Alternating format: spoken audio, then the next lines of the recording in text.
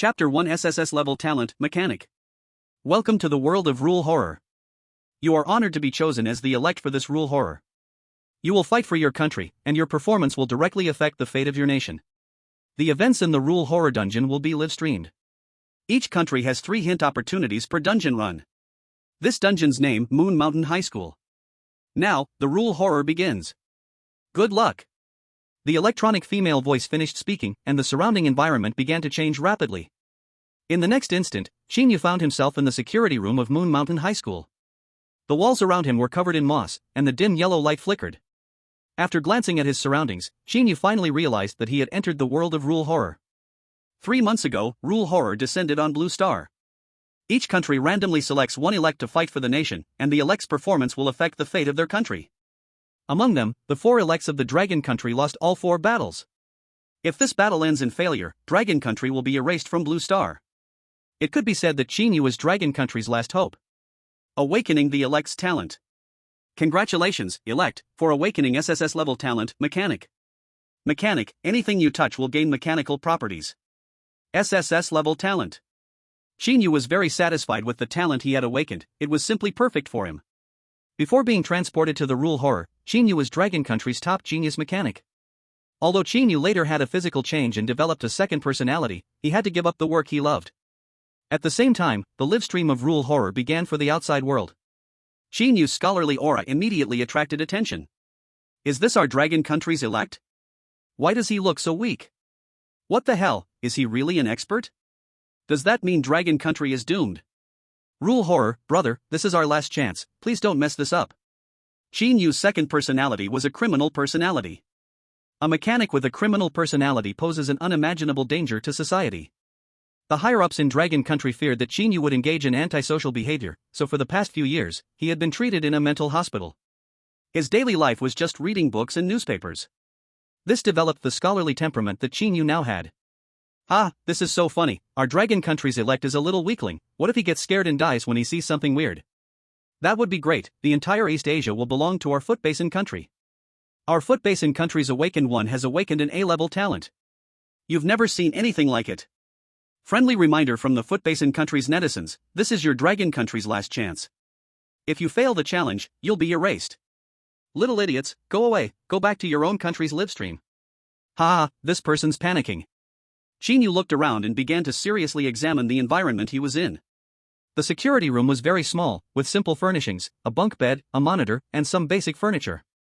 Under the lower bunk of the bed, there was a figure sleeping soundly, occasionally snoring lightly. Qin Yu noticed a security rule posted at the door of the security room. Friendly reminder, this rule is only visible to you.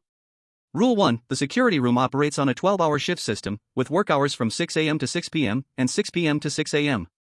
Please do not miss your shift. If you find your colleague sleeping during shift change, please wake them up. Rule 2, Moon Mountain High School has a curfew policy. Please ensure the doors are closed at 9 p.m. and no one is allowed in or out. The gate will reopen at 5:30 a.m. the next day. Rule 3, there are monitors in the security room, but please do not check them between 11 p.m. and 4 a.m. Rule 4, when someone tries to force their way into the security room, you need to close the doors and windows tightly and show the equipped electric baton. They hold a deep fear of the baton.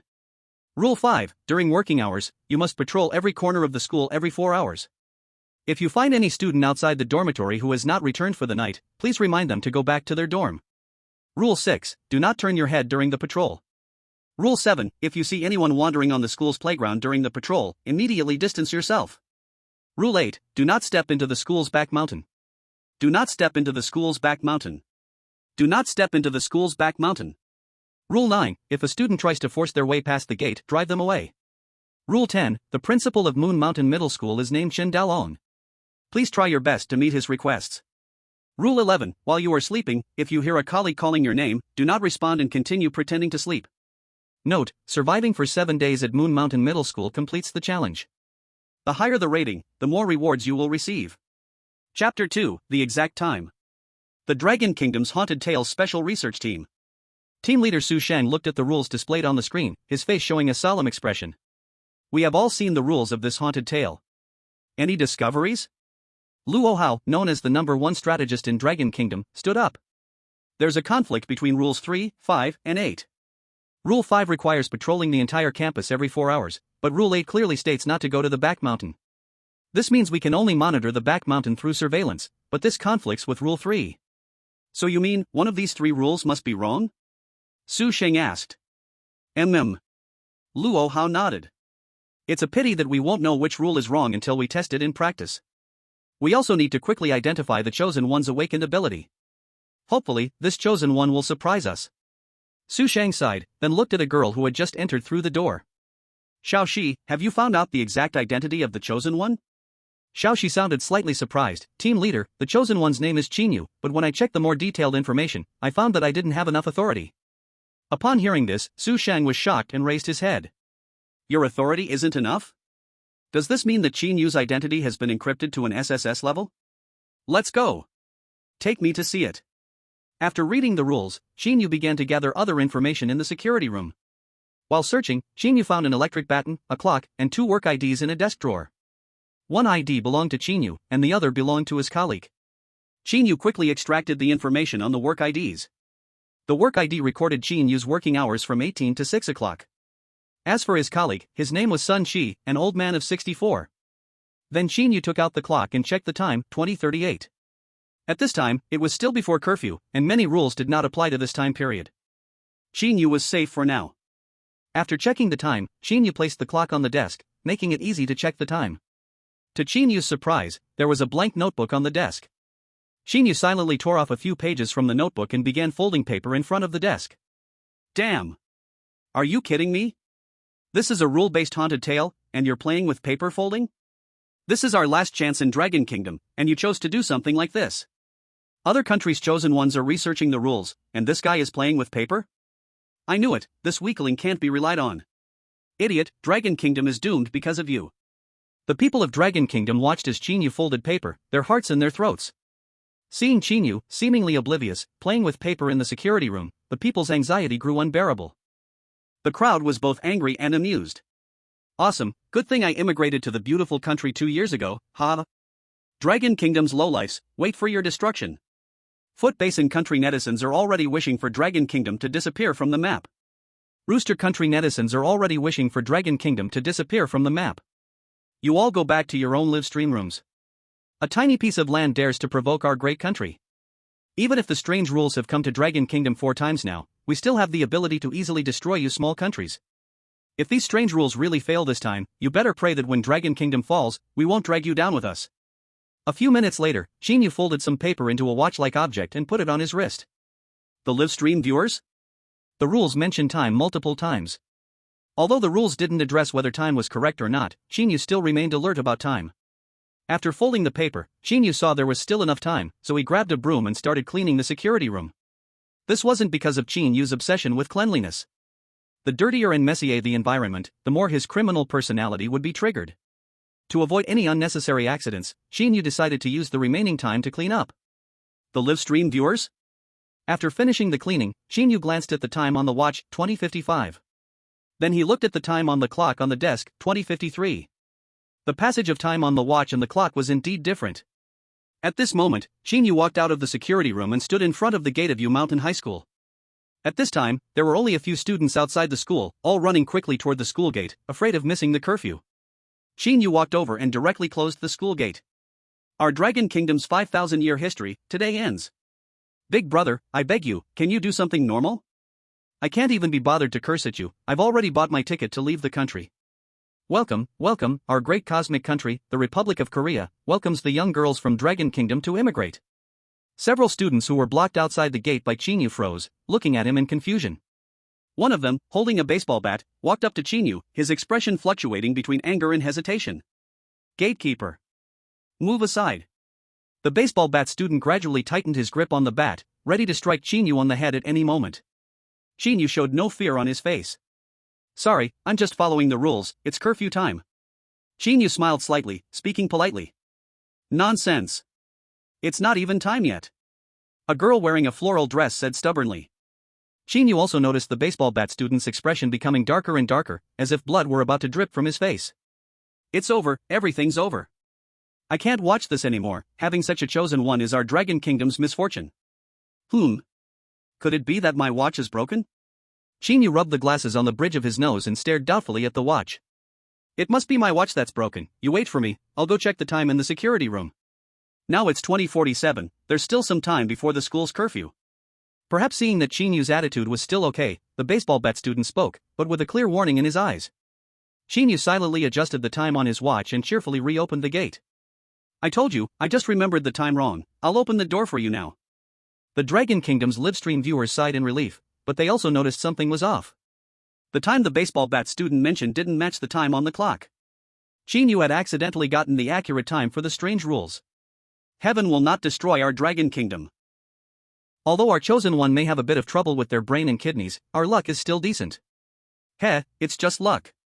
In the end, it won't last. Your dragon country won't be able to hold on for long. Still the same thing, our Bangzi universe country always welcomes the young women of your dragon country. With that time, you should worry more about your own country's chosen one. Bangzi country's chosen one dies, rule-related horror story strikes Bangzi country's national luck value drops by 20 million. Football country's chosen one dies, football country's national luck value drops by 20 million and drops to zero, rule-related horror story completely strikes football country. Chapter 3, E-level talent, nothing happens. At this moment, the viewers in the livestream saw the prompt appear above the live stream room. Netizens from various countries flocked to watch the elimination replay. In the footage, Bangzi country's contestant, Tor, also discovered the clock in the desk cupboard. By analyzing the rules, Tor sharply noticed that the time on the clock might be wrong. For a while, Tor sat at the desk observing the passage of time on the clock. Tor noticed that the time on the clock ran slower than normal. So, based on the time on the clock, Tor decided it was almost 9 o'clock and walked out of the security room to tightly close the school gates. Gatekeeper. Step aside. The baseball bat student's words were exactly the same as when he faced Qin Yu. But Tor's performance was drastically different from Qin Yu's. It's curfew time, no one is allowed to enter the campus. Tor firmly refused. Nonsense. It's clearly not time yet, there's a clock in the security room. The girl in the floral dress stepped forward to argue. The floral dress girl's words strengthened Tor's inner conviction. Since this girl emphasized the clock in the security room, it meant that the clock in the security room was definitely wrong. His judgment was correct. A mere rule-related horror story, what can it do to me? Even though I only awakened an E-level talent, 1 in a million, I can still use my wisdom to pass this. As soon as Tor entered the rule-related horror story, he awakened his E-level talent. Nothing happens. Nothing happens, you can hide your talent. Although it was a pretty useless talent, it was almost like having no talent at all.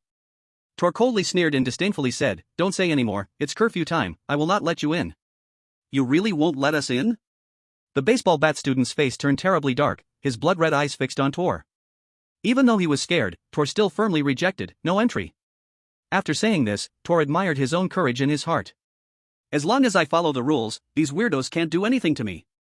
But unexpectedly, the next moment. Bang! The baseball bat student swung his bat directly and struck Tor's head hard. Before Tor could react, his body was crushed from top to bottom, his head deeply sunk into his body. The whole process was quick, so fast that even the higher-ups in Bangzi country, who got accurate information from Qin Yu's live stream, didn't have time to warn him. The next second, the replay ended, and Bangzi country's rule-related horror story journey was also declared over. Tor, that idiot. A self-conceited fool. You've doomed Bangzi country to eternal damnation. Damn it, how could there be such a person? The rules were clearly written, why did you close the gate early? Damn it, you died, fine. But why drag us into suffering with you? Compared to the furious Bangzi country livestream, the football country livestream was eerily silent after the screen went black. Even the few bullet comments were sarcastic remarks from people of other countries.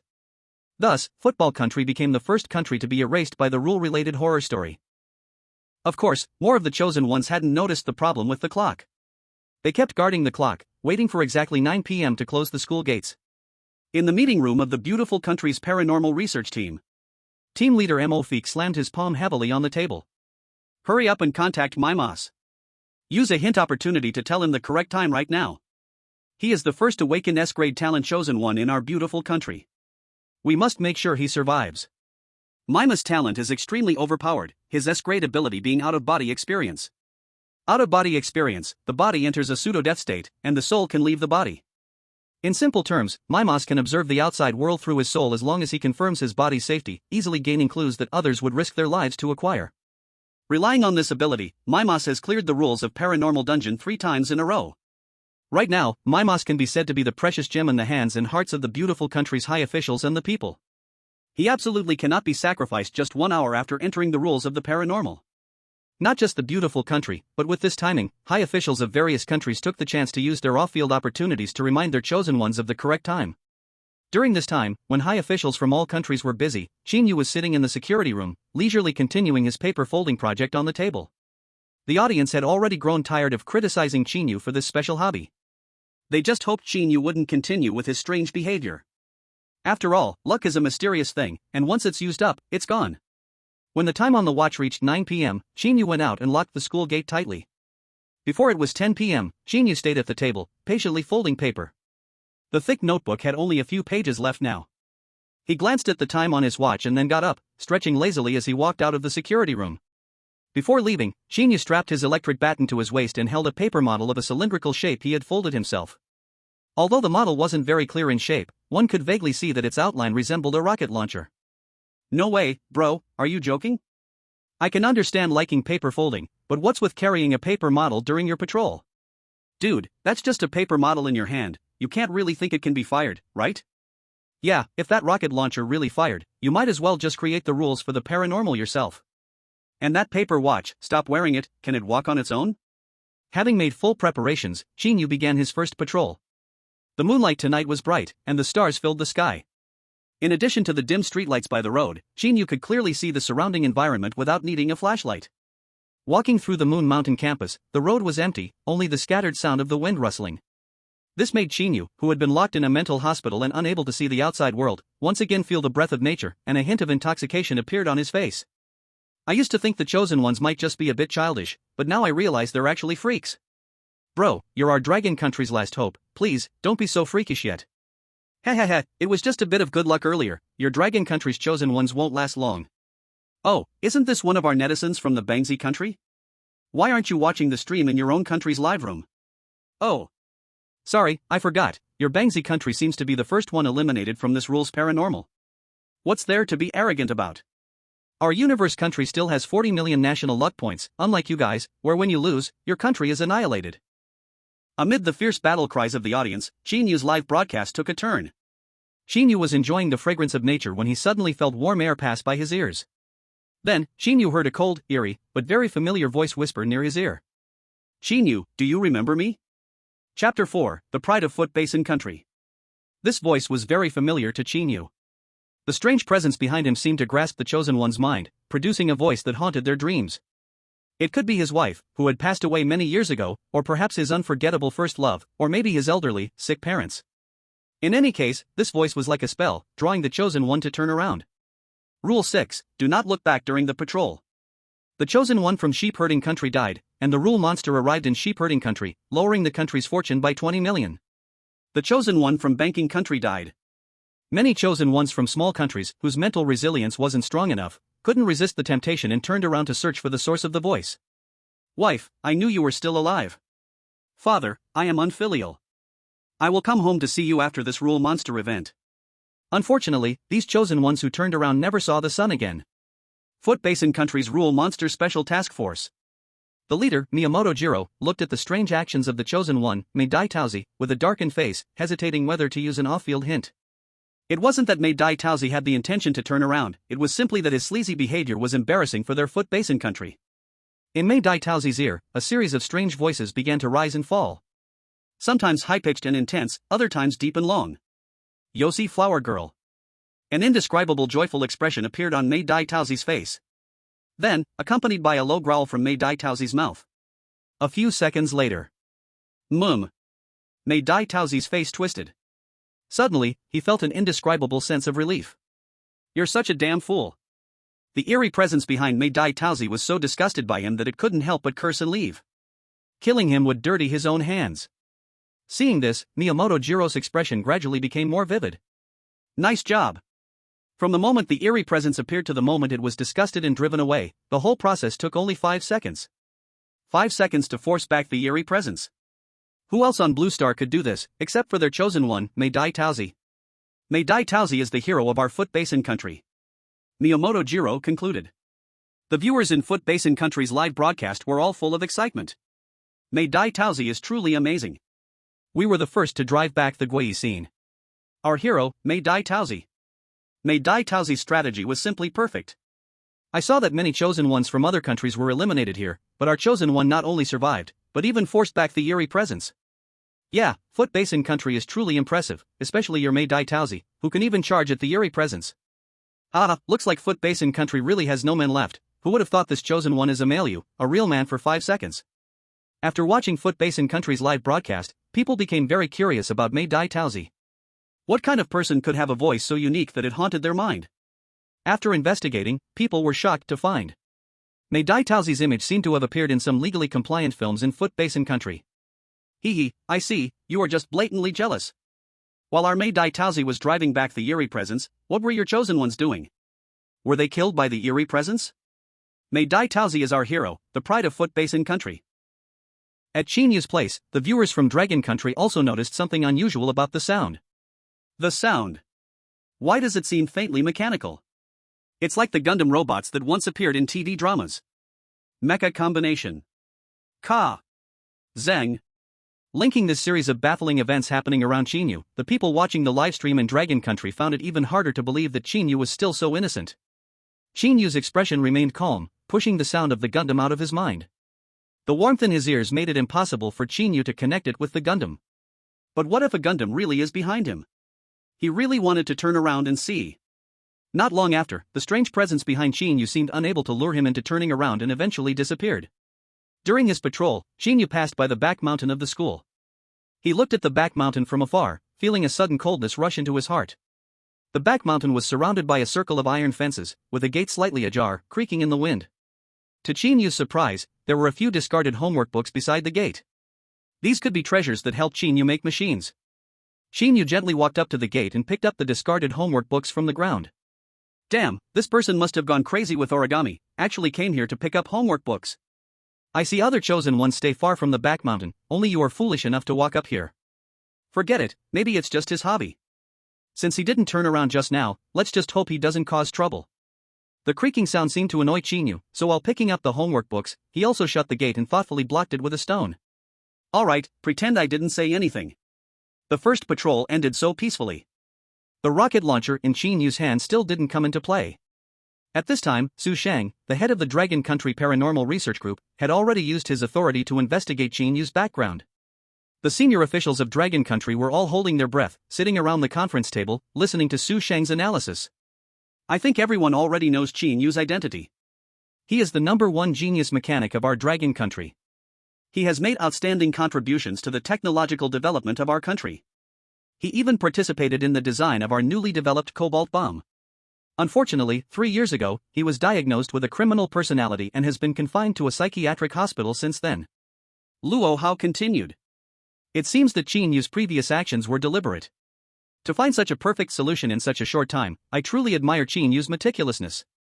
Under normal circumstances, Qin Yu could have been one of our country's greatest assets. But... At this point, Luo Hao's voice faltered, a hint of concern flashing through his words. What you're worried about should be Qin Yu's second personality, right? A criminal personality in the rules-based paranormal world is really too dangerous. Su Shang also furrowed his brows. Yes. Luo Hao nodded. Qin Yu's true identity should still not be made public. It might cause unnecessary panic. Back at the security room, Qin Yu checked the situation on the back mountain at Yu Mountain School through the surveillance. The back mountain was full of messy bushes, with dry branches and leaves flying through the air with the mountain wind. But there was nothing abnormal. Then, to everyone's disbelief, Qin Yu walked up and literally yanked the surveillance screen off the wall. The image in the screen was immediately cut off, leaving Dragon Country's audience in stunned silence. Live stream viewers? I can understand the rest, but this one, I really can't get it. Chosen one, I have old and young in my family, please show mercy, don't cause any more trouble. The rules clearly state not to go to the back mountain, so it should only be possible to patrol the back mountain through the surveillance system. What are you doing? Heaven is not helping our Dragon Country, making us meet such a brainworm chosen one. Inside the meeting room, Su Shang and Luo Hao also saw the resentful bullet comments in the livestream. After learning about Qin Yu's identity, they weren't too surprised by his actions. But they did notice. It seems the panic caused by not revealing Qin Yu's identity was even greater. Xiaoxi, draft an announcement to reveal that Qin Yu is our Dragon Country's #1 genius mechanic. Chapter 5, It's Really Flying. You're telling me the guy sticking paper cranes on the surveillance screen is our great Xiao's top mechanic? I remember the top mechanic is called Qin Yu, but I thought he was an old man in his 60s or 70s, never expecting him to be so young. After Dragon Country revealed Qin Yu's identity, it immediately caused a huge uproar in the livestream. Is he the mechanic who made a nuclear bomb 20 times stronger than Big Ivan? I always thought he was an idol. But why haven't we heard any news about him in the last 2 years? Could it be that the higher-ups gave Qin Yu an identity just to make us believe in him? Private accounts should just die. Time passed second by second, and Qin Yu stayed at the desk, perfecting his origami model. Relying on his talent, Qin Yu could give any object mechanical attributes.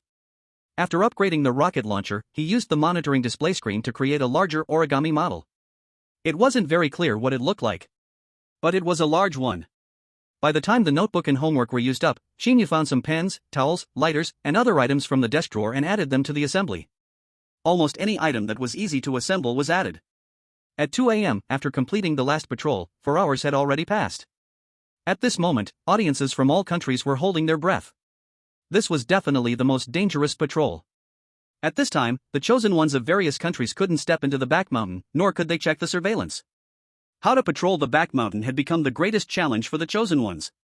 Only the chosen one from the beautiful country, mechs, had a big smile on his face.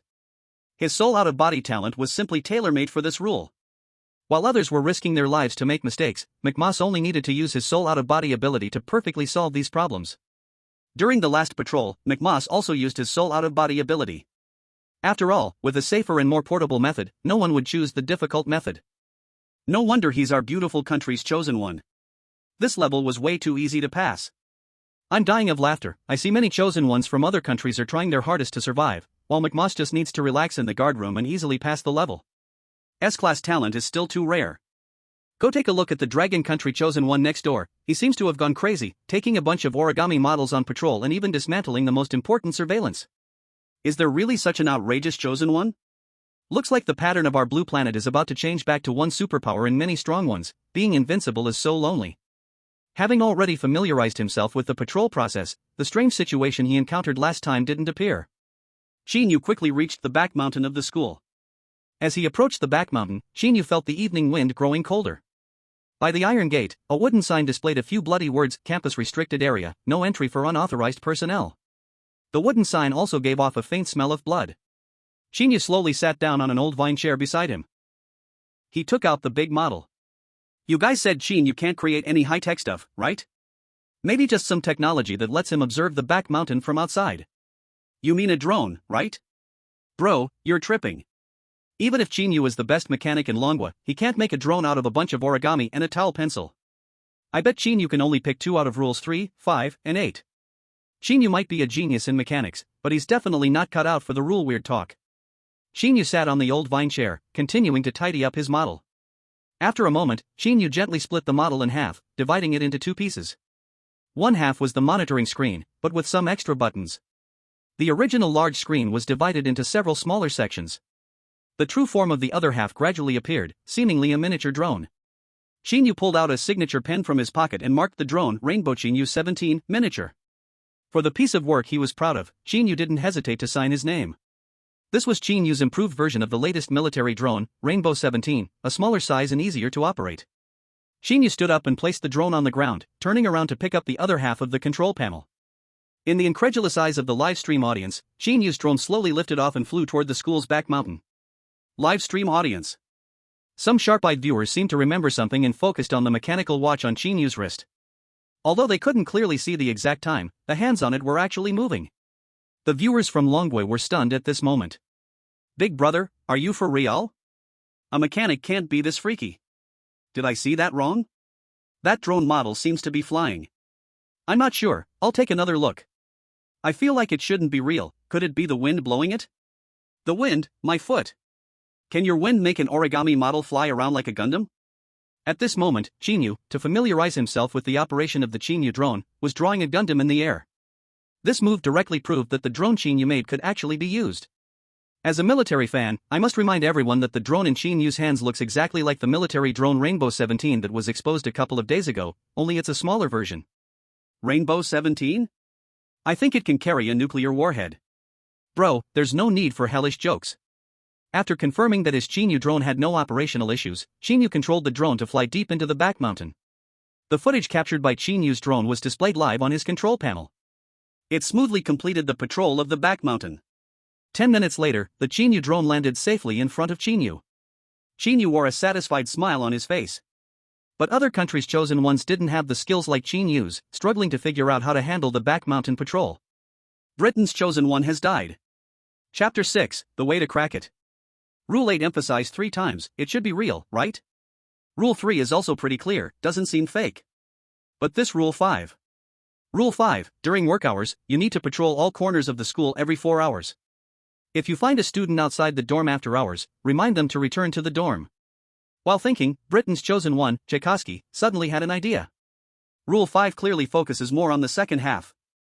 I should focus on observing students who are out after hours, not just patrolling every corner of the school. Unless the students out after hours are in the back mountain. But I already checked the school at 10 p.m., including the back mountain. If there were any students out after hours, I should have noticed them by now. So, now there are no students who stay out late.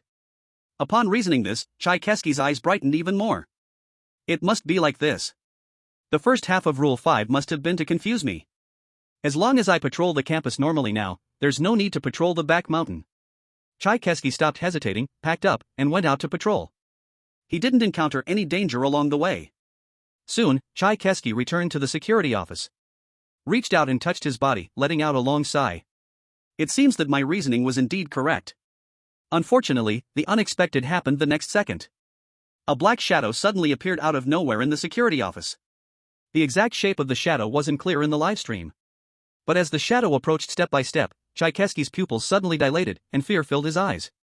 With a blood-curdling scream from Tchaikovsky, the live stream from the second country went completely black. The chosen one of the Kingdom of Lepian died and was eliminated. This was the first major country contestant to be eliminated 5 hours after the start of the Rule Odd talk. At this point, viewers from all countries felt their hearts drop. In their view, Tchaikovsky's reasoning was nearly perfect, with no flaws to find. But why was Tchaikovsky eliminated despite reasoning so far? Was it a deadlock? The chosen one from the wild boar nation has died. The chosen one from the rainforest nation has died. A large number of elimination notices flashed above the live streams in each country. Dragon Country's Odd Talk Research Group meeting room.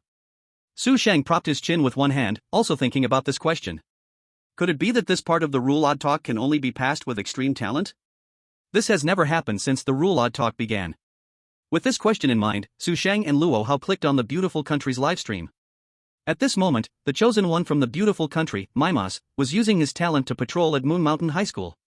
The live stream screen was thoughtfully divided in the middle, showing one half of Mimos's body remaining in the security office, and the other half showing Mimos's separated soul.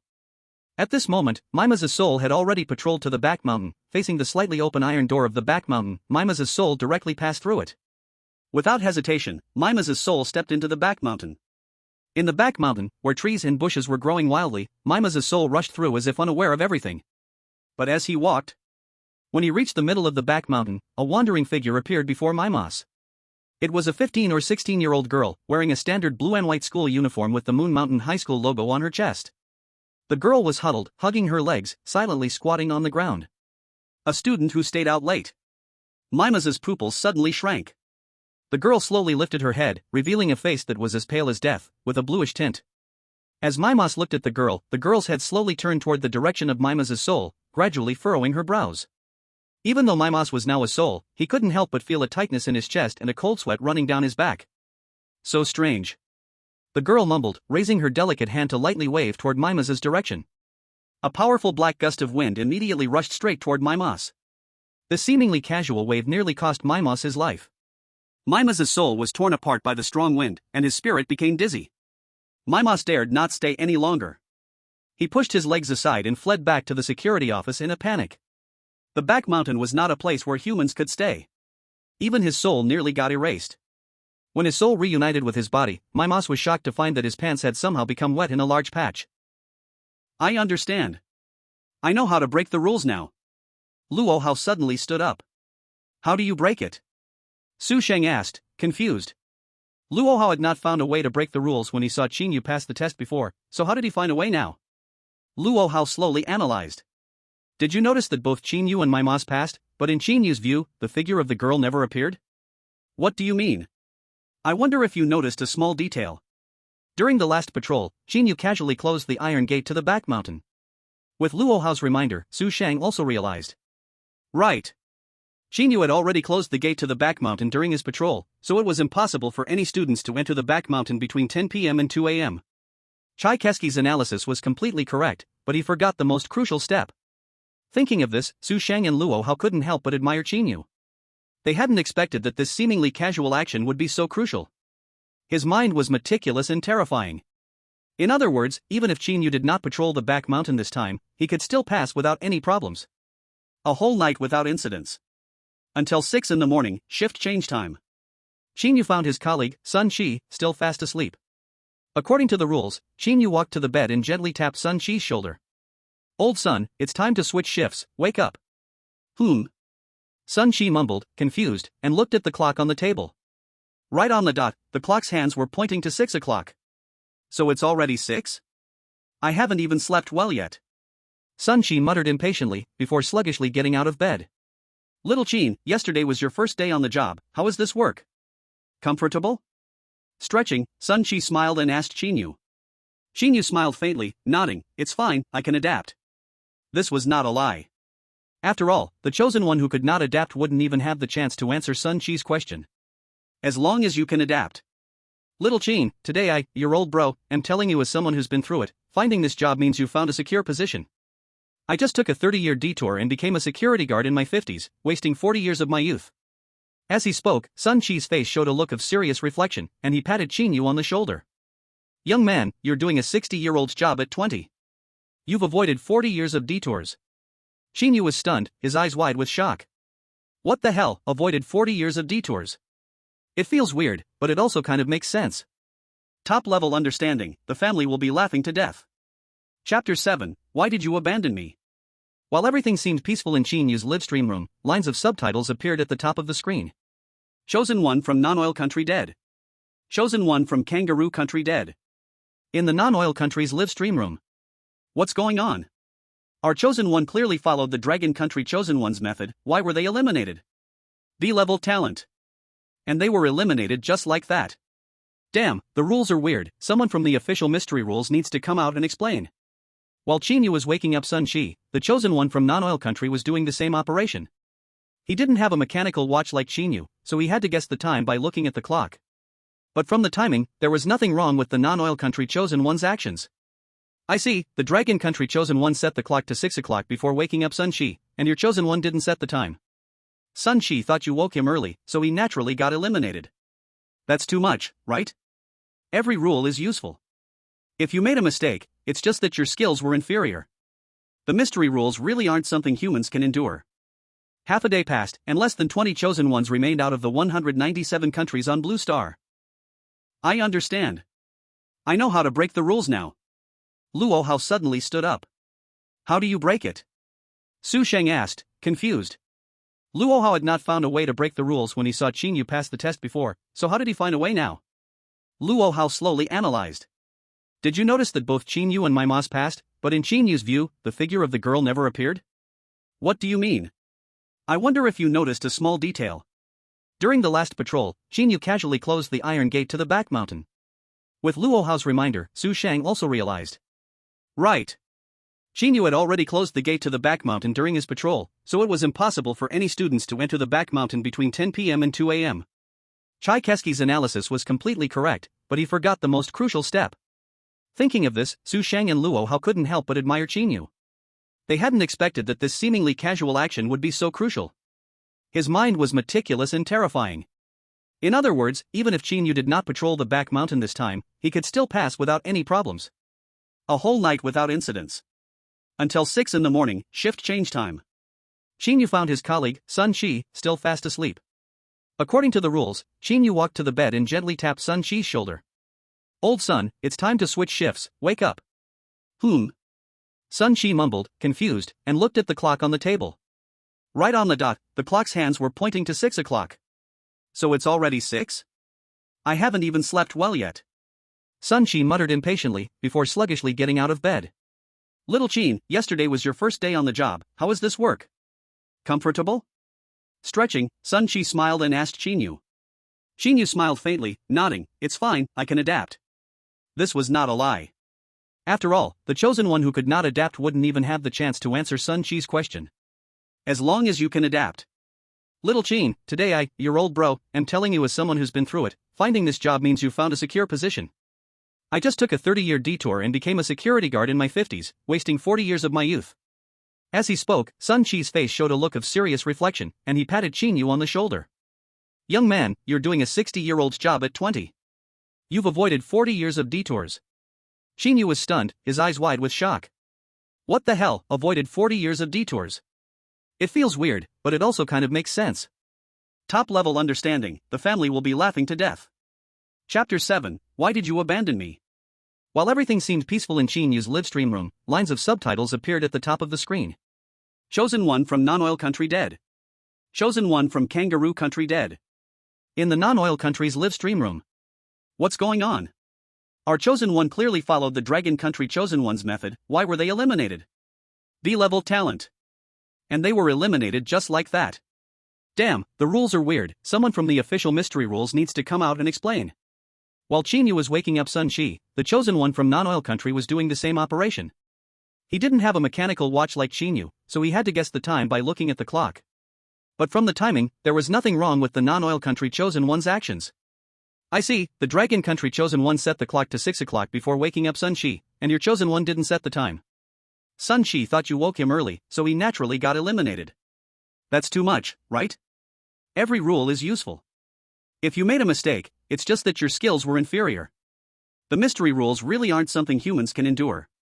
Half a day passed, and less than 20 chosen ones remained out of the 197 countries on Blue Star. The elimination rate has already exceeded 90%. This has never happened since the rules Strange Talk arrived on Blue Star. The most important thing is, it's only been half a day. But the passing requirement for this copy is to survive for a full 7 days. The Foot Basin Country Strange Talk Research Group. Miyamoto Jiro looked at the live stream, where a golden light flashed from Mei Daitazi's body, and his face involuntarily frowned. In the last Rules Strange Talk, Foot Basin Country received a sea-level evaluation, which awarded them 3 chances to resist strange attacks. This time, Mei Daitazi's mistake directly caused Foot Basin Country to lose 1 chance to make a mistake. Simply because he didn't adjust the clock's time. And Mei Daitazi's A-level talent was already used up during last night's second patrol. Blind legend, you can ignore one rule. Lord Jiro, I propose that we abandon Mei Daitazi. His reasoning ability is too weak, clearly not suitable to represent our Foot Basin Country in the battle. A young man with a dark face stood up. Instead of letting him waste our chances to resist the rules, we should preserve our chances and let me take over the next Rules Strange Talk. This young man was none other than Kamita Okamori, who had earned a C-level evaluation with only a D-level talent and reasoning ability. It was because of Kamita Okamori's forfeit that Mei Daitazi was given this chance to participate in the Rules Strange Talk. Kamita Okamori had absolute confidence in his reasoning ability. After observing the passing videos of Long Country's Qin Yu and Beautiful Country's Maimas, he even deduced a way to pass the second patrol without taking any damage. Miyamoto Jiro looked deeply at Kamita Okamori. So, what you're saying is, we're directly giving up on this Rules Strange Talk. Kamita Okamori smiled and nodded. The Rules Strange Talk has only passed 1/14 of the time, and 90% of the chosen ones are already dead. By the time the 7-day copy ends, there will probably be fewer than 5 chosen ones left. Even if the remaining 2 chances to resist are used, with Mei Daitazi's strength, it's hard for him to survive. After Kamita Okamori's analysis, Miyamoto Jiro fell into deep thought. He understood that Kamita Okamori was telling the truth. Since entering the Rules Strange Talk, Mei Daitazi had only made one brilliant move to repel the strange, and without talent and resistance protection, he would have died long ago. Do you know how many people will die because of this Rules Strange Talk? How should I explain it to the citizens? Mei Daitazi was only erased because he violated the rules. The one who should be blamed is him, not us, so we don't need to explain. As he spoke, Kamita Okamori's face showed a meaningful smile. Fine. I'll listen to you. I'll notify Mei Daitazi and have him reserve 2 chances for you to resist. I hope you won't disappoint me. Mei Daitazi, go buy some appetizers. Tonight, let's have a good drink, just the 2 of us. In the Foot Basin Country livestream, Sun Chi enthusiastically placed his hand on Mei Daitazi's shoulder. Okay. Mei Daitazi nodded eagerly. He was afraid that his mistake would upset Sun Chi. He clearly remembered that after he tried to change shifts and woke up Sun Chi instantly became incredibly twisted. With his mouth wide open, he nearly tried to devour him. Fortunately, Meidai Tazi used his resistance ability. Until now, Meidai Tazi still hadn't figured out the reason why he was suddenly attacked by the strange. Meidai Tazi had just left the school when he received a call request from the Foot Basin Country officials. The surrounding time instantly stopped, and the Foot Basin Country livestream also experienced a brief black screen. The screen went black. Looks like our higher-ups used another external hint. Now a prompt from outside: it's not working hours, is there anything else to pay attention to? Yeah, I see other livestreams are quite peaceful. Don't waste the prompt opportunity. I hope the higher-ups have some plans. This connection going black is ridiculous. Is there something you can't tell me? Could it be some secret that can't be revealed? Meidai Tsuzi carefully asked after connecting the call. He didn't understand why he was getting a prompt at this time. Could there be hidden rules, and if he just goes shopping, he would be mysteriously swallowed up? Lord Miyamoto, are there any rule instructions? Meidai Tsuzi, the country has already remembered your contributions. I hope you can reserve the last 2 chances to resist, to fight for the next ghost story dungeon for our Foot Basin country. Why not use the chances to resist? If this dungeon has a chance to pass, why reserve them for the next time? Meidai Tsuzi scratched his head, confused. Lord, I don't understand your meaning. In short, after this dungeon, you cannot use your resistance opportunities. At this moment, Meidai Tsuzi understood what Miyamoto Jiro meant, and his emotions couldn't help but get a little excited. He had been abandoned. In a rule-based ghost story, being abandoned was equivalent to being sentenced to death. Why? Why make me give up the opportunity to resist? I have the ability to clear the dungeon. It's an order. Miyamoto Jiro's cold voice echoed again. Receiving such a cold answer, a surge of anger rose within Meidai Tsuzi's heart. Meidai Tsuzi shouted angrily at Miyamoto Jiro. I previously repelled the strange beings and brought glory to the country, why abandon me? Beep beep beep. The response was even colder electronic sound. Shocked. Disappointed. Angry. Meidai Tsuzi's face twisted in rage and ferocity. After realizing that he had been abandoned by the high-level officials of Foot Basin Country, Meidai Tsuzi completely darkened. Since you are heartless, don't blame me for being ruthless. Chapter 8, Salute. The live stream of Foot Basin Country reopened. Meidai Tsuzi reappeared on the screen. Unlike before, now Meidai Tsuzi's face was filled with gloom as he walked back to school. What's going on? Did you discover a new rule trap? Meidai Tsuzi-kun isn't going to buy groceries anymore. Haha, I saw that the chosen ones from Dragon Country and other countries went out to buy groceries. Luckily our Foot Basin Country's rule research group is powerful. No wonder Meidai Tsuzi-kun looks so angry, he must have been tricked by Sun Shi. As soon as the chosen ones go buy groceries, the strange beings will come. Seeing Meidai Tsuzi-kun return in such a short time, Sun Shi was quite surprised. Meidai Tsuzi-kun, how did you come back so quickly? Meidai Tsuzi stared at Sun Shi with eyes so fierce it seemed like they were going to bleed. Bang! The next second, Meidai Tsuzi elbowed Sun Shi in the back of the neck. Sun Shi's eyes rolled back and he immediately fainted. Meidai Tsuzi-kun is amazing, explosive kill on the strange being. I knew there was a trap. Meidai Tsuzi slowly dragged the unconscious Sun Shi into the security room and walked out alone. After coming out, Meidai Tsuzi had a cold expression and slammed the gate of Moon Mountain High School shut. Live stream viewers?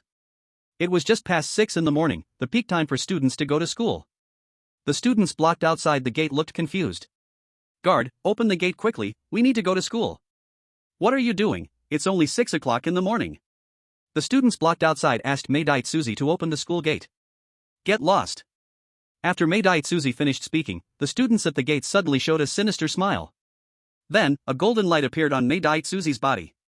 What exactly does Meidai Tsuzi want to do? Is he trying to drag countless Foot Basin citizens to die with him? How can he be so selfish? Kamadoka's face showed a hint of displeasure. Don't worry, let me contact Meidai Tsuzi first and try to calm him down. Gongben Erlang said, but his face quickly filled with rage. Damn! Meidai Tsuzi rejected the call.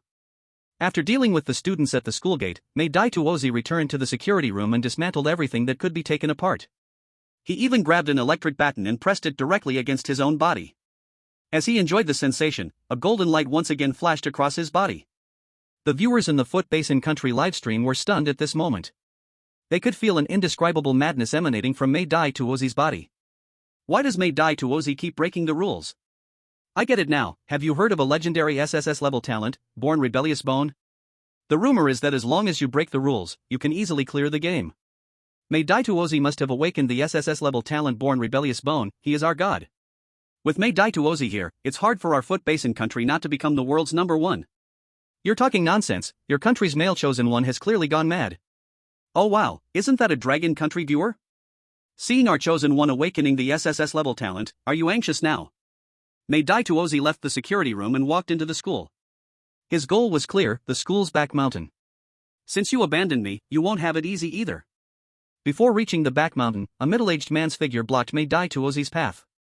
From the nameplate on his chest, Mei Dai Tuozi immediately recognized him as the principal of Yu Mountain Middle School, Qin Dalong. Rule 10, the principal of Yu Mountain Middle School is named Qin Dalong, please try your best to meet his requirements.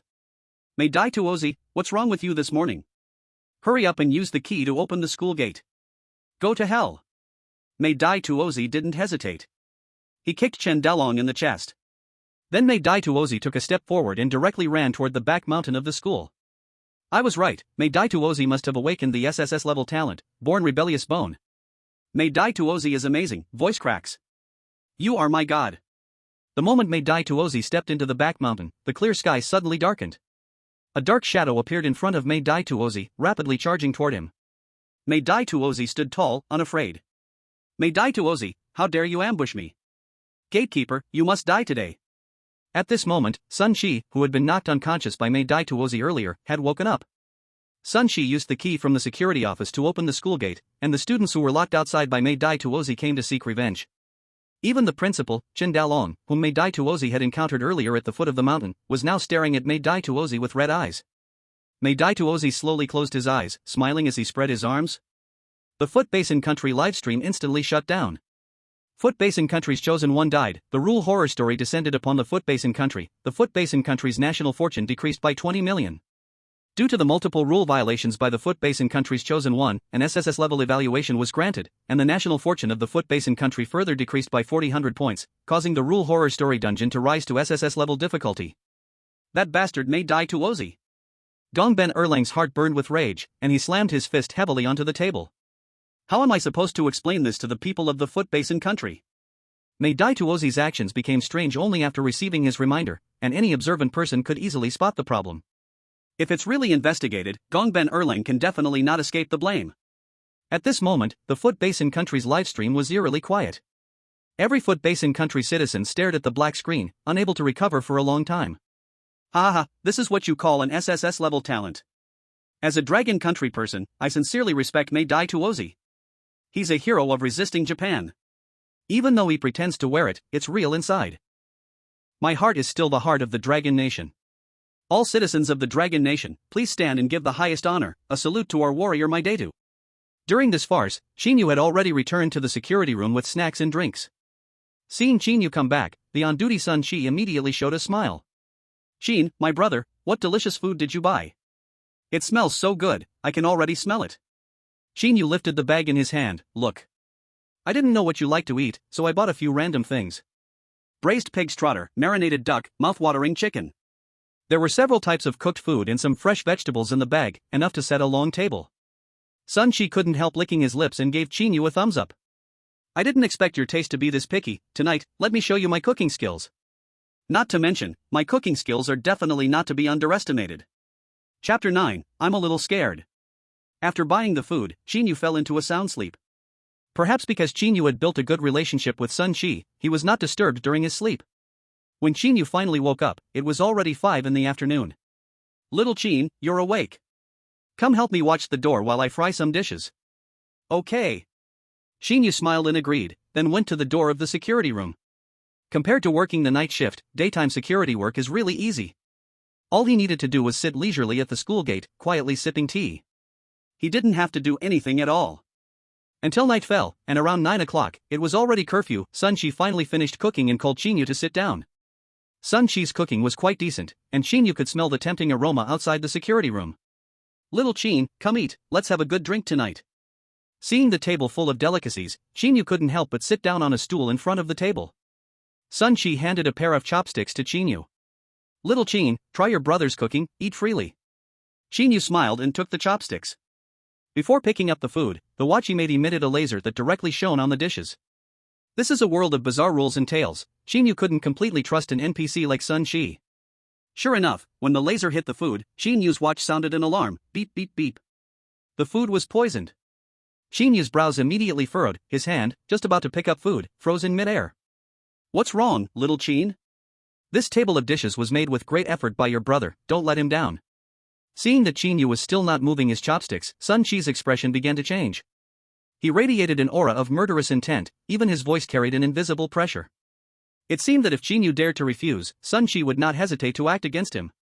Qin Yu maintained a calm expression, his other hand quietly reaching for his upgraded rocket launcher origami model. Eat. Why aren't you eating? Little Qin, you're making it very difficult for me, I hate waste the most. Sun Qi's aura kept rising, as if he was ready to devour Qin Yu at any moment. Damn, just now Qin Yu's watch went off, could the food be poisoned? Looking at Sun Qi's expression, it seems very likely. Isn't this cheating? The rules didn't mention that if Qin Yu doesn't eat the food, he'll be killed by Sun Qi, and if he eats it, he'll be poisoned. Sun Qi really is my good brother. The Universe Nation's netizens once again congratulate the Dragon Nation on erasing from Blue Star. Foot Basin Nation's netizens also sent their congratulations. Beautiful Nation's netizens also sent their congratulations. Aren't these the viewers from Foot Basin Nation and Stick Nation? Their own chosen one has been eliminated and they come to our Dragon Nation for a sense of existence? Get lost. Our Dragon Nation doesn't welcome just anyone. I'm dying of laughter. Who said they want to immigrate to your dragon country? I've already completed my immigration procedures to beautiful country. You really can't believe that your chosen one can compare to beautiful country, can you? Hee hee, let's wait and see. Bang bang bang. As Qin Yu's hand just touched the origami model, a sudden, violent knocking sounded outside the security room door. Get the guard out here, open the damn door for me. The voice outside was incredibly arrogant. Qin Yu picked up the origami model from the ground and walked straight out the door. Sun Qi did not stop him, he just sat at the table, looking at Qin Yu with playful eyes. When Qin Yu arrived at the school gate, he saw that familiar figure, the baseball bat student he had encountered last night. Classmate, it's curfew now, no one is allowed to enter the campus. Seeing it was Qin Yu, a clear cold smile appeared on the baseball bat student's face. It was that wimpy security guard from yesterday. He had merely threatened him with a few words yesterday, and Qin Yu obediently opened the school gate. It seemed today he would successfully enter the campus. Bang! The baseball bat student swung his bat at the school gate, continuing to yell. Stop talking nonsense! Hurry up and open the door for me! Qin Yu chuckled and shook his head, stepping back a position to make sure the baseball bat couldn't reach him. Sorry, it's curfew now, I can't open the door for you. Bang! The baseball bat guy struck the school gate again. The originally intact school gate immediately caved in with a large hole. Seeing this scene, Qin Yu's face immediately darkened. The baseball bat student thought Qin Yu was scared, arrogantly shaking the bat in his hand. Scared, huh? Once I smash this gate, the first thing I'll do when I get in is to smash you. Rule 4, when someone tries to forcefully break into the security room, you need to tightly close the doors and windows and show the equipped electric baton, they hold fear towards the electric baton. Rule 9, if a student forces through the gate, please drive them away. Though the rules didn't state it explicitly, Qin Yu could easily deduce. When a student forces through the gate, the first thing to do is to use the electric baton to drive them away. However, at this moment, Qin Yu did not intend to do that. Qin Yu took 2 steps back again, his gaze turning to Sun Qi in the security room who was watching him with an amused look. Qin Yu decided to make an example out of this. He couldn't lay a hand on Sun Qi, if he accidentally hurt him, that job would fall on Qin Yu's shoulders. Thinking of this, Qin Yu's gaze returned to the baseball bat student. Qin Yu wore an apologetic smile on his face.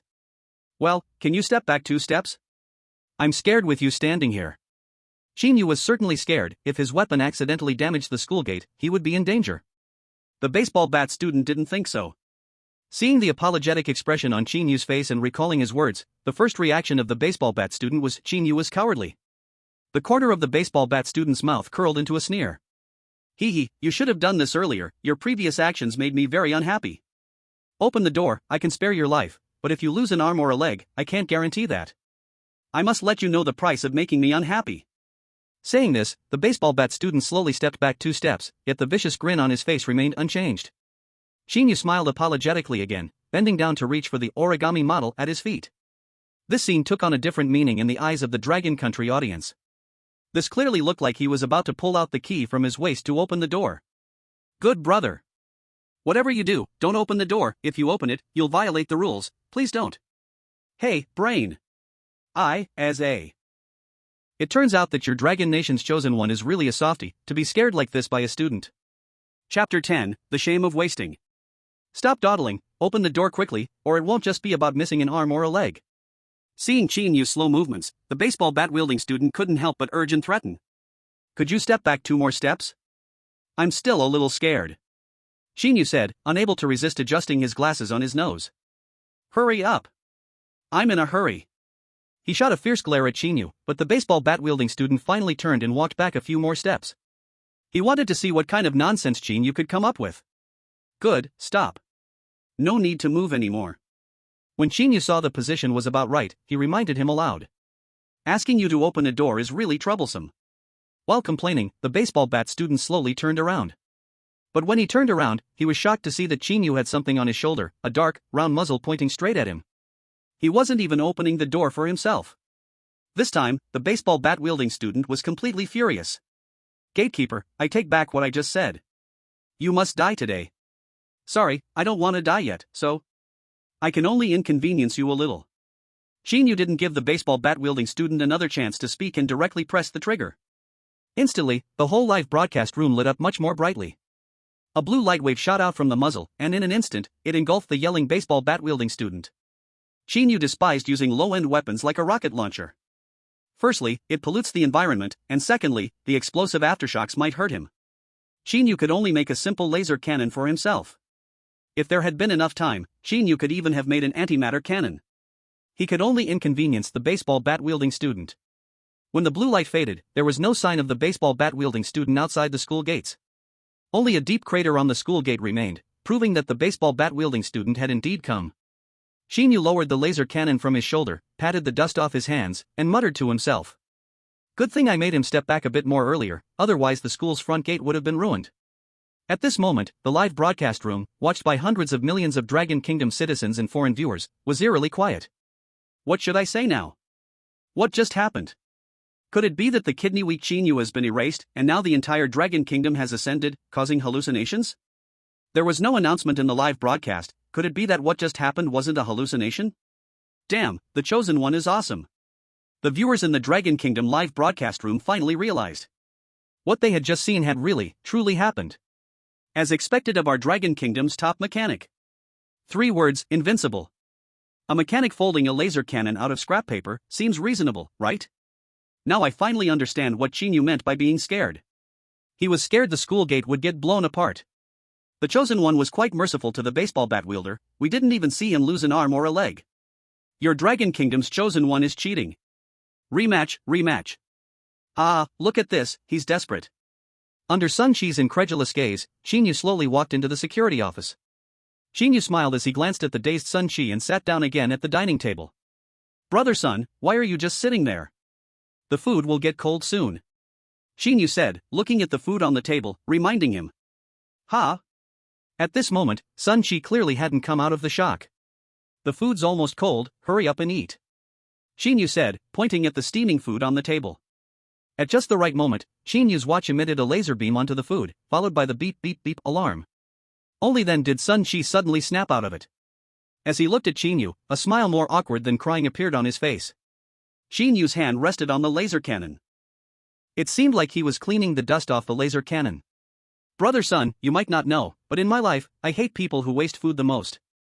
Qin Yu casually struck up a conversation, and Sun Qi genuinely shivered. He hurriedly lowered his head to look at the food he had cooked. I also hate people who waste food the most. Wasting is too shameful. What a shameful waste. Sun Qi, I'm not scared, nor am I soft-hearted, I'm just hungry. Looking at the table full of food, Sun Qi couldn't help but let saliva slip from the corner of his mouth. The sins he created, he must finish them with tears. Taking a deep breath, Sun Qi was even too lazy to use chopsticks, and dove into the food on the table. After eating for a good while with tears, the table of dishes finally came to an end. Fearing to upset Qin Yu, Sun Qi even licked the serving plates clean. At this moment, Sun Qi finally dared to raise his head to face Qin Yu. Not knowing what poison Sun Qi had taken, his face had turned an ominous purple, and his lips had transformed into standard sausage lips. Sun Qi's voice was noticeably weaker. Wasting food is too shameful, I didn't leave a single scrap. Brother Sun, look at how anxious you are eating, I haven't even started on my rice yet. Qin Yu spread his hands and said with a hint of helplessness. It's fine, little, Brother Qin, I'll go cook for you now. Okay. Having received Qin Yu's consent, Sun Shi finally felt relieved and slowly got up, leaving the scene as if escaping. By the way, add more cilantro. Qin Yu shouted from a distance. You can't eat without cilantro, just like Shandong can't lose Jerusalem. Sure, brother Qin, don't worry, I will definitely satisfy your appetite. Ah, this is killing me, I still love Sun Shi's rebellious demeanor. Sun Shi, there's nothing to say, I mainly just love cooking. Rule 1, you must cook every day to suit your colleagues' taste, cilantro must be added. 666, good job. Where did our dear beautiful country audience go? Why isn't anyone speaking? Beautiful country paranormal research team. Through watching the replay of the Dragon Country livestream, Mo was completely stunned. Can someone tell me what happened? Why can the chosen one from the Dragon Country carry firearms into the Rule Paranormal?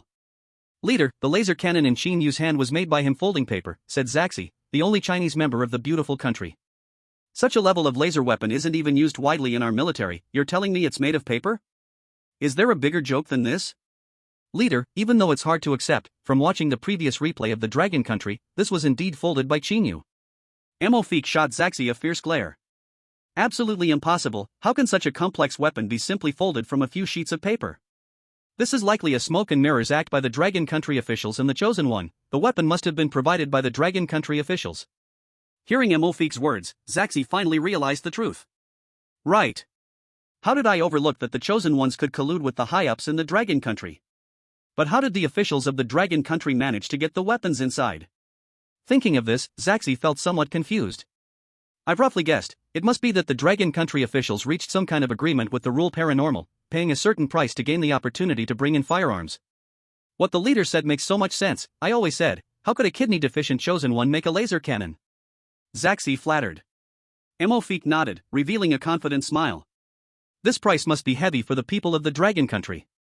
As long as we reveal the truth at the right time, how do you think the people of the Dragon Country will react?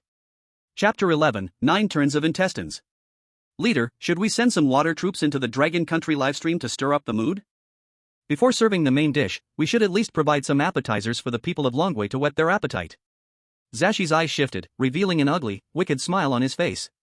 Hearing this, Mo also smiled. She exchanged a glance with Zashi, and both saw malice in each other's eyes. You go ahead and arrange it, I want to see the high-level officials of Longwa look as if they've eaten shit. Got it, you can trust me with this. Meanwhile, in Longwa's live streaming room, a large batch of new accounts appeared in the live chat. The Chosen One of Longwa must be cheating, why can he bring weapons into the Rule Talk? I'm not convinced. Could it be that Longwa's official is in cahoots with Rule Talk? The truth is revealed, I knew this couldn't be so simple. I wonder what deals our Longwa officials made with Rule Talk, I hope it won't bring disaster to us Longwa citizens. Doesn't matter, I've already immigrated to beautiful country. Doesn't matter, I've already immigrated to Foot Basin country. Doesn't matter, I've already immigrated to Insan country. Seeing this scene, the people of Longwa frowned. This group of 1450 is treating them like fools, huh? Not to mention whether the high-ups of Longwa can even reach out to Rule Talk. To put it another way, this is Longwa's last chance, if they fail again, Longwa will disappear from Blue Star. What price will they have to pay? And now Foot Basin country, Insan country has come forward. What's going on? Are they growing some brains? You bunch of little haters, hurry up and roll out, the live room of Longwa doesn't welcome you. Could it be that their country's Chosen One got eliminated and came to our Longwa live room to show off? It must be, I strongly demand that Rule Talk's live room shows the IP addresses. I want to see which dog's paw these 1450 belongs to. Bloodletter, add 1. Any evil will ultimately be brought to justice. As if sensing the strong belief in the hearts of the Longwa people, Rule Talk's live room immediately conducted an update. The true IP addresses of various accounts instantly appeared next to the accounts. Brothers, look quickly, the IP address display feature is really out. Damn, don't you hurry up and check the IPs of those previous accounts. Beautiful country, Foot Basin country, Stick country, Canada, Two Bears country, and Sen country. Mo stared in disbelief at the suddenly displayed IP addresses in the live room. What the hell is going on here? Why are these lowly people from Longwa suddenly so united? Moreover, the appearance of these IP addresses has exposed their beautiful country's scheme, their official statements slandering Longwa will no longer be persuasive. Their grand plan was crushed before it even began. Mo bit her lip with effort, her gaze toward Qin Yu in the live room held more killing intent. This is hilarious, not a single local IP from Longwa. Look at these countries, it seems there are hardly any left after elimination. Our beautiful country's McMorris must head towards ultimate victory. You Longwa chosen ones are only a bunch of clowns. Exactly, if it weren't for your Longwa high-ups colluding with Rule Talk, could you have come this far? Our Insan country still stands strong. Strong Insan country welcomes the beautiful sisters of Longwa to join us, then we won't be long before becoming the most populous country on Blue Star. He, oh damn. This Insan country's netizen had barely sent half of his comment when a notice popped up conveniently at the top of the live room. Insan country's chosen one has died, Rule Talk descends upon stick Insan country, Insan country's national fortune value decreased by 20 million. At this moment, the netizens from Insan country had no time to boast, rushing back to their country's live room to watch the elimination replay. Kirky, you can sleep a bit longer, my meal will be ready soon. Sun Shi saw that the chosen one of Insan country, Kirky, had already woken up. Smilingly advised. When it comes to food, Gu Urki is no longer sleepy. He has lived half his life, uninterested in beauty, wealth, or power, only passionate about delicious food. Gu Urki travels the world, swearing to taste all the delicacies on the blue planet. Over time, Gu Urki has also mastered some cooking skills himself. Hearing Sun Shi say he was cooking, Gu Urki's eyes instantly lit up. This is surely a chance to showcase his skills in the strange world of rules. If he makes Sun Shi happy, maybe he can get closer to him. It will be much easier for him to navigate the rules and strange tales then. Brother Sun, to be honest, I have quite an understanding of food. Today, I'll treat you to some special dishes. Hearing Gu Urki say this, Sun Shi also became interested. You can cook? In the Jianghu, I'm known as a gourmet. Gu Urki puffed out his chest proudly. Since you say so, I must taste your skills today. A genuine smile appeared on Sun Shi's face. If Sun Shi's cooking is really good, he would sincerely make Gu Urki a friend. After all, besides work, Sun Shi's biggest hobby is cooking. He wouldn't want to let a colleague who can cook go to waste. Don't worry, as long as your cooking is good enough, brother, I won't treat you poorly, and I might even ask you for cooking advice. Saying this, Sun Shi patted Gu Urki on the shoulder, showing an expression of encouragement. With this encouragement, Gu Urki instantly felt energized, vowing to use all his knowledge to prepare today's meal well. This isn't unreasonable. I see Gu Urki and Sun Shi getting along well, why would he be eliminated? I don't get it, the smile on Sun Shi's face was clearly from the heart. Yeah, the other chosen ones didn't have this treatment. Could it be a bug in the rules and strange tales? Stop talking nonsense, just watch. To be eliminated definitely means violating the rules. Another viewer from the Dragon Country, you're really annoying, you know? Showing teeth and grinning. The scene continues. Arriving at the kitchen, Gu Urki Rare washed his hands and then tied on an apron. Once dressed, Gu Urki took the food he bought this morning and began to prepare it himself. Sun Shi watched curiously from the side, occasionally asking questions. Gu Urki, what is that yellow powder in your hand? I see you adding some to all the food. While adding the seasoning, Gu Urki explained to Sun Shi. This? It's called masala, the best seasoning in the world, no exceptions. Any dull or unpalatable food, as long as you add masala, it will become a delicious dish. Sun Shi listened and nodded seriously, looking eager to learn. Then you must save me some masala later, I want to try and see what flavor of dishes I can make. Sure thing. The interaction between the two was quite harmonious. Next, Sun Shi saw Gu Urki pull out a large intestine from the pile of food he had bought. Do you also have unique insights on making large intestine? Sun Shi asked curiously. Gu Urki turned his head, pride evident on his face. Honestly, I've learned a dish called 9 turns large intestine, the taste is absolutely amazing. I guarantee you will want to eat it after finishing, want it every meal. Chapter 12, Simmering the Sauce. A flavorful chapter, skip if you dislike. Hearing Gu Urki's description, Sun Shi couldn't hide his excitement. If this dish called 9 turns large intestine is as Gu Urki described, this lifetime would be worth it. Brother Gu, could you share a bit about how to make this 9 turns large intestine? When saying this, Sun Shi felt no embarrassment at all. As long as he can learn this dish, he would even be willing to kneel and call him master right now. Of course, Gu Urki was not foolish enough to want Sun Shi to call him master. In the scene, Gucci casually said, "What's the big deal, brother Sun is lucky to get to eat this 9 turns intestine." Gucci explained to Sun Shi while cooking. Step 1, we need to wash this raw intestine clean, repeatedly washing it many times. Gucci placed the intestine in an iron basin and carefully washed it thoroughly. Then he took the intestine out of the iron basin and rinsed it in another basin several times with water. The iron basin containing the dirty water from the first wash was placed under the kitchen counter by Gucci. Sun Shi nodded repeatedly, but his eyes were fixed on the intestine, unwilling to look away. It must be said that Gucci had indeed cleaned it well, almost all the dirt was washed away in one go. The following rinses ensured the intestine was clean enough. But why didn't Gucci pour away the dirty water from the first wash? Sun Shi was confused, but he trusted that Gucci had his reasons. Step 2. Cut the intestine into 9 small pieces, add scallions and ginger, boil over high heat for half an hour and then briefly fry it to ensure the outside is crispy and the inside is tender and juicy. After several steps, the 9 turns intestine in the pot had already emitted a tempting color and aroma. It was incredibly appetizing. Old brother Gucci, is this all there is to it? This dish is really impressive. Just the smell makes my mouth water. Sun Shi said with admiration. Just as Gucci had said, this 9 turns intestine was indeed a rare delicacy. But was that really enough? Far from it. Gucci turned around with a mysterious look, looking at Sun Shi beside him. Brother Sun, this 9 turns intestine still lacks the most important step before it reaches perfection. There's still a step? Now that the semi-finished 9 turns intestine looked so tempting, what could the final product taste like? Sun Shi couldn't help but feel excited. Brother Sun, have you noticed something? Although this 9 turns intestine looks delicious, it has lost a crucial element. What? Sun Shi asked eagerly. Gucci kept hinting at him, making Sun Shi, eager to learn the recipe, feel like there were ants crawling in his heart. It has lost the original flavor of the intestine, but original taste is the key element. Gucci's explanation suddenly enlightened Sun Shi, who looked at Gucci in shock. Yes, how did he overlook this point? People usually scrub the intestine's surface so much they wash away its original flavor altogether. Is the intestine really an intestine when made this way? Though it felt strange, the understanding of cooking was simply unmatched. But since Gucci had already cleaned the intestine, how could he restore its original flavor? Sun Shi thought for a long time but couldn't come up with a reason. However, since the essence of this dish hinged on the original flavor, the final step must be the hardest. Old brother Gucci, how do we do this final step? This time, Gucci didn't answer immediately, but instead smiled mysteriously at Sun Shi. Brother Sun, could you step outside for a moment? After you taste the dish, you can guess the last technique, and then I'll reveal it to you. Upon hearing there was a challenge, Sun Shi gladly agreed. He liked challenges. If he guessed the technique right, he would have a complete understanding of cooking.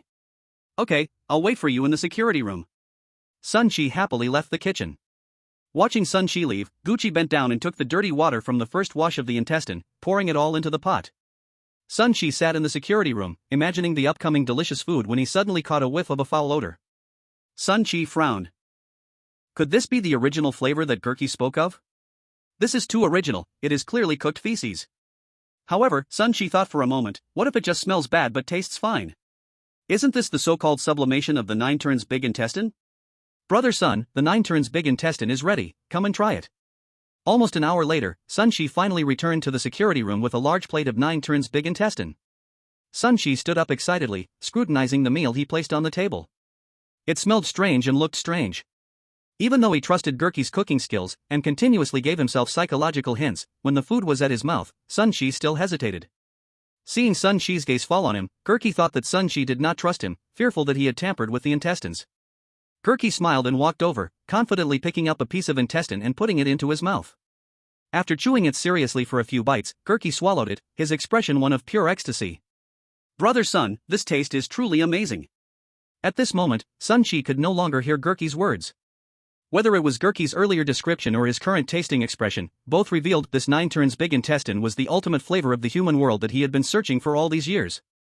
Thinking of this, Sun Shi picked up the chopsticks beside him and without hesitation, picked up a large piece of intestine to shove into his mouth. As expected, as soon as the intestine entered his mouth, Sun Shi couldn't bear the foul smell and spat it out. This flavor was too authentic. Sun Shi grimaced as he looked at Gurki, who wore a proud and self-satisfied face. You can't hide the glare of someone who wants to kill. Gurki, how did you achieve the original flavor in this last step? Gurki didn't notice the change in how Sun Shi addressed him and continued to tease. Guess. I won't guess, I want to hear you say it. Sun Shi's voice grew colder. The original flavor in the intestine made him feel uneasy. Perhaps seeing something was off with Sun Shi, Gurki finally revealed the secret of the last step. Brother Sun, earlier when I washed the intestines, I kept the water used for rinsing, that is the key to the final step. I simmered that water for over an hour on low heat to reduce it. Finally, when the moisture evaporated, I sprinkled the remaining essence on the intestines, which is how you have the original flavor you're tasting now. As soon as he finished speaking, the air around fell silent, and even Gurki's breathing was clearly audible. The bullet comments in the live broadcast of Asin Country also came to a halt at that moment. The audience widened their eyes, unable to believe the scene before them. This operation is absolutely unparalleled in history. Chapter 13, The Great Monster General. Kirky, you are dead, our Asin country is ruined because of you. Haha, I'm dying of laughter. Kirky can be said to be the first person in history to feed excrement to the bazaar. This original 9 turns big intestine truly shocked me. The shock of this operation is comparable to that of the previous Foot Basin countries' May Die sock operation. Your defense is a lie. Without any surprises, after Gurky fully exposed the secret of reducing the liquid in the last step, the expression on Sun Shi's face could no longer simply be described as difficult. Sun Shi directly acted out, grabbing Gurky by the back of his head and pressing him onto the freshly made 9 turns big intestine. You like reducing the liquid on low heat, right? Then eat it all. Sun Shi roared angrily. He had been a security guard for 30 years, when had he ever suffered such humiliation? But Gurky didn't understand Sun Shi's actions, he didn't dare to be careless and began to gnaw at the 9 turns big intestine. Brother Sun, it is really delicious. Saying this, Gurky even revealed a look of ecstasy. Can you let go of me first? I want to finish the sauce. You really deserve to die. Sun Shi could no longer bear it. So disgusting. Sun Shi grabbed Gurky's neck and crazily slammed it against the dining table. With a bang, Gurky's head burst open, the replay ended. The viewers from Asan country in the livestream were filled with righteous fury, each wishing to hack Gurky into 1,000 pieces. Viewers from other countries were just enjoying the show. Even the viewers from beautiful country and Foot Basin country, who were on the same side as Asan country, couldn't hold back their laughter and sent comments full of schadenfreude. I usually don't laugh, unless I can't help it. I can't stop laughing. How did this Gurky think of simmering the sauce? To be fair, Gurky was right before, the taste of this dish was truly elevated because of the last step. Beautiful country mourns for the people of Asan country. Ha ha ha. Sorry, I couldn't hold it in. Merit -1. The viewers from Asan country were all extremely displeased at this moment. Not only did they have to endure the impending arrival of the bizarre rule tales, but they also had to accept the ridicule from their former allies. Uncle could tolerate it, but Aunt could no longer stand it. At this point, a large number of netizens from Asan country entered the live streams of various countries, launching indiscriminate attacks. Nothing else, just a lot of people. Oh, the netizens from Stick country were laughing so happily before. Why is their own country's live stream room so dark? Your Foot Basin country got a SSS rating, how do you have the face to mock others? Isn't this ice and snow country? They finally had an S-level gifted chosen one, and they got eliminated on the first day. The attacking power of Asan country's netizens was still commendable. After mocking a bunch of eliminated countries, the netizens from Asan country shifted their focus to their former big brother, beautiful country. The food is poisoned, let me see if you eat it or not. Beautiful country is nothing special, aren't they just being forced by Sun Shi to eat? At this moment, Mike Moss sat anxiously at the dining table, his face pale as he stared at the food. From Sun Shi's change in attitude, he had already guessed that there was definitely something wrong with this food. Who would put a knife to someone else's neck to force them to eat? Mike Moss, I've made this food for you for so long, if you don't eat, I'll be unhappy. Sun Shi patted Mike Moss on the shoulder, the threat in his words was obvious. Mike Moss glanced at the increasingly eerie Sun Shi out of the corner of his eye and hurriedly lowered his head. At this moment, his S-level talent of soul projection was useless. The higher-ups of beautiful country were probably also anxiously stomping their feet at this moment, no longer holding the swagger they had when targeting Dragon country. Now Sun Shi gave their chosen one, Mike Moss, 2 choices. Either eat the food made by Sun Shi. But based on the feedback from Dragon country's live stream room, choosing to eat was very dangerous. After all, previously, after eating, Sun Shi's face turned ashen. Could a normal human really survive after eating? Or refuse, which would inevitably lead to a dead end. After thinking for a long time, Mo Fei used another opportunity for an outside hint. Just eat.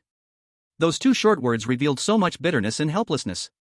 With the hint, Mike Moss steeled his gaze and started eating with tears in his eyes. You must finish it, I despise wasting food the most. As he said this, Sun Shi inexplicably felt a bit of gritting his teeth. Bang! Bang!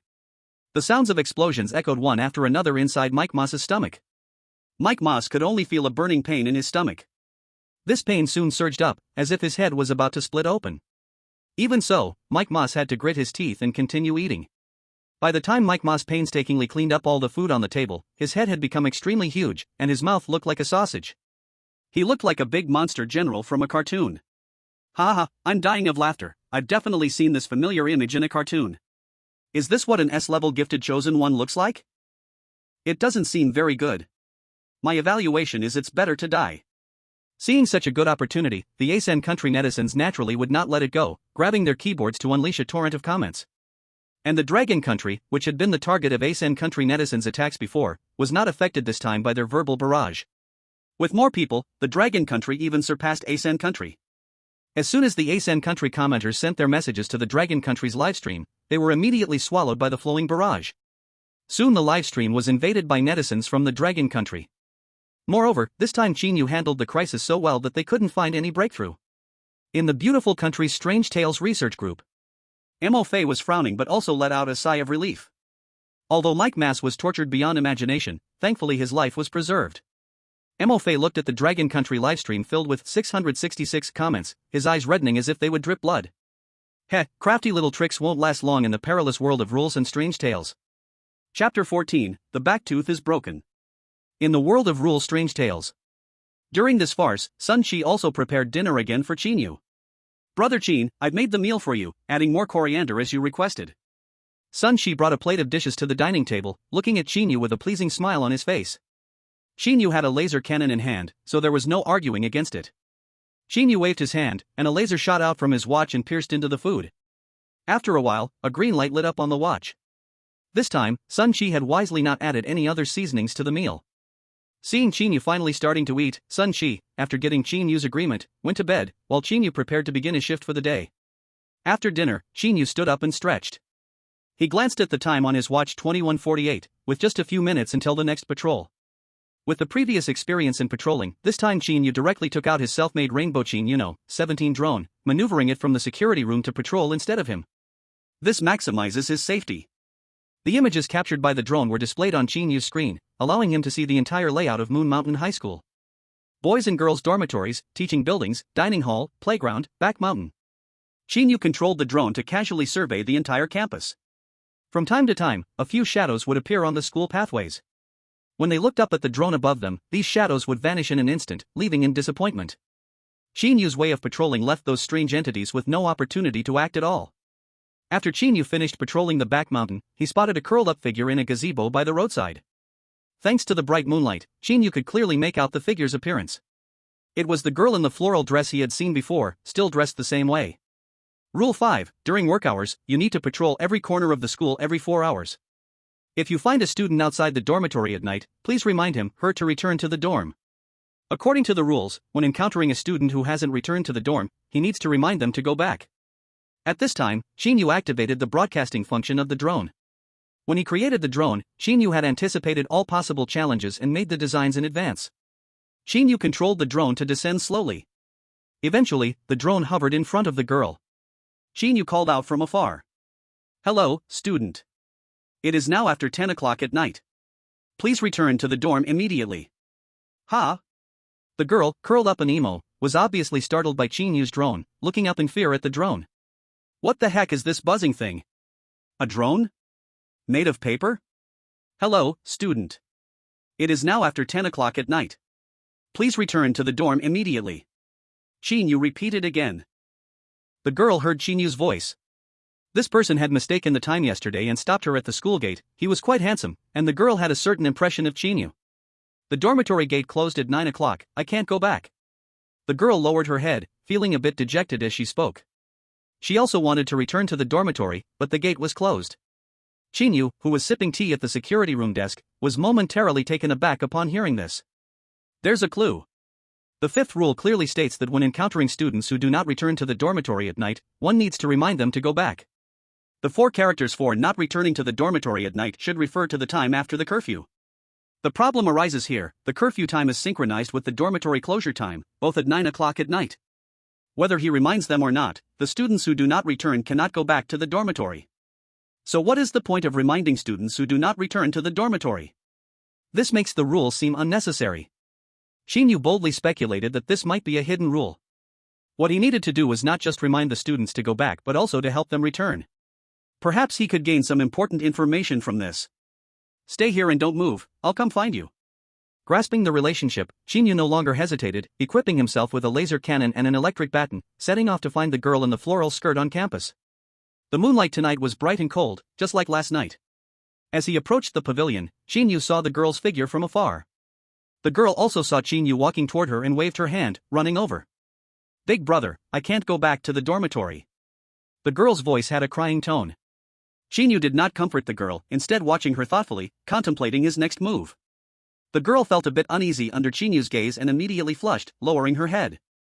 You can take me back to the security room, but only you, the other security uncle is too ugly. Qin Yu was tall and handsome, with a refined demeanor, which was undoubtedly deadly attractive for a girl of the floral skirts age. Qin Yu looked astonished. What is she thinking? I'll take you back to the dormitory. Qin Yu said firmly. Qin Yu felt he could communicate with the lady in charge of the girls' dormitory. It would be best to get the girl back to the dormitory, if not, Qin Yu would have tried his best and had to give up this hidden rule. Okay, the girl mumbled with her head down, somewhat unwillingly. The audience watching this scene almost ground their back teeth to dust. Woman, you are confused. But to be honest, Qin Yu is really handsome, even as a man, I envy him. I want to give birth to a monkey.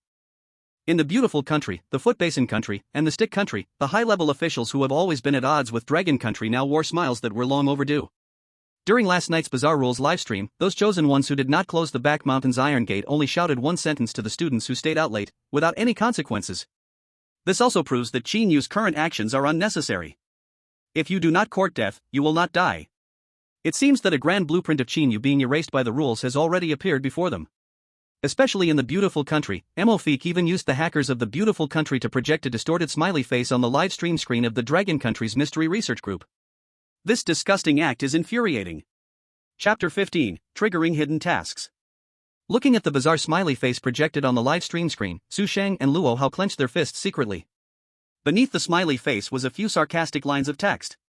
Dear old friends of Dragon Country, we feel deeply sorry for your chosen one's court death behavior. But bygones are bygones, we wish a safe journey for you and your chosen ones. Su Shang's face turned completely dark. Although this message did not specify an identity, the only countries capable of breaking through Dragon Country's firewall are the beautiful country and the bear country. Dragon Country and the bear country have always had close relations, so naturally, they would not joke about something like this. The identity of the message sender is thus self-evident. The beautiful country. This is a blatant provocation. Is Qin Yu's current action really courting death? It seems unlikely. Feeling the oppressive atmosphere, a middle-aged man with a gray-white middle-part hairstyle stood up in the conference room. Leader, it seems our old friends from the beautiful country have been a bit idle these days. I think it's time to give them something to do. The man's surname is Su, with the single name Kuei.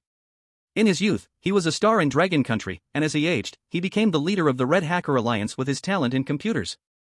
Hundreds of millions of people in Dragon Country respect him as Brother G.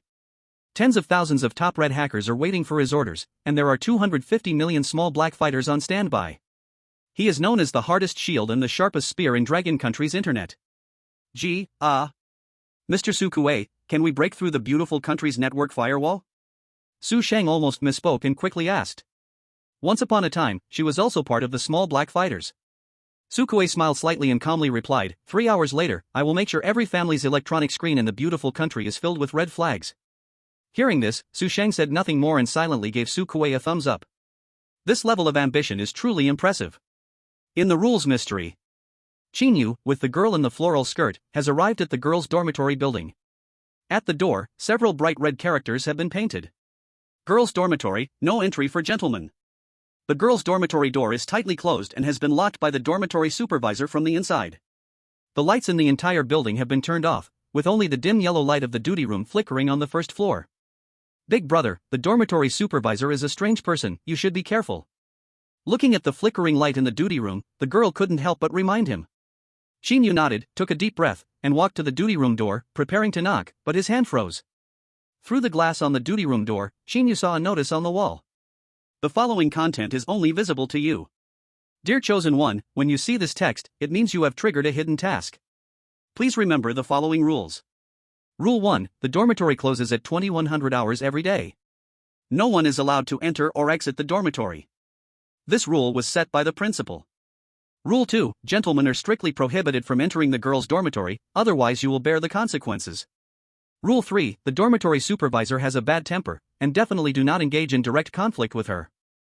Rule 4, please try your best to meet all the requests of the dorm matron, who is the principal Chandalong's mother. Rule 5, the dorm matron is kind, and when you notice her showing hostility towards you, do not doubt, you need to escape immediately. Rule 6. When you think your relationship with the dorm matron is good enough, you can make requests to her, and she will help you as much as she can. Rule 7. The dorm matron does not like to be disturbed. If you cannot ensure that you can build a good relationship with her beforehand, you can leave, and this is your last chance. The sign only contains these 7 short rules. What Qin Yu paid attention to was that this seemingly unremarkable dorm matron turned out to be the principal's mother. The curfew rules were set by the principal, and the dorm matron, as the principal's mother, can allow students to enter the dormitory. Qin Yu's job is to manage his relationship with the dorm matron as well as possible. In this way, Qin Yu can request the dorm matron to allow the girl to return to the dormitory. As for not being able to have direct conflict, Qin Yu glanced at the laser cannon in his hand and silently gripped it tightly. Without enough powerful firepower, direct conflict, of course, cannot happen. Brothers, look quickly. Qin Yu triggered the hidden mission of the Rule Horror story. This is already the 5th time of the Rule Horror story scenario, and it's the first time I've seen a hidden mission. I understand, perhaps completing the hidden mission is the standard for obtaining the SSS rating. SSS rating. I can hardly imagine what rewards I might receive. But Rule 7 is so scary, this is your last chance. At the same time, the news of Qin Yu triggering the hidden mission reached the ears of high-level officials from various countries. Oh no, the chosen one from Dragon Country has triggered the hidden mission. In the American research group, Zashi was shocked, holding his head, his face filled with disbelief. Damn it, how can the Dragon Country chosen one be so lucky to encounter this? Mofik slammed his palm on the table, his hand turning red. Why can the chosen one from Dragon Country be so lucky? Team leader, I don't think the fact that the Dragon Country chosen one triggered the hidden mission is necessarily a bad thing for us. A gloomy voice suddenly echoed from the corner of the conference room. Mofik turned his gaze towards the voice. The speaker was a slim young man who wore gold-rimmed glasses similar to Qin Yu's. However, the aura of the two was completely different. Qin Yu gave the impression of a noble person, like a refined gentleman, making others feel comfortable as if they were in spring. This young man was the exact opposite, with a frighteningly gloomy aura and a cunning appearance, causing others to keep their distance. Jost, why do you say that? Mofik raised an eyebrow and asked. Jost was a top lawyer from a private detective firm in the United States, known for solving numerous major cases and holding a certain level of fame in the detective industry. Jost analyzed seriously. These 7 rules seem simple, but they reveal something strange at every turn. These rules indicate one core point, which is to make the chosen one from Dragon Country handle the relationship with the dorm matron well. But these rules do not cover any possible requirements that the dorm matron might propose, and one crucial restriction has been added to the rules: no direct conflict with the dorm matron. The chosen one from Dragon Country is just a brute who relies on firearms, I am certain. This time, the hidden mission will end in the chosen one's defeat. Clap. Clap. After listening to Jost's analysis, Mofik repeatedly clapped his hands in agreement. Ha, as expected of a top detective, you spot the problem at a glance. I believe those old rivals of Dragon Country are all in a panic right now.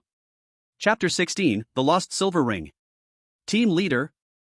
The Red Hacker Alliance intercepted a message trying to hack into our system. The IP was from the beautiful country. The Red Hacker Alliance continued to persevere, and soon achieved some small successes. Take a look.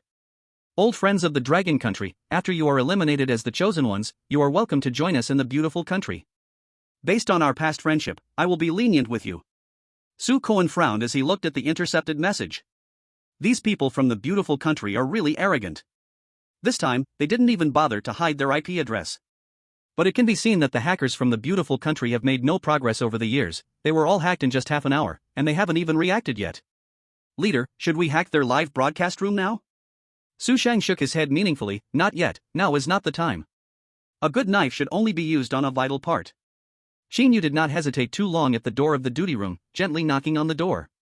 Who is it? A calming sound of footsteps came from inside. Soon, the door was opened, and an old lady with full white hair poked her head out. Who are you? What are you doing here? Seeing Qin Yu's unfamiliar face, the old lady's expression turned a little cold. Hello, Aunt. I am the new security guard Qin Yu from our school. A student didn't come back to the dormitory tonight, so I'm sending her back. Qin Yu smiled and pointed at the girl behind him, while his eyes observed the changes in the old lady's expression. Noticing that the old lady's gaze fell on her, the girl couldn't help but shrink her neck. Clearly, the girl was quite afraid of the old lady. You are not allowed to return to the dorm after 9 o'clock. That's the rule. The old lady spoke slowly, her eyes fixed on the girl behind Qin Yu. Her words were directed at Qin Yu, but they were equally intended for the girl to hear. As she spoke, the old lady raised her head and coldly glanced at Qin Yu. Is there anything else? Rule 7. The dormitory ant does not like to be disturbed. If you cannot ensure a good relationship with the dormitory ant, you may leave. This is your last chance. The old lady was quite displeased with Qin Yu's abrupt interruption.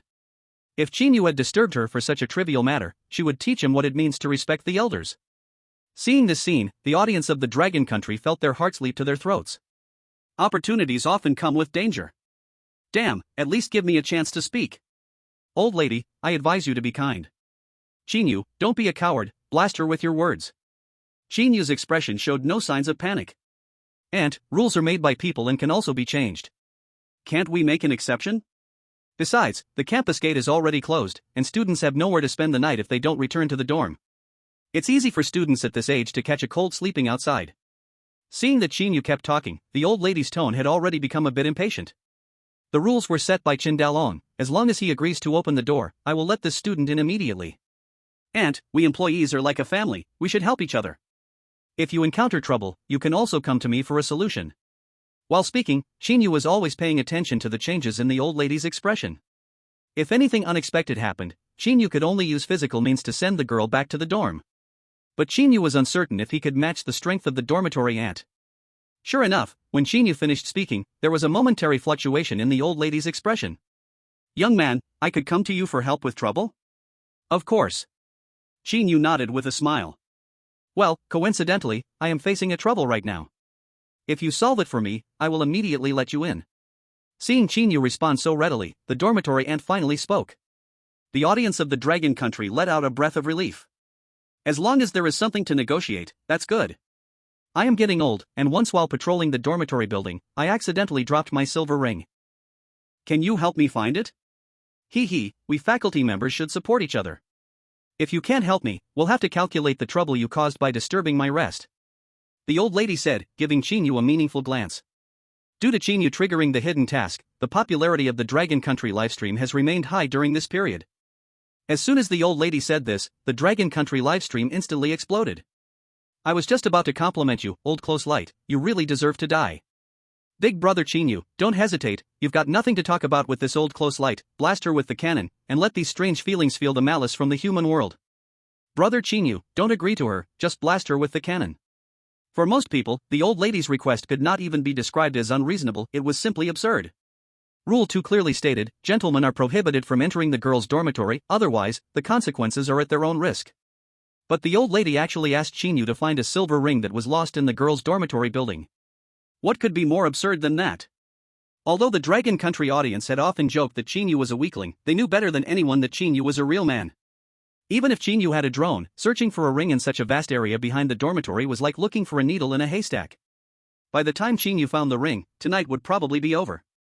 This task was simply impossible to complete. Sometimes, when dealing with these nonsensical rules, violence might be a good solution. This is killing me, I knew this hidden task was definitely no good. Everyone, listen to my announcement, Dragon Country is game over. Our beautiful country has finally become the #1 in Blue Star again, this is the day we've waited so long for. Now, loudly tell me. Who is the hegemon of East Asia? Dragon Country, keep fighting, we from Sheep Country support you. Big Bear Country is cheering for Dragon Country. The Dragon Country livestream was filled with formatted bullet screens, with IP addresses coming from all over the world. Among them, Western countries, led by Beautiful Country and Foot Basin Country, all war faces of Schadenfreude. In their eyes, Qin Yu had completely fallen into a situation where death was inevitable. Emofique, watching the Dragon Country livestream, curled the corner of her mouth into a sneer. However, Emofique's gaze still lingered a little longer on the laser cannon in Qin Yu's hand. This dormitory manager's ants level was clearly not something the previous baseball bat student could compare with. Emofique did not believe the laser cannon in Qin Yu's hand would still have any effect. Even if the laser cannon did have an effect, it didn't matter. If Qin Yu repeatedly used hot weapons in the rule anomaly, they could apply to the rule anomaly for a ruling. At that time, Dragon Country's cheating behavior would be officially confirmed. Dragon Country still couldn't escape the result of a fallen nation. From today onward, we in Beautiful Country have one less old enemy. Emofique sighed.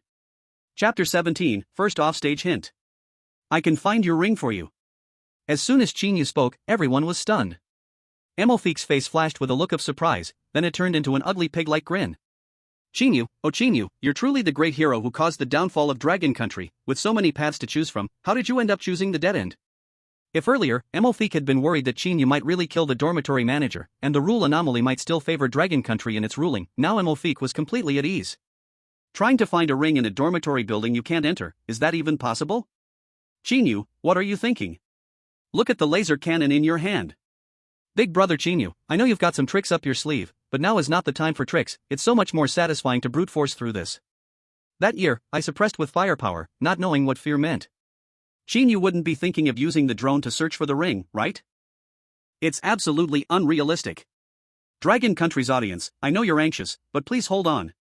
This time I say Dragon Country is gone, you have no objections, right? The members of the Dragon Country Ghost Story Research Group are also filled with confusion. Qin Yu's promise to help the old lady is no different from sending himself to death. In their eyes, at this moment, Qin Yu's best solution is to crack the rules with physical means. Although the old lady's specific strength is not very clear, this action carries certain risks. But at least there is still a chance. Su Shang looked around at the crowd, all shocked with their mouths agape, and shook his head bitterly. Is Dragon Country really going to perish? With a sigh, Su Shang finally spoke helplessly, let's use the off-field hint opportunity. Now let Qin Yu change tactics, there might still be a chance. Qin Yu, it's impossible to help the old lady find the ring. Later, while she is not paying attention, you can use the laser cannon to kill her. This is the best solution to crack the rules. Hearing the sudden electronic voice that appeared in his mind, Qin Yu knew that this was the high-ranking officials of Dragon Country using the hint opportunity. But is it really the best solution? Qin Yu couldn't help but let out a bitter laugh. The high-ranking officials of Dragon Country really think highly of him. He is a mechanic, his weak main body is Qin Yu's fatal weakness. If the old lady's speed is faster than the speed at which Qin Yu pulls the trigger, Qin Yu's life would be doomed under the rules. The rules clearly state not to engage in direct conflict with the old lady, which perhaps indirectly indicates that her strength is not simple. At least she is not like the previous baseball bat students. Unless absolutely necessary, Qin Yu would never entertain such thoughts. And is this kind of violence really good? Qin Yu considers himself a kind person who prefers to win people over with kindness. Are you sure you want to help me? The old lady was skeptical when she heard Qin Yu agree to help her. She knew very well that the request she made was quite harsh. Unless she had great luck, it would be impossible to accomplish. She had even prepared to smile crookedly and transform into the Dragon King, ready to bizarrely swallow Qin Yu. But Qin Yu actually agreed. Come on, even the Dragon King old lady has to save face, okay? Qin Yu, always keep my word, Qin Yu confirmed again, temporarily dispelling the old lady's plan of a crooked smile. Young man, I must remind you in advance that as a male, you cannot enter the girls' dormitory. You can only find the ring I dropped outside the dormitory building. Listen, is this even human talk? This old lady really isn't human. Old lady, you're really not wrong to be dead. The old lady thought that after she spoke, Qin Yu would actively give up, and she prepared again for the crooked smile. No problem, as a man, I cannot enter the girls' dormitory. This is against the rules. Qin Yu smiled and agreed. His tone was very flat, as if he was just stating a trivial matter. At this moment, the old lady was confused, staring blankly at Qin Yu. Human, what on earth are you doing? Auntie, may I borrow your duty room for a moment? Qin Yu politely asked. Of course. The old lady had become interested in Qin Yu and wanted to see how he would solve the ring-finding problem. For Qin Yu's trivial request, she agreed without hesitation. The old lady stepped aside, letting Qin Yu enter the duty room. After arriving in the duty room, Qin Yu looked around, assessing the environment. Finally, Qin Yu's gaze fell on the wooden chair at the door. Auntie, I need to borrow this chair. Sure. The old lady still did not refuse. With the old lady's permission, Qin Yu picked up the chair and prepared to start creating the tool to complete the task. Qin Yu casually grabbed a newspaper from the table and rolled it into a long strip. Then, under the astonished gaze of everyone, Qin Yu turned the chair around, and the strip of paper in his hand transformed into a sharp saw. I think I can guess Qin Yu's talent now, it must be related to paper.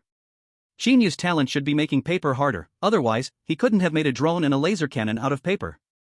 What a useless talent, but I never expected it to become so powerful in Qin Yu's hands. But, why is Qin Yu sawing the chair leg? It has nothing to do with finding the ring. I have already seen through everything, Qin Yu is surely making a weapon for himself. Once he saws off the chair leg, he will definitely knock Old Li out with it. Everyone held their own opinions, and each person had a different view. As Qin Yu worked, wood chips flew everywhere, and soon, one chair leg was sawed off by him. Next came the second, third, and fourth. Ignoring the astonished gaze of the old lady in charge nearby, Qin Yu gave these pieces mechanical properties and began to assemble them. About 20 minutes later, Qin Yu wiped the sweat from his forehead, a look of satisfaction on his face. It's done. Qin Yu walked to the old lady with his assembled wooden dog-shaped robot. What does this have to do with finding my silver ring? The old lady looked at the wooden dog in Qin Yu's hand, her face growing darker. She had asked Qin Yu to help find her ring, but instead of searching, he had sought her chair, showing off his woodworking skills. In this huge duty room, there was only this one chair. No one could stand it. The old lady's mouth twitched slightly, slowly curling into a sinister smile. Qin Yu interrupted her spell. Auntie, please wait a moment, I will find your silver ring right away. Qin Yu squatted down and gently patted the wooden dog's head. Go to the dormitory and find Auntie's ring. Beep beep beep. The wooden dog's eyes lit up green, and the automatic searching function was activated. Triggering command, find the ring. The wooden dog opened its mouth, letting out a clumsy mechanical voice. Then, under the terrified gazes of everyone, the wooden dog slowly moved and disappeared into the girls' dormitory. Chapter 18, When the Principal. I am a firm materialist, but I have found some mysteries in Qin Yu. No, Qin Yu didn't put anything into those pieces of wood. Why is the wooden dog moving? You upstairs are confused. Qin Yu has never put batteries into the origami laser cannon, yet it can still fire. This wooden dog is so cute, I want to raise a Qin Yu. Your thoughts are too loud, I can hear you all the way from the Centaur galaxy. Su Sheng and Luo Hao exchanged glances, their eyes filled with bewilderment. Earlier, while watching the live broadcast, they saw the expression on the old lady's face twist more and more, and they thought the dragon country was done for. They never expected a turning point to be so sudden. Group leader, our chosen one, Qin Yu, seems to have some absurd abilities. Luo Hao patted his chest and sighed. These past few days, he fully realized what it meant to be the #1 mechanical genius in the dragon country. Since this new rule started, the remaining chosen ones from 197 countries around the world are down to less than 10. This shows that the difficulty of this rule's strange tales is truly tough. Now, among all the surviving chosen ones, the best performance belongs to Qin Yu. The other chosen ones are barely hanging on, and the hint opportunities from various countries have almost been exhausted. In contrast, apart from the useless hint they used once, Qin Yu has performed perfectly, even triggering a hidden task. That said, the appearance of Qin Yu has truly brought new life to our dragon country. Su Sheng smiled slightly. I believe that soon, we can formally welcome our hero's triumphant return. The viewers in the live stream had already seen Qin Yu's strange abilities before. This time, seeing the wooden dog he made moving was surprising, but at least they were somewhat prepared. But the old lady in charge of the dormitory was completely stunned. A wooden carved dog not only moves but can also talk. Who would believe this? There's no scientific basis for it, right? But this scene was really happening right in front of her eyes. Young man, what's going on with the wooden dog you carved? The old lady asked humbly for advice. Qin Yu smiled and answered, saying a series of completely unrelated things. After I cut off the leg of the chair, I made a wooden device inside the dog's body. The making of this device used L'Hopital's rule, special relativity, the Pythagorean theorem, and odd transformation even invariance. Qin Yu spoke calmly, but his words were very clear and quite persuasive. Although I don't understand, it feels amazing and profound. If it weren't for me having heard of the Pythagorean theorem, I would have believed Qin Yu's nonsense. I think this wooden device may have used the dark forest theory. The old lady didn't catch any issues in Qin Yu's words and nodded in admiration. Her gaze towards Qin Yu was filled with respect. Young man, since you're so amazing, why are you still a security guard? I see many people in society look down on security guards. At this moment, the old lady started to chat more, pursuing Qin Yu for more information. Qin Yu recalled what Sun Shi had said before. Be a security guard at 20 years old, and avoid taking a detour for 40 years. The old lady. If I do other jobs, I will still have to be a security guard after 60, so it's better to be a security guard now, saving time and effort. The old lady's mouth opened slightly, staring at Qin Yu in surprise. Though it felt a bit strange, after thinking it over, she found nothing wrong with it. The old lady looked at Qin Yu again with admiration. This young man is really good, at such a young age, he can speak such profound truths. The old lady clapped her hands and said, You're absolutely right. Tomorrow I will have my son Chen Dalong quit and become a security guard. The principal retired after over 60, how can being a security guard be any worse? Not only will I not worry about having no job, but the work is also easy. While speaking, the old lady gave Qin Yu a thumbs up. This young man is simply their family's savior. Is the principal quitting to be a security guard really okay? Ha, this is killing me. It's the first time I've heard security guards referred to as an iron rice bowl. Chen Dalong, let me say thank you, because of you, the seasons feel warm. Oh no, I also feel that what Qin Yu and the old lady said makes sense. Today, I will also quit to become a security guard. Oh my, I'm late to resign. Our boss has already run away to become a security guard ahead of us. At this point, it was Qin Yu's turn to be surprised. Wait, this old lady is serious? Auntie, being a principal isn't necessarily worse than being a security guard. Once retired, you can still receive a pension. Qin Yu said gently to persuade her. Young man, I understand your thoughts now. Tomorrow, unless Chen Daolong disowns me as his mother, he must become a security guard. The old lady firmly refused. Sorry, young man, you still have plenty of time ahead, but our Xiaoqin is already over 40, the security guard job, you can just let him have it. While saying this, the old lady knew she had taken great advantage of Qin Yu and didn't dare to look him in the eye. Qin Yu. So being a security guard is stealing his job? He came for a hidden task but didn't expect to lose his own job. Qin Yu was already a bit confused and couldn't understand the old lady's line of thought. Auntie, Principal Chen took my security guard job. What should I do? Become the principal, the old lady said matter-of-factly. Brother Qin Yu is amazing. Other chosen ones from different countries are risking their lives as security guards, but Brother Qin Yu directly becomes the principal. Today I just discovered for the first time that the world of strange rules is an open world. Isn't this openness a bit too much? My name is Qin Yu. When you see the sentence, I have already become the principal of Yu Mountain Middle School. Just when Qin Yu was unsure how to respond to the old lady, a rhythmic tap-tap sound came from outside the door. Qin Yu realized that his wooden puppy had returned. At this moment, the old lady was also attracted by the wooden puppy and stopped bothering Qin Yu about the security guard issue. The puppy pushed the door open, walked to Qin Yu's feet, and crouched down on its bent legs. Beep beep, task completed. Qin Yu looked down and saw that the storage box on the wooden puppy's back was already stuffed to the brim. Dozens of rings lay quietly inside. Qin Yu gently took the box off and poured the rings into his hands. Due to the large number of rings, Qin Yu even needed both hands to hold them. Qin Yu handed the rings to the old lady. Auntie, did you lose this gold ring, or this silver ring, or this wooden ring? The importance of 100,000 words is huge. Please help me share this book to avoid a reading drought. The little struggling author thanks you and will go write more. Chapter 19, The Most Dazzling Folk Style. I lost the silver ring. The old lady stared at the handful of rings in Qin Yu's hand, lost in thought. There were at least 7 or 8 silver rings among the rings Qin Yu held. Moreover, the rings were all made quite similarly. The old lady really couldn't tell them apart for a moment. Seeing that the old lady didn't respond for a while, Qin Yu dumped all the rings onto the table. Auntie, let's keep these rings here for now, and let the students who lost rings take them back once they identify their own. Qin Yu decided to hand over the power of disposing of the rings to the old lady. Anyway, these rings were all picked up from the girls' dormitory building, so Qin Yu had no loss at all. The old lady nodded, feeling that her ring was already found. Auntie, this wooden puppy I also made from your chair. If you like it, I can leave it with you. If you don't like it, I can restore it back to a chair. Qin Yu glanced at the wooden puppy beside his feet and spoke slowly. The old lady followed Qin Yu's gaze. At this moment, the puppy looked as if it had come to life, sitting on the ground and wagging its tail at her. The old lady smiled and bent down to pet the puppy's head. How do you use this puppy? Is it that item-finding function you mentioned before? Qin Yu squatted down, his hand stroking the puppy's back, explaining to the old lady. This puppy has more than just the item-finding function. As he spoke, Qin Yu issued a command to the puppy. Play the most dazzling folk song. Triggering command, playing the most dazzling folk song. Rhythmic music instantly filled the entire duty room. The vast horizon is my love. Beneath the endless green mountains, flowers are blooming. What kind of rhythm is the most swaying? What kind of song is the most cheerful? The winding river flows down from the sky, heading towards that sea of myriad colors. The fiery songs are our expectations.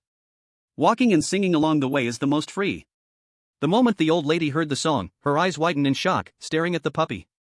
Then, the old lady felt her hands and feet starting to shake uncontrollably, nearly jumping to the rhythm of the music. She had never heard such a catchy and magical song. This was definitely a great song. The old lady had already imagined taking this wooden puppy to dance square dancing tomorrow. At that time, she would definitely become the center of attention. If we are going to sing, we must sing with all our hearts. You are the most beautiful cloud in my sky. Let me keep you with all my heart. Stay. No old lady could refuse the most dazzling ethnic song. When it reached the chorus, especially that low roar of the male voice, it was as if it had directly opened the old lady's vital channels. The old lady could no longer control her body, and began to dance the square dance with the music. The rhythmic steps were no different from the square dance grannies Qin Yu had seen. Wow, brother Qin Yu is amazing. participating in weird performance shows, watching the live broadcast nicely, and my grandma has also begun to dance the square dance. After the song ended, the dormitory manager old lady regained her composure and smiled awkwardly at Qin Yu. She didn't expect to lose her composure in front of a young man like this. That said, ever since Qin Yu started playing music, the old lady's eyes had never left the little dog.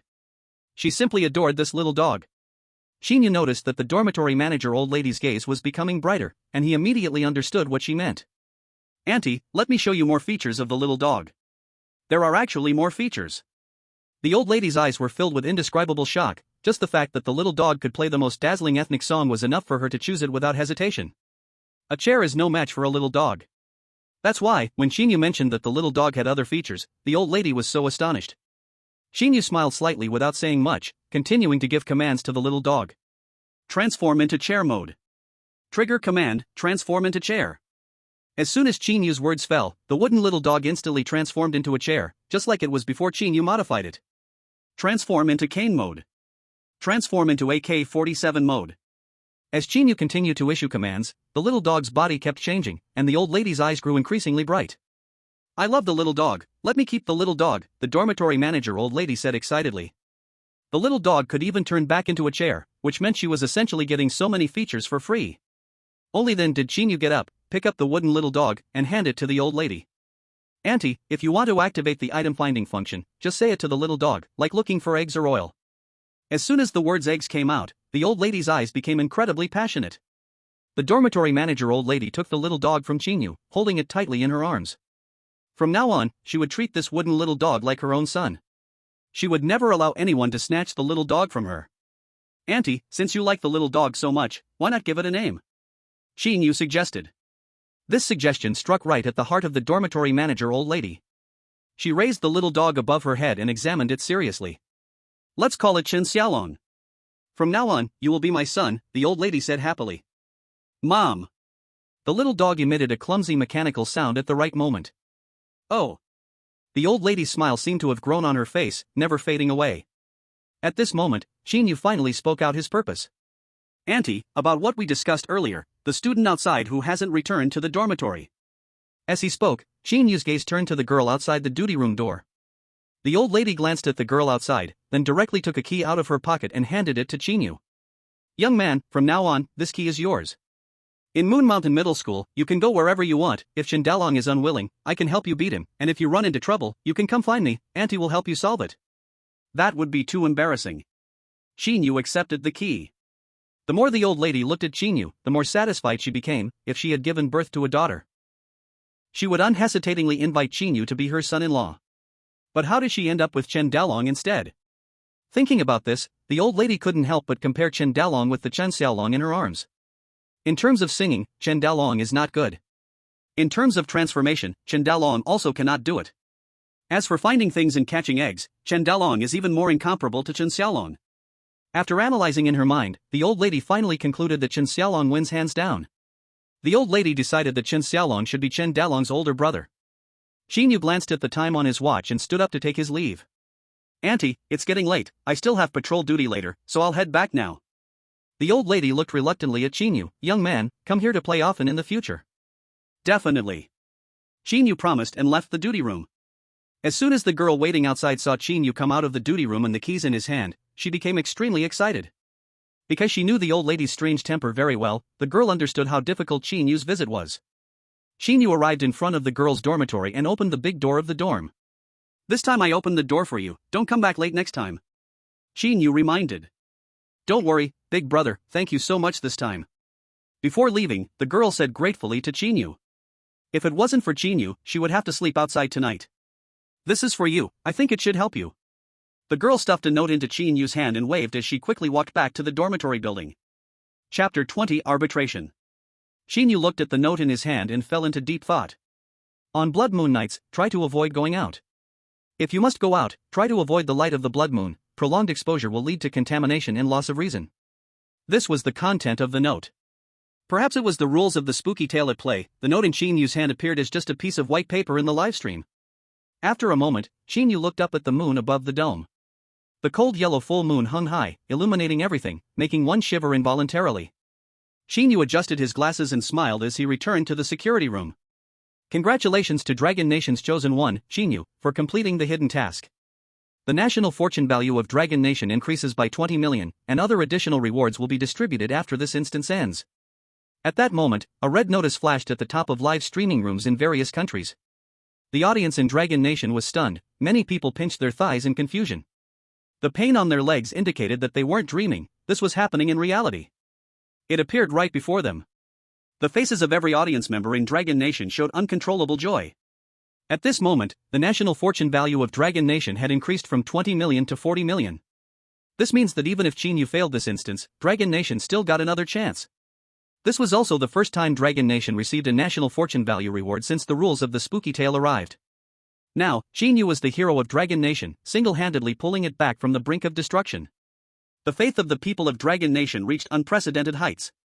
Qin Yu, you are my god. We obtained 20 million national fortune value even before clearing the instance. What does this mean? Qin Yu brother is awesome. Our Dragon Nation is saved. I dare anyone now who says Qin Yu brother is weak, don't make me turn into the fierce Wu Yanzu of Zhengchang.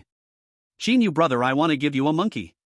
Compared to the excited and joyful audience in Dragon Nation, Mo Fei turned green with anger upon seeing the notice. Impossible, why can Dragon Nation's chosen one complete this hidden task? That wooden little dog could not have been made by Qin Yu, it must be a conspiracy between Dragon Nation's chosen one and the rules of the Spooky Tale. Could it be that Mo Fei slammed the table, even though his hands were already bruised and it seemed he was oblivious to it? Jost and Zaisai also stared at the bullet comments in the Dragon Nation's livestream room, gritting their teeth. Team leader, should we initiate arbitration? Dragon Nation's Qin Yu absolutely used shady methods. Mo Fei's eyes were filled with bloodshot veins, and his voice became somewhat hoarse and deep. Contact our allies from the Beiyang Treaty, let's jointly initiate arbitration against Dragon Nation's chosen one, Qin Yu. Soon, a notice floated at the top of every country's livestream. The beautiful country, the crooked country, the gallant country, the two-bear country, and 17 other nations are initiating arbitration against Dragon Nation's chosen one, suspecting the chosen one has cheating allegations. The official rules ghost stories are currently verifying. Arbitration? Is this a joke from the beautiful country's idiots? Haha, you are killing me. If you can't compete, just admit it. How could you engage in such shameful behavior? To be honest, I'm a bit worried. Haven't you noticed how smoothly Qin Yu's ghost story journey has been this time? What's there to be afraid of? If you haven't done anything wrong, you don't fear knockings on your door. But I think these guys initiating arbitration are the ones really scared. But, if it weren't for the beautiful country having certain evidence, why would they dare to initiate arbitration? When Dragon Nation's audience saw this notice, there was a flicker of worry on their faces. Even though they firmly believed Qin Yu had not cheated, their hearts still couldn't help but start to feel tense. This is the nature of humanity. As long as the arbitration result wasn't out, people couldn't help but feel anxious. Seeing this situation, some users with overseas IPs began to shout once more. Hey Dragon Nation viewers, aren't you all panicking now? Just a cheating clown, trust that soon the official rules ghost stories will deliver a fair judgment. Finally, the day has come, Dragon Nation is doomed. Members of the Dragon Nation Ghost Story Research Group, like Su Shang, couldn't help but laugh when they saw this notice. Do they not know whether Qin Yu is cheated? The idiots from the beautiful country really don't give up. I'm curious to see how they will end up after the arbitration. Initiating arbitration is absolutely not cost-free. First, arbitration requires at least 20 countries to file a complaint simultaneously. Secondly, if the arbitration is successful, that's one thing. But if it fails, when the countries that initiated arbitration face the rules, the difficulty will increase by a level. This is also the reason why, since the rules ghost stories began, no country has ever proposed arbitration out of 197 countries. What if every rule had countries pushing for arbitration? What would happen then? There's no way, nobody dares to gamble. Because even if you win the arbitration, there's no reward, and losing would mean facing such huge risks. Yet this time, led by the beautiful country, 27 countries have jointly filed arbitration. If Qin Yu truly cheated, the previous rewards would be revoked, and this ghost story instance would be declared a failure, leading to the destruction of Dragon Nation. Ridiculous, it's just too ridiculous. Gambling the lives of nearly 1 billion people on the accusation of us cheating, it's truly tragic. Su Kuan and Luo Hao couldn't help but sigh. Mr. Su Kuan, hasn't our Red Hacker Alliance already broken through the firewall of the Floating Wave Nation's official? Yes. Su Kuan nodded at Su Shang, instantly understanding Su Shang's plan. A mischievous smile appeared on Su Kuan's face. It's time to catch the net now. We apologize, after verification by our official rules ghost stories, Dragon Nation's chosen one Qin Yu has no cheating situation, arbitration failed. The beautiful country's next rules ghost stories will increase by 2 difficulty levels, the crooked country, the 2 bear country, the gallant country. The next rules ghost stories will increase by 1 difficulty level. Seeing the judgment result, Mo Fake's face instantly drained of color. What awaited Mo Fake would be the furious condemnation of hundreds of millions of beautiful country people. In this land of freedom, where AK-47s fly everywhere, this arbitration result would mean Mo Fake would say goodbye to stepping out alone. Mo Fake's legs seemed to lose all strength in an instant, her entire body collapsing to the ground. She could not accept this judgment result. Impossible. Absolutely impossible. Mo Fake sat blankly on the ground, her eyes already lost, her disheveled hair making her look like a madwoman who escaped from a mental hospital. I understand now, you must have colluded with the chosen one of Dragon Country. Otherwise, how could Qin Yu possibly enter the rules of Weird Tales with firearms? He must have cheated. No one noticed that on the live broadcast screen of the beautiful country Weird Tales research group, the camera was faintly emitting an unusual glow. Chapter 21, The Hoax. The rules of Weird Tales are not to be insulted. In the beautiful country Weird Tales research group, a cold, emotionless mechanical voice suddenly appeared. The dazed Mo Fake instinctively raised her head and saw a dark shadow that had mysteriously appeared in the conference room. The source of this voice was the large screen in the conference room. Although she could not see the specifics of the shadow, Mo Fake could clearly sense that the mysterious presence within the shadow was staring at her intently. An overwhelming killing intent was released from within the shadow. At this moment, Mo Fake truly felt the fear of death. What do you want? This is not the rules of Weird Tales. Mo Fake kept retreating, looking at the shadow in terror. As for the others in the beautiful country research group, they all stood trembling in the corner, not daring to make a sound. Those who insult the world of Weird Tales must face the Lord's punishment. The shadow spoke again, its body expanding at a visible rate. Powerful killing intent seemed ready to engulf Mo Fake at any moment. In extreme despair, tears filled Mo Fake's eyes, and she could not help but plead for mercy. We were wrong. I, Mo Fake, swear on my life that I will never insult the world of Weird Tales again. I'm just a small person, please spare me. But would her plea bring any real help? The shadow slowly floated towards Mo Fake, and she backed away step by step. Finally, when her back felt the cold touch of the conference room wall, she had nowhere else to retreat. Facing the shadow so close, Mo Fake closed her eyes in despair. This time is just a warning from the Lord. If you are found insulting Weird Tales again, I will make you disappear from this world. The anticipated attack did not come, but instead, a warning from the shadow greeted her. Mo Fake opened her eyes, gasping for breath. Don't worry, I will never make the same mistake again. Mo Fake promised, her eyes filled with the joy of having survived. However, the shadow's words tightened Mo Fake's recently relaxed heart once again, and she watched the shadow nervously. You need to apologize, we need to see your sincerity. As soon as the shadow spoke, Mo Fake immediately knelt on the ground, deeply bowing her head towards the shadow before her. We were wrong, we will never make this mistake again. Mo Fake's voice was very sincere. The shadow said you, not you all. Upon noticing this detail, the other members of the beautiful country Weird Tales research group also immediately knelt on the ground. We were wrong, we will never make this mistake again. Everyone spoke in unison. Unexpectedly, the shadow spoke again. The Lord does not care for your apologies, you must apologize to Dragon Country, apologize to the chosen one of Dragon Country. Your previous actions have severely damaged the Lord's image in the hearts of the people of Dragon Country. This matter must apologize. Apologize to Dragon Country? Mo Fake was a little surprised, raising her head, her eyes full of astonishment. What does this have to do with Dragon Country? And it has even less to do with the chosen one of Dragon Country, right? Either apologize, or die. This time, the shadow's words were very heavy. From the tone, it could be judged that the shadow had reached the brink of fury. Mo Fake and the others did not dare to gamble their own lives against the shadow, and one by one quickly knelt down again. Let's apologize according to Dragon Country's ritual, 3 kneels and 9 prostrations. The shadow spoke again. At this point, despite their unwillingness, Mo Fake and the others could only grit their teeth and do as the shadow demanded. To live, after all, isn't humiliating. Bang, bang, bang. Friends of Dragon Country, chosen ones of Dragon Country, we were wrong. Friends of Dragon Country, chosen ones of Dragon Country, we were wrong. After knocking their heads 9 times, Mo Fake and the others had reddened foreheads. When everyone painfully lifted their heads, they were pleasantly surprised to find that the conference room was already empty, with no trace of the shadow left. Phew, I really knocked my head hard, it almost hurts to death. That shadow finally left, damn. Shoo. Don't speak ill of the rules and stories. Understood, understood. The members of the beautiful country paranormal research group each supported their foreheads and stood up, letting out a sigh of relief. Finally gone, the atmosphere was suffocating. Before they could celebrate too early, that voice came again. Old friends of beautiful country, we have sensed your sincerity and apology, we will accept your apology this time. However, your head's knocked too loudly, I could hear it all the way in Dragon Country. I guess your floors are about to be knocked to pieces. By the way, your large screen holographic projection function is really good, such a big projection and you didn't even notice it. Feek turned to look at the source of the voice, only to realize that the source of the voice was the large screen in the conference room.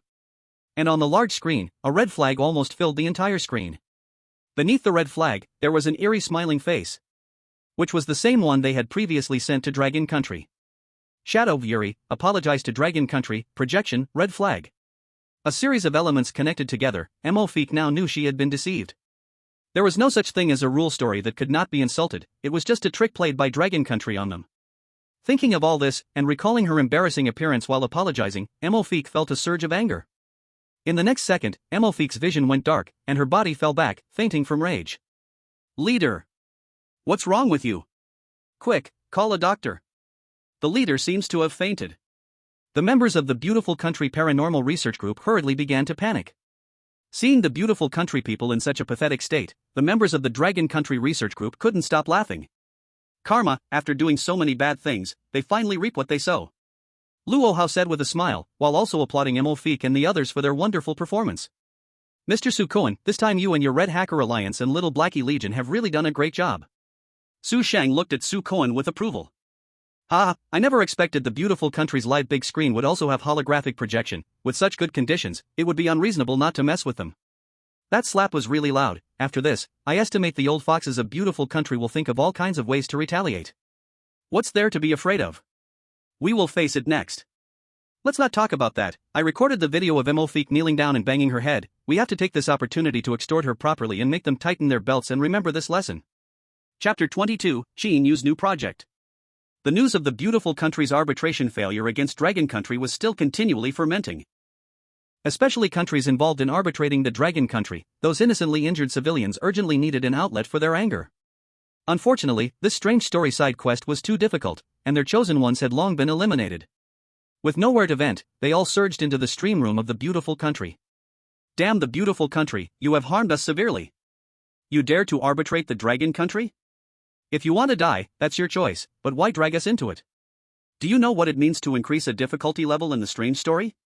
How many lives will we lose because of your momentary impulse? What about our fallen compatriots? Beautiful Country, hurry up and give us an explanation. Stop talking. Our Beautiful Country's strange story increased 2 difficulty levels. We're even angrier, okay? It's all those high-level people in the Strange Story Research Group's fault. They didn't even initiate a public opinion survey about the Dragon Country. Don't let me see anyone from the Strange Story Research Group on the street. I swear, if I see one, I'll shoot. The emotions of the live stream audience finally erupted, as they demanded an explanation from the Beautiful Country's Strange Story Research Group. The instigator of this incident, Feek, was currently unconscious on the way to the hospital. No matter what, this incident was indeed the fault of the Strange Story Research Group. If they didn't provide a reasonable explanation and compensation, this matter would be hard to settle and only escalate further. Under pressure, the administrative leader of the Beautiful Country could only step forward to mediate the situation, promising compensation to both the countries involved in arbitration and its own citizens to calm things down. As for Feek, he was directly fired and replaced by someone else to take over the Strange Story Research Group of the Beautiful Country. In the world of strange stories, when Qin Yu returned to the security room, it was already midnight. Patrolling and completing hidden tasks took a full 2 hours.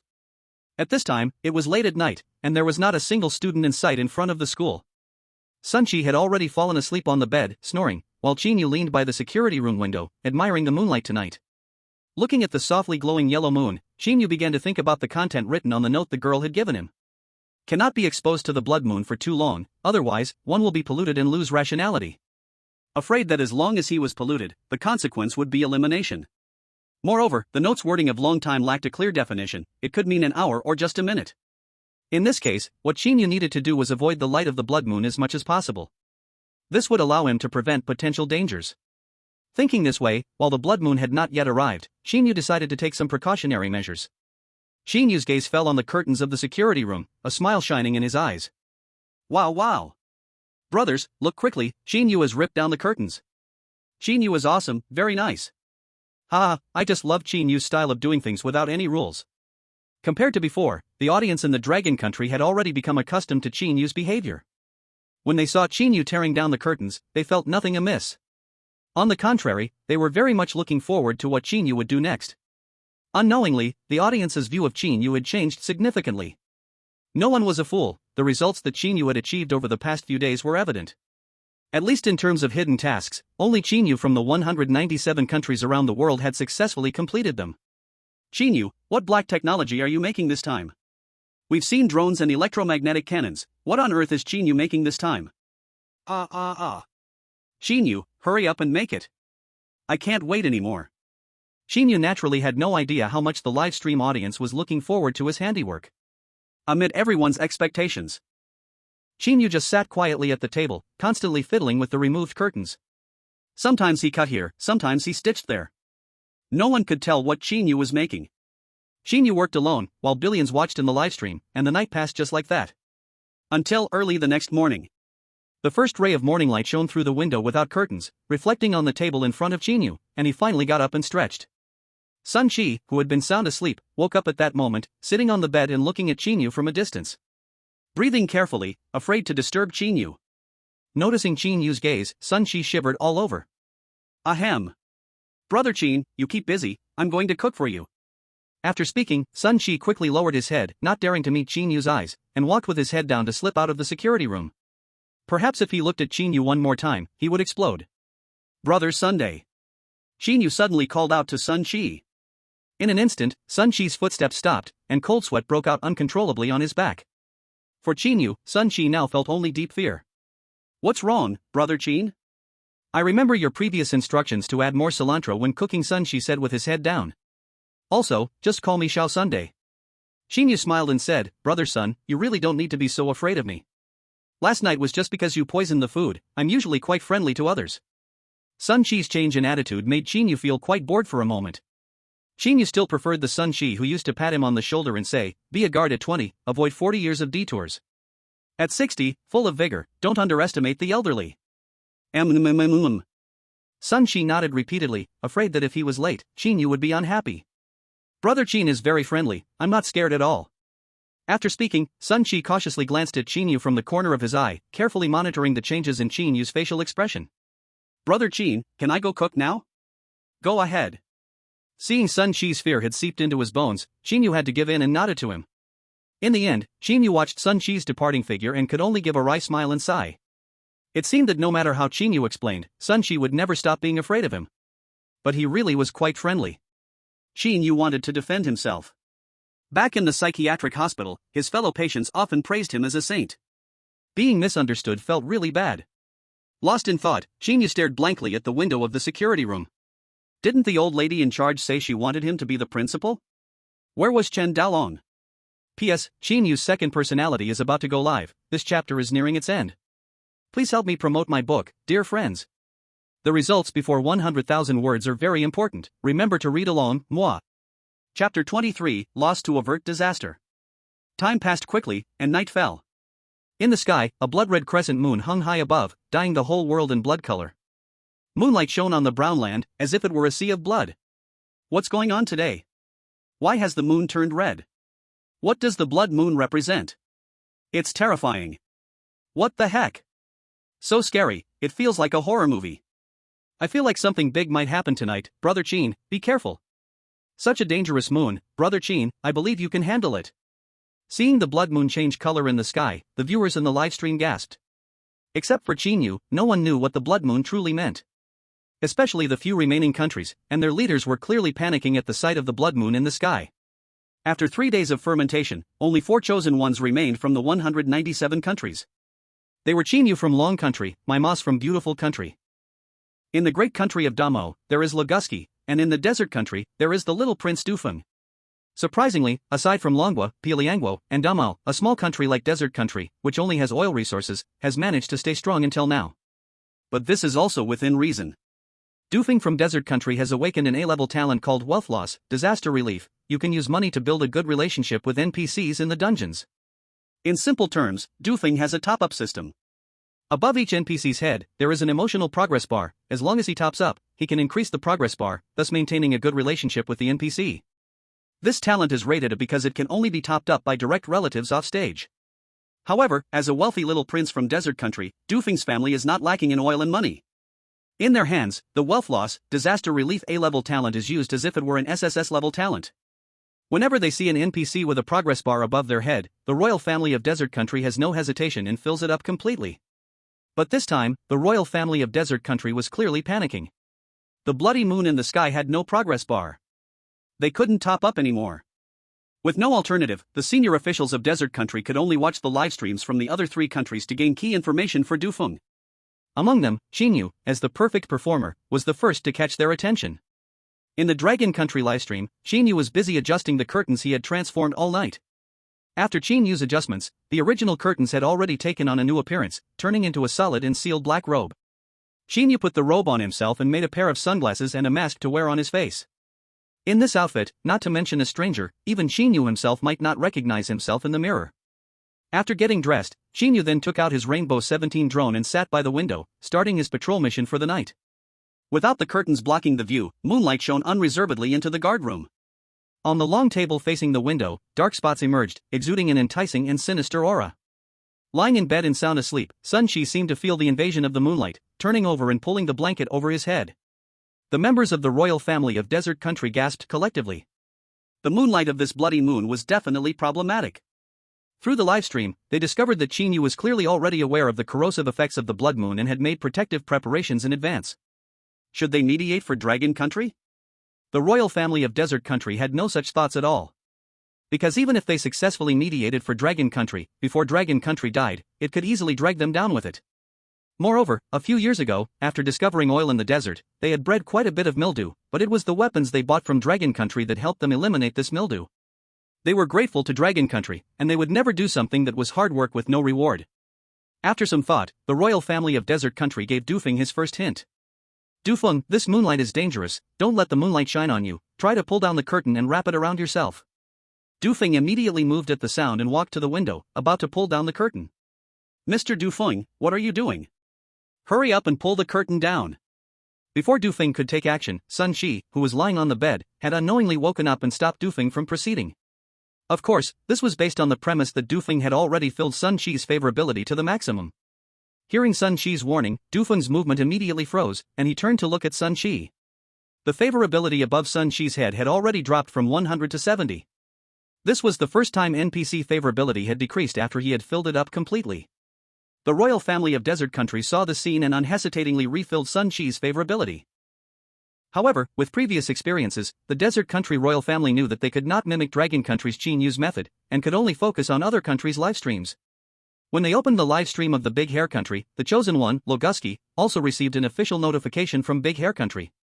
They must not be exposed to the blood moon. After receiving the news, Loguski began to study how to patrol outside while avoiding the moonlight. Unlike Qin Yu, Loguski focused on the table near the window. Although black spots appeared on the table under the moonlight, the table was not contaminated or damaged by it. The next second, Loguski crouched under the table and with a slight effort, surprisingly lifted the table up. The size of the table was already far larger than the door of the guard room. Loguski had no choice but to open the window and jumped off the windowsill with the table in his arms. This method isn't bad. The desert country royal family once again sent a hint to Dufeng. Dufeng, carry the table and jump out of the windowsill, the moonlight cannot penetrate the table surface. Dufeng took action immediately, crouching under the table. But then an unexpected thing happened. No matter how hard Dufeng tried, the table did not move an inch, there wasn't even a sign of movement. Something isn't right, this shouldn't be the case. Sun Shi behind him saw Dufeng's face turn red and kindly reminded him. Don't waste your effort, this table is made of feather alloy, weighing over 800 pounds. Over 800 pounds? The members of the desert country royal family seriously suspected they had misheard. If this table really weighs over 800 pounds, then what was happening with Loguski, who had effortlessly carried it? Is this the strength of the fighting nation? Seeing that this method also wasn't working, the desert country royal family helplessly placed their last hope on beautiful country. But before they could take action, an announcement came from above the live stream. Beautiful country's chosen one has died, the rule ghost story has descended upon beautiful country, reducing its national fortune by 20 million. Due to Beautiful Country's previous arbitration failure against Dragon Country, this time the ghost story has increased 2 levels of difficulty. Chapter 24, The Woman in Red Skirt. Beautiful Country was eliminated. This news was like a heavy bomb, exploding in the hearts of everyone in Blue Star. The rule ghost story descended a total of 5 times, among which only Beautiful Country successfully cleared the first 4 times. Unexpectedly, the undefeated myth of Beautiful Country was shattered in the 5th instance. The faces of the citizens of Beautiful Country lost their color. This wasn't just a failure to clear a level, but the indomitable spirit of the people of Beautiful Country was crushed. From now on, the viewers of Beautiful Country would no longer have the pride of superiority while watching streams. They were just an ordinary country among the 197 countries of Blue Star. Everyone in Blue Star was curious about Beautiful Country's elimination, racing to watch the playback of the chosen one, Mima's elimination. For a moment, the heat of Beautiful Country's livestream even surpassed that of Dragon Country's livestream. Of course, this was not the kind of heat that the high-ups of Beautiful Country wanted to see. In the beginning, after watching Qin Yu's livestream, the research group of Beautiful Country used their last hint opportunity on Mimas. After knowing that one cannot be exposed to the blood moon, Mimas immediately pulled the curtains and kept his body away from the window. To Mimas, this blood moon crisis was simply an easy question on a test. Unlike others, with the sole out-of-body talent, Mimas didn't need to patrol in person. This greatly reduced Mima's chances of being exposed to the blood moon. Once confirming that his main body wouldn't be illuminated by the blood moon, Mima's soul left his body and began to patrol. Tonight, the atmosphere in Moon Mountain High School was filled with an eerie air. In the past, the campus occasionally had a few scattered staff members, but today the campus was terrifyingly silent. For these changes, Mimas did not care. He just wanted to complete his patrol in the shortest time possible to continue surviving in the security room. What made Mimas happy was that this patrol was smoother than any before. Along the way, Mimas didn't even see a strange shadow. Soon, Mimas arrived at the school's playground. Suddenly, an unsettling premonition rose in Mimas's heart. The closer he got to the playground, the more his spirit began to fluctuate, and finally, it started to tremble uncontrollably. It is important to note that after Mimas's soul left his body to patrol the back mountain, even when he was looked at by a strange girl, he did not react like this. Struggling to suppress his fear, Mimas finally stepped into the playground. In an instant, it felt as if the world had changed color. The once hard rubber tracks seemed to have turned into pools of blood-red liquid. And upon it, eerie faces emerged, sneering at Mimas's spirit. In the very center of the playground, a beautiful figure in a red dress danced gracefully. The red moon shone brightly in the sky, and a sea of blood spread across the ground. The woman in the red dress perfectly blended into this realm. This was also the reason Mimas had not noticed the woman outside the playground before. The moment Mimas's gaze locked onto the woman in the red dress, her dance froze. She slowly turned her head, revealing a pockmarked face with no features exposed in the livestream. Silence. Breath stopped abruptly. Oh my! A ghost. I thought this woman looked so beautiful, I thought she was a pretty ghost, but she looks so terrifying. Where are her features? This face looks like the surface of the moon. If you hadn't said it, I wouldn't have thought of it. This woman must be related to the blood moon above. Her long dress is exactly the same color as the blood moon. That's not the main issue. Mimas has seen a ghost. Why is he not running? Rule 7. If you find any figures wandering in the school's playground during patrol, please stay away immediately. According to Rule 7, Mimas should have immediately stayed away upon seeing the figure in the playground.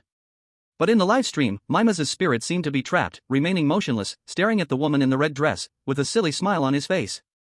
Beautiful. So beautiful. Mimas mumbled, then slowly lifted his legs and began to walk towards the woman in the red dress. It is hard to imagine what Mimas saw through his eyes. Look! There are black spots appearing on Mimas's spirit. A sharp-eyed person noticed that on Mimas's spirit's lower leg, a black spot emitting black mist had appeared. The blood moon could even pollute the soul. Everyone was stunned. Because of the pollution of his spirit, even Mimas's body left in the security room began to emit bursts of black mist. Mimas! Please stop. Don't move forward, I beg you don't move forward, quickly run away. Even knowing it was an elimination replay, the audience from Beautiful Country couldn't help but sorrowfully urge him. Unfortunately, the polluted Mimas could not see these comments at all. Under the woman in the red dress's enchantment, Mimas quickly approached her. Mimas took the woman's hand, looked up at the blood moon in the sky, and the two began to dance beautifully but eerily in this blood-colored world. As the dance ended, Mimas's spirit was completely covered in black spots, thoroughly polluted by the blood moon. The woman in the red dress transformed her face into a huge blood-red mouth that instantly devoured Mimas. Giggling, the eerie laughter of the woman echoed in the livestream. Then, immediately, the live stream went dark, and silence returned to the room. The beautiful country was eliminated on this bloody night. The royal family of the desert country, after watching, slumped to the ground, no longer able to stand. Their desert country was done for too. Due to not finding a suitable response, the little prince of the desert country, Du Feng, had already missed his patrol time. What awaited him was the erasure of the rules and strange tales. At that moment, the elimination announcement for the desert country also appeared at the top of the live stream.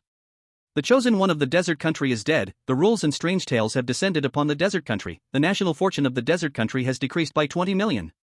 Out of 197 countries, only the dragon country and the big hair country remained. But only 3 days had passed in this 7-day journey of rules and strange tales. People couldn't help but worry, would this time, the blue star fail completely in the rules and strange tales instance? Brothers, hurry and check the live stream of Dragon Country. The chosen one of Dragon Country, Qin Yu, also encountered this woman in a red dress. Among the scattered bullet comments, this particular comment stood out sharply.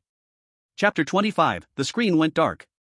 After seeing the bullet comments, the audience remaining in the beautiful country's livestream rushed into the Dragon Country's livestream. The chosen one of Dragon Country, don't struggle, the lady in red is invincible. Qin Yu, big brother, come on, as long as you hold on for 3 more days, our Dragon Country will be the final victor. At this moment, Qin Yu was controlling his drone to patrol every corner of the campus. As he reached the girls' dormitory, he saw the old lady in charge sitting outside the duty room, playing with a dog. Auntie, hello. After thinking for a moment, Qin Yu controlled the drone to greet her. The old lady looked up in surprise, her gaze fixed on the drone hovering in the air. From the sound, she judged that the owner of the drone must be Qin Yu. And it was only Qin Yu who would tinker with such high-tech gadgets. The old lady kindly reminded Qin Yu, young man, don't go out tonight, remember to come and see me tomorrow. After some simple pleasantries, Qin Yu finally controlled the drone to leave under the old lady's reluctant gaze. Soon, Qin Yu was controlling the drone to patrol the playground of Yu Mountain Middle School.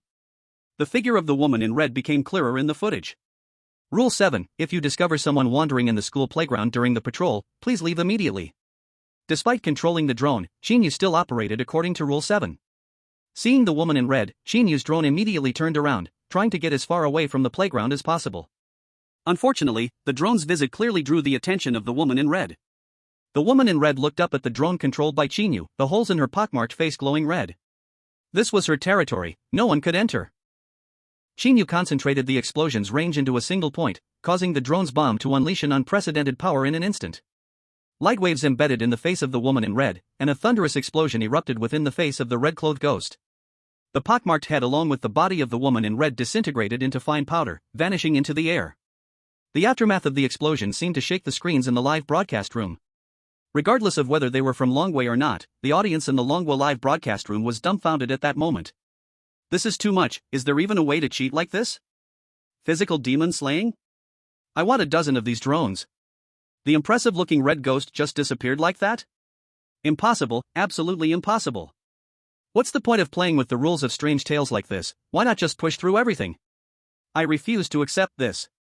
Longwei's chosen one Qin Yu must have cheated. Ha, if you think he cheated, you can apply for arbitration, see how the rules of strange tales decide. Then forget it. Qin Yu adjusted his glasses, his eyes flashing for a moment with surprise. To be honest, the scene unfolding now was something Qin Yu never anticipated. First, while Qin Yu's drone was powerful, it was nowhere near enough to create such an exaggerated effect. Second, Qin Yu didn't expect this red-clothed ghost to exist in a physical form, as if it were a humanoid made of a large pile of earth and stone. At this moment, the air was still filled with the fine powder left behind by the woman's disintegration. Just as Qin Yu was puzzled, a change occurred in the feed from the drone. A vortex suddenly formed in the air, and the fine powder floating around slowly began to gather. In the blink of an eye, it actually formed a pockmarked sphere. Like a miniature blood moon, it emitted a heart-stopping red glow. Aside from its size, the sphere before the drone was indistinguishable from the blood moon hanging high in the sky. The sphere just hung in the air, confronting the drone in a standoff. What the hell is this thing? Did the blood moon fall from the sky? Why does it look so ominous? Look, look! This little ball seems to be absorbing the red light from the blood moon. It's brighter than before. As the sphere continued to absorb the blood moon's red light, it grew redder. The blood moon in the sky appeared to dim slightly, even hinting at a yellowish tinge. Yet the sphere was becoming redder, causing a chill to run down one's spine. The power of contamination poured out, and wherever the sphere's red light shone, even the air seemed to wilt. Even those watching through the livestream couldn't help but feel their hearts race, as sinister voices swirled around, stirring the darkest thoughts within. Brothers, something feels off. Why does it feel like this red light is shining on me even though I'm just watching the livestream? Stop watching the livestream, we shouldn't get polluted just by watching. Viewers of the livestream felt this way, let alone the drone that was approaching the sphere. Under the sphere's illumination, Qin Yu's drone shrank visibly, black spots completely covering it. Immediately after, the drone was contaminated and rendered useless, turning into crumpled pieces of paper falling to the ground. The red light of the blood moon reflected through the drone's feed onto Qin Yu's face, even his eyes briefly flashing with a fleeting red glow. In the next moment, the screen of the livestream room abruptly went black. The faces of the people in Longwood turned pale instantly, staring in disbelief at the black screens before them. What happened? What just occurred? Why did the screen go black even though Brother Qin Yu never even saw that sphere face to face? Finally, I saw a flash of red light in Qin Yu's eyes. Could it be that he was contaminated? Impossible, right? Before, my moss was exposed for so long under the blood moon and only then was completely contaminated. Qin Yu wasn't even exposed to the bloodlight, how could he be contaminated instantly? Ha, the chosen one from Dragon Nation has been eliminated after all. I said why our beautiful country's my moss was eliminated. This time, the rules of the bizarre copy are unsolvable. What a pity. If the chosen one from Dragon Nation hadn't completed a hidden mission earlier, Dragon Nation would have been wiped out this time. You clowns better get lost. Do you know why the elimination announcement hasn't come out yet? Our chosen one hasn't been eliminated. Despite the Dragon Nation's livestream having gone dark, there was still no announcement of Qin Yu's elimination. For this reason, Su Shang, Luo Hao, and others even went down to the scene, coming to the livestream to comfort the audience's feelings. Hello friends, I am Su Shang, the leader of the Dragon Nation Bizarre Research Group. Our chosen one has not been eliminated, everyone need not panic. Please believe in our chosen one. I am Luo Hao from the research group. It's unreasonable for him to be eliminated now, please be patient and wait. In the past few days, the voices questioning Qin Yu had only increased, yet Qin Yu still managed to come through unscathed, right? At this critical moment, all there is to do is to believe in Qin Yu. Chapter 26, Something is off with Qin Yu. As the rhythm of the livestream gradually calmed down, a notice appeared at the top of the stream. Dear Blue Star audience, we sincerely apologize for the oversight. The operation of the Dragon Nation's chosen one caused a glitch in the rules of the bizarre world. The red-dressed woman's ball that appeared before could influence the emotions of the audience through the live stream, and it has now been urgently repaired. The Dragon Nation livestream is now back to normal. This announcement shocked everyone watching the livestream. Qin Yu's actions actually caused a glitch in the rules of the bizarre world. No wonder the Dragon Nation's livestream was suddenly shut down. I said a second voice that didn't belong to me was suddenly emerging in my heart. Turns out, it was a bug. So terrifying, our Dragon Nation's chosen one is truly remarkable. This wave can only be said to give those gloating clowns a reason to be happy for nothing. Qin Yu is awesome. With the reopening of Qin Yu's live stream, he reappeared on the screen. However, at this moment, Qin Yu seemed a bit off. Qin Yu sat at the table, propping his chin on one hand, his eyes staring blankly at the blood moon in the sky. The gold-rimmed glasses he always wore were now set aside on the table. Though he appeared unchanged, he gave off a feeling of huge transformation. No longer was he the elegant young man like Jade, he had become much sharper, exuding a slight, ominous aura. His piercing gaze was filled with murderous intent. The first to sense Qin Yu's change was Sun Shi, who was in the same security room. Sun Shi had been dreaming sweetly. In his dream, he defeated the landlord and finally became the master. Sun Shi was happily sitting at the dining table, propping his feet on it, commanding Qin Yu to cook for him. Qin Yu stood nearby, nodding and bowing, afraid to upset Sun Shi. Qin Yu, you should know what I don't eat, right? Sun Shi said, tapping the table with his middle finger, pretending to be serious. Qin Yu immediately smiled and replied, of course, brother Sun never eats cilantro. Not bad, you kid are understanding. Sun Shi nodded. Sun Shi couldn't understand what kind of person would actually like cilantro. He hated cilantro the most in his life. Thinking of this, Sun Shi turned to Qin Yu. The eyebrows wrinkled into a single line. I remember you like cilantro, right? Cold sweat immediately broke out on Qin Yu's forehead, and he raised 4 fingers to swear, Qin Yu, hate cilantro the most in my life. With Qin Yu's guarantee, Sun Shi finally nodded in satisfaction. You're not bad, go cook. Qin Yu was gone for just a few minutes when he returned, his whole aura changed dramatically. Sun Shi turned his head in surprise, only to see Qin Yu grinning evilly at him with a cup of thick dark green liquid. Didn't I tell you to go cook? Why are you back with? Before Sun Shi could finish, he saw Qin Yu raise a dark electromagnetic cannon at him, and the words almost left his mouth were instantly choked back. Actually, I just wanted to. Sun Shi explained, feeling somewhat wronged. Qin Yu obviously had no intention of listening to Sun Qi's explanation. Under Sun Qi's dodging gaze, Qin Yu stepped forward, grabbed Sun Qi's chin, pried open his mouth, and began to pour the cilantro juice into Sun Qi's mouth. No, I won't eat cilantro. Qin Yu's grip was surprisingly strong. No matter how hard Sun Qi struggled, he couldn't break free from Qin Yu's hand. No! I won't eat cilantro. Sun Qi yelled angrily, suddenly sitting up from the bed, breathing heavily. Such a loud voice was so jarring in the quiet night. What kind of noisy racket? Qin Yu, sitting at the table lost in thought, turned his head. His sharp eyes seemed to see through Sun Qi. Only then did Sun Qi regain his senses from the nightmare, but it felt like he had entered a deeper nightmare. Looking at the eerie Qin Yu, with an evil smile at the corner of his mouth, Sun Qi knew he must have fallen into a dream within a dream, or a nightmare within a nightmare. Sun Qi gritted his teeth and twisted hard on his thigh. Ow! Sun Qi cried out in pain, covering the spot he had just twisted. It hurt. Not a dream. Sun Qi felt both pain and confusion. Since it was not a dream, why had Qin Yu turned into this? Why did he look even more eerie than Sun Qi himself? Brother Qin, is that you? Sun Qi asked uncertainly. Qin Yu smiled, propped himself up on the table, stood up, and slowly walked toward Sun Qi under his nervous gaze. Brother Sun, aren't you going to sleep? Qin Yu didn't answer Sun Qi's question but continued to ask him. Sun Qi thought Qin Yu was warning him not to disturb, so he nodded repeatedly. Sleep. I'll sleep right away. With that, Sun Qi lay back down into the covers, pulling them over his head. Not sleeping is just right, let me borrow your blanket. Qin Yu had no time for nonsense. He yanked the blanket that was covering Sun Qi away. Sun Qi, what was I just saying? But this time, Sun Qi put up a little resistance, grabbing the blanket and refusing to let go. Brother Qin, I really can't lend you this blanket. Did you see the moonlight outside? I can't be illuminated by it. Sun Qi looked very aggrieved, his face mournful.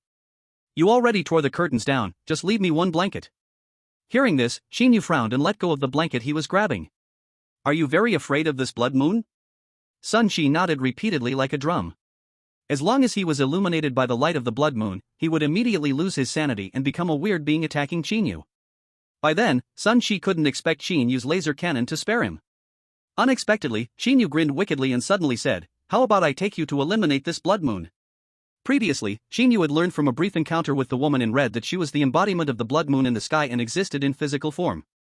The pollution of the blood moon had damaged the drones Qin Yu created. Adhering to the principle of settling scores, Qin Yu didn't plan to let the woman in red go, even though she had now turned into a sphere. Eliminate the blood moon. Sun Qi felt as if he had just heard an outrageous joke. Staring wide-eyed at Qin Yu. If it weren't for his fear of Qin Yu's laser cannon, Sun Qi would definitely have laughed at him by now. The blood moon hangs in the sky, how can a first-tier mortal like Qin Yu destroy the blood moon? A mere mortal daring to slay a god? Today's Qin Yu is too strange. Give me the blanket, I'll prepare a set of clothes to prevent moonlight pollution for you. We'll go together to eliminate this blood moon. Qin Yu didn't explain further and snatched the blanket back from Sun Qi's arms, leaving Sun Qi, who wore a confused expression. Chapter 27, The Reveal. At this point, it would be strange if the viewers in the livestream couldn't see something was off with Qin Yu. Looking back, ever since Qin Yu entered the rule-based horror story, his actions have been systematic and driven by strong purpose. And before taking action, Qin Yu always prioritized his safety. Now, Qin Yu has completed his patrol mission, all he needs to do is patiently wait for the next patrol, which wouldn't break the rules. But now, he actually wants to seek revenge on the blood-red sphere that the woman in red transformed into. As the embodiment of the blood moon, the woman in red is likely the strongest force in this dungeon. This is simply playing with fire.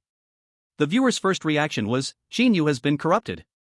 Quick, check if there are any black spots on Qin Yu, I feel like he's already been contaminated. I feel the same way. After the livestream rebooted, Qin Yu obviously seems like a different person. I have already checked, Qin Yu is tightly wrapped in his specially made clothes, he cannot be contaminated. So what's going on now? The current Qin Yu is definitely not normal, his behavior is clearly reckless. Damn! Is it possible that during the livestream blackout, the rule-based horror story replaced our Qin Yu? This new Qin Yu is definitely not human. This is terrifying when you think about it. Looking at the myriad of comments in the livestream, Su Shang and the others couldn't help but rub their foreheads. These viewers have such vivid imaginations. Truly, every kind of conspiracy theory has emerged. Others may not know, but they are well aware. This is the second personality that Qin Yu has long hidden deep within himself. The previous blood moon had an ability to tempt people's hearts. Even though Qin Yu wasn't directly illuminated by the moonlight feedback from the drone poured mercilessly into his eyes. This kind of temptation may not have a great effect on others. Qin Yu is different, he already has a dual personality inside him, and this vague temptation has thoroughly awakened Qin Yu's second personality. Captain, what should we do now? Should we use a hint opportunity to prevent Qin Yu from seeking revenge? Luo Hao looked conflicted, staring at the growing chaos in the livestream, his head increasingly heavy. What they had predicted turned out to be true, an elect with a criminal personality in a rule-based horror story is indeed too dangerous. After finally getting past the sphere level, Qin Yu's first reaction was not relief, but revenge for his drone. What kind of bizarre thought process is this? In the same body, why are there two completely different personalities? After hearing Luo Hao's words, Su Sheng could only shake his head with a bitter smile. It's useless. Do you think that if you hint at Qin Yu, the current Qin Yu will listen? The answer is obvious, no. Luo Hao naturally understood this answer as well, but his face still showed deep reluctance. They had already persisted to this point, with only 2 countries left in the world, could they only watch Qin Yu go to his death? Luo Hao clenched his fists, angrily pounding his thigh. Angry at Qin Yu's suddenly awakened second personality. More angry that he could only watch Qin Yu die while helpless to stop it. In the end, Luo Hao has always upheld the principle of putting the country first. If Qin Yu can clear the instance, he can worship Qin Yu as a deity. If Qin Yu is eliminated in the instance, Luo Hao will be enraged by Qin Yu's lack of performance. Seeing Luo Hao in this state, Su Sheng sighed and advised. There is no need to be hard on yourself. Qin Yu has completed the hidden task and persevered until now, doing enough for us. Now, all we can do is pray for Qin Yu. Luo Hao nodded and the light returned to his eyes. Captain, I think we should announce the news about Qin Yu having a dual personality. Luo Hao suddenly said, drawing surprised looks from Su Sheng and the other members of the research team. Luo Hao, do you even hear what you're saying? Do you know how much social panic this news will create? With this thought process, you can't even handle the simplest logic. A few people, who have always clashed with Luo Hao, immediately mocked him upon realizing the logical flaw in his words. Su Sheng, however, was different. She understood Luo Hao and listened attentively to his explanation. It is inevitable that spreading the news of Qin Yu having a dual personality will cause some level of panic. But Qin Yu has already fought for 20 million national luck points for our dragon country. He is a hero of our dragon country, and our people should remember him. I don't want our hero to die without the people understanding him. Moreover, given the current situation, I believe that the social harm caused by not disseminating this news could be even greater. As he spoke, Luo Hao pointed to the barrage on the live broadcast screen in the meeting room. The live room was completely covered by some conspiracy theory bullet screens. It's over. It must be the rules of the ghost story that saw our chosen one about to clear and swapped our chosen one out. I dare to bet that this time, no one will clear the ghost story instance. The rules of the ghost story have intervened. But what is their purpose? Are they trying to destroy our dragon country? For sure. Our dragon country is targeted, and we will probably be doomed, sigh. The Foot Basin country welcomes beautiful sisters to join. The Universe country welcomes the same beautiful sisters from Dragon country to join. Letting these conspiracy theories continue to ferment, the belief just rising in the hearts of the Dragon country's people was about to collapse. This was definitely a greater harm than Qin Yu's dual personality. These bullet screens also solidified Su Sheng's determination to reveal Qin Yu's identity. Qin Yu has done so much for Dragon country, it is time to let everyone know the real Qin Yu. Draft an announcement, and write as much detail about Qin Yu as possible. Notify all media. Yes. Recently, many unfriendly comments about the chosen one Qin Yu have been seen, so we are now announcing specific information about Qin Yu. Qin Yu, male, 23 years old. Suffering from schizophrenia and having a dual personality, the second personality is a criminal type. He was the #1 mechanic in Dragon country, and during treatment at the capital's mental hospital, he was selected into the rules of the ghost story. The current Qin Yu is the real Qin Yu. He has given too much for us, please respect our hero. Once this announcement was made, the audience in the live room seemed to suddenly burst with understanding. It turned out that the silently working Qin Yu in the instance had such a tragic experience. Many people lowered their heads in shame, feeling regretful for their earlier slander of Qin Yu. So that's it. I always wondered why Brother Qin Yu seemed like a completely different person. With this, everything makes sense. I never expected Brother Qin Yu to be a mental patient. Brother Qin Yu did so much for us while being ill, and I even doubted that he was possessed. I should be ashamed. Knowing this suddenly, I find that I like Brother Qin Yu even more. Go, Xiao Brother Qin Yu. This announcement had an astonishing effect, even sparking no discussions about Qin Yu's illness. Even the comments began to overwhelmingly support Qin Yu. Occasionally, a few misplaced comments were instantly drowned out by the barrage of supportive messages. After all, Qin Yu's performance these days was nothing short of perfect. There was nothing to criticize. People respected Qin Yu from the bottom of their hearts. At this moment, knowing that Qin Yu was not possessed by something strange, even though they understood that Qin Yu's second personality was a criminal type, the audience in Long Country felt a bit more confident. Better than being possessed by something strange. But before the audience in Long Country could start celebrating, a piece of bad news came from the live stream next door. The chosen one from Big Hair Country has died. The rules of Bizarre Tales have descended upon Big Hair Country, lowering its national fortune by 20 million. Loguski has been eliminated. P.S. Although only 3 chapters have been updated, there are nearly 8,000 words. Happy Lantern Festival to everyone. Kiss kiss. To speed up the progress, Chapter 25 included a scene where Qin Yu greeted the old lady, just to briefly mention it here. Chapter 28 didn't close the window. What's going on? Within these brief tens of minutes in the Long Country livestream, the popular chosen one from Big Hair Country, Loguski, has actually been eliminated. Does this mean that now there is only one chosen one left in the world, and that's Qin Yu? Audiences from various countries never expected that the one who made it to the end would actually be the chosen one from Long Country. While Long Country is one of the 3 giants of Blue Star, the impression left by the previous 4 Bizarre Tale copies was that it was a weak country with no clue on how to crack the Bizarre Tales. Moreover, Loguski had also awakened his S-level talent. How could he be eliminated? What a strange thing, truly a strange thing. Driven by curiosity, audiences from various countries flooded into the Big Hair Country livestream to watch the replay of the elimination. On the screen, Loguski was seen holding a table in one hand and an electric baton in the other, patrolling the quiet campus. The moonlight illuminated the table, making a burning rustling sound, but Loguski's expression showed no change. S-level talent, Hercules, your strength increases 20 times, and your defense also increases 20 times. With such a simple and brutal talent, facing the weak bizarre beings, Loguski could even withstand some bizarre attacks with just his own body. But even such a human tank could not escape the fate of elimination. The patrol went smoothly until Loguski reached the playground of Moon Mountain High School. The moment he stepped onto the playground, Loguski immediately noticed the red-dressed woman gracefully dancing in the center. When the red-dressed woman spotted Loguski, her dance stopped, and she directly floated towards him. Seeing the approaching red-dressed woman, Loguski did not hesitate and turned to run. According to the setting, the speed of the red-dressed woman was no different from that of an ordinary adult man. The red-dressed woman chased behind while Loguski fled in front. She chased, he fled, he couldn't fly away.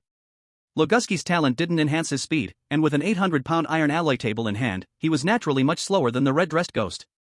Finally, just a few meters away from the security room, the red-dressed woman caught up with Loguski. As the red-dressed woman was about to touch Loguski, his expression hardened, and he suddenly turned around. With the hand holding the electric baton, he swiftly swung it down, hitting the red-dressed woman's head solidly. The strike landed accurately, and the electric baton cleanly sliced through the red-dressed woman's head, splitting it in half. Loguski had already closed the doors and windows of the security room tightly. Rule 4, when someone tries to force their way into the security room, you need to close the doors and windows tightly and brandish the electroshock baton, which they fear. After hovering for a moment at the entrance of the security room, the red-dressed woman gazed at Loguski, who was waving the electroshock baton at the doorway. Seeing that she could not enter the security room, the red-dressed woman could only leave helplessly. At this point, the audience was baffled. The red-dressed woman has left, the most dangerous crisis has been lifted, why was Loguski eliminated? Yeah. This is too unfair. Could it be that just like before in the Dragon Kingdom live room, he was misjudged by the Rule Weird Tale officials? This is ridiculous. Does the Rule Weird Tale still want to continue? There have been problems constantly. I feel like this time is different. Loguski's elimination notice has already been issued, it shouldn't be a mistake. Then it's strange, it can't be that the security room collapsed and Loguski was crushed to death. That's even more impossible. With Loguski's talent, even if the security room collapsed, he probably wouldn't die. Brothers, look behind Loguski. Following the instruction of this bullet screen, everyone finally noticed that right behind Loguski, Sun Chi was looking at him with a wicked grin on his face. At this moment, Sun Chi emitted bursts of black energy, and his aura was indescribably eerie. However, Loguski focused entirely on the red-dressed woman outside, completely unaware of the changes in Sun Chi. In just a few breaths, Sun Chi arrived behind Loguski and opened his mouth wide, instantly consuming the defenseless Loguski. Until death, Loguski never realized what was happening and had no chance to fight back. Why? Why did Sun Chi suddenly turn dark? Loguski didn't even violate any rules. Who understands this? The darkening is so inexplicable. I understand. Then do share. I hope your life also stops dead like this bullet screen. Did you notice? When Loguski left the security room, the windows were wide open. Damn, I get it now, it must be that the blood moon shone through the window onto Sun Shi, instantly polluting him. Sun Shi, who was submissive with Qin Yu, actually went crazy and killed. This is too difficult, who can clear the level?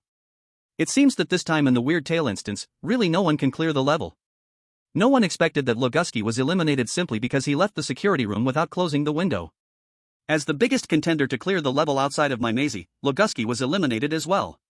In their subconscious, the people of Blue Star had already considered this Weird Tale instance as one that no one could clear.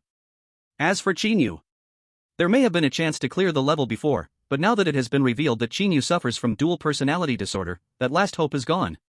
Can a madman clear the rule Weird Tale? Clearly not. Even the audience from the Dragon Kingdom only respected Qin Yu in their hearts, but had no hope for his clearance. It's over, this time all 197 countries from Blue Star in the rule Weird Tale instance have been eliminated. Yes, the difficulty of the rule Weird Tale instances gets higher each time, the next time will probably be even harder. It can't be that during the next rule Weird Tale instance, everyone will be eliminated again, that's too terrifying. Now there are only 104 countries left from the 197 worldwide, 93 countries have failed 5 times in a row and have been extinguished, how much longer until we are next? I'm dying of laughter, they all just talk nonsense, our Dragon Kingdom's chosen one, Qin Yu, hasn't been eliminated yet. Hasn't? Or hasn't been eliminated yet? It probably won't be long before Qin Yu will be eliminated soon. At this moment, the viewers from Beautiful Nation were absolutely the loudest in their cheers. Looking around the world, the only 2 countries that can challenge Beautiful Nation are Dragon Kingdom and Emmy's country. And in the rule Weird Tale, the only rival that Beautiful Country previously regarded as a competitor was only Big Hairy Country. Now Big Hairy Country's Loguski has been eliminated, as long as Qin Yu is eliminated, this bizarre story instance will have nobody pass it. This makes it less embarrassing for Beautiful Country to fail in clearing the instance. At this moment, besides Foot Basin Country, the one most hoping for Dragon Country to be eliminated is undoubtedly Beautiful Country. Brothers, let's go see how the Dragon Country's chosen one is messing things up. Chapter 29, Be Civil and Polite. In the world of bizarre stories, Qin Yu handed Sun Shi a special outfit, packing up the gear and getting ready to head out. Brother Qin, it's not that I don't want to, it's that I truly can't go out. Sun Shi looked at the outfit Qin Yu handed over, hesitating and not reaching out to take it. The moonlight was just too terrifying, he didn't want to be tainted. Qin Yu didn't waste words, directly pushing open the door and stepping outside. The blood-red moonlight fiercely landed on Qin Yu, but he didn't show any signs of discomfort. Put it on, this outfit is the same as the one I'm wearing and can resist the pollution of the moonlight. Qin Yu threw the outfit inside the room, and Sun Shi instinctively reached out to catch it. This realizing he had caught Qin Yu's outfit, Sun Shi broke into a cold sweat. Now it's a bit hard to refuse. But that crazy woman on the playground really isn't someone he can handle. Seeing the difficulty on Sun Shi's face, Qin Yu lifted the laser cannon in his hand. Are we going or not? One word. One word means life, one word means death. At this moment, Sun Shi faced these 2 choices. Without a doubt, Sun Shi chose the former. Let's go. Even though he was very unwilling, but who would want to face Qin Yu's laser cannon? At least choosing to follow Qin Yu gave him a glimmer of hope. If he didn't listen to Qin Yu, Sun Shi felt that with Qin Yu's current state, he might blow him up at any moment. Why would a person undergo such a massive change in just one day? Sun Shi clearly remembered that last night, Qin Yu still smiled and told him, there's no need to be afraid of me. You're threatening me with a laser cannon, and you call that no need? Is this reasonable? The viewers in the live room felt a headache. If it weren't for the fact that they had seen Sun Shi eliminate Big Hairy Country's chosen one before, they might have been deceived by Sun Shi's pitiful appearance. This pitiful look didn't seem fake at all. Sun Shi put on the outfit Qin Yu gave him and carefully stepped out of the room. The moment the blood-red moonlight shone on him, Sun Shi nervously closed his eyes.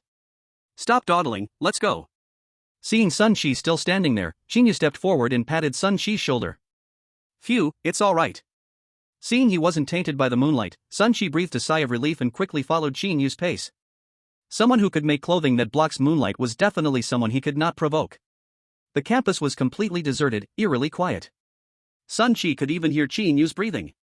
Along the way, Sun Shi walked cautiously, his eyes occasionally darting around, afraid the red-dressed ghost would ambush him. Especially when they reached the playground entrance, Sun Shi's heart tightened even more. Thud. A ghost.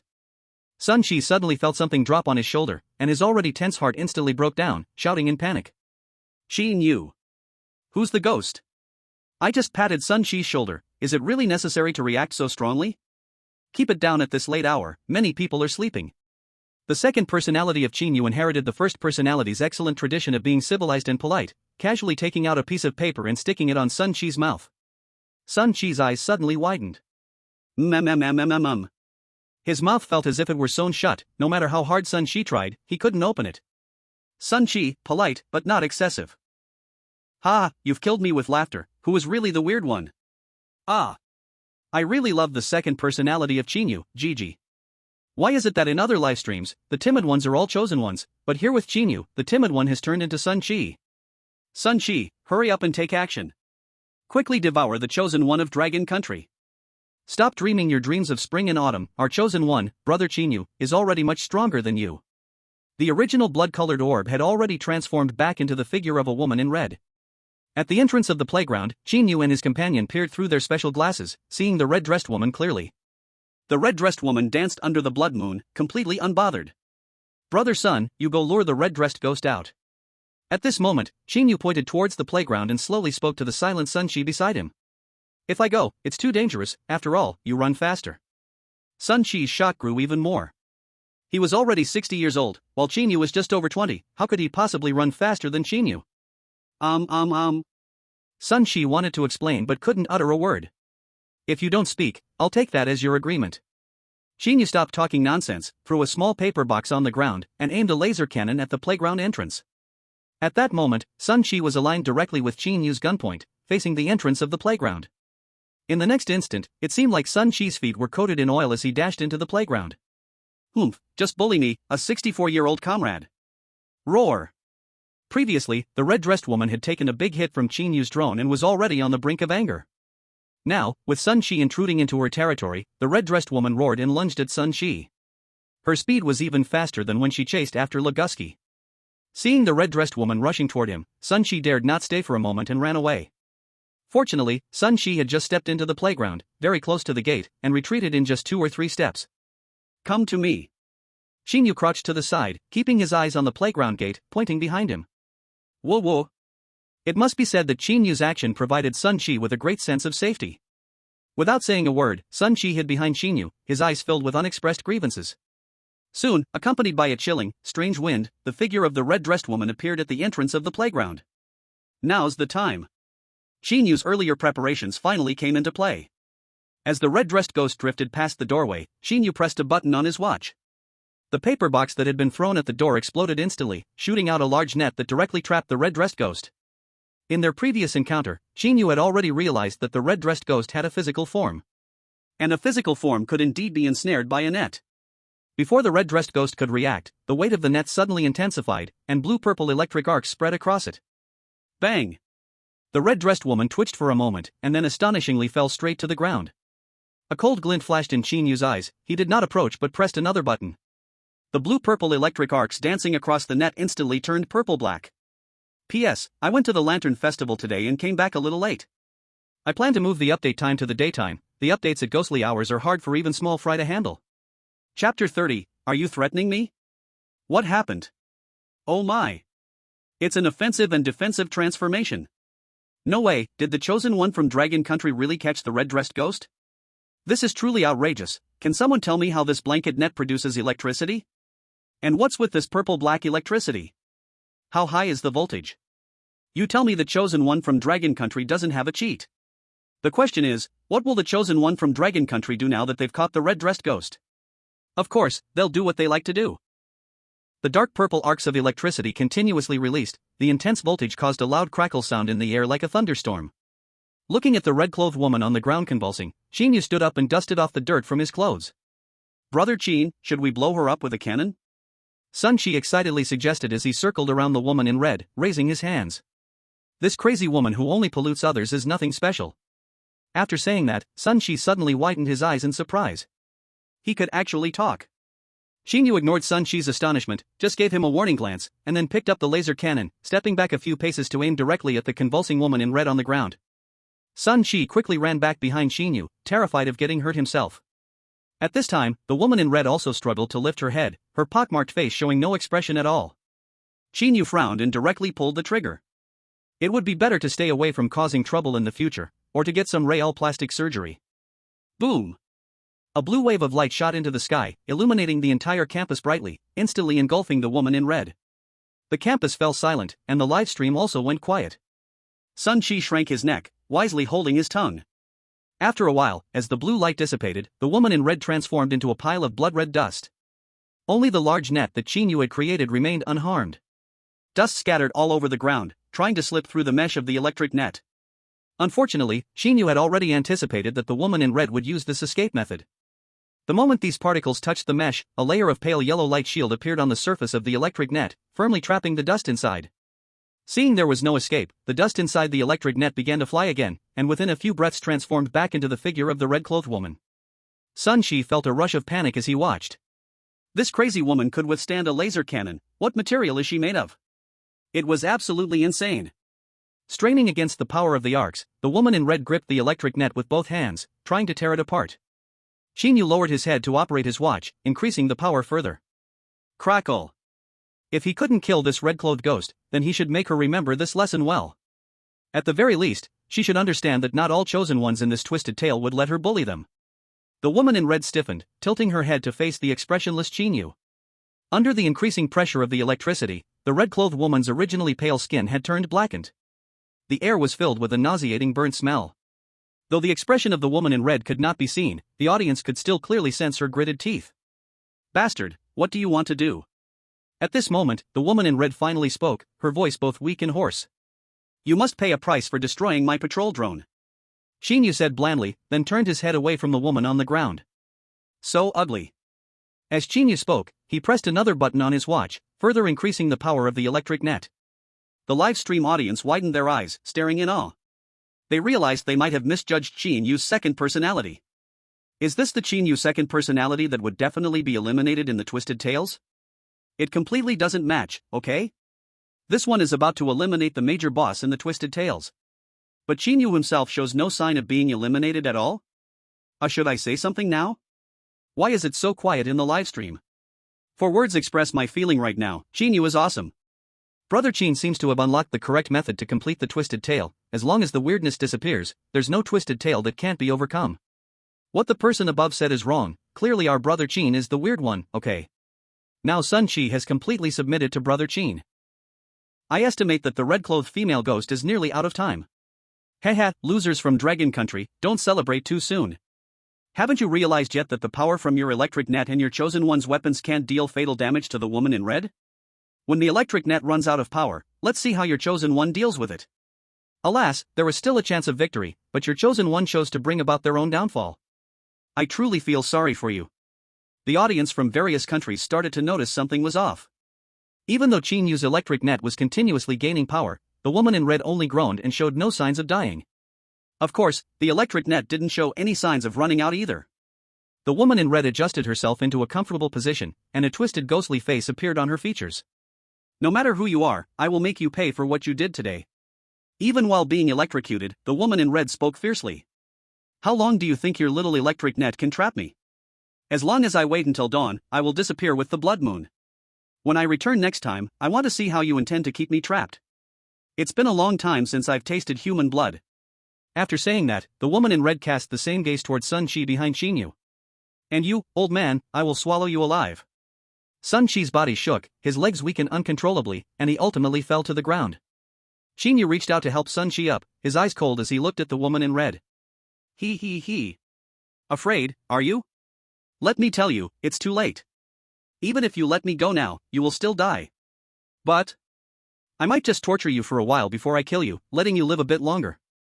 The woman in red let out a wild, deranged laugh while facing Qin Yu, her gaze like that of a predator looking at a lamb to be slaughtered. In the woman's eyes, she had already claimed victory over Qin Yu. If she got through today, she would reclaim her eerie dignity.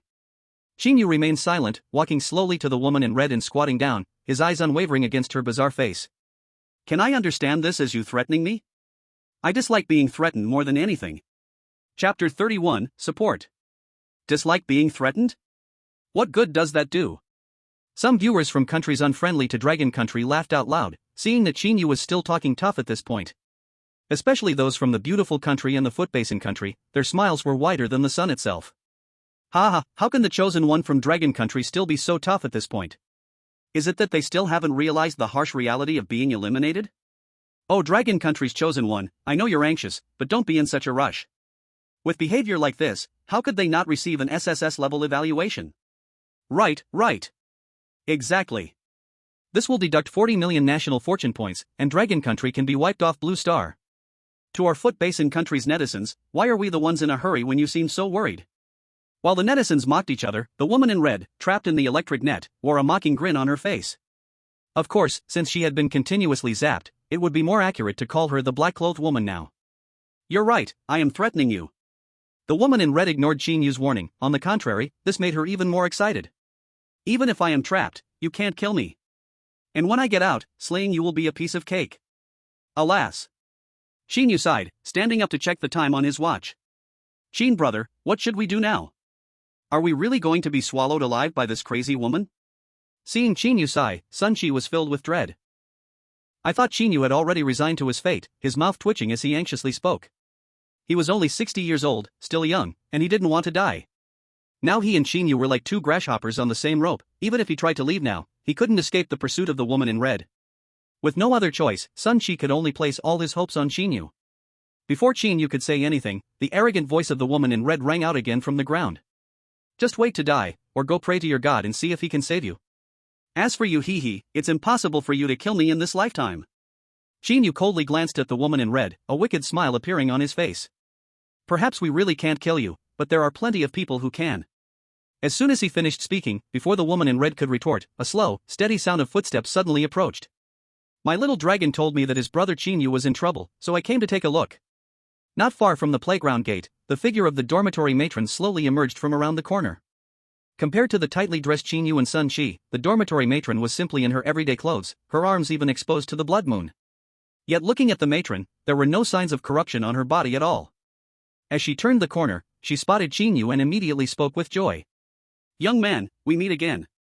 Auntie is getting old and her legs aren't so nimble, I might be a bit late, please don't blame me. The matron said apologetically, then her gaze fell on the woman in red, who was being electrocuted inside the electric fence, a fierce look flashing across her face before it instantly returned to her warm demeanor. The woman in red was different, her face was a crazily twisted mask, but the fear in her eyes was frozen in place. Who on earth was this matron? Why did this human named Qin Yu have such a terrifying supporter? Just from that one glance from the matron earlier, the woman in red immediately realized that this matron's strength must far exceed hers. Who are you? I have never provoked you, the woman in red exclaimed in terror. The matron ignored the woman in red's terrified shouts and turned to Qin Yu with a gentle look, pointing at the woman lying on the ground. Young man, is this woman bullying you? Qin Yu rarely displayed a look of grievance. It's her. The drone I used to greet you has already been ruined by her, and now she's even planning to kill me. It's undeniable that having someone backing you up feels great. When Qin Yu was patrolling with his drone, he had seen the matron playing with a dog outside the girls' dormitory. The matron was directly immune to the blood moon, so dealing with the woman in red was naturally a piece of cake. Seeing the reaction of the woman in red upon spotting the matron, Qin Yu knew he had guessed right. Nonsense. You were the one who intruded into my territory first, the woman in red argued back. Your territory? At this moment, the matron seemed surprised. The entire school belonged to her son, and was there really such a thing as this woman's territory? Seeing the matron's inquiry, the woman in red hurriedly explained, yes, this playground is my territory, his drone came to my playground first. After saying that, the woman in red looked provocatively at Qin Yu not far away. Don't believe him, just ask him, what I said is absolutely the truth.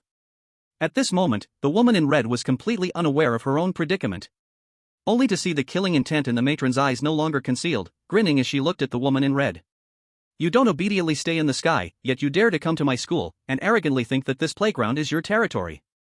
This playground has always belonged to our Moon Mountain High School. With the matron suddenly shouting, the woman in red felt her soul shiver, and her face instantly turned pale. Spare me, I will never set foot in Moon Mountain High School again. The woman in red finally stopped being stubborn and pleaded for mercy. Unfortunately, the old lady still shook her head. This is just one of your mistakes, you should never have provoked that young man. The old lady no longer gave the woman in red a chance to speak, her body instantly transforming into a swirling black spiral that engulfed the woman. At the same time, the blood moon in the sky returned to its normal color, and the entire world instantaneously dimmed. Moments later, a net fell out of the black spiral, and the spiral returned to the kind and approachable appearance of the old lady. Auntie, thank you so much this time, Qin Yu said gratefully. The old lady waved her hand and casually replied, it's nothing. Letting this woman come to campus was my oversight. If she had hurt you, I would have felt guilty for a lifetime. Qin Yu smiled and did not continue on that topic. After chatting for a bit, the old lady used her age as an excuse and returned to the duty room to rest. Before leaving, the old lady reminded Qin Yu repeatedly that he must notify her whenever he encounters difficulties in the future. After sending off the old lady, Qin Yu picked up the net from the ground and threw it to the dazed Sun Chi, who was standing nearby. Let's go back to the security room. Chapter 32, Twisted. Things were fine for Qin Yu, but the viewers in the live broadcast room couldn't sit still at this moment. Brother Qin Yu, I'm not talented, but let me show you a bow. My mom asked me why I'm kneeling to watch the live stream. Old lady, I don't care, I'll step in. I never expected that one day Brother Qin Yu would become a connected person in the strange tale of rules. Turns out the power ceiling in this instance is actually the old lady, so don't blame me for getting mad if anyone dares to say she's just an old lamp. Does Yuanshan Middle School understand? The woman in red only took the word moon, but the old lady took middle school, which counts as 2 words, who can compare? It's a good thing Brother Qin Yu didn't use force when doing the hidden mission before, otherwise, it would have been really over. Ha, now that the biggest problem has been solved, it's already a done deal that Qin Yu will clear the stage. Compared to the excited Dragon Kingdom audience, the viewers from the beautiful country and the Foot Basin country were not as happy. The previously active audience from various countries in the Dragon Kingdom live room seemed to have disappeared all of a sudden. No matter how the Dragon Kingdom audience called out, there was no sign of them. Ha ha ha, where are those who were shouting that our Dragon Kingdom would be eliminated? Why has everyone disappeared? Why haven't we deducted 40 million national fortune points? It's so frustrating. Which country is the only one to receive an SSS rating? I know who it is, but I won't say. Among the 197 participating countries, only the Dragon Kingdom remained. It's not that the chosen ones from other countries are not striving. It's just that the difficulty of this strange tale is too high. And Qin Yu's ability is too strong. Tell me, who is now the number 1 in Blue Star? Amidst the cheers of the Dragon Kingdom audience, the night quietly passed. That night, countless Dragon Kingdom viewers stayed up late. More foreign viewers tossed and turned all night, unable to sleep. Until the next day. Qin Yu was at his desk, researching his new weapon. His golden-rimmed glasses were still placed on the side table. After yesterday's battle, Qin Yu realized that although his laser cannon was powerful, it was not quite suitable in the midst of strange rules. He did not wish to always rely on others for his life. That is not Qin Yu's character. At least when facing inevitable disaster, he wanted to have the strength to protect himself. When bullied, he wanted the power to regain his dignity. Qin Yu came to participate in the rule strange tales, not to suffer. Knock.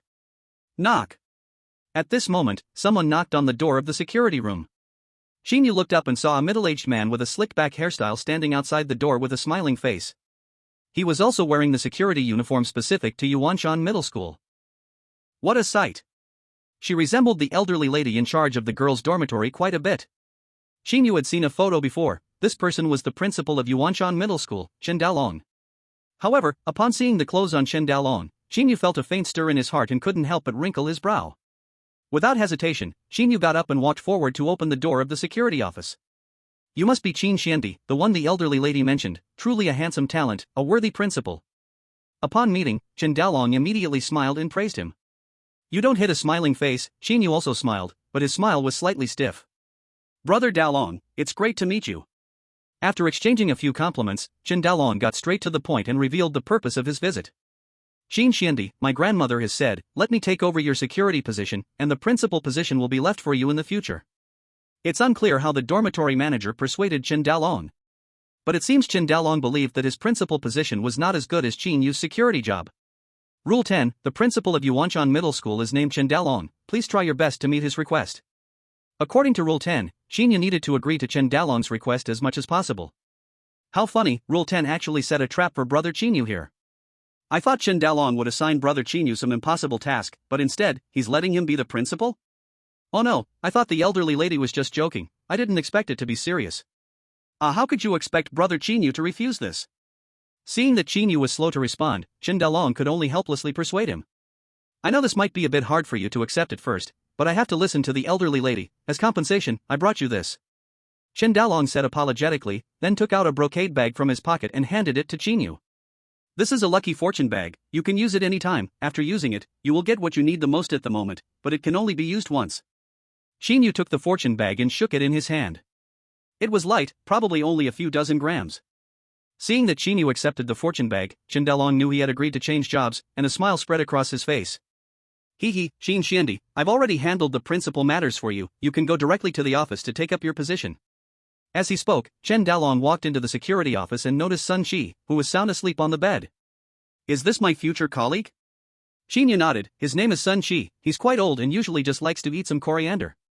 Chen Dalong withdrew his gaze, showing a look of envy. I really envy him, at such an old age, he still has work. If he were a principal, he would have to retire. As soon as he finished speaking, Chen Dalong immediately realized Qin Yu was still beside him and quickly covered his mouth. Ha, Qin Xiandi, actually, being a principal isn't that bad, don't take what I said earlier to heart. Qin Yu. What kind of logic did Chen Dalong's family use to think that being a principal was worse than being a security guard? This made Qin Yu momentarily unsure of how to understand it. Chen Dalong, fearing Qin Yu might regret, quickly put on a show of being the main character. Qin Xiandi, go to the principal's office quickly, I need to go buy some coriander for my colleague, so I won't see you off. As he spoke, Chen Dalong used some method, and a gentle breeze appeared in front of Qin Yu, gently pushing him out of the security office. Goodbye, Qin Xiandi, come to play often. Chen Dalong waved goodbye to Qin Yu through the door of the security office. After speaking, the things Qin Yu left in the security office were also packed up and sent out by Chen Dalong. Only then did the audience realize that from this moment on, Qin Yu's bizarre journey of rule tales had taken a turn. What more is there to say when you become the principal? He, brother Qin Yu really became the principal. This time's rule bizarre story can be said to be a sure pass. I don't believe there's still a rule in the principal's office. Exactly, if he's the principal, he must be the boss of the school, so he should set the rules. Chapter 33, Setting School Rules. Qin Yu's mood at this moment was somewhat inexplicably subtle. He had never imagined that he would actually one day become the principal of the Moon Mountain Middle School. After walking for a few minutes, Qin Yu quickly arrived at the principal's office. The moment he pushed the door open, Qin Yu immediately felt what it was like to be warmly welcomed. Welcome Mr. Qin Yu as our school's principal. A large red banner first came into Qin Yu's sight, and a long red carpet extended from under Qin Yu's feet to a nearby desk. On both sides of the carpet, 2 rows of men in black suits uniformly saluted him. Welcome, new principal. Amidst the compliments of the crowd, Qin Yu sat down in front of the desk. Principal Qin, I am the secretary left by former Principal Chen Dalong to help you adapt to the environment. My name is Sun Xiao. Just as Qin Yu settled down, a young woman dressed in professional attire and black stockings placed a thick stack of documents on the table. The woman's appearance immediately caused gasps of surprise in the livestream. Wow! What a beautiful secretary. I'm new here, may I ask if the chosen one is on vacation? As the saying goes, when there's something, the secretary does it, and when there's nothing, well, if there's nothing, it won't pass the review. I also want to be Qin Yu's secretary. 6. Qin Yu glanced at Sun Xiao and lightly nodded. In Sun Xiao's brows, Qin Yu vaguely felt a sense of familiarity. What is Sun Qi to you? Qin Yu's words startled Sun Xiao, who then replied, Sun Qi is my uncle, does Principal Qin know him? Sun Xiao was somewhat surprised. She remembered her uncle was just a security guard at school, and that he could be mentioned by someone like Qin Yu was hard to believe. I know him. We used to work together. Not just before, half an hour ago, they had been under the same roof. Sun Xiao's mouth dropped open in surprise, hardly believing it. So her uncle had once shone brightly after all. In her view, Qin Yu was young but had achieved the position of principal, so he must not be an ordinary person. As for Qin Yu's previous job as a security guard, Sun Xiao had never thought of it. Can a security guard really become a principal? Even novels wouldn't dare to write that. After some brief small talk, Sun Xiao began to discuss serious matters. Principal Qin, our Moon Mountain Middle School has a tradition where each principal must establish new school rules during their tenure. As per routine, in 2 hours, there will be a ceremony for your appointment, at which time your school rules will be announced. Through Sun Xiao's introduction, Qin Yu learned about some of the rules of Moon Mountain Middle School. It was not the same as other schools outside. At Moon Mountain Middle School, as long as the principal does not announce resignation, they will serve continuously. Each principal has their own set of rules, and in Moon Mountain Middle School, the principal's rules are like a divine decree that no one is allowed to disobey. Everyone will listen to me? Qin Yu was somewhat astonished by the rules of Moon Mountain Middle School. Qin Yu lifted his eyes to glance at Sun Xiao, with a wicked smile appearing at the corner of his mouth. Having finally become the principal, he definitely cannot just be a nominal one. He had a bold thought. Seeing Qin Yu's mischievous look, Sun Xiao thought he wanted to do something to her, quickly blushing as she lowered her head. Principal Qin, please be respectful. Although you are very handsome and I will listen to you, but there are so many people here. The more people, the better. Qin Yu suddenly exclaimed. Sun Xiao? Lenin. Strive to finish in 5 seconds. Qin Yu's next words shattered everyone's fantasy of starting the in part. Sun Xiao, go get me the rules set by Principal Chen, and prepare a pen and paper for me. I need to write down the new school rules. The 2 rows of suited men lowered their heads, their expressions full of despair. The audience in the livestream also felt a wave of disappointment. Okay, Principal Qin, just a moment. Sun Xiao took a long while to respond and then huffed and puffed as he ran out. After a while, Sun Xiao came back carrying 2 foam boards and placed them on the table. Principal Qin, I brought you what you needed. Qin Yu nodded and first looked at the school rules set by Qin Dalong. 1. During self-study, no matter what sounds you hear, you cannot raise your head. 2. Any species within the school are forbidden from dating. 3. Get up at 5 a.m., return to the dorm at 9 p.m., 10 minutes for washing up, and no restroom trips after lights out. 4. No whispering during class. 5. Mealtimes cannot exceed 5 minutes. After skimming through a few rules, Qin Yu really couldn't take it anymore and directly tossed the foam board with Qin Dalong's set of rules aside. This reminded him of the days during his own school life when he was bound by similar rules. Now that he had finally become the principal in the world of horror stories, he had to change this situation. Education is the foundation of a nation. Technology is the primary productive force. As the flower of the motherland, how can one not learn a bit of science and technology? Moreover, living in a world full of crises, for the safety of the students, Qin Yu decided to teach something different. In a horror story world, how can a school not have the capability for nuclear strikes? Next time he meets others, he must ensure they never say these students were taught by him, Qin Yu. Then, on another blank foam board, Qin Yu began to write. 1. Until Principal Qin Yu announces his resignation, the principal of Yuashan Middle School shall always be Qin Yu. 2. As the future pillar of the nation, students must learn more scientific knowledge. 3. Establish a weapons research room in the school, where students can visit during their free time and can practice after learning certain theoretical knowledge. 4. The school's budget shall primarily be used for the weapons research room. 5. At the beginning of each semester, all students must undergo a 2-week practical simulation exercise. 6. At the end of each semester, the school will assess students' practical scientific skills, linked to their final grades. While thinking and writing, Qin Yu quickly wrote dozens of rules. The onlookers were utterly terrified. Sun Xiao began to avoid Qin Yu's gaze. She truly found it hard to believe how crazy Qin Yu actually was. This wasn't building a school, this was creating a military base. Finally, after filling the foam board, Qin Yu stretched his back and handed the rules to Sun Xiao. Just write these down, this will be the new school rules. By the way, tell everyone that starting today, I will conduct a 3-day weapons research training course on the playground, and everyone must attend, including the teachers. What about the staff? I mean those in the cafeteria. They all must attend. P.S. A new side quest starts tomorrow. Kiss, just because. Chapter 34, Clear the Stage, SSS Grade Evaluation. After becoming the principal, Qin Yu became the rulemaker of Yuashan Middle School, and no one could threaten him anymore. After a few days of comfort, it was already the afternoon of the 7th day.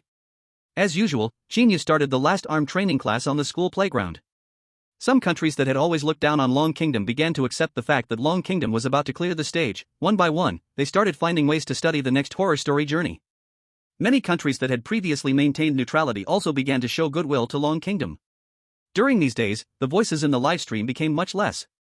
What remained were mostly audiences from Long Kingdom and some weapon enthusiasts. As for those who had ridiculed Qin Yu in the livestream before, at this moment, everyone was trying hard to get a visa for Longwa.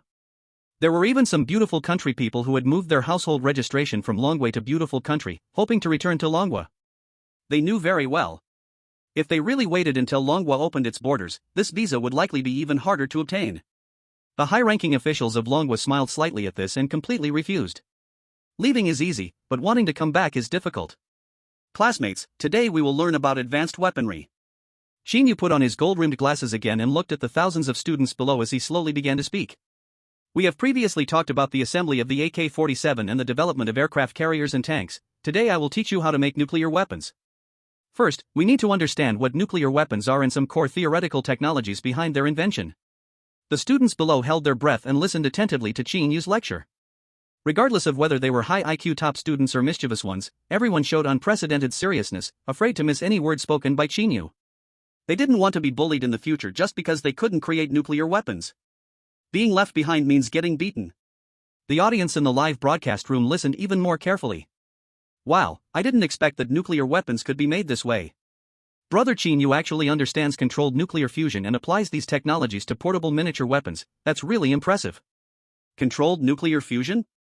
Isn't that a technology that has troubled our blue star for many years?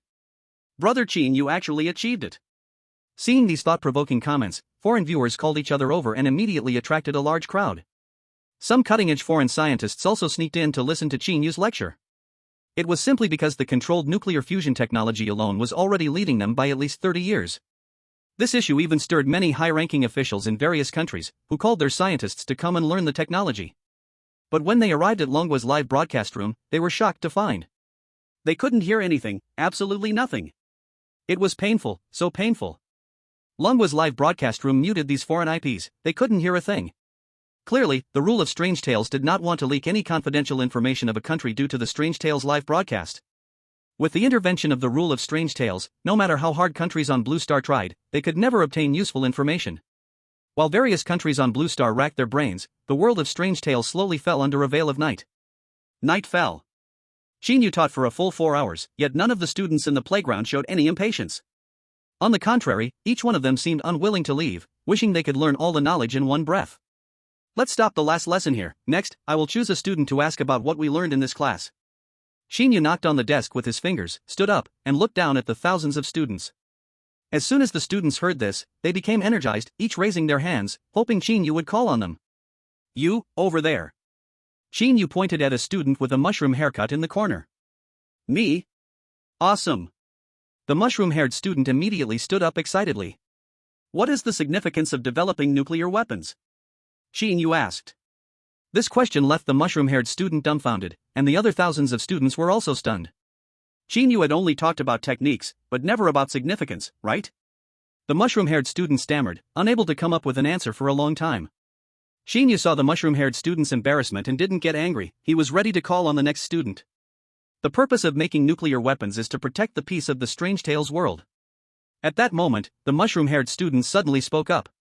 Qin Yu smiled and shook his head, correct, but not completely right. I know. Principal, I know. A student with a shrimp tattoo stood up from the audience. Go ahead. The purpose of making nuclear weapons is for us to dominate and rule in the Strange Tales world. Playing is about reality. Everything else is unnecessary, love who you love. That's not entirely right. Qin Yu shook his head, then reminded, also, remember to remove the shrimp veins yourself when you go back. Does anyone else have an answer? The audience remained silent. No one was clear about Qin Yu's question. Seeing this, Qin Yu could only explain himself. The purpose of making nuclear weapons is to protect oneself, allowing the sandcups to calmly talk reason with you, and when they refuse to listen, you can use another reason. Everyone suddenly understood, so that's how it is. Principal, what if reasoning doesn't work? Another student asked. Then turn them into a mature person. Students?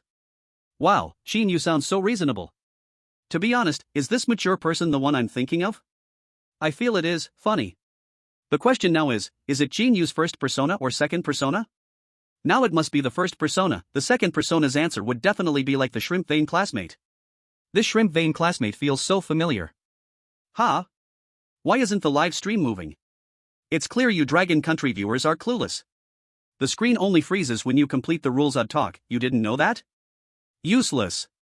Dragon Country viewers? As the audience in the live stream chatted away, the picture in the world of the rules Odd Talk froze. A line of blood-red text appeared above the playground of Yu Mountain Middle School. Congratulations to the Dragon Country's chosen one Qin Yu for completing this rules Odd Talk, achieving SSS rating. Next time, you can choose to enter the rules Odd Talk. Congratulations to the Dragon Country's chosen one Qin Yu for the reward, 10% progress in curing dual personality disorder, Dragon Country's national fortune increased by 40 million, Dragon Country's citizens gained protection, previously descending rules reduced by 30%, Dragon Country's citizens' health increased by 20%. Due to Dragon Country completing the hidden mission, an additional clue for the next rules Odd Talk was obtained. Note, in 3 minutes, the Dragon Country chosen one will be teleported to the Dragon Country's teleportation point. As this announcement became clearer in the live stream, the audience sitting in front of the livestream stood up at the same time, their eyes shining with excitement and joy. Even though they knew Qin Yu would succeed, when this moment truly arrived, the people of Dragon Country felt the joy of victory for real. In an instant, the entire Dragon Country was filled with jubilation. The research group members, Su Shang and Luo Hao, could no longer hide their excitement, smiles blossoming on their faces. Su Shang excitedly stood up and looked at everyone. Let's go. Welcome our hero home. Chapter 35, The Trade of Clues. Tonight, the wind in the imperial capital is strong. However, the square is crowded. All the Dragon Country people are looking with excitement at the high platform in the center. They are here to welcome their hero back. A soaring golden beam of light lights up from the high platform. And the next second, Qin Yu's figure appears on the high platform. Brother Qin Yu. Welcome back, great Qin Yu. You are the hero of our Dragon Country. Wow wow wow. Our great Qin Yu is back. Seeing Qin Yu appear, a deafening cheer erupted from the square. Rows of fireworks shot into the sky at this moment, blooming in the air, lighting up the night slightly. Breathing in the familiar air, Qin Yu couldn't help but feel a bit emotional. I'm back. Qin Yu, welcome back. On the high platform, Su Shang smiled and extended his hand toward Qin Yu. Qin Yu smiled back and said, hello everyone. Soon, under heavy security escort, Qin Yu and others were sent to a hotel in the imperial capital. The members of the Dragon Country Odd Talk research group only asked Qin Yu some questions about his living needs and health issues, without further inquiries. However, Qin Yu also made it clear that he intended to participate in the next Odd Talk. Simply put, there was no reason for Qin Yu to refuse the opportunity to heal his psychological issues through the rules Odd Talk. Moreover, there's the clue to the next Odd Talk chapter that Qin Yu obtained. Already synced into Qin Yu's pocket. Qin Yu just showed the note to Su Shang, but didn't tell anyone else. No one can be sure who the spy from abroad will be. Yet the clue in Qin Yu's hands is the key to the competition and profit between Long Country and the countries of Blue Star. Qin Yu unfolded the note. Clue, in the next dungeon, Rule 4 and Rule 8 are wrong, Rule 14 is absolutely correct. The Beautiful Country Paranormal Research Team. The newly appointed leader of the Beautiful Country Paranormal Research Team, Zhuahan, sat thoughtfully at the conference table, resting his chin on his hand. Previously, when Long Country announced rewards, it was visible to everyone, and Zhuahan clearly understood that Qin Yu had obtained a key clue for the next dungeon. This clue could serve as a reward for a hidden task in the dungeon. It was absolutely crucial. How to get this clue had now become Zhuahan's most urgent problem to solve. But how could he obtain this clue? It seems he can only shamelessly ask Long Country for it. Zhuahan had once studied in Long Country, and had even attended the same class as Su Shang, but his grades were always overshadowed by Su Shang. He was once known as the perennial second in class. In this situation, Zhuahan and Su Shang naturally didn't get along well. Let alone asking Su Shang for help. But for the Beautiful Country, Zhuahan decided to go all out this time. Sister Su, I'm your little brother Zhua, I want to ask about the clue for the new dungeon. Beep, beep, beep. Zhuahan had just dialed Su Shang's number when it was ruthlessly hung up. Zhuahan didn't get discouraged and dialed again. The call was quickly connected. Sister Su, it's me, don't hang up yet, I have something serious to discuss. This time, Su Shang did not hang up right away. What are you offering in exchange for the clue? Exchange? We're classmates, just take a look, don't hang up. 100 trillion Myo dollars in exchange for your clue. This is the condition we're offering from the Beautiful Country. Su Shang frowned slightly and slowly replied, not enough, this clue is worth much more than 100 trillion Myo dollars, and you understand the losses Beautiful Country faces after failure are far greater than this. Hearing Zhuahan's offer, Su Shang realized that Beautiful Country indeed had intentions to exchange for the clue. But the condition offered was still far from Su Shang's requirement. What do you want? Just name a price. 500 trillion Myo dollars, plus 5% of your Beautiful Country's forest and water resources. Impossible. Zhuahan's heart-wrenching roar immediately came from the phone. This condition was already 1/3 of their losses from being eliminated by the rule of that paranormal game. Why not just rob it? Su Shang, annoyed by the loud noise, instantly hung up the phone. A moment later, Zhuahan's phone rang again. Have you thought it through? Sister Su, can we make it a little less? Our Beautiful Country just failed once, we really can't handle this condition. No, is it a deal or not? Zhuahan gritted his teeth, deal. He had already thought it through. As long as he got the information from Su Shang, he could use that information to trade with other countries. If he asked for a bit more, not only could he recover this money, but he might even make a small profit. Unexpectedly, Su Shang's next words immediately shattered Zhuahan's fantasy. Send the money and resources first, and after the paranormal game starts, I will give you the clue. By the way, if your conditions are not sent before the paranormal game begins, this transaction will be automatically cancelled. Su Shang. Aren't you going too far? We. Beep, beep, beep. Damn it. In a fit of anger, Zhuahan slammed the phone heavily on the table. The phone bounced back and hit Zhuahan's face. Ouch. Zhuahan fell straight to the ground. And Zaxi, Jost and others rushed over to help him up. Leader, Long Country is really being too much, should we trade with them now? Deal. Zhuahan gritted his teeth and said. Despite his deep reluctance, Zhuahan understood that without these clues, the loss to the beautiful country would only grow larger. One day, I will reclaim everything we lost here in the Dragon Country. Countries focusing on the clues from the Dragon Country are not limited to just the beautiful country, the high-ranking officials from the Stick Country are also eyeing the Dragon Country's clues. However, unlike the beautiful country's wealth, the Stick Country has nothing that the Dragon Country would want. Moreover, the high-ranking officials of the Stick Country believe that these clues belong to everyone on Blue Star, so why should they offer anything in exchange? Getting something for nothing is the truth. The high-ranking officials of the Stick Country shamelessly dialed Su Shang's phone. You also want to exchange clues? 50 trillion miles dollars for 5% of your country's resources, Su Shang said directly. Many countries have already exchanged clues with her, and the vitality lost by the Dragon Country due to previous failures has been restored significantly. Our Universe Country and the Dragon Country have always been brother countries, it's inappropriate to talk about money for such a small matter. Beep beep beep. Seeing the call get disconnected, the high-ranking officials from the Stick Country immediately dialed back. Have you thought it through? Su Shang said. Thought through what? We are all brothers, we don't talk about money but about sentiment. Beep beep beep. After getting hung up twice, the high-ranking officials from the Stick Country found themselves blocked when they called back again. No problem, switch to another number to keep bothering her. They couldn't believe that such a busy person as Su Shang could turn off her phone. Su Shang must have a limit to her patience for harassment. After connecting to several numbers of the high-ranking officials from the Stick Country, Su Shang's anger had reached its peak. Friend from the Dragon Country, as long as you don't tell us the clues, we will keep calling you. At this point, the high-ranking officials from the Stick Country no longer hid their shameless intentions. I can tell you the clues, but can you stop calling me? Su Shang said helplessly. The high-ranking officials from the Stick Country looked at each other, their eyes filled with joy of victory. The little Dragon Country officials are nothing special. I promise you, the high-ranking official from the Stick Country said disdainfully. In the next Rule Strange Talk instance, Rule 6 is wrong, and Rule 4 is absolutely correct. Chapter 36, Mama's Note. After resting for 3 days, a new Strange Talk instance was reopened. On this day, a broadcast that everyone on Blue Star could hear rang out again. The Rule Strange Talk is reopening, and will randomly select chosen ones from the remaining 107 countries on Blue Star to enter the instance. Those who have cleared previous Strange Talk instances will have priority in entering the instance. This instance, Mama's Note. Clear condition, survive for 7 days. The instance is about to begin, chosen ones from each country, get ready. 3, 2, 1. Qin Yu stood on the high platform of the Imperial Capital Square, a towering blue beam of light enveloped him, and in the sight of everyone from the Dragon Country, Qin Yu vanished from the platform. In the next moment, the Strange Talk live broadcast connecting chosen ones from various countries was opened. Qin Yu's figure appeared in the Dragon Country's live broadcast room. The surrounding environment became apparent at the same time.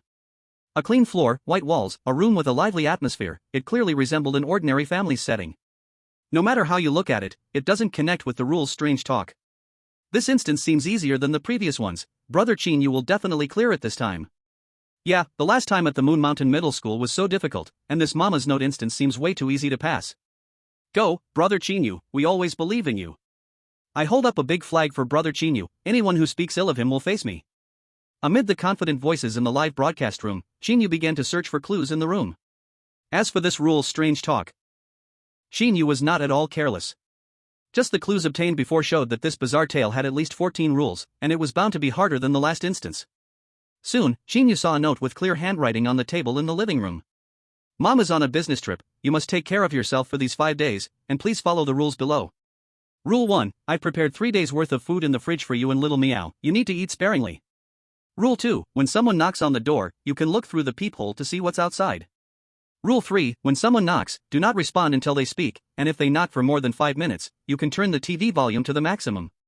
Rule 4, if you encounter danger, you can hide in the cupboard, which will ensure you are not harmed. Rule 5, you can give little Meow a name, but little Meow can only have one name. Rule 6, you can eat any food, but make sure to feed little Meow cat food. When little Meow's food runs out, you can buy Meow Meow brand cat food at the convenience store downstairs, do not buy other brands. Rule 7, the cat will protect you, and you need to be on good terms with little Meow as much as possible. Rule 8, when you sleep, do not bring little Meow into the bedroom, and lock little Meow in the living room. Rule 9, we live on the 13th floor, there won't be any shadows outside the window. Rule 10, during the day, you need to open the curtains, but be careful of places where the sunlight does not reach. At night, you must close the curtains. If you hear someone knocking on your bedroom window at night, you can sleep in the living room, but make sure to protect yourself. Rule 11, if you can't ensure your safety, do not go outside. Rule 12, when a person claiming to be a neighbor approaches you, you need to observe if they are wearing a black tie. If they are wearing a black tie, you can ask them to buy cat food and food for you. Rule 13, when a person claiming to be a neighbor wears a blue tie, you need to respond to them, but do not let them know you are home alone. Rule 14, Mom will definitely come back in 5 days, and she may return in any form. You must remember, Mom won't come back early, nor will she come back late. 14 whole rules. The crowd in the live stream was confused. This isn't right, is it? What's going on? A seemingly simple instance has a full 14 rules. This is ridiculous, who can clear this? And besides, looking at these rules, many seem totally nonsensical. Who is Little Meow? Why are these people knocking at doors? Is something wrong with them? Why would they knock on others' doors for no reason? Even Qin Yu frowned at these rules. Compared to others, Qin Yu could deduce more clues at this moment. It is known that Rule 4 and Rule 8 are wrong. Qin Yu glanced at the wardrobe in the corner of the living room and mentally marked a big cross on it. As for Little Meow mentioned in the rules, Qin Yu noticed an orange cat sleeping soundly on the living room sofa. Qin Yu only glanced at Little Meow and did not approach to disturb it. Qin Yu focused more attention on Rule 14. May return in any form. Absolutely correct. This is insane. This instance is not for humans to play. Of these 14 rules, there are hardly a few that can be understood. Qin Yu brother, hurry and create a nuclear bomb to blow up this instance, I don't want to see it again. The chosen one from Asan country is dead, the rule bizarre tales have descended upon Asan country, and Asan country's fortune value has decreased by 20 million. At this moment, an announcement that suddenly appeared at the top of the live stream ignited the emotions of everyone in the live stream. What's going on? Didn't this rule bizarre tale just start 5 minutes ago? How could someone be eliminated already? And the eliminated chosen one is from Asan country. Although I find the A3 country very annoying, it can't be this week, right? Could it be that the chosen one from A3 inherited the 9 turns intestine from the previous chosen one? If that's the case, it's no wonder they got eliminated. Let's go, brothers. Brother Qin, you should be fine here, let's watch the replay. Upon entering A3 country's live streaming room, the people from Long country were truly shocked by the barrage of comments. As a populous country with over 1 billion people, A3's barrage refresh speed was almost on par with Long country's. But this time, the barrage was filled with numbers. Everyone couldn't help but wonder what the chosen one from A3 had done to provoke such a level of cursing from the audience. Chapter 37, Becoming Husband and Wife. The scene switched to A3's live streaming room. When A3's chosen one, Mao Shi, discovered a note left by his mother on the table, he immediately noticed the little cat sleeping soundly on the sofa. Rule 7, the cat will protect you, and you need to maintain a good relationship with the little cat as much as possible. How should he maintain a good relationship with the little cat? Mao Shi had a bold idea in his mind. He ran to his bedroom and brought out a pure white outfit, putting it on. Then he gently approached the little cat and lightly patted it to wake it up. Meow. As the little cat opened its eyes, Mao Shi's dark and oily face immediately came close. In an instant, the little cat's fur stood on end as if it were electrocuted, and with a powerful leap, it jumped to the other end of the sofa. But soon, the little cat realized that Mao Shi was the owner of the house and cautiously approached, rubbing affectionately against his leg. Meow. Mao Shi gently picked up the little cat and hurried back to the bedroom. The viewers watching the replay felt a bad premonition rising in their hearts. This Mao Shi, he wouldn't do anything to our little cat, would he? It's A3 country, so it wouldn't be surprising. Oh, little cat, you are so unfortunate. I hope you are not a cat in your next life. Of course, Mao Shi wouldn't do anything to the little cat, more accurately, he wouldn't do anything at this moment. After all, his relationship with the little cat was not close enough yet. Mao Shi thought this way, and then in the bedroom, he found a set of white clothes and cut them to create a special white dress for the little cat. Mao Shi took the little cat's paw and brought it to the living room window. With a loud thud, Mao Shi knelt heavily on the ground. The little cat was also pressed down by Mao Shi with one hand. The audience in the live room first felt puzzled but then became extremely shocked. This was terrifying. Oh great Shiva and Brahma. Today, I, Mao Shi, am willing to become husband and wife with the little cat. Whether poor or rich. Whether healthy or sick, from now on, as long as I, Mao Shi, have even one bite to eat, there will be one bite of cat food for the little cat. Perhaps moved by Mao Shi's sincerity, a dark cloud blocked the sun, and even the sun in the sky dimmed a bit. Damn, even the heavens can't bear to see this. This Mao Shi is truly something else. At this moment, the little cat still had a dazed expression, scratching its face with its paw, feeling a bit at a loss. Who is Meow? Where is Meow? What happened? It seems that for some unknown reason, it was married off, but it was a male cat. Just when the little cat was at a loss, a great force from the paw directly pulled it away. Mao Shi was both excited and thrilled. After all of this, who could still say his relationship with the little cat wasn't good? They were now husband and wife, meant to be together for a lifetime. However, Mao Shi felt that their relationship was still far from enough. They were husband and wife in name, but not in reality. Now it was time to sacrifice a bit of himself. Mao Shi made a great decision, dragging the little cat back to the bedroom, and he threw the little cat onto the bed. Little cat, from now on, we are a family that will never leave each other. Thinking to himself, Mao Shi eagerly took off his clothes. The live stream room was instantly covered by thick mosaics. At this moment, the people from the Asan Kingdom's monster research group reacted, quickly moving to stop Mao Shi's beastly behavior. It's one thing to be laughed at by other countries, but being eliminated would be a real problem. This little cat, although it's a cat, is also a strange being. Moreover, it's a strange being that can protect Mao Shi under certain rules. Stop. Mao Shi, stop right now. Unfortunately, now that his mind was clouded, Mao Shi couldn't care less about these warnings. Mao Shi stubbornly believed that what he was doing was the best way to build a relationship with the little cat. No one could stop him. For this, he was even willing to sacrifice his own purity. Moreover, in Mao Shi's eyes, the little cat lying on the bed at this moment was so graceful and beautiful. The next moment, in the live stream room, the viewers showed a series of gritted teeth and grimacing expressions as Mao Shi lunged directly at the little cat. The little cat, at that moment, got up, its claws sharp and pointed like knives. In an instant, Mao Shi's lower body was completely slashed flat, blood pouring out in torrents. Another claw swiped across Mao Shi's neck, filling the entire screen with bright red. At this moment, the Asan Kingdom's live stream room screen completely blacked out. Mao Shi was eliminated. Viewers from around the world couldn't hold back anymore, and laughter seemed to spill out of the screen. I can't stop laughing, family. A true talent, absolutely a talent. Instant counterattack. Little Cat 666. Honestly, both the Asan Kingdom's chosen ones are talents, making my previously repressed mood much lighter. Now I finally understand why the rules set by Qin Dalong in the last dungeon prohibited any species from falling in love. It's to prevent people like Mao Shi. Ha, I remember a saying that's been circulating online: no lizard can walk out alive from Asan Kingdom. Asan Kingdom doesn't keep useless people. Because of Asan Kingdom's failure in the previous dungeon, netizens from Asan Kingdom launched indiscriminate attacks on countries from Blue Star. At this moment, the tides had turned, and the Asan Kingdom's live stream room was filled with mocking voices from viewers across the world. But this time, unlike last time, Asan Kingdom's viewers were also fiercely mocking Mao Shi in the live stream. The on the screen were left by them. It's truly embarrassing. Chapter 38, The Name of Little Cat. As the Asan Kingdom's chosen one was eliminated, the other chosen ones began to study the little cat, who was peacefully sleeping on the sofa. Qin Yu gently rubbed the little cat's head and softly called it awake. The little cat slowly opened its eyes, and what greeted its gaze was Qin Yu's near-perfect handsome face. This time, the little cat didn't immediately jump away, but instead rubbed its head against Qin Yu's hand as he gently petted it. Meow. The little cat flipped over on its belly, showing 100% trust in Qin Yu. This is the correct relationship with a cat, unlike the Asan Kingdom's chosen ones who are truly pathetic. What a cute little cat. What was going through Mao Shi's mind when he did such things to them? During Qin Yu's petting session, Mao Shi was repeatedly ridiculed. Qin Yu, however, was thinking about the rules of the dungeon. Rule 5, you may give the little cat a name, but the little cat can only have one name. This is one of the strangest rules.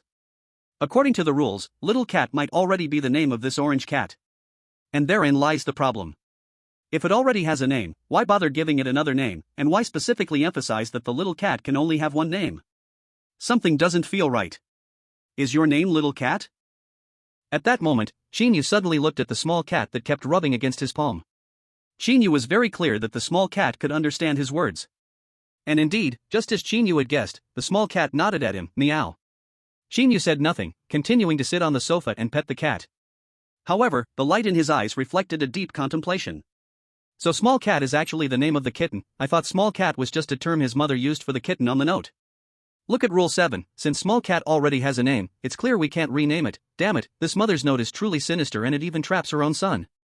The higher-ups of various countries also noticed the scene unfolding in the Dragon Kingdom's livestream. At the same time, they were more shocked to discover that many chosen ones had already started planning to name the small cat. The high-ranking officials quickly used an off-site opportunity to remind their chosen ones of this important information. The Foot Basin country was one of them. Due to the SSS evaluation in the last instance, the leader of the horror research group, Ichiro Miyamoto, was scolded by superiors for quite a while. But luckily, he had previously avoided the audience during hints in the instance. And his superiors did not know that Ichiro Miyamoto's initial abandonment was the direct trigger for the heroine's embodiment as an anti-Japanese hero. The superiors only severely criticized Ichiro Miyamoto and made him sign a military order to clear this instance before letting him go. So, in this instance, the chosen one, Kamada Kamen, must clear it. Now seeing Kamada Kamen sitting on the sofa pondering how to give the small cat a powerful name, Ichiro Miyamoto did not hesitate to use a hint opportunity. Rule 5 has a trap: small cat already is a cat's name, and no second name can be given. Kamada Kamen suddenly woke up, looking at the innocent-looking small cat with horror, moving several positions away from it. Of course, all this happened under the premise that Kamada Kamen wanted to give a mighty and imposing name. For some naming geniuses, the high-ups of their countries didn't even react in time before they had already given the small cat another name. In the live stream of the Stick Country, the chosen one Jin Huaying suddenly had an idea, holding the small cat and exclaimed excitedly. Small cat, from now on you will be called Cosmic Cat. From this moment on, you belong to our cosmic country.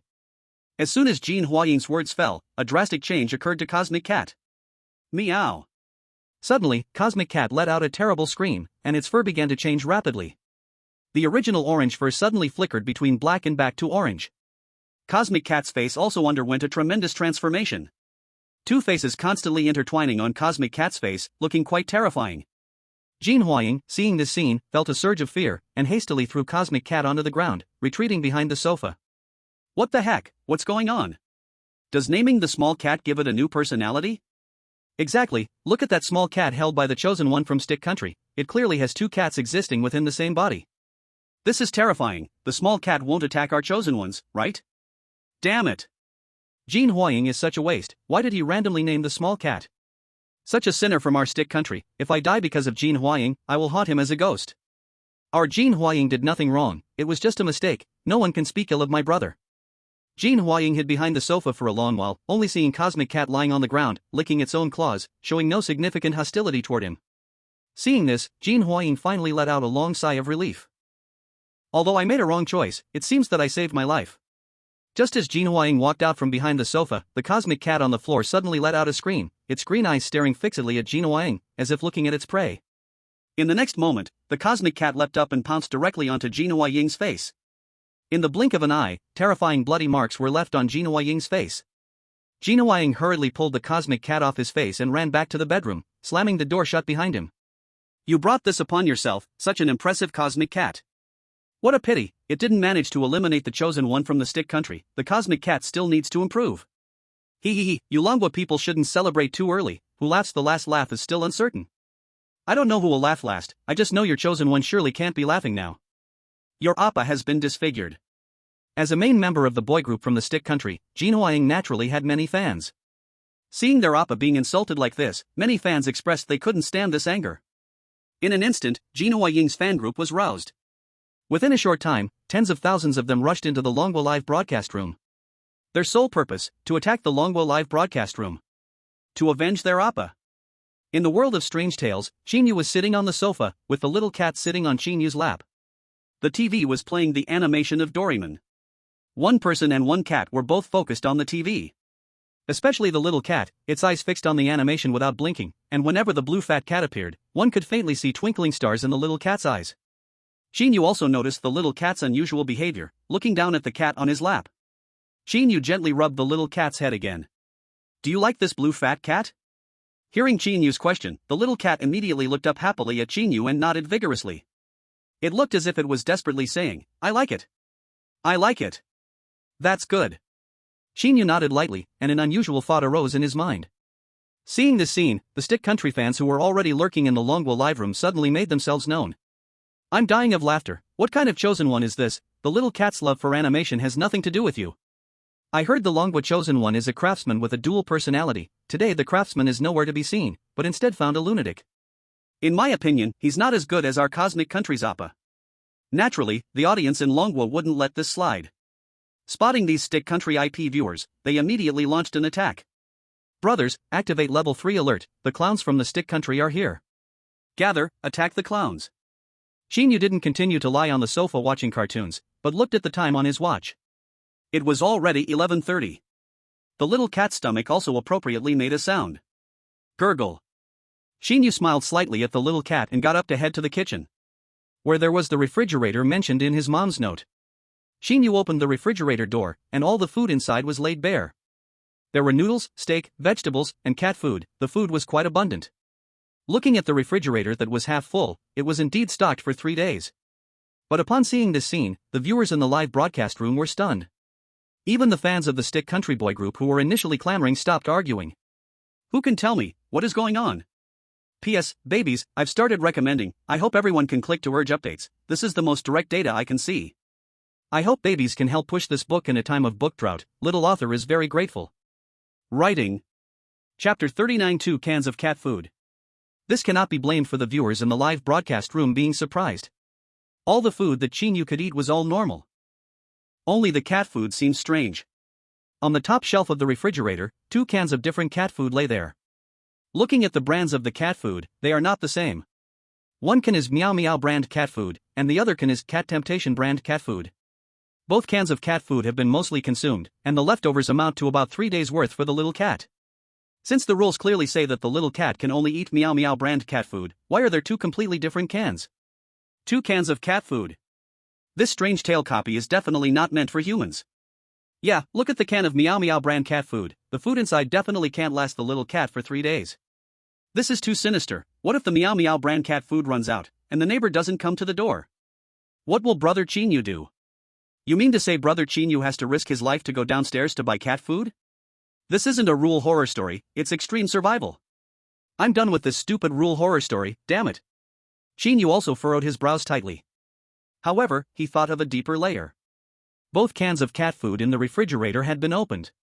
Clearly, the Cat Temptation brand cat food had also been eaten, but which cat had eaten the Cat Temptation brand cat food? Could it be that there is another cat in this house? Or is the Cat Temptation brand cat food what the little cat had been eating?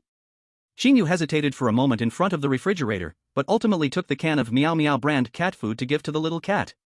As for the other can of Cat Temptation brand cat food, Qin Yu left it in the refrigerator. The vast majority of the chosen ones made the same choice as Qin Yu. After all, the rules clearly stated to feed the little cat Meow Meow brand cat food. Even though the Meow Meow brand cat food was not enough now, it could at least tide them over for the time being. They could figure out the cat food issue later. Of course, there were also a small number of chosen ones who chose Cat Temptation brand cat food. The final result was obvious. After the little cat ate the Cat Temptation brand cat food, its body immediately underwent changes. Its body switched back and forth between 2 different fur and cat faces. Those chosen ones who fed the little cat Cat Temptation brand cat food were attacked by the new cat and fled into the bedroom. Even worse, a few chosen ones didn't manage to escape and were pinned to the ground by the mutated little cat, ultimately losing their lives. Chosen ones from Shepherd Kingdom died. Rule horror story descended upon Shepherd Kingdom. National luck value decreased by 20 million. Only the chosen one from Stick Nation, Jin Huaying, chose a completely different way to die. Previously, Long Nation had given Stick Nation the hint, Rule 6 is wrong, Rule 4 is definitely correct. Jin Huaying was absolutely convinced of this.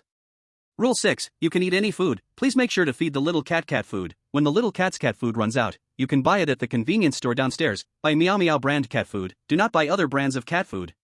Rule 6 is wrong.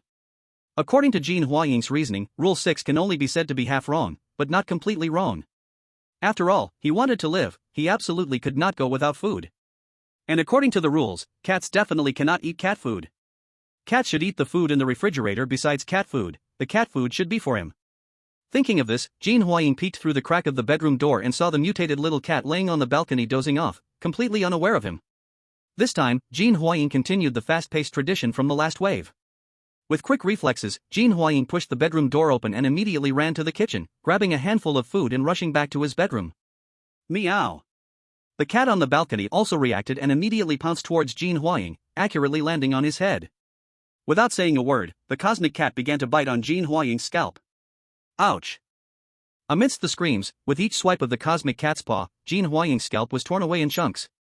In the blink of an eye, Jin Huaying had no intact skin on her head, everywhere was a bloody mess. Her scalp, along with her hair, was flung all over the room. Jin Huaying desperately tried to shake the cosmic cat off her head, throwing the food she had taken from the fridge onto the ground, and she quickly ran into the bedroom, locking the door behind her. Huff! Huff! Jin Huaying gasped for air, filled with the fortunate feeling of surviving a disaster. Ugh. Jean Huaying, the old lady, looks so ugly without her hair.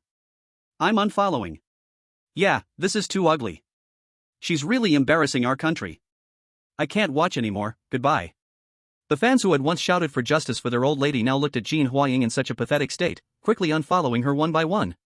Viewers from various countries watched this scene, their lips twitching. They couldn't help but sigh at the fan culture in the land of the morning calm. The change in her appearance was truly lightning fast. And the trigger for all of this was simply that her old lady hairstyle had been ruined. Of course, everyone only sighed for a brief moment before turning their attention back to the live broadcast. Outside the bedroom door, the cosmic cat saw the food that Jean Huaying had thrown onto the floor. Steak, noodles, sausage. The cosmic cat slowly crawled over to the food, licking it slowly off the ground. Jean Huaying, while sighing in relief, grabbed a handful of cat food and stuffed it into her mouth. The next second, something bizarre happened. After eating human food, the cosmic cat's body began to change. It shifted from walking on 4 paws to standing on 2 legs. Its front paws began to tear open food wrappers and stuff them into its mouth. The cosmic cat's body grew taller, and its face began to glow with the brilliance of humanity. On the other hand, Jean Huaying's body began to shrink. From standing upright on 2 legs, she slowly transformed into a position where she crawled on all 4s, her limbs beginning to devolve into cat paws. Jean Huaying didn't notice any of this. The cat food tasted better and better, and within a few minutes, she finished 3 days' worth of food. Click. After a series of faint sounds, the bedroom door opened. A monster with a human body and a cat face stepped through the door. Bent down and picked up Jean Huaying, who was lying on the floor, gently stroking her newly grown fur, and smiled strangely at the camera in the broadcast room of the land of the morning calm. This scene truly shocked the viewers in the live stream. Damn, is that a ghost? What kind of monster is this? Why does it have a cat's face? Jean Huaying ate the little cat's food, and the little cat ate human food. From then on, their identities swapped. Jean Huaying, you piece of trash. Why didn't you follow the rules? You ruined everything for our entire country. Why did I ever follow you, you idiot? As expected, the broadcast room in the land of the morning calm went black. The chosen one of the land of the morning calm has died, the rule-related curse has descended on the land of the morning calm, and the country's fortune drops by 20 million. A red clearance message appeared above the live stream, officially declaring the failure of the land of the morning calm. The high-level officials in the land of the morning calm were enraged. At this point, how could they not realize they had fallen into the trap set by the Dragon Country? You dare deceive us? I will make you pay for this. Without hesitation, the high-level officials in the land of the morning calm dialed Su Shang from Dragon Country. Chapter 40, You truly are a talent. Su Shang, you bastard. Why did you lie to me? As soon as Su Shang answered the phone, the furious voice of the high-ranking official from the land of the morning calm came through the line. Lie to you? What did I lie to you about? Su Shang's tone held no emotion whatsoever. The high-ranking official from the land of the morning calm ignored Su Shang's attempt at denial and continued cursing. Ah, Shiba. You guys from the Dragon Nation are all bastards. You caused our great universe nation to fail in the world of rules weird tales. You must compensate us for the 150% losses we incurred in this instance, otherwise, we will make you pay the price. Hearing this, Su Shang's voice turned noticeably colder. Are you threatening me, you Korean idiots? Compensate Korea for 150% of their losses? On what grounds? Just because they called her earlier to harass her, trying to get Dragon Nation's clues for free? It couldn't possibly be that absurd. The chill in Su Shang's tone was ignored by the Korean leaders, who instead became even more arrogant. Are you scared? I advise you to give us the compensation now, or I will make your Dragon Nation suffer the consequences of provoking us Koreans. At this point, Su Shang was no longer cold, she was actually amused by the Korean leader's foolish words. Compensation is indeed possible, but what? I advise you not to play any tricks. Upon hearing the second part of Su Shang's sentence, the Korean leaders immediately became alert. This compensation should be you compensating our Dragon Nation, a total of 50 trillion dollars for mental distress and lost work, not a cent less. What? The Korean leaders lost their voices, roaring in outrage on the other end of the line. Su Shang, however, ignored them and said flatly. By the way, our Dongfeng Express has already locked onto your capital. Within a day, I want to see 50 trillion arrive. You think I'll be afraid of you? We Koreans also have our own anti-missile system. Hearing Su Shang threatening them, the Korean leaders couldn't help but laugh. Their Korea has the most advanced equipment in the entire Blue Star, including anti-missile systems, of course. You don't really think that the anti-missile system of the beautiful nation can intercept our missiles, do you? Su Shang mercilessly exposed the Korean leader's self-deceptive fantasies. The Korean leaders frowned. What do you mean? Let's not even talk about whether the anti-missile system can intercept our missiles. Even if you could really intercept them, would your Uncle Sam actually activate the anti-missile system for you? Su Shang's words were sharp, striking at the key point. The Korean army and the anti-missile system do not belong to the Korean mainland, but to their sponsor across the ocean. This means Korea does not have the right to self-defense. This has always been a lingering concern for Korea over the years. As soon as this was said, the Korean leaders instantly broke down. How is that possible? We have spent so much money supporting the army of the beautiful nation over the years, they will definitely protect us. Su Shang chuckled, unwilling to pay attention to the unreasonable Korean leaders, and after warning them once again, she directly hung up the phone. You don't need to verify this with me, ask your Uncle Sam. If our Dragon Nation does not receive 50 trillion dollars in compensation within a day, I will send the Dongfeng Express. Also, if you call me again to harass me, I won't mind sending you a delivery early. Beep beep beep. The phone hung up, and the Korean leaders appeared lost at that moment. Every word of Su Shang exploded in their hearts, lingering for a long time. Impossible, the beautiful nation will definitely help us. We must get compensation from the Dragon Nation. Mumbling to themselves, the Korean leaders dialed Zhuahan's number. As soon as the call connected, a flattering smile immediately appeared on the faces of the Korean leaders. They spoke earnestly. Brother Zhua, our failure in this instance is due to the Dragon Nation. Should we ask them for some compensation? Zhuahan looked puzzled. What does Korea's chosen one being eliminated have to do with the Dragon Nation? What happened? Brother Zhua, it's like this. The Korean leaders recounted everything that had happened previously. Of course, this included some embellishments about Su Shang's attitude. As for Su Shang's later comments about them seeking compensation from the Goguryeo country, the upper echelon of Goguryeo did not say anything. Even so, Zhuahan still understood the general situation. You actually thought of harassing the Su Shang of the Dragon country, forcing her to give you clues about this dungeon. You are quite the talent. As powerful as they were, the beautiful country relied on 50 trillion dollars and some resources to obtain clues. How fearless must the Goguryeo upper echelon be to dare to harass the Su Shang of the Dragon country? Truly, a mouse biting a cow's backside, what a show of bravery. Thank you, Brother Zhua, for the praise. So let's see how much compensation we will ask for this time. Zhuahan. Zhuahan was so furious that he cursed over the phone, are you out of your mind wanting money? How dare you threaten the Dragon country? I advise you to apologize to the Dragon country now, if you wait too long, I can't protect you. Hearing this, the Goguryeo upper echelon immediately understood that seeking compensation from the Dragon country was hopeless, so they could only retreat and save themselves. In this regard, the Goguryeo upper echelon still felt relatively confident. The beautiful country's anti-missile system is not a decoration. Alright, Brother Zhua, I'll listen to you, but Dragon country is now demanding 50 trillion dollars from our Goguryeo as compensation for emotional distress. If not, they will send us a package. Could you please open your anti-missile system for us? Upon hearing this, Zhuahan clenched his teeth in anger. Why should we let you use our anti-missile system? You better pray for yourselves. By the way, your call caused me emotional distress. You need to send me 10 trillion in emotional distress fees within a day, or, you know the consequences. Beep beep beep. After saying that, Zhuahan directly hung up the phone. What a joke. The reason for building the anti-missile system was to intimidate the Dragon country, not to intercept their missiles.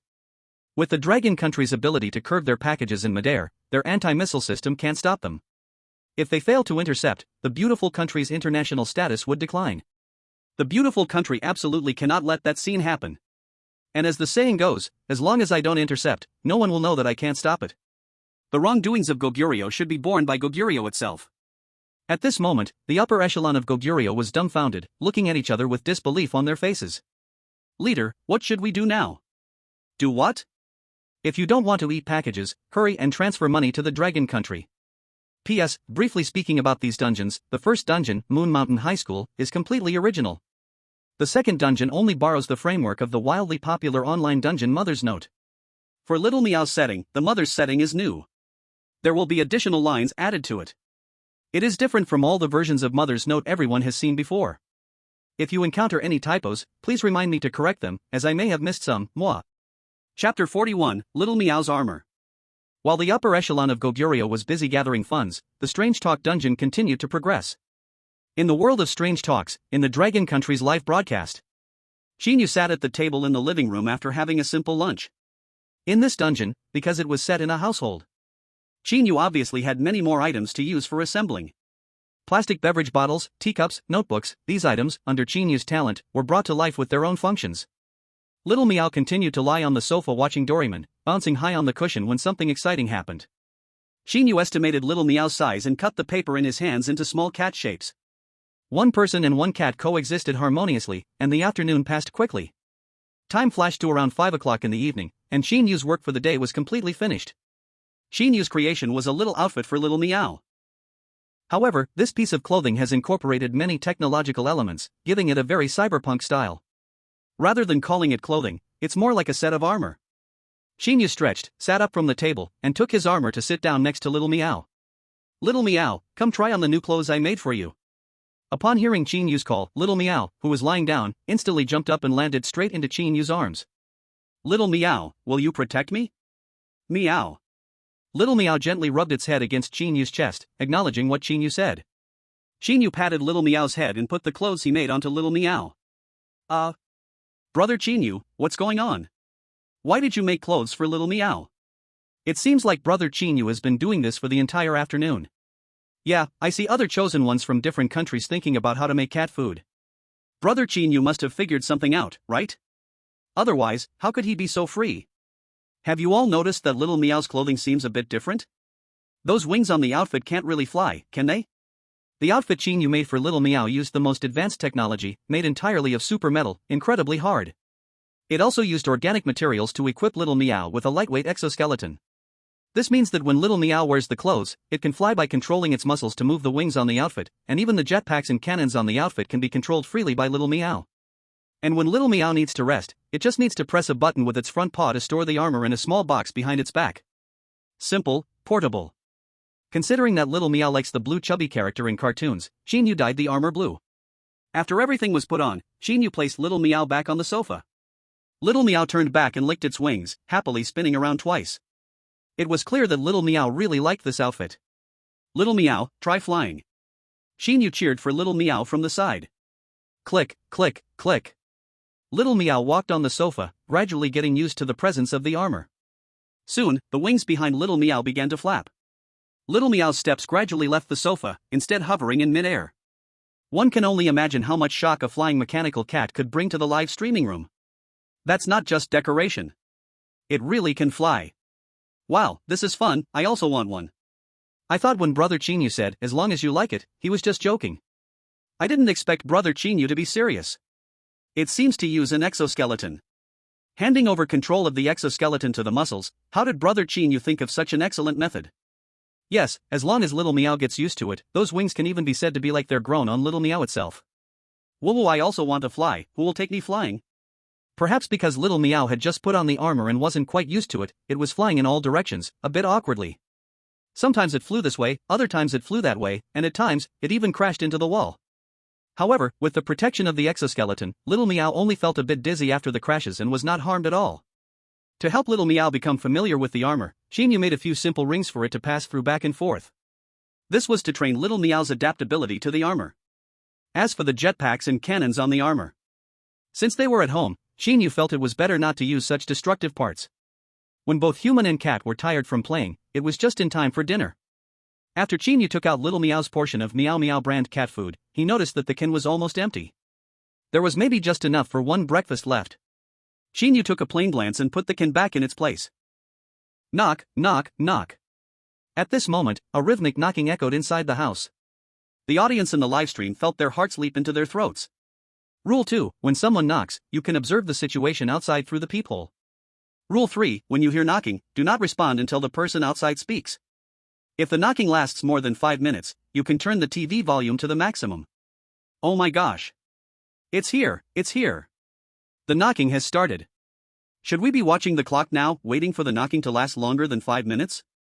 Brother Qin Yu, stay strong, don't be afraid. Hold on, according to Rule 2, our brother Qin Yu can peek outside through the peephole. This little ghost story is nothing, watch how easily our brother Qin Yu handles it. In the livestream, Qin Yu unconsciously walked to the door. Just as his eyes were about to reach the peephole, Qin Yu's body trembled, he hesitated for a moment and returned to sit on the sofa. Little Meow also put away her armor and lay in Qin Yu's arms. Qin Yu gently patted little Meow's head and turned on the TV to continue watching the Doraemon episode he hadn't finished during the day. As for the knocking sound in the living room, Qin Yu acted as if he didn't hear it. Brother Qin Yu, what are you doing? Hurry and check the situation outside through the peephole. Ah, I can't wait anymore. Who is knocking outside? Let me take a look. Stop calling him. Brother Qin Yu didn't go to look at the peephole. Could it be that Brother Qin Yu discovered a problem with Rule 2? Tell me. Rule 2 is just one sentence. What problem could there be? Chapter 42, Little Meow, I will take action. Qin Yu not looking through the peephole to check the situation outside is naturally for a reason. Compared to other rules, Rule 2 seems a bit out of place. Rule 3, when you hear knocking, do not respond until the person outside speaks. If the knocking lasts more than 5 minutes, you can turn the TV volume to the maximum. Rule 12, when someone claiming to be a neighbor approaches you, you need to observe if he is wearing a black tie. If you meet a neighbor wearing a black tie, you can ask him to buy cat food and supplies for you. Rule 13, when someone claiming to be a neighbor wears a blue tie, you need to respond to him, but do not let him know you are home alone. It can be inferred that the person knocking now might be the unknown person mentioned in Rule 3, or it could be someone claiming to be a neighbor as described in Rules 12 and 13. The term claiming implies that the latter will definitely speak when knocking. Thus, it can be reasoned that the one who knocks without saying anything must be the unknown knocker from Rule 3. When encountering someone claiming to be a neighbor, it is necessary to determine the color of their tie through the peephole, but for the former, it is completely unnecessary to look through the peephole. Because whether Qin Yu looks through the peephole or not, he needs to patiently wait for the knocking to last 5 minutes. After that, he can turn the TV volume to the maximum. So, Qin Yu boldly speculated. What Rule 2 actually requires may be, when someone knocks and speaks, you can observe the situation outside through the peephole. The chosen one of the Watch Kingdom died, the rule ghost story comes to the Watch Kingdom, the Watch Kingdom's luck drops by 20 million. During the time Qin Yu was watching the Blue Fat Cat cartoon, announcements started to pour in from above in the livestream. The audience in the livestream suddenly woke up. In this seemingly peaceful world of ghost stories, there were actually undercurrents flowing. Perhaps Qin Yu's earlier choice not to approach the peephole was indeed the right action. In the Watch Kingdom livestream, the chosen one, Rotiz, also encountered knocking at the door after having dinner with Little Meow. According to Rule 2 and Rule 3, Rotiz did not say a word before the person outside spoke. Rotiz quietly crept to the door, slowly bringing his eyes to the peephole. Seeing the situation outside the door, Rotis's eyes widened instantly, and he fell to the ground uncontrollably. Outside the door, a middle-aged man wearing a cowboy hat and a black coat stood at the entrance. A thick beard covered half of his face, and a glaring scar stretched from his forehead down to his neck, with a cold gleaming bone knife in his hand. At the moment Rotis saw the middle-aged man also sensed Rotis's gaze. Immediately, the middle-aged man revealed a strange smile to Rotis, his mouth stretching all the way to the roots of his ears. In the next instant, the middle-aged man's eyes were shoved up against the peephole, bloodshot eyeballs occupying Rotis's pupils. He. I knew you were home. The middle-aged man outside the door let out a sinister laugh, poking the bone knife repeatedly against the wooden door, which was once intact but now shattered in an instant. Seeing this terrifying scene, Rotis hurriedly got up from the ground and rushed into the wardrobe. Rule 4, when you encounter danger, you can hide in the cupboard, this can ensure you will not be harmed. The cupboard was pitch black, and the moment Rotis stepped inside, he was swallowed by darkness. Damn! Rule 2 really has a problem. Brother Qin Yu is sick. I knew Qin Yu had seen through the illusion and could handle the scenario with ease. It seems Rule 4 also has issues, this scenario is really a bit tough. This is not tough, it's already a bit perverse. Brother Qin Yu, it doesn't matter, I will take action.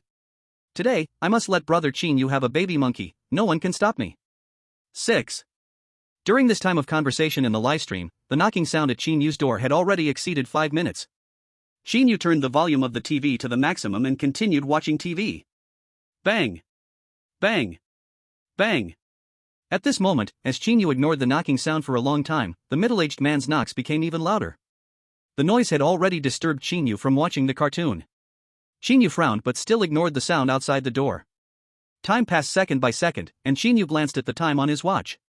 From the moment the knocking started until now, over 10 minutes had passed, and the blue fatty cartoon had finished an episode. But the knocking outside showed no sign of stopping, instead, it became more intense. Bang! Bang! Bang! Bang!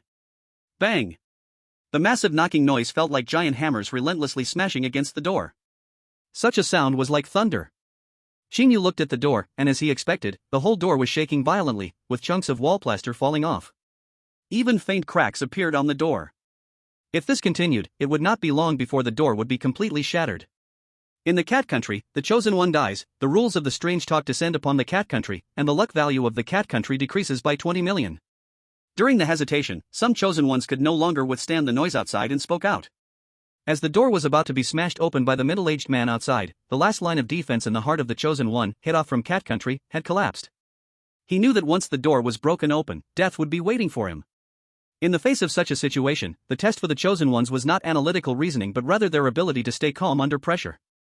With a thud, Hitoff knelt in front of the door. "Stop knocking. Please, don't knock anymore. I beg you, let me open the door. Please spare me." The expression on Hitoff's face was already frantic. He crawled to the door to open it. At this moment, he just wanted to escape quickly from this strange place filled with anomalies. He. "I'm coming." Thud. The moment the door opened, the middle-aged man lunged at Hitoff with his bone knife in hand. The bone knife mercilessly pierced through Hitoff again and again. Another chosen one from a country has been eliminated. Qin Yu was also thinking about how to deal with the middle-aged man. To be honest, Qin Yu had many methods, but these methods would easily damage the house. Unless absolutely necessary, Qin Yu did not want to use these methods. But if the middle-aged man was not dealt with, he would not be able to focus on watching cartoons. What to do? Meow. While Qin Yu was thinking, the little cat in his arms suddenly made a soft sound. The little cat looked at Qin Yu and pointed at itself, then glanced towards the door. "Do you want to handle it?" Qin Yu asked in confusion. The little cat nodded vigorously, and then armor reattached itself to its body. Qin Yu smiled, seeing the little cat's posture. It really seemed like a hero going out on a cold wind, ready for battle. Then, Qin Yu gave the little cat a slight smile and said, "Be careful." As soon as Qin Yu finished speaking, the little cat dashed to the window, lifted a corner of the curtain, and jumped straight out. Even though there was a curtain, one could still see the little cat igniting a jetpack outside. "Little cat, what are you doing?" This is the 13th floor. Chapter 43, The Bumps Won't Fly. What is the little cat doing? How is it flying out? Oh my brothers, look at the little cat stance. It is clearly going to challenge the man at the door. Go, little cat. You are the only true god in the ghost story dungeon. It has to be the little cat. It is here to reclaim the glory for our Qin Yu. After the little cat flew out of the window, it passed through the window connecting to the corridor and flew into the hall. The knocking sound came to a sudden stop. The screen in the live broadcast room also shifted to outside the door. Clearly, the middle-aged man also noticed the not-so-friendly little cat. The middle-aged man gripped his bone knife, fixing his gaze firmly on the little cat circling above him. Upon seeing the little cat's appearance, the middle-aged man was puzzled. What on earth is this thing? If it's a bird, it looks like a cat and has 4 claws. But if it's a cat, how can it fly? Meow.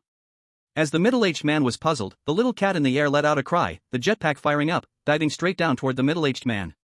Before the middle-aged man could react, the little cat was already in front of him. In the next instant, it raised its paw and its sharp claws hit the middle-aged man's face hard. Smack! With a crisp sound, the middle-aged man sat down on the ground holding his face. The power of the big paw is limitless. On the middle-aged man's originally scarred face, another claw mark had now been added. After a moment, the middle-aged man finally reacted, with blood-red eyes fixed on the little cat in the sky. The little cat didn't hold back, and its jetpack fired up again.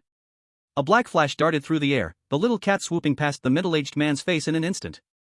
Smack! Once again, a crisp slap from the big paw. The middle-aged man's cheeks turned red, already swollen badly. Damn it! The middle-aged man cursed angrily, jumping up from the ground and thrusting the bone knife directly at the little cat. The little cat flapped its wings effortlessly, avoiding the middle-aged man's attack. At the moment the middle-aged man landed, the little cat seized the opportunity to dive down again. Smack! Ha! This is enough, just you wait. Smack! Under a flurry of slaps, the middle-aged man was swaying, struggling to stand firm. Facing the little cat with absolute air superiority, the middle-aged man had no chance to fight back at all. Smack! At last, the middle-aged man could not take it anymore. The damage from each slap was far too great. In a bid to dodge the little cat's attacks, the middle-aged man began to swing his bone knife frantically. Bang! Finally, during the little cat's next dive, the middle-aged man's bone knife scraped the little cat's wing. The little cat's body instantly flew backwards. It took a great deal of effort to stabilize in mid-air again. Ha ha ha! Keep it coming. I want to see what a little cat can do. The middle-aged man waved a bone knife in one hand, and with the other hand covering his face, he grinned arrogantly. If you touch me again, I swear I won't call myself Kunba. As a top assassin, when had Kunba ever been insulted by a cat like this? If he didn't regain his face today, Kunba would be shamelessly absurd. The bone knife Kunba wielded protected him tightly, looking from the outside as if a layer of transparent shield covered him. This made the little cat unable to move in the air for a moment, unsure of where to strike. Seeing this scene, the audience in the live broadcast couldn't help but silently sweat for the little cat. This Kunba is not a good person. Damn, Kunba is so shameless. To deal with a cat, he's flailing his weapons around like that. Why not fight fair? Kunba. You little trash. You can't handle it, you have no strength. Little cat, hurry up and hit him. I can't stand this guy's arrogant face.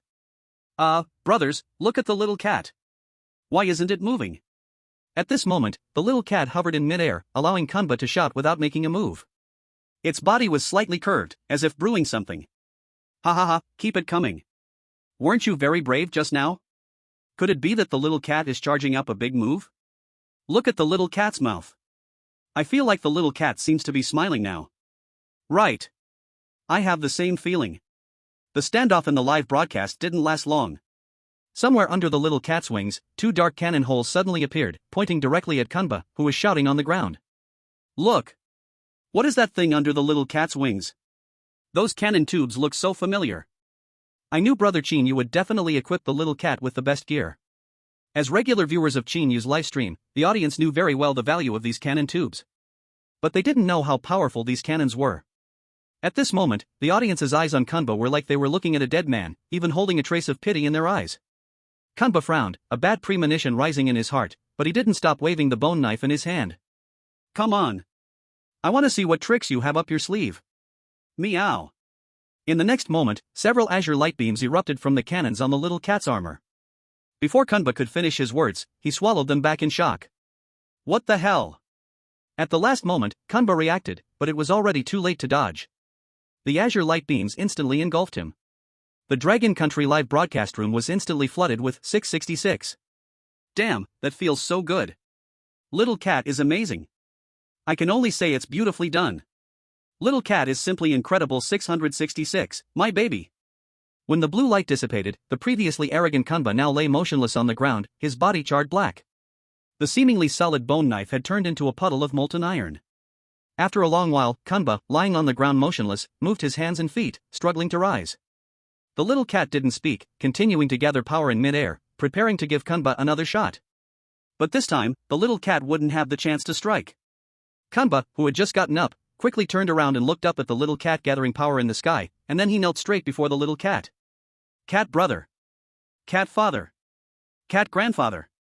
Cat ancestor. I was wrong, spare me.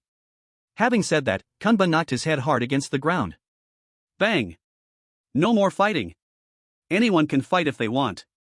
This cat is too freakish. Kunba's eyes no longer showed any trace of the previous arrogance. Kunba's attitude was very sincere. But the little cat and the audience in the broadcast room were all momentarily stunned. None of them expected. Everything turned around so quickly. Is this still the arrogant Kunba from before? Unexpectedly, in the next moment, Kunba made an incomprehensible move on the screen. When Kunba saw the little meow was no longer gathering strength, he didn't say a word. He took a few steps to the window in the stairwell and jumped straight down. What the hell? This is the 13th floor, has Kunba gone crazy? He can't even fly. Chapter 44 New Rules. Rule 9, we live on the 13th floor, and there won't be any shadows outside the window. Even though there was a curtain, Qin Yu still saw fleeting shadows outside the window. Just watching the hasty movements of the shadow, it seemed a bit flustered. And because the window was still open, a burnt smell came when the shadow flashed by. Qin Yu adjusted his glasses on the bridge of his nose, unsure for a moment. Was it an illusion? Just as Qin Yu was puzzled, the little meow flew in from the corner of the window. Meow. The little meow called out obediently and pounced into Qin Yu's arms, rubbing against his chest. Qin Yu's hand gently caressed the little meow's wings. Feeling the barrel that was still radiating warmth, Qin Yu instantly understood everything. No wonder there was a shadow outside the window giving off a burnt smell, it turned out to be the little meow's doing. Qin Yu retracted the little meow's armor and took out prepared meals and cat food to place on the table. Without Kunba's disturbance, Qin Yu and the little meow, one person and one cat, watched cartoons while eating cat food, quite comfortably. After dinner, Qin Yu and the little meow watched TV for a while longer. When Qin Yu looked at the watch, it was already past 10 in the evening. Ha! Qin Yu yawned, he was indeed a bit drowsy. After watching the last episode of the cartoon, Qin Yu turned off the TV, picked up the little meow, and went back to the bedroom. Rule 8, when you sleep, you must not take the little meow into the bedroom and lock it in the living room. Seeing Qin Yu carrying the little meow into the bedroom, confused viewers instantly exploded with comments. Qin Yu, stop. Rule 8 clearly states not to bring the little meow into the bedroom. It's dangerous. Perhaps Qin Yu will let the little meow out when he sleeps. I feel like Qin Yu has always been quite steady. The little meow will protect the chosen one, but not allowing it in while sleeping does seem unreasonable. Why don't you check what you are saying? Your chosen one only made it through by luck, just a loser. Ha, at least our Qin Yu has successfully passed challenges, much better than you. Qin Yu should have his own ideas. I have seen many chosen ones from various countries bring the little meow into the bedroom. Let's hope so. I still trust Qin Yu more. Those who brought the little meow into the bedroom naturally spent a lot of money to buy clues from the dragon country. Only they knew that Rule 8 was wrong. After entering the bedroom, Qin Yu frowned at the messy bedside table. It was too messy. Qin Yu placed the little meow on the bed and started tidying up the clutter on the bedside table. On the table was a desk lamp, a few open books, and some unfinished homework. Qin Yu casually glanced over the homework. Not surprisingly, he couldn't solve a single problem except for math and physics. In one book, Qin Yu found several test papers, with his name written boldly in the name column. Math, 67 points. Chinese, 94 points. English, 0 points. Physics, 18 points. Chemistry, 47 points. Geography, 73 points. Biology, 68 points. Looking at these test papers, Qin Yu couldn't help but frown. A bit specialized. Since childhood, his physics score had never been bad. This doesn't fit his character. The English score also seriously didn't match. He had once scored in double digits in English. Although it is a two-digit number beginning with 1, it is still countless times more than the score on this exam paper. Haha, seeing this exam paper, I kind of like the original owner of this home. Yeah, the English and physics papers are too real. But isn't English the paper with the most multiple choice questions? It probably is harder to score 0 than to score full marks. Of course it's harder, the premise is that you aren't handing in a blank paper. Damn, seeing these papers makes me annoyed. The school year just started, and there's already a school exam. I estimate I'll fail English again. As Qin Yu sorted these papers, a sheet of paper that had the same handwriting as the note left by his mother slipped to the ground. Qin Yu bent down to pick up the paper and spread it out on the table. Seeing the contents of the note, Qin Yu's eyes became serious, and the previously lively discussion in the live broadcast room quieted down considerably. New rules have arrived. Child, your academic performance has changed a lot, your grades are getting worse and worse. Your teachers have contacted me, and they will come to our home for a home visit in the next few days. You must treat the teachers well, and you must pay attention to these matters. Matter 1, you are a student of Jiangcheng No. 1 High School. The teachers coming for the home visit will wear a school badge name tag. Before opening the door, you must verify their identity. Matter 2, teachers do not like students with poor grades, and they especially do not like disobedient students. Matter 3, the teachers for the home visit are random, it could be 1 or 2 of them, particularly focusing on the subjects where you are doing poorly. Matter 4, you may not perform well in school, but you must try hard. When the teachers come for a home visit, you need to let them know that you have been studying hard at home during the holidays. Matter 5, the teachers will only come for home visits in the morning, they will not come in the afternoon, and they will not visit on weekends. Matter 6, if you are not prepared to face the teachers, you can pretend you are not at home. But when the teachers come for a second visit, you must meet them. Matter 7, teachers like students with good grades and will protect students with good grades. Matter 8, some teachers do not like cats. When the teachers come for a home visit, you can lock the little cat in the bedroom. Seeing these 8 new notes, the audience in the live broadcast room obviously exploded. Are they not letting people live? It's only the first day, and there are already 8 new precautions. That's a total of 22 rules. Just memorizing the rules is tough. I might as well just die. From childhood to now, what I dislike the most is home visits. What if the teacher coming is for a subject that Brother Qin Yu is not good at? Wouldn't that be disastrous for him? Damn it, teachers don't like students with poor grades. I don't like teachers who do home visits either. The Dragon Kingdom live broadcast room fell silent for the night. Chapter 45, The Cat Food is Running Out. That night, Qin Yu took the little cat into the bedroom and slept very comfortably. But for some countries that did not know Rule 8 was an erroneous rule, this night was destined to be a sleepless night. In the Grassland Kingdom's live broadcast room, the chosen one of the Grassland Kingdom, Hao Liangshan, was also sleeping soundly in the first half of the night, with many people from the Grassland Kingdom taking the opportunity to catch up on their sleep. Everything continued until 2:30 in the morning. Suddenly, a strange change occurred in the Grassland Kingdom's live broadcast room. Hao Liangshan was lying in bed, sleeping soundly, but the little cat was locked outside the door according to the rules.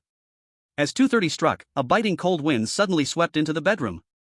Hao Liangshan shivered and opened his eyes, startled. The room was pitch black, with only the moonlight casting a faint glow on the curtains.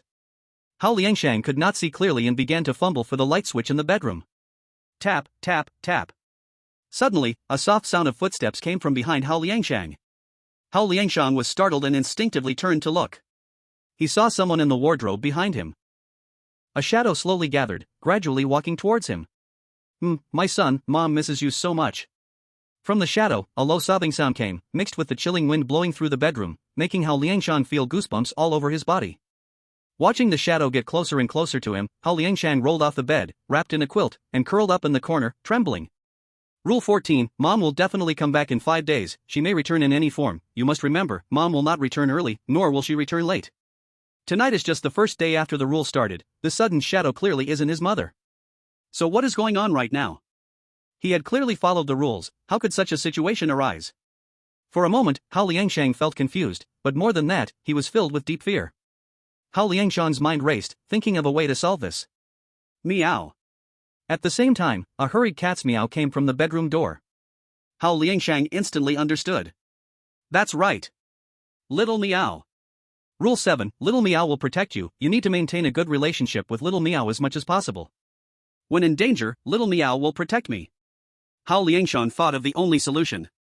But before he could be too happy up on the beams, in the next second, Hao Liangshan was utterly despaired. Hiss.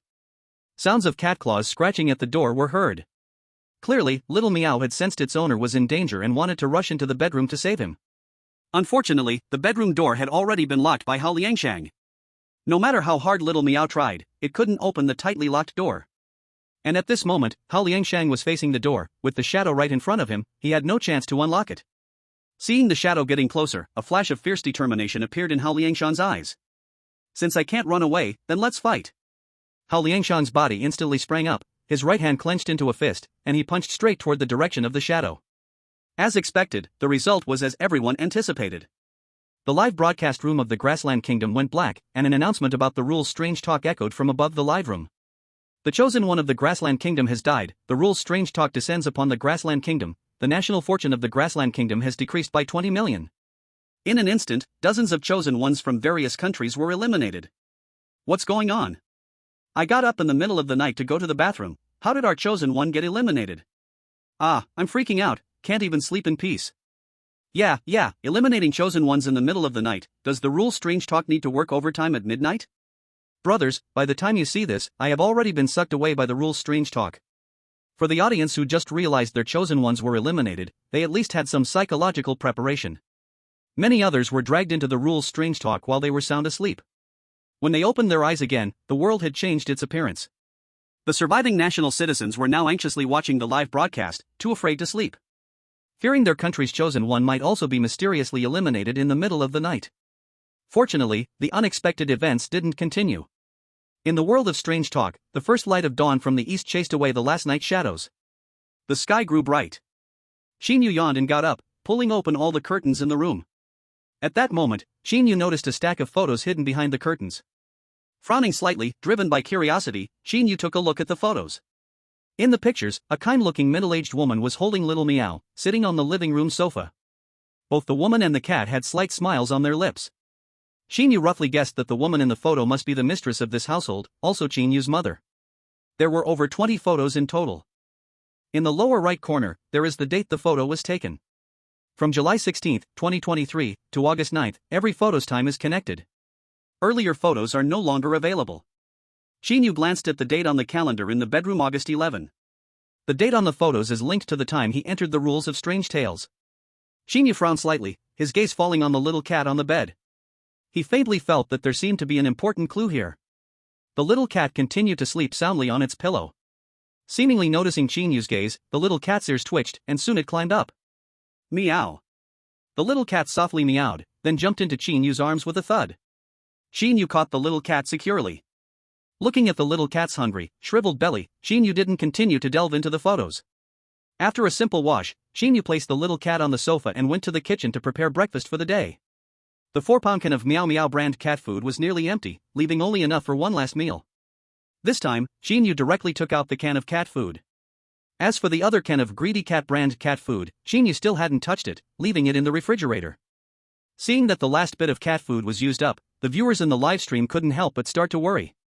The last bit of Meow Meow brand cat food is gone. That neighbor in the black tie should be coming by this morning, right? Yeah, otherwise the little cat won't have any food to eat by noon. If the neighbor doesn't come, what will brother Qin Yu do? He can't feed the little cat greedy cat brand food. That surely won't do. If the neighbor doesn't show up, brother Qin Yu will probably have to go downstairs himself to buy cat food. Absolutely not. That's too dangerous. Whoa, old Wong next door, hurry up and come. Chapter 46, The Teacher Has Arrived. After breakfast, Qin Yu left the little cat on the sofa watching TV while he buried himself in making some things. Last night's experience made Qin Yu realize that he needed to install a surveillance system outside his door. This way, he could observe the situation outside without having to look through the peephole. He could also add some other props to ensure that as long as he didn't want to open the door, no one could enter the room.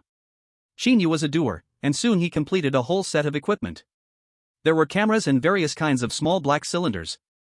Little cat, go stand guard in the hallway for me. If there's danger, alert me. Qin Yu instructed the little cat while putting on a suit he made to protect himself. Rule 11, when you cannot ensure your own safety, do not go outside. Not to mention going out too far, at least he could venture into the hallway. If any danger occurred, Qin Yu could return to his room in the quickest time. Meow. The little cat agreed, spreading its wings and flying out the window. Before long, the little cat's voice came again from outside, meow. The little cat sound was gentle, confirming that there was no danger outside. Only then did Qin Yu open the tightly locked door, carrying the set of equipment he made outside. What is brother Qin Yu doing? Is he going to buy cat food?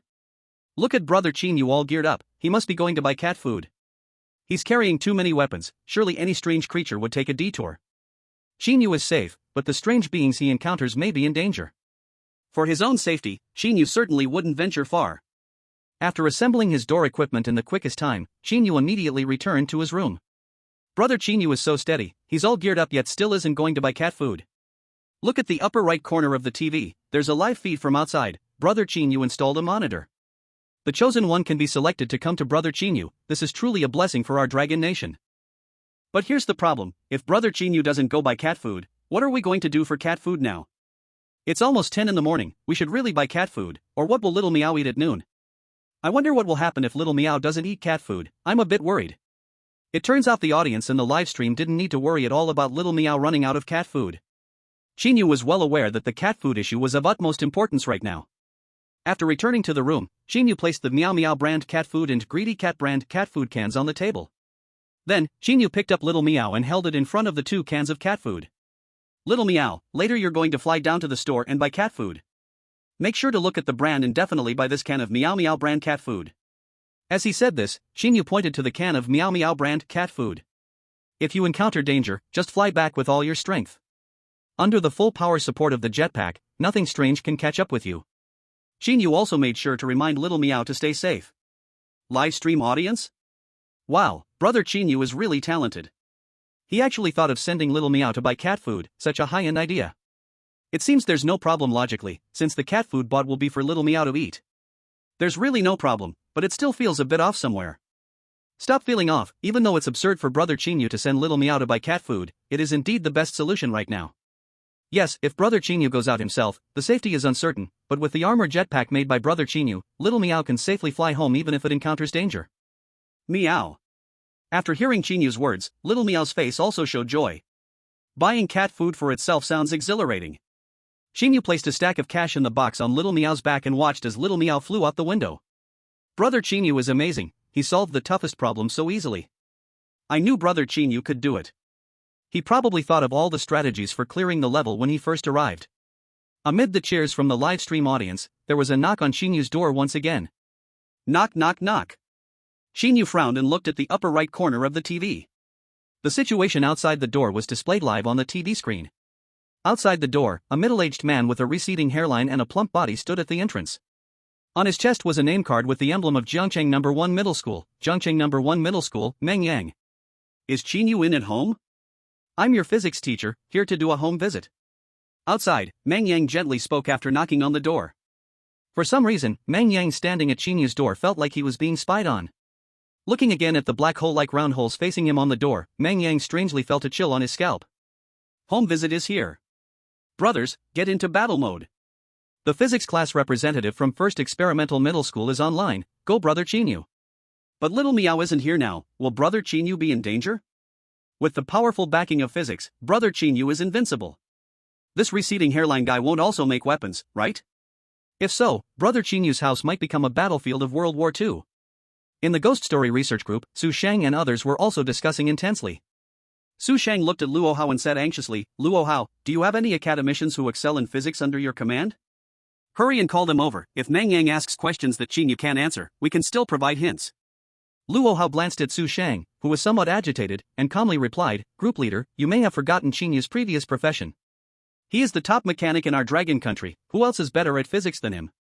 When it comes to physics, Qin Yu could indeed be considered the best in dragon country. But after Luo Hao finished speaking, he changed his tone. Although Qin Yu is a master of physics, he might not necessarily excel at solving physics problems. We can arrange for some professional physics teachers to assist Qin Yu. They might be more helpful than those in the physics department. Su Shang thought carefully and realized this idea made sense.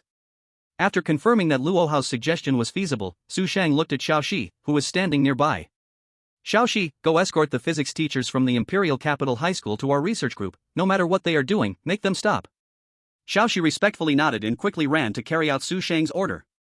At the same time, in the live broadcast, Qin Yu also opened the door at that moment. Chapter 47, Qin Yu's Teddy Bear. The members of the Dragon Kingdom Strange Talk research group were not surprised that Qin Yu would accept a home visit this time. They had already memorized all the information about Qin Yu. Compared to other subjects, Qin Yu's best subject was physics. If the teacher came again for a home visit next time, it might not be as easy to deal with as this physics teacher. Qin Yu understood this as well. Even though Xiao Miao was not home, he still opened the door. Of course, as a backup, Qin Yu had placed a small box and a teddy bear on the sofa before opening the door. If anything went wrong, Qin Yu could still protect himself. Brothers, quick look, what did Qin Yu put in the teddy bear? I can't tell, isn't that just a small box? Why did Qin Yu put it in the teddy bear? I don't get it. I trust Qin Yu must have his own thoughts. Qin Yu, why are you taking so long to open the door? As soon as he entered, Mediterranean Yang's eyes immediately locked onto Qin Yu, starting to yell at him.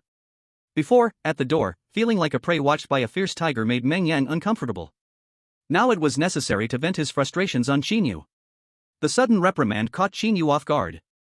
Qin Yu looked deeply at Mediterranean Yang, his eyes shimmering slightly. Teacher Meng, please sit down, I will make you a pot of tea. Qin Yu spoke softly, leading Meng Yang to sit on the sofa. Soon after, Qin Yu went to the kitchen to fetch the teapot and tea leaves, brewing a pot of tea in front of Meng Yang. At that moment, a hint of relief appeared on Meng Yang's face. Qin Yu, it has been so many days of vacation, have you been studying properly at home? Meng Yang took a sip of the tea from Qin Yu and began to question him. Qin Yu nodded and replied faintly. Of course, I have been studying diligently these days. Meng Yang nodded as well. That's good. I really dislike students who don't study. By the way, this tea is quite good. Later, let your mother buy me 2 boxes and send them over. Qin Yu was quite surprised. Why would a teacher ask a student for something? This time, Qin Yu simply responded, I'll tell her when my mother returns. Are you telling me this thing is a teacher? The world is big, truly, there are all kinds of people. Perhaps seeing Qin Yu's perfunctory attitude, Meng Yang felt a bit displeased. Bring me the homework I assigned before the break, I want to see how much you've written. Saying this, Meng Yang spread his hands towards Qin Yu, looking demanding. Qin Yu frowned, said nothing, and went back to the bedroom. Damn. Homework. When did the original owner of this house ever do homework? I saw the exam papers this morning, the original owner didn't write a single word of homework. What will Brother Qin Yu do? Who would have thought the Mediterranean would suddenly check homework? This is definitely revenge. In such a short time, if Brother Qin Yu writes homework, he won't make it. This Mediterranean guy is too much. Can we say the homework is temporarily lost and buy some time? Definitely not. If you study every day, the homework can't possibly go missing. If Brother Qin Yu said that, wouldn't it be like saying he didn't study at home? In the intense discussion of the live broadcast, Qin Yu returned to the living room holding a stack of filled exam papers. Qin Yu showed no signs of panic on his face and calmly placed the papers on the table in front of Meng Yang. After getting up this morning, Qin Yu anticipated that the teacher might make an issue out of his homework, so he created a problem-solving robot early in the morning. During the time Qin Yu was tidying up the door, the problem-solving robot successfully completed its task. Teacher Meng, these are the papers you wanted. What the heck, when did Brother Qin Yu do his homework? I remember he hadn't touched a single word this morning, how come it's all filled out now? What? This is ridiculous. I just went online to search for the answers, and all of Brother Qin Yu's answers are completely correct. 5 big words, Brother Qin Yu is amazing. Seeing Qin Yu's confident expression, Meng Yang took the papers with a hint of surprise. He glanced at the papers and nearly exploded on the spot. All the questions on the papers were completely correct. This wasn't copied, was it? Seeing Qin Yu's exam papers, Meng Yang's anger surged, and his face turned red. Especially with Meng Yang's signature balding hairstyle, he looked like a volcano on the verge of eruption. Explain to me, why did you get everything right? Did you copy your answers? Meng Yang clenched his fists tightly, his bloodshot eyes fixed on Qin Yu. He angrily pointed at the exam papers on the table, shouting loudly. Looking at Meng Yang's current state, it seemed like he could strike at any moment. It's over, Brother Qin Yu is in danger. What should we do now, waiting online? What the heck, getting all the homework right and still making trouble, I have to hurry and tell our country's chosen one. Ha, luckily, our chosen one didn't notice the problem before and didn't do any homework, it's still not too late to catch up. Ha, this is killing me, our dragon country's chosen one is too full of himself. Clearly, during the first home visit from the teacher, he only needed to pretend not to be home, but insisted on opening the door to let the teacher in, now he must be regretting it. Still, our foot basin country's Kitamura Gomenkuan is impressive, directly pretending not to be at home, and now he is peacefully catching up on homework in the bedroom. Our beautiful country's chosen one has already started figuring out how to buy cat food, and now it seems there are no problems at all. Ha, thanks to the sacrifice of the Dragon Country's chosen one for the valuable experience gained. The Dragon Country audience completely ignored these unfriendly comments, each one gazing at Qin Yu with concern. They joined their hands together in front of their chests, silently praying for Qin Yu. They only hope that Qin Yu can safely get through this challenge. Qin Yu looked at Meng Yang with no signs of panic and slowly spoke. Teacher, I did not copy my homework. Hearing Qin Yu's words, Meng Yang's anger grew even more. Others might not have copied, but you, a student who scored only a dozen in a physics exam, getting everything right on the test, is that even possible? Do you think I'm a fool? Meng Yang's voice became deeper, and a dark aura began to emanate from him. He wanted to teach Qin Yu, this disobedient student, a lesson. Wow, what a joyous occasion. The Dragon Country's chosen one has finally been eliminated. Today is a good day, everything we desire can be achieved, Foot Basin Country is the #1 in the universe. You idiots better scram, your chosen one probably won't even last to this point. Qin Yu furrowed his brows at Meng Yang, whose dark aura was rising, and continued speaking. The contents of these papers are too simple, doing them is just a waste of time. Are you admitting that you copied? Upon hearing this, Meng Yang's evil energy showed no sign of diminishing, loudly questioning Qin Yu. I did not copy. If you don't believe me, teacher, you can ask me some questions to see if I can answer them, right?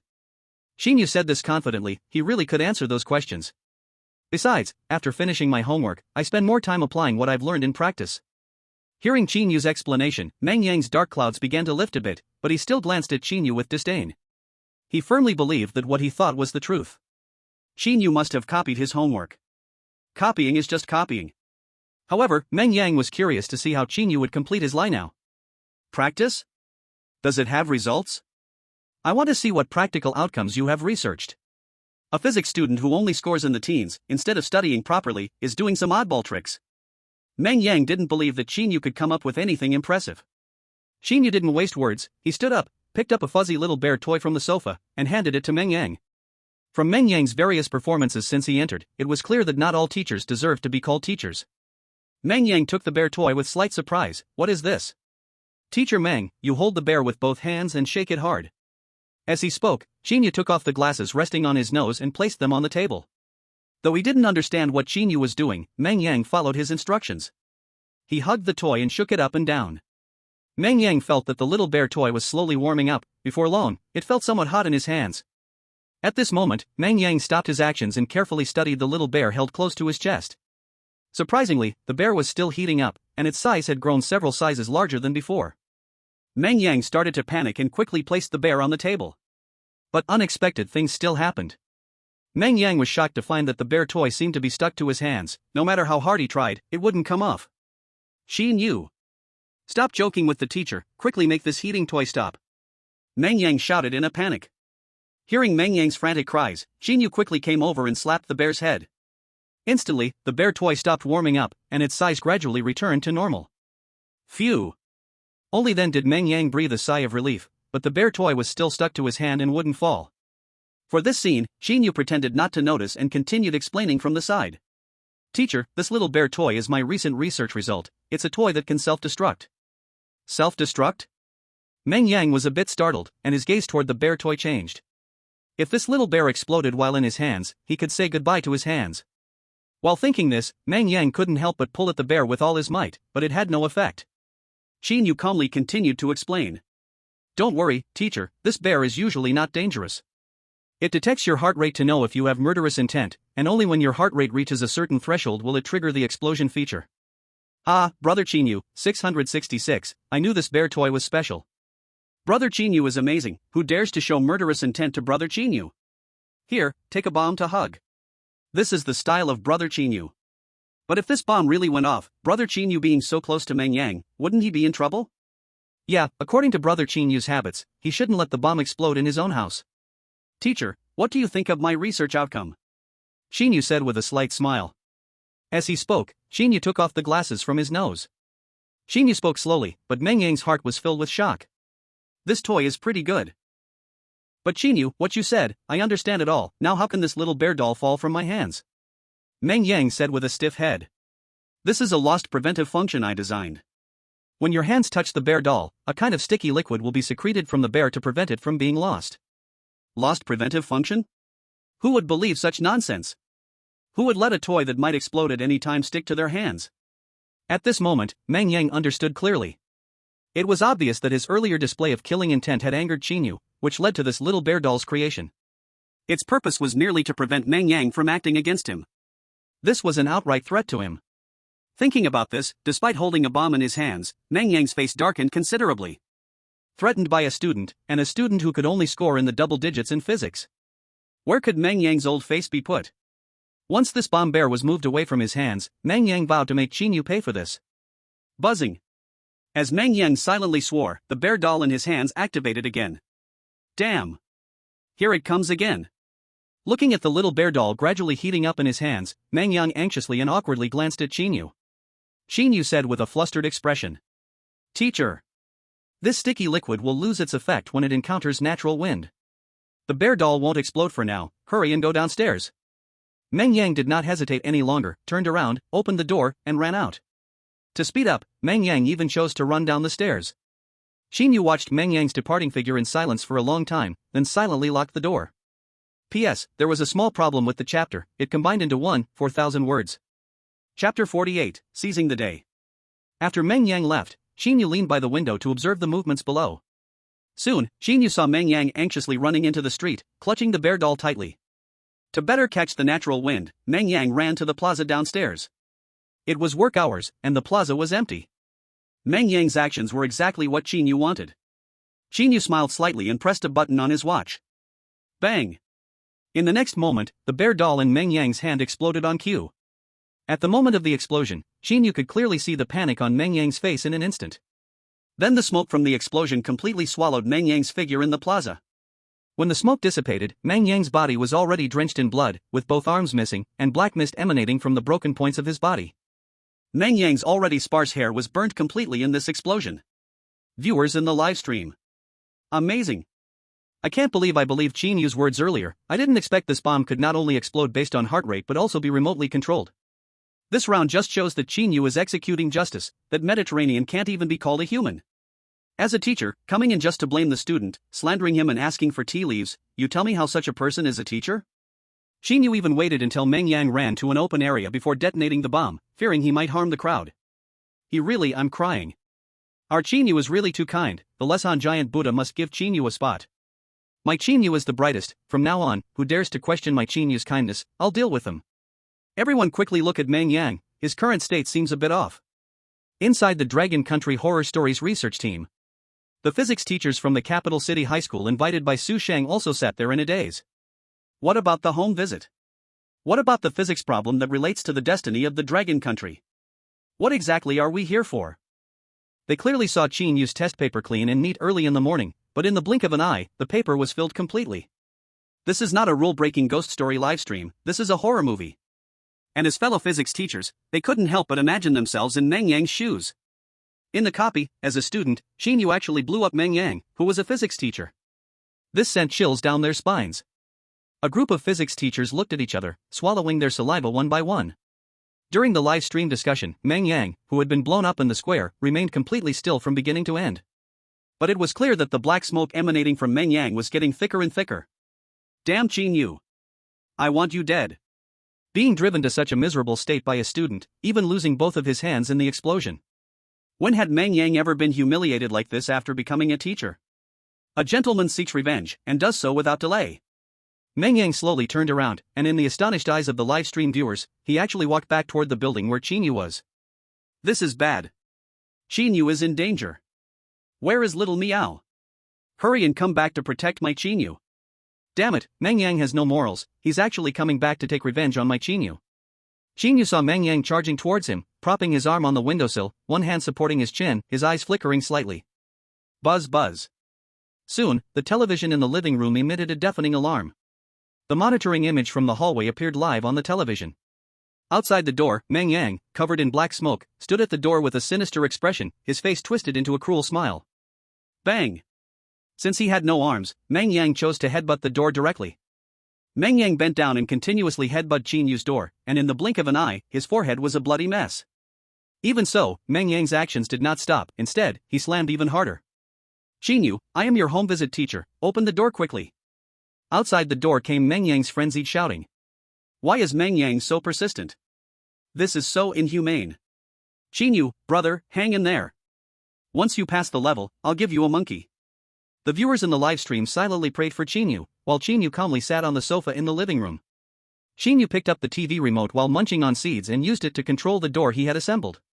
While Meng Yang crazily headbutted the door, suddenly, countless thin red beams shot out from the door without any warning. The red beams shot in all directions, almost covering the entire hallway. It was like the infrared maze in a sci-fi blockbuster. Several red beams happened to be directly aimed at Meng Yang. Meng Yang's movements instantly stopped as he looked down at the red beams hitting his body, the burning sensation from the red dots sinking into his bones. In just a few breaths, the flesh where the red beams hit started to sink in. In pain, Meng Yang's face twitched, then he twisted into an extremely contorted position to dodge all the red beams shooting from the door. I don't understand, is Meng Yang doing ballet? Haha, why is he standing on one foot? It feels like he's practicing Jin Ji Yin's unique divine skill. Although joking, everyone still noticed. Meng Yang still hadn't given up on the idea of headbutting the door, and was still continuously attacking Qin Yu's door. Qin Yu showed no change in expression as he casually pressed another button on the remote. On the door, the small black tubes that had originally stuck out turned towards Meng Yang. A bad feeling immediately rose in Meng Yang's heart. But unfortunately, he was trapped by the red beams and had nowhere to hide. He could only watch as the small black tubes aimed directly at him. The next second. Bang bang bang. 100 cannons roared in unison. Meng Yang could not dodge, he could only let these shells explode on him. The hallway was instantly shrouded in dense fog like a dark sky. Perhaps because the sound in the hallway was too deafening, the neighbor across from Qin Yu frowned and opened the door to see what was happening. A middle-aged man wearing a black tie stepped out from within, and upon seeing the scene of cannon fire in the hallway, his eyes widened in horror. Without any hesitation, the neighbor immediately closed the door and locked it. When the bombing ended, the only thing visible on the screen was Meng Yang twitching on the ground, countless bubbles of white foam appearing in his mouth. At this moment, Meng Yang had long been tortured beyond recognition. To relieve Meng Yang's suffering, the small cannons on the door gradually came together, forming a huge round tube. A massive blue flame erupted from the tube, and soon, Meng Yang on the ground turned into a pile of yellow earth. A gentle breeze blew by, scattering the yellow earth, leaving no trace of Meng Yang's existence. Chapter 49, Something's Wrong with the Cat Food. To be honest, brother Qin Yu is my dad. 666. I declare that in the face of absolute firepower suppression, brother Qin Yu is invincible. I'm new here, may I ask where the weird one who just headbutted the door went? Bro, this place is deep water, it's better if you remain unclear. This time, the viewers in the live broadcast room were truly shocked. Who else can solo the weirdness, other than Qin Yu? And Qin Yu was just sitting on the sofa in the living room, cracking seeds and pressing a few buttons. Some foreign IP viewers, though unconvinced, found themselves speechless at this moment. An even bigger problem awaited them now. Qin Yu was safe after his home visit, but their own chosen one still hadn't been. From the various problems Qin Yu faced, it was clear that this home visit was indeed hellish. Instead of improving themselves, they might as well slander Dragon Kingdom. But under such inhumane challenges, they really didn't feel like slandering anymore. Moreover, the operations of the Chosen One in the Dragon Kingdom livestream room were definitely something their country couldn't mimic.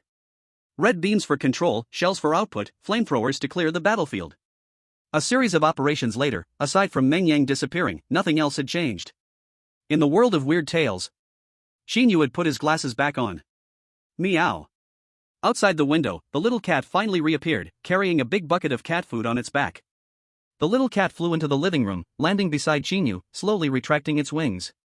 On the TV was playing its favorite blue fat cat cartoon. Qin Yu hugged the little cat, taking off the cat food from its back.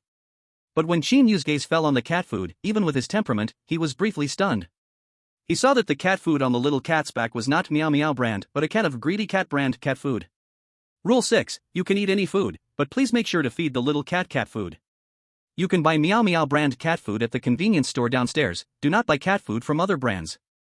Didn't Brother Qin Yu remind the little cat before? Why did the little cat bring back greedy cat brand cat food? Damn, the little cat is a traitor. It has a rebellious soul. Could it be that the little cat likes to eat greedy cat brand cat food, so it bought it back? It shouldn't be. Eating greedy cat brand cat food will still hurt the little cat. Don't you all remember the fate of the chosen ones who fed the little cat greedy cat brand cat food before? That's strange, the little cat had no reason to buy greedy cat brand cat food. Let's not discuss that for now, the main priority is to solve the cat food problem. Asking these questions is useless right now. In the live broadcast screen, after a brief moment of confusion, Qin Yu gently rubbed the fluffy head of the little cat. Little cat, the cat food I asked you to buy before is not from this brand. The little cat slowly nodded. Do you like eating this brand of cat food more? Qin Yu asked, assuming the little cat had not eaten any cat food other than Meow Meow brand. As expected, after hearing Qin Yu's words, the little cat shook its head. Dislike eating, yet still bought it. Could it be? Was it because I didn't give you enough money to buy Meow Meow brand cat food, so you bought this one? To Qin Yu's surprise, the little cat shook its head again. Sherlock Holmes once said, eliminate all impossible options, and whatever remains, no matter how improbable, must be the truth. Does the convenience store downstairs not have little cat brand cat food? Qin Yu asked seriously. This time, the little cat slowly nodded. After speaking, the little cat gestured towards Qin Yu. Qin Yu could roughly see that it meant. I have already looked through all the convenience stores in this area, only the one downstairs sells cat food, but only this greedy cat brand cat food. What's going on? How can the convenience store downstairs not have Meow Meow brand cat food? What will little cat eat from now on? But Rule 6 clearly states that there will be Meow Meow brand cat food downstairs, how can it not be there? Greedy cat brand cat food definitely can't be eaten, little cat can't starve from now on. Absolutely not, this is a world of strange tales, who knows what will happen if I don't feed little cat? Then what to do? The problem is, there is no cat food. Qin Yu's weapon can't solve the cat food problem either. If the convenience store had cat food, Qin Yu could go get some, but it doesn't. This time, it seems like an accident is really going to happen, Qin Yu is in danger. In the Dragon Country Paranormal Investigation Group, sweat began to bead on Su Shang and the others' foreheads. Lunchtime is just around the corner, they must solve the cat food problem immediately. This crisis is even more dangerous than the previous Mediterranean home visit. And the time is even more urgent. Luo Hao, as our brain, do you have any solutions? Su Shang looked at Luo Hao not far away, his brows furrowed tightly. Everyone's eyes also turned to Luo Hao, hoping he could provide a perfect solution. Among all present, Luo Hao has the highest IQ. At this critical moment, everyone can only hope for Luo Hao. Luo Hao bowed his head and closed his eyes, racking his brain, with a painful expression on his face from thinking too hard. After a while, Luo Hao finally opened his eyes, revealing a flicker of light. Luo Hao stood up slowly and said. Rule 12, when someone claiming to be a neighbor approaches you, you need to observe whether he is wearing a black tie. If you encounter a neighbor with a black tie, you can ask him to buy cat food and food. I don't know if you all noticed earlier, but a middle-aged man wearing a black tie came out from the door opposite Qin Yu's room. Rule 12 clearly states that you can ask him to buy cat food and food. This might be the last solution. Perhaps, only that neighbor can buy this cat food. Since the neighbor hasn't come to us, Qin Yu can only go to find the neighbor himself, but this could involve certain risks. This may also be our only way out. After speaking, Luo Hao finally sighed in relief. Everyone's eyes sparked with a glimmer of hope, and they all gave Luo Hao a thumbs up. Luo Hao, this time, you are the hero of our dragon country. No wonder you're the top brain of our dragon country, you really helped us a lot at this crucial moment. Brother Luo Hao, please accept my knee to the ground. The crowd surrounded Luo Hao, each of them praising him. Su Shang also used a hint opportunity to remind Qin Yu. The entire Dragon Nation Strange Tales research group was filled with the sounds of victory and laughter. But no one noticed that in the peaceful conference room, a figure had their hand under the table, slowly putting a recorder into their pocket. P.S. Official debut, seeking some free little gifts, asking everyone to follow updates, and requesting to join the bookshelf. Moo only because. Chapter 50, Trap. In the Foot Basin Nation Strange Tales research group. Miyamoto Arrow listened to the voice coming from his headphones and grinned. It seems that this group of fools from the Dragon Nation is actually quite clever at critical moments. They managed to come up with such a perfect idea. However, such a great idea, we in the Foot Basin Nation will temporarily borrow it. In this way, it won't be in vain that I've spent a lot of money buying off the personnel of the Dragon Nation Strange Tales research group. Gue Tian Gangman Kun, there is no Meow Meow brand cat food in the convenience store downstairs. The neighbor across from your room is wearing a black tie. You can ask him to buy Meow Meow brand cat food for you. After thinking it over, Miyamoto Arrow confirmed that Luo Hao's method was feasible. Miyamoto Arrow immediately passed this important information to Gue Tian Gangman. Hearing this hint, Gue Tian Gangman, who was ready to go out with the little cat, trembled. The little cat was also startled by Gue Tian Gangman's action, jumping directly onto the sofa. Gue Tian Gangman didn't care about this, just had a few more inexplicable expressions in his eyes. The convenience store downstairs actually has no Meow Meow brand cat food. What will the little cat eat? Who will protect him? Fortunately, Miyamoto Arrow from the Foot Basin Nation research group timely provided him with this information, otherwise, he would have wasted his effort. If it was just wasting time and effort, that would be fine. What if he missed lunchtime, and the little cat didn't get to eat cat food on time? No one could imagine what would happen next. The neighbor. Gue Tian Gangman murmured, then pressed his eyes to the peephole of the door to observe the activity across. The door across was tightly shut, even covered in dust, revealing an eerie sense of gloom. Gue Tian Gangman couldn't help but doubt Miyamoto Arrow's reminder. The direct information about the neighbor in the black tie should not be wrong, but would the black tie neighbor really help him buy cat food for the little cat? That point is still up for debate. But luckily, Gue Tian Gangman also awakened the C-level talent, Truth Glance. You can check the truth of any 3 rules. For his own safety, Gue Tian Gangman directly activated his Truth Glance talent on Rule 12. Rule 12, when a person claiming to be a neighbor approaches you, you need to observe if they are wearing a black tie. If you encounter a neighbor with a black tie, you can ask them to buy cat food and food for you. Soon, Gue Tian Gangman's mind received a feedback voice. Rule 12 is correct. Gue Tian Gangman finally relaxed his guard and let out a long breath. He ran back to the sofa, picked up the little cat, and bravely pushed open the door. At the same time, Qin Yu also received information from the Dragon Nation Strange Tales research group. Qin Yu was sitting on the sofa holding the little cat. Hearing the hint from the Dragon Nation, Qin Yu's expression clearly paused, staring ahead in thought. Leaving aside the truth of Rule 12, even if Rule 12 is true, would the neighbor across the way really help him for free? Also, the convenience store downstairs doesn't even have Meow Meow brand cat food. How would the neighbor across get it? Or is it possible that the convenience store's cat food was all bought by the neighbor across? What could the black tie neighbor's intentions be?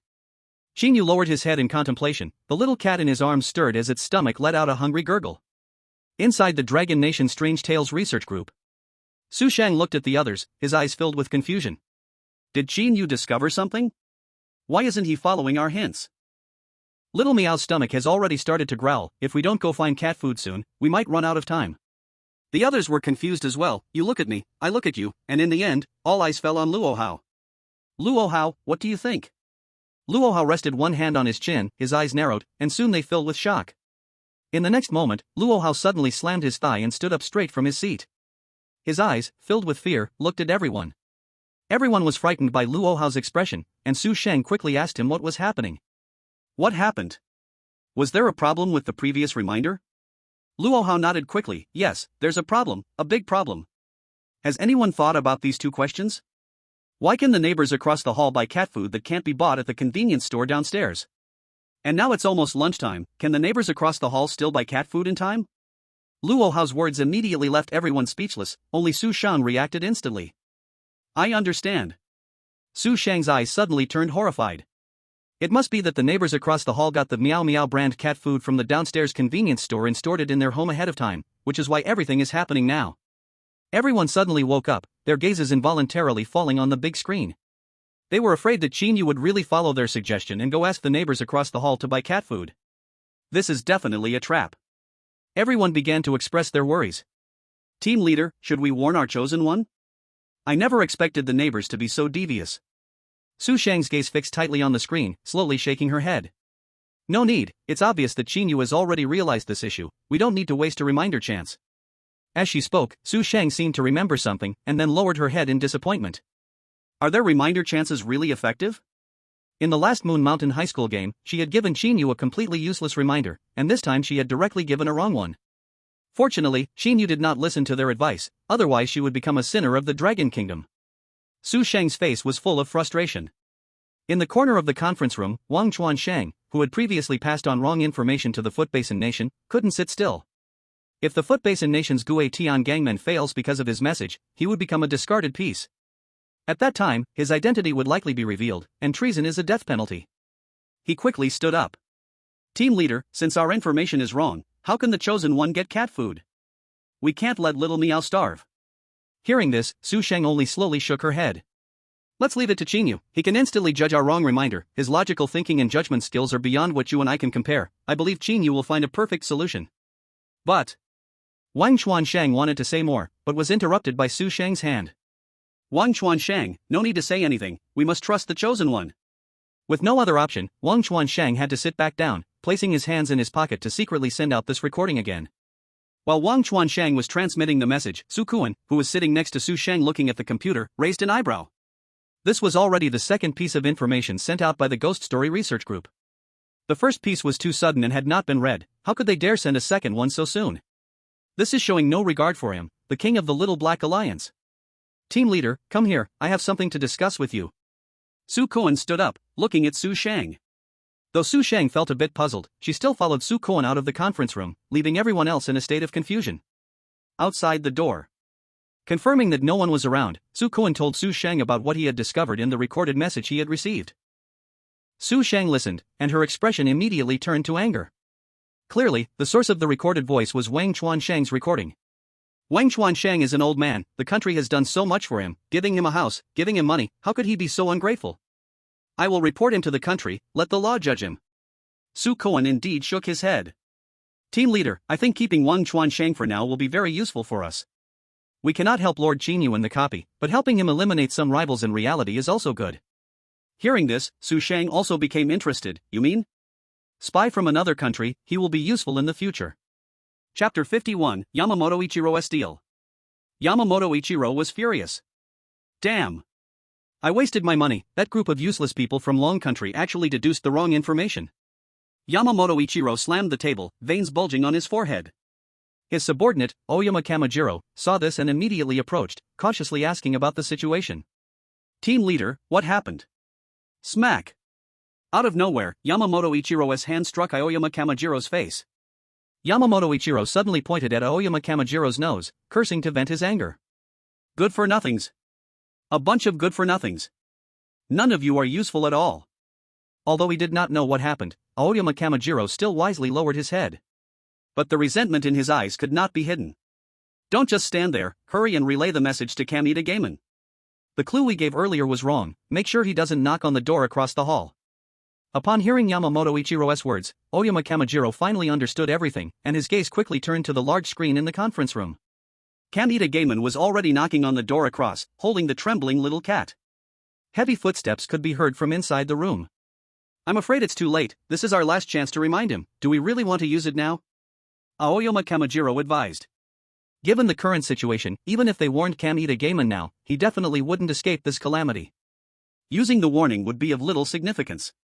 On the contrary, if Kamita Gaemon narrowly survived this accident, they would still have one more opportunity to remind him, increasing the chances of success. Moreover, Yamamoto Ichiro had already used his talent to deduce Rule 12 correctly, so he shouldn't face life-threatening danger. However, the furious Yamamoto Ichiro clearly did not intend to listen to Aoyama Kamijiro's advice. Smack! Another slap landed on Aoyama Kamijiro's face. Yamamoto Ichiro shouted angrily. Stop talking nonsense! Hurry up and do as I say. Who exactly is the team leader between us? Seeing Yamamoto Ichiro's angry face, Oyama Kamijiro silently sighed in his heart, turned, and followed Yamamoto Ichiro's orders to give the final clue. Hurry and leave. This is a trap set by the neighbor across, run back to your room before they come out. Hearing the sudden other reminder in his mind, Kamita Gaemon, already feeling something was wrong, turned and ran to the room without hesitation. Creak. At that moment, the middle-aged male neighbor wearing a black tie opened the door. His face bore a cunning smile that revealed his scheme's success. Seeing Kamita Gaiman running towards the room, the neighbor quickly grabbed Kamita Gaiman's collar. Kamita Gaiman instantly found he could not move. What's happened? Kamita Gaiman shouldn't be knocking on the door for the neighbor to buy cat food. Why is he running? And this neighbor, clearly something is off here. The smile on his face is so sinister. Damn, maybe Rule 12 is wrong. Kamita Gaiman is in danger. You worthless thing, let our chosen one go, or I will destroy this world of rules and eerie tales. Amidst the angry voices of the people from the Foot Basin country, Turtle Hill Mansion ultimately could not escape the grasp of the black tie neighbor, who pulled him back directly. Friend, do you want my cat food? The neighbor stared at Turtle Hill Mansion's trembling eyes and spoke ominously. Turtle Hill Mansion could only flail his hands in a panic. No need. Hearing this, the neighbor's face instantly changed, twisting into a skull shape. Dark energy radiated from his body, as if he could swallow Turtle Hill Mansion at any moment. Are you sure you really don't need it? If you come to knock on my door for no reason, I will get angry. The consequences, you wouldn't want to experience. Threat. A naked threat. But facing the neighbor's threat, Turtle Hill Mansion had no solution.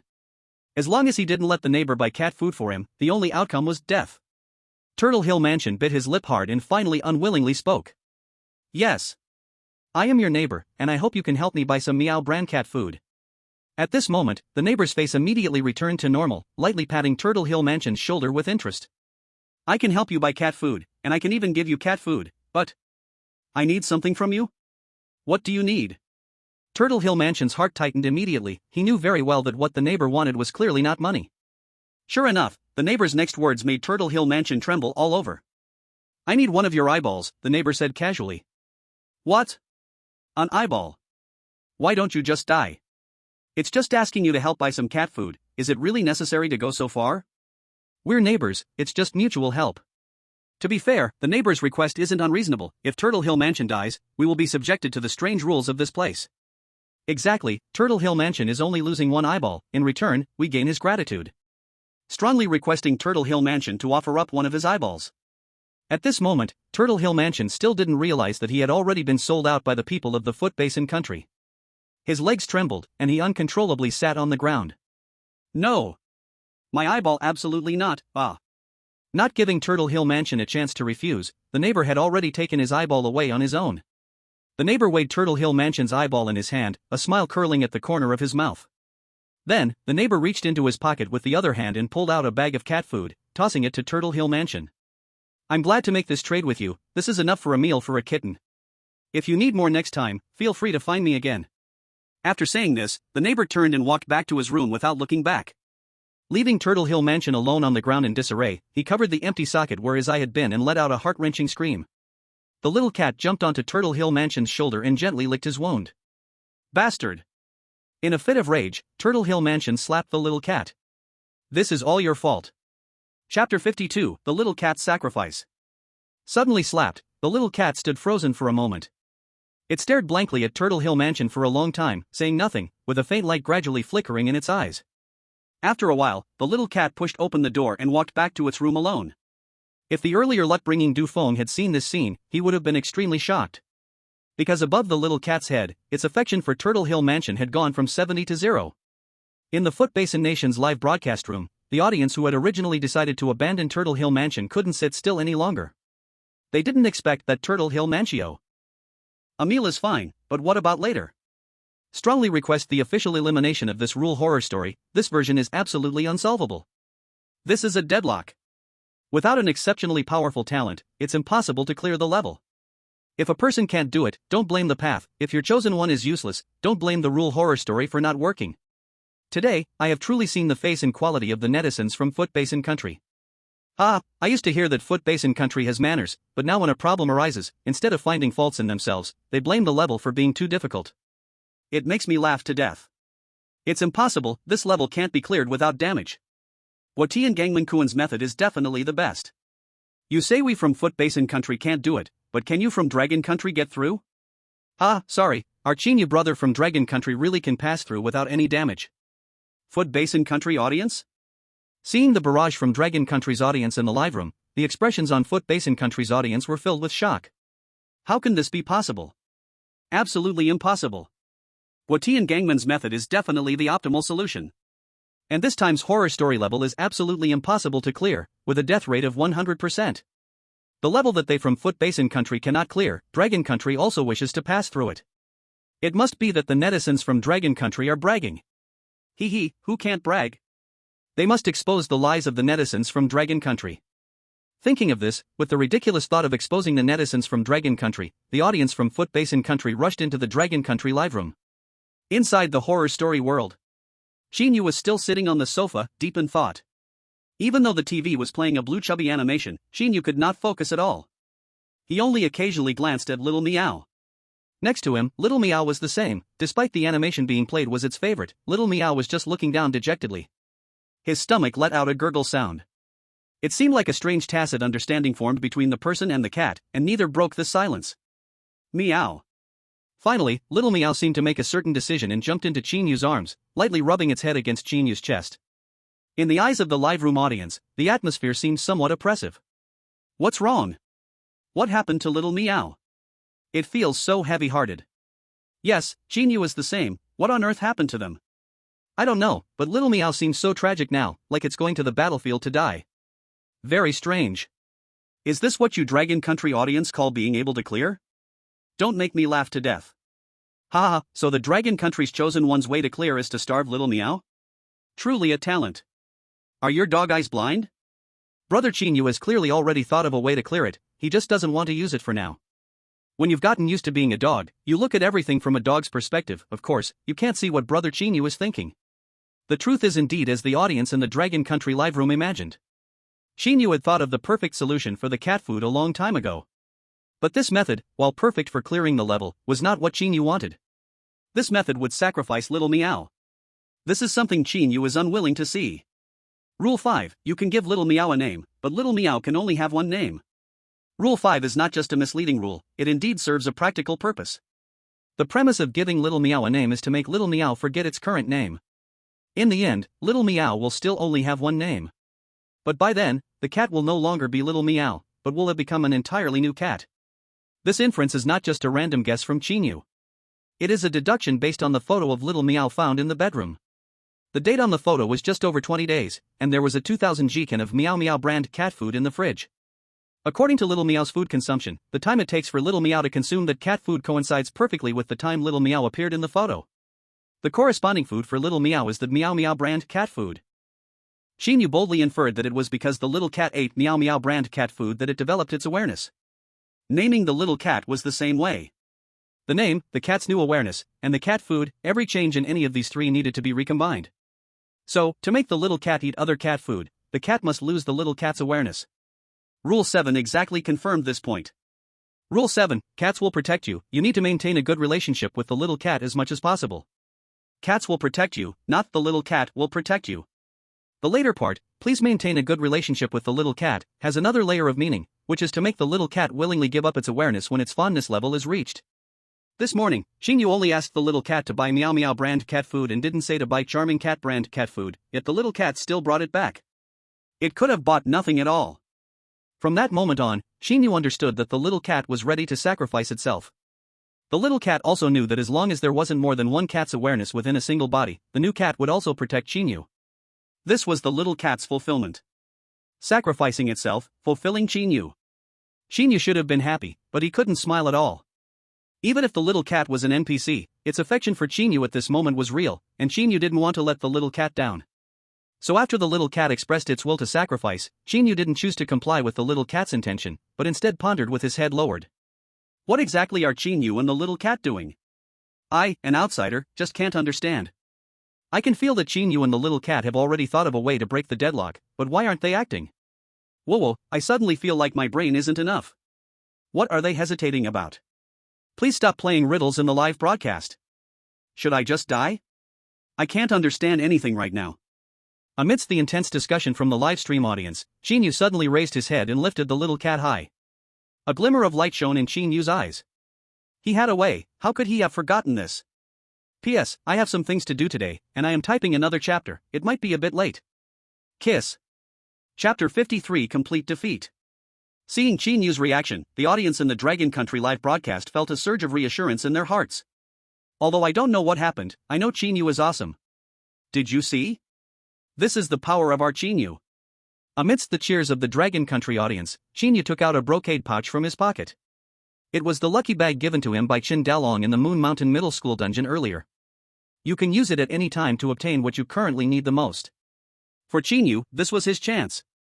For the little cat who was willing to sacrifice its life to save him, Qin Yu couldn't bear to watch the little cat's awareness being erased. Qin Yu believed that this lucky bag might save the little cat from peril. He opened the lucky bag and silently called out the little cat's name in his heart. When Qin Yu's hand pulled out from the bag, he held a perfectly round pill. Soul-fixing pill. Taking it can freeze the current state of consciousness, unaffected by any external factors. Qin Yu's eyes lit up. Since the lucky bag was given by an NPC in the horror dungeon, this hint also appeared in the eyes of everyone in the live stream. The audience in the live broadcast looked puzzled. What is this? Soul-fixing pill? It feels like something that only appears in fantasy novels. I remember this lucky bag was given to Qin Yu by Qin Dalong, and it can obtain what you need the most. What does Qin Yu want this soul-fixing pill for? I remember Qin Yu suffers from multiple personality disorder. Could it be that he wants to cure his illness this time? No way, both his first and second personalities belong to him, they are both indispensable parts of him. Using the elixir is equivalent to erasing one of the personalities. Brother Qin Yu shouldn't do something so foolish. Then it's strange, I can't understand. I feel it might be related to Little Meow. I don't understand. If it's related to Little Meow, why not just take out the Meow Meow brand cat food? Why produce elixirs? Given the size of this lucky bag, it definitely can't hold 5 days worth of cat food for Little Meow. Brother Qin Yu must have his own intentions. Regarding Qin Yu's current actions, neither the audience in the livestream nor the high-ranking officials of various research teams were clear about Qin Yu's specific purpose. In the incredulous gazes of all the viewers, Qin Yu held Little Meow in front of him and gently said, "Little Meow, open your mouth." Without any hesitation to Qin Yu's command, Little Meow opened its mouth wide. Qin Yu then stuffed the soul-binding elixir into Little Meow's mouth. The moment the elixir was swallowed, Little Meow's gaze immediately became clear. "Little Meow, from now on, you must forget your old name. I will give you a brand new name." As soon as Qin Yu finished speaking, Little Meow gently nodded. At first, its eyes became blank, and its entire body started to fade, slowly becoming transparent. But just for an instant, Little Meow's fading body stopped and regained its original appearance. "Little Meow?" Qin Yu tentatively began, but the cat before him had no reaction. The name Little Meow felt strange to the cat before him. Yet, the cat felt an inexplicable closeness to Qin Yu, licking his palm gently with its tongue. "Do you remember me?" Meow. Little Meow gently nodded. Whoosh! Qin Yu let out a long breath. He understood that he had succeeded. Then, Qin Yu took out the tempting cat brand cat food he had bought for Little Meow earlier, poured some into a bowl, and placed it in front of the cat. Meow the cat slowly approached the bowl and began to eat the cat food before it. However, Little Meow itself had not changed at all. It was still the same orange cat. In the livestream room, the audience was genuinely shocked by the scene before them. Especially those viewers from the Football Nation, who found it incredibly hard to believe. Why could Qin Yu's cat eat tempting cat brand cat food while their chosen one's cats could not? Isn't this cheating? If it weren't for Qin Dalong giving the Dragon Country's chosen one the lucky bag, and if it weren't for that elixir, the chosen one from the Dragon Country wouldn't have cleared this difficult task. Yeah, it's all just cheating, there's nothing to brag about. If there were elixirs, our Kitagawa Komori-kun could also clear the level. For the brazen comments from the Football Nation's audience, the Dragon Nation's netizens responded without mercy. After the introduction of the elixir's function in the livestream and Qin Yu's previous actions, many people understood the specific method to resolve this crisis. In their hearts, they were even more in awe of Qin Yu. You really have no shame. It's obvious that our brother Qin Yu has already thought of a way to clear the level, but he just hasn't used it. Exactly, the reason brother Qin Yu hesitated for so long was entirely to consider how to preserve Little Meow's consciousness. The way to solve the problem is to make Little Meow have a very high affection for the chosen one, allowing Little Meow to voluntarily give up its old name and get a brand new name. This solution is so perfect. How did brother Qin Yu come up with it?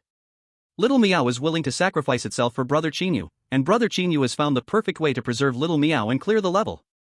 Haha, your IQ can't compare to brother Qin Yu's, and your feelings for Little Meow definitely can't compare to his. Football Nation's netizens, what do you have to say now? Are you convinced or not? Amid the taunts of the Dragon Nation viewers, the previously arrogant audience of Foot Basin Country chose at this moment to be silent. In this comparison of the chosen one, Kamita Ganjen was utterly defeated by Qin Yu. Unable to show their face in the Dragon Country's livestream room, the audience of Foot Basin Country returned to their own country's livestream room. They began to criticize Kamita Gangen's foolishness. Kamita Gangen. Look at the chosen one from Dragon Country. You're such a useless person. It's your fault for losing an eye, this is hardly a punishment for you. Fortunately, we can still remind Kamita Gangen from outside, otherwise, this time's rules would truly fail. What a pity, Kamita Gangen doesn't have Qin Yu's elixir. When little Meow is reborn, he will have to rebuild the relationship. It doesn't matter, at least this crisis seems to be resolved. For Kamita Gangen, the audience of Foot Basin Country felt both anger and helplessness. Yet, there was still a slight sense of relief in their hearts, at least for now. Using a hint once could perfectly solve this problem. But was the crisis really over? Only the Ghost Story Research Group of Foot Basin Country understood that they had already exhausted all 3 opportunities for hints. At this moment, they could only watch Kamita Gangen walk down the wrong path without ever returning. P.S. Thanks to Yang Yeching, who loves to eat old goosepot, for the explosive update flowers. Thank you for the little gifts, the boss is generous. The past few days have been busy with exams, I can only update twice a day. After a few days, I will add more updates for everyone. Chapter 54, Extra Hint Opportunity. Hurry up and inform the Chosen One to follow the method of the Chosen One from Dragon Country, get along well with little Meow, and make it willingly sacrifice itself. After Qin Yu perfectly passed this difficulty, Ghost Story research groups from all countries used one hint opportunity from outside, reminding their Chosen One of the correct method to pass. Inside the Foot Basin Country Ghost Story Research Group, Ichiro Miyamoto watched the barrage in the live stream room break into a cold sweat. Where are our Foot Basin Country Ghost Story Research Group members? Hurry up and remind Kamita Gangen. Don't just stand there, otherwise, when dinner time arrives, if Kamita Gangen loses another eye, this instance will truly be over. Can you all handle this? If not, let me come. I really can't believe this, our Ghost Story Research Group personnel can't be useless, can they? I sensed something was off when we got an SSS rating in the last instance. The leader of the research group can't be a traitor from our Foot Basin Country, right? It's the truth, the leader of the Ghost Story Research Group is a spy planted in our Foot Basin Country. Brothers, hurry up and report. I've already called the reporting hotline, just wait for Ichiro Miyamoto to step down. The barrage was filled with voices of condemnation against him. Ichiro Miyamoto was pacing anxiously, the tense and oppressive atmosphere filled the entire meeting room of the Foot Basin Country Research Group. The people beside him were all staring at Ichiro Miyamoto, not daring to say a word. They all understood better than anyone how restless Ichiro Miyamoto was inside. After the failure of the last instance, in order to secure his position, Ichiro Miyamoto had already made a military oath to the high-ranking officials of Foot Basin Country. If this time the instance fails again, Ichiro Miyamoto would surely be dismissed. And judging by the scene in the livestream room filled with furious viewers, Ichiro Miyamoto feared that it wouldn't just be a simple dismissal. At this moment, no one dared to provoke Ichiro Miyamoto. What to do? What to do? Ichiro Miyamoto muttered to himself, the pace of his steps gradually grew more frantic, his eyes bloodshot. If only there was one more hint opportunity right now. What seemed like a whispered lament carried clearly into the ears of everyone present. Everyone lowered their heads in fear. Only Aoyama Kurihiro looked at Ichiro Miyamoto with disdain, a smirk appearing on his face. From what he knew about Ichiro Miyamoto, don't say one chance to remind is impossible, even 10 chances can't pass.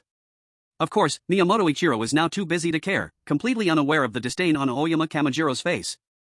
Perhaps Miyamoto Ichiro has touched the will of the rule horror, as a mechanical, cold voice suddenly echoed in the conference room. I am the consciousness of rule horror, friends of the Foot Basin Country, do you wish to exchange 10 million national luck points for one chance for an off-field reminder? When the voice emerged, everyone present, including Miyamoto Ichiro, was stunned. Quickly, Miyamoto Ichiro came to his senses, a manic expression crossing his face. Exchange. I will exchange. Group leader. You can't exchange. Kamita Kamen has already been injured, and the chance of clearing this instance is already very low, we can't waste national luck points anymore. Seeing Miyamoto Ichiro agree without hesitation, Aoyama Kamajiro hurriedly tried to stop him. In his view, this time's horror instance, their Foot Basin Country was undoubtedly doomed to fail, and there was absolutely no need to waste 10 million national luck points. Unexpectedly, just as Aoyama Kamajiro finished speaking, Miyamoto Ichiro's gaze darted over. His face looked twisted and terrifying, like something out of a horror story. What did you say? Do you want to kill me? Haha, I get it, you brat are trying to take my position after I die, right? Let me tell you, that's absolutely impossible. While speaking, Miyamoto Ichiro pulled out the gun from his waist, the dark muzzle pointing straight at Aoyama Kamajiro. Repeat what you just said. Seeing this situation, Aoyama Kamajiro's pupils shrank suddenly, and he lowered his head without hesitation, not daring to look Miyamoto Ichiro in the eye again. Miyamoto Ichiro silently tucked away his gun, his gaze coldly sweeping over Aoyama Kamijiro once again. Fortunately, he still had a shred of rationality left. As long as he fired today, regardless of whether Kamida Kamen clears the instance or not, his career would be over. After dealing with Aoyama Kamijiro, Miyamoto Ichiro responded to the consciousness of rule horror again. We are willing to exchange 10 million national luck points from Foot Basin country for one chance for an off-field reminder. Okay, this 10 million national luck points will be deducted if you chosen ones fail. After speaking, the consciousness of rule horror vanished without a trace, leaving Miyamoto Ichiro with a face full of astonishment. Deducted together? Does even the consciousness of horror rules believe that another off-field reminder chance for Foot Basin country is still impossible to pass? But regardless of his thoughts, Miyamoto Ichiro immediately used this extra chance for an off-field reminder. Little Meow has only one name. You can make Little Meow voluntarily sacrifice itself, forget the original name, and then you can give Little Meow a new name or feed Little Meow delicious cat food. In the world of horror stories, Kamida Kamen sat on the sofa covering his eyes, speechless, and his pupils suddenly widened. This is a hint from Foot Basin country? Wasn't there only 3 chances to remind? What's going on now? This is the 4th reminder opportunity exchanged for you by Foot Basin country. As Kamida Kamen was confused, the voice of rule horror echoed again in his mind. Kamida Kamen immediately understood everything. Without any hesitation, he immediately acted according to the latest hint. Kamida Kamen's gaze fell on Little Meow on the windowsill. Little Meow was resting by the window, not knowing what it was thinking. Kamida Kamen shamelessly leaned closer. Little Meow also noticed Kamida Kamen's action but only glanced at him and remained still. When Kamida Kamen tried to pick up Little Meow, it jumped away, landing on the sofa. It didn't stay beside Kamida Kamen for even a second. Kamida Kamen's face showed an awkward smile, looking wistfully at Little Meow, and shamelessly said, "Little Meow, do you want to forget your current name?" Little Meow didn't say anything, just looked at Kamidata Gunjin with the eyes of a fool. Those eyes seemed to say, "If you want Little Meow to risk its life to save you, look at yourself first. Do you even deserve that?" Kamidata Gangen's face showed a pleading expression. "Little Meow, I beg you, I'm still your master, just help me this once." Little Meow gently raised an eyebrow, still silent and unmoving. "Hee hee, Little Meow, since you're not speaking, I'll take it as your agreement." "Little Meow, Meow? From now on, you won't be called Little Meow anymore. I will give you a brand new name. You will be the hero of our Basin nation. Let's call you Little Taijun." Chapter 55, Qin Yu's Cat. Baka. Miyamoto Ichiro cursed as he watched the livestream. How could Kamidata Gunjen have given Little Meow such a name? The viewers from Basin Nation also looked at Kamidata Gunjen in disbelief. Little Taijun. But it didn't matter, Little Meow had never planned to give up its original self for Kamidata Gunjen. In the video, as Kamidata Gunjen finished speaking, Little Meow's body immediately began to change. From the original orange cat it turned into a black and white cat, and then it changed back to the original orange cat. When the image froze on the black and white cat, the viewers in the livestream noticeably spotted a tuft of black whiskers growing beneath the cat's nose. It truly matched the name Kamidata Gunjen had given. Seeing the cat's body constantly changing, Kamidata Gunjen finally panicked. But it was already too late. Whether it was the Little Meow before the name change or the newly named cat, they would both protect the chosen one. Only the cat that had 2 names, and 2 consciousnesses growing within one body, would attack the chosen one. Meow. Little Taijun's expression suddenly became ferocious, roaring as it lunged towards Kamidata Gunjen. Kamidata Gunjen instantly realized, and immediately ran towards the bedroom. Bang! Unfortunately, Kamidata Gunjen lost one eyeball. His vision was no longer 3-dimensional, lacking a sense of distance. As he neared the bedroom door, Kamidata Gunjen didn't open it but crashed right into it. With this little mishap, Little Taijun also caught up to Kamidata Gunjen and pounced on his head. The live stream turned bloody. Baka. Bastard. Waste. Randomly naming Little Meow must hate it. Why court death? This viewer from Basin Nation, calm down. Little Meow turned like this because it didn't like Kamidata Gunjen, it has nothing to do with the name. Haha, Basin Nation has been eliminated again. Heh, it's just 20 million national fortune points, our Basin Nation can still afford it. Haha, unlike your Dragon Nation, 20 million national fortune points could almost take your life. Amid the heated exchanges of comments between viewers from various countries, the Basin Nation's livestream completely went dark. Basin Nation's chosen one has died, rule-based monstrosity descends upon Basin Nation, reducing Basin Nation's national fortune by 20 million. Due to using an extra off-site reminder opportunity in this rule-based monstrosity instance, Basin Nation's national fortune further reduced by 10 million. The difficulty of this rule-based monstrosity has increased by 50%. At this moment, two brand new announcements hit the Basin Nation viewers like a slap in the face. Wasn't it supposed to reduce national fortune by 20 million? What's going on now? This slap in the face came too fast, I didn't even have my words organized. Haha, it's killing me, used 4 off-site reminder opportunities and still can't get through. Basin Nation is really embarrassing. Total disaster, ridiculously ridiculous. Faced with the merciless ridicule from viewers in various countries, Basin Nation's audience unusually refrained from retorting, instead joining the outcry against the Basin Nation. How disgusting, who allowed you to use 4 reminder opportunities without our consent? Miyamoto Ichiro, how do you still have the right to live? Hurry up and die. Damn, I really can't take it anymore, 2 rule-based monstrosities costing 70 million national fortune points. Why do such a reckless thing? More of the spectators from the Foot Basin country want to quickly escape the suffering of the Foot Basin country. This Foot Basin country is better left behind. I can't stand it anymore, I really don't want to stay in this Foot Basin country. Any country on Blue Star is fine as long as it's not the Foot Basin country. Friends from Dragon Country, as neighbors across the sea, I would like to join Dragon Country. Get lost. We in Dragon Country do not welcome you. Friends from the Foot Basin country, we in Asen Country welcome you. Whoa, thank you so much. We'll come right over. Actually, we only welcome the girls from the Foot Basin country, it's great that they can speak Japanese. Inside the Urban Legend research group of the Foot Basin country, Ichiro Miyamoto stared blankly at the barrage in the livestream, his legs giving way, and he fell to the ground. Next to him, Kumiho Aoyama cast a cold glare, saying nothing. Knock. Knock. Knock. Outside the meeting room came a rhythmic knocking sound. Ichiro Miyamoto, I am a police officer, please come with us. Hearing the noise outside the door, a miserable smile appeared on Ichiro Miyamoto's face. He knew, he was finished, completely finished. Looking back at everything he had done, Ichiro Miyamoto found it somewhat amusing. It was he who dragged the Foot Basin country step by step into the abyss. In the end, Ichiro Miyamoto only cast a faint glance at Kumiho Aoyama. Take care, I will go first. Then, without hesitation, Ichiro Miyamoto drew his gun.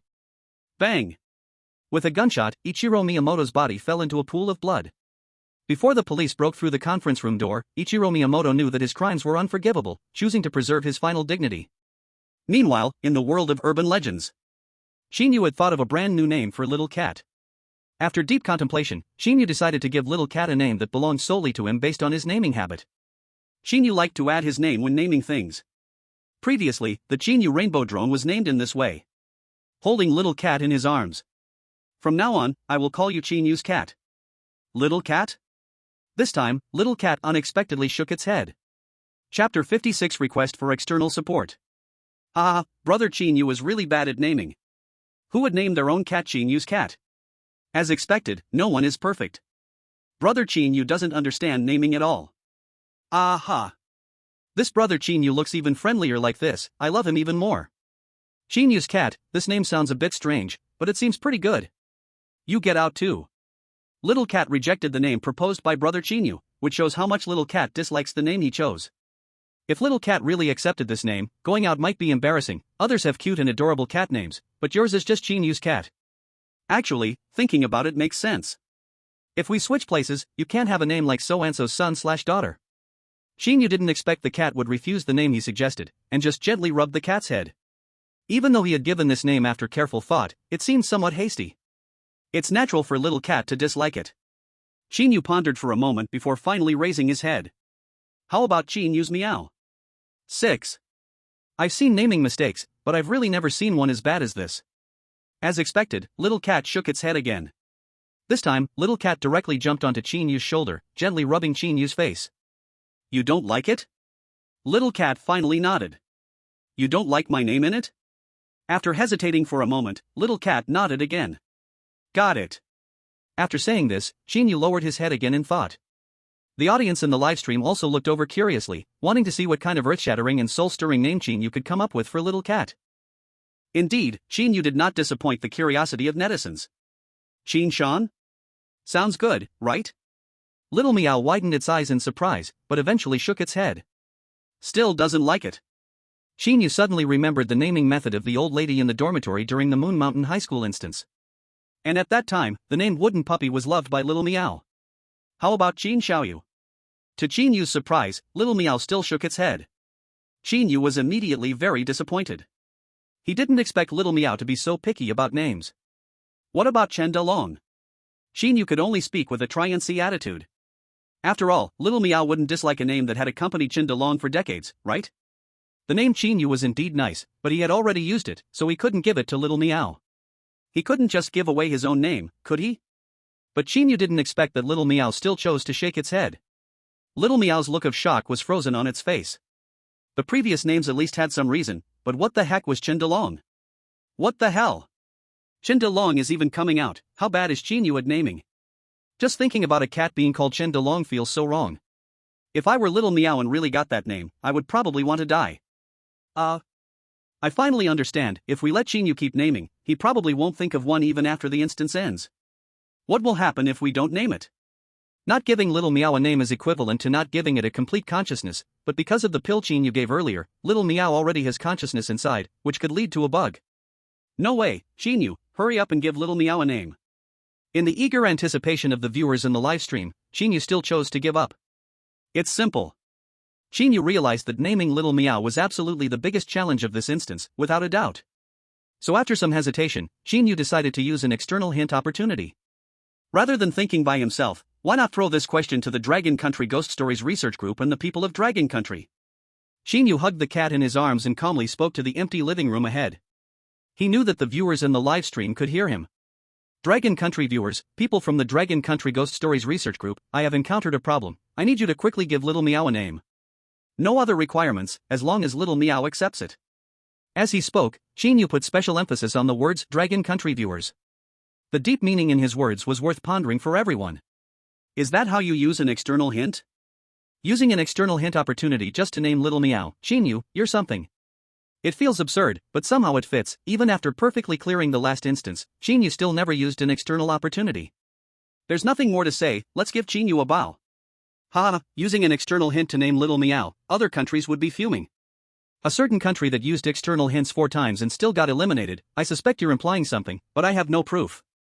It's a bit strange, why can't I see that country's people anymore? They used to be the loudest at this time. Haha, the people from their country are probably applying for immigration visas.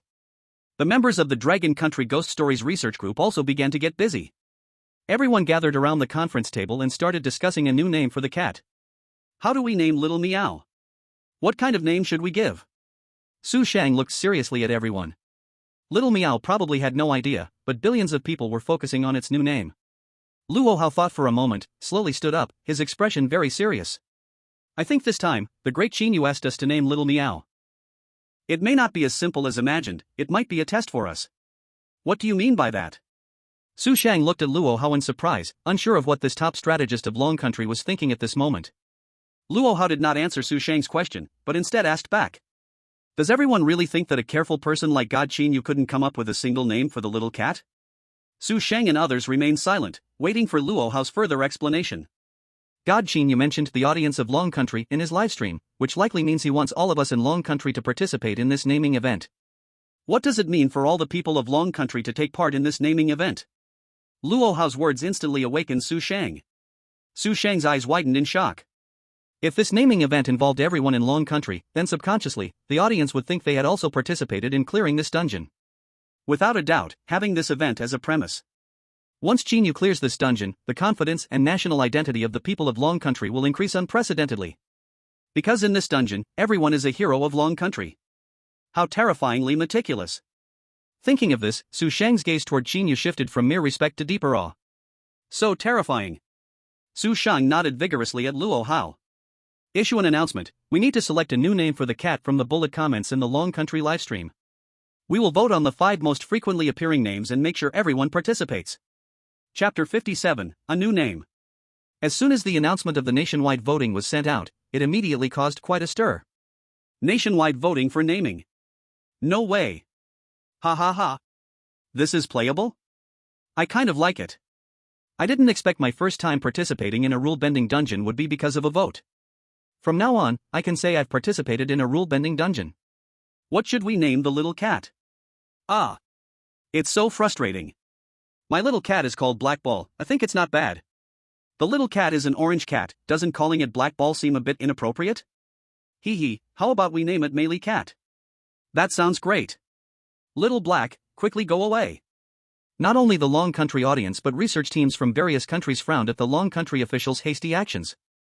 It was already shocking enough that the chosen ones of Long Country used a reminder opportunity just to name a cat. They didn't expect that the research team on the Strange Tales of Long Country would do something even harder to accept. Using the entire nation's efforts to name a cat? Isn't that absurd? In the beautiful country's Strange Tales research group, Zhuahan lightly tapped the table, his brows twisted into a knot. Zaxi, what do you think of Long Country's action this time? Zaxi bent over slightly, flattering as he said. Just a jumping clown, a stunt to grab attention. If the name they choose isn't accepted by the little cat, then it would be a big deal. In his tone, Zaxi was full of disdain for Long Country. Stop. Zhuahan extended his hand to interrupt Zaxi's words. Not everyone enjoys flattery. Zhuahan wanted a specific analysis of Long Country's actions, not just mindless denigration. At least in Zhuahan's view, Long Country is one of the few countries on Blue Star that can be called a rival. Zhuahan glared at Zaxi and locked his gaze onto Joester. Joester, what do you think Long Country's purpose really is? Zhuahan had studied in the same class as Su Shang before, so he understood him very well. Su Shang is someone with a strong purpose. He would never do something that seemed meaningless but was very labor-intensive. So the only explanation is that Su Shang has another purpose. Joester was taken aback. Looking at Zhuahan in shock, he quickly shook his head. Zhuahan waved his hand, no longer speaking, but turned his gaze towards the Longhua live broadcast room. At a glance, Zhuahan immediately felt something was wrong and stood up in astonishment. In the live broadcast room, the enthusiasm of the Longhua audience was ridiculously high at this moment. A country with a population of over 1 billion, every Longhua viewer was fervently passionate. The scene was simply magnificent. The speed of the bullet screens refreshing was unheard of. At this moment, Zhuahan's face showed horror. So fierce. Too fierce. They actually used a reminder from the sidelines as the cost to gather such strong and massive national belief. The courage of the Longhua Chosen One and the Creepy Story research team is indeed impressive. This made Zhuahan, who usually had conflicts with Longhua, feel a bit of admiration. At least he did not have that kind of courage. Moreover, their Chosen One, Heinous, had already used 2 reminders. He absolutely cannot waste it. After manipulations by the Longhua elite and the active participation of the Longhua populace, this action involving all Longhua people was completely completed within 5 minutes. Among them, Little Black crushed the second-place melee cat with an absolute advantage of 250 million votes. The name Little Black undoubtedly became the new name for Little Meow. Cheers echoed throughout Longhua.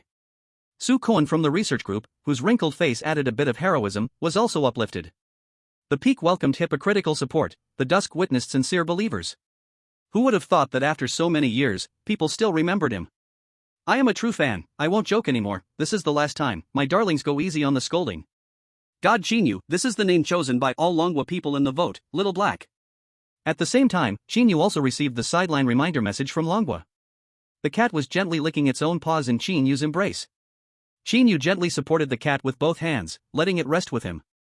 Little Black, how does this name sound? Meow. This time, Little Meow finally nodded in agreement. It was obvious that this name made Little Meow struggle internally. Though it's an orange cat, calling this name felt a bit strange, but it was definitely much better than Qin Yu's cat and Shendalong. Qin Yu smiled, twisted open the can of Cat's Cravings cat food that Little Meow bought, and poured it into Little Meow's bowl. Under the tense gaze of viewers from various countries, Little Black slowly began to eat the cat food, but there was no change in its appearance. It was still that orange cat. Perfect pass. It's still that little cat, just that Little Meow has turned into Little Black. Haha, I also contributed to solving this difficult problem. So satisfying. I never thought I would also participate in the rules creepy story copy. Now I can say we are heroes of Longhua, right? We are all heroes of Longhua. Amid the cheers of Longhua viewers, Qin Yu and Little Black finished their meal and then sat on the sofa watching a cartoon to pass the time. Time flew by, and it was already afternoon. It was hot August, with sunlight streaming through the window, making Qin Yu feel increasingly drowsy. Whoosh, whoosh, whoosh. Suddenly, a series of sparse sounds echoed outside the window. Since the window was wide open at this moment, Qin Yu could hear it clearly. Qin Yu looked in the direction of the sound, and a sparrow flapped its wings, hovering outside the window. Noticing Qin Yu's gaze, the sparrow flapped its wings even faster. But it still hovered outside the window, not flying in. At this moment, Little Black also saw the sparrow outside. Without any hesitation, even before Qin Yu could open his mouth to stop it, Little Black's body immediately leaped forward, jumping out of the window in just a few hops. Chapter 58, Feathers. Jumping out of the window, Little Black's armor instantly unfolded into wings. The sparrow saw Xiao He and quickly flapped its wings, flying towards the distance. Xiao He's eyes darted around. He first thought of chasing after it, but then, as if realizing something, quickly flew back. He watched the direction the sparrow flew away. It wasn't until the silhouette of the sparrow completely vanished from sight that Xiao He finally returned to the room. However, the viewers in the live broadcast room were astonished to discover that at the moment the sparrow flew away, a pure white feather floated in through the window into the living room. Qin Yu stepped forward to pick up the feather that had fallen to the ground. On it, several short lines were written with a marker. To my dear son. My dear child, in these days without seeing you, your mother thinks of you every moment. But it is because I love you that I cannot meet you for now. However, I still want you to know in fact, the house is not as safe as you think. At home, you can go anywhere with the company of the cat, except for ########. Child, for you, your mother will return as soon as possible, at the latest, the day after tomorrow. The earliest, also the day after tomorrow. Love your mother. The feather had only a few hundred words written on it, yet Qin Yu's brows furrowed instantly. Clearly, the feather left behind 3 important pieces of information. 1. Mother cannot meet with him temporarily because of the child. 2. The house is not safe. 3. Mother will return the day after tomorrow. Aside from these 3 pieces of information, it was clear that mother wanted to say something, but for various reasons, Qin Yu could not see. There is a forbidden area in the house. A place that Qin Yu cannot go to even with Xiao He's company. No way, here it comes again? And this time, the information was actually delivered by a sparrow. Isn't that a bit ridiculous? Is this story ever going to end? It's only the 2nd day into this bizarre tale, and this is already the 3rd piece of information. Wait? 2nd day? Then isn't the day after tomorrow the 4th day after entering the story? Rule 14, Mother will definitely return in 5 days, possibly in any form. You must remember that Mother will not return early or late. Doesn't this contradict Rule 14? So, which rule is the true one? Qin Yu's pupils constricted, and he hugged Xiao He, returning to sit on the sofa. In the Dragon Country Bizarre Tales research group. As soon as they saw the message on the feather, everyone felt a shock in their hearts. Fake. Absolutely fake. Rule 14 is definitely correct. If that's the case, then the information on the feather is wrong. So what does the information on the feather mean? It can't just be to mislead the chosen one intentionally, right? To guide people to be eliminated? Aside from this piece of information, nothing else can be discerned for truth or falsehood. In just a few lines of text, everything hinted at the strange. It's hard to believe it, and it's even harder to trust it. Let's check other countries' live broadcast rooms to see what their chosen ones are doing. We can't make a judgment right now. Luo Hao, who had remained silent, slowly raised his head and finally spoke. In the beautiful country's live broadcast room, the chosen one Heinous also saw a sparrow outside his window. However, unlike the Dragon Country's live broadcast room, the sparrow, after seeing Heinous and the beautiful country's cat, did not hover outside the window but flew directly in. The sparrow's beak pointed directly at the cat's rear.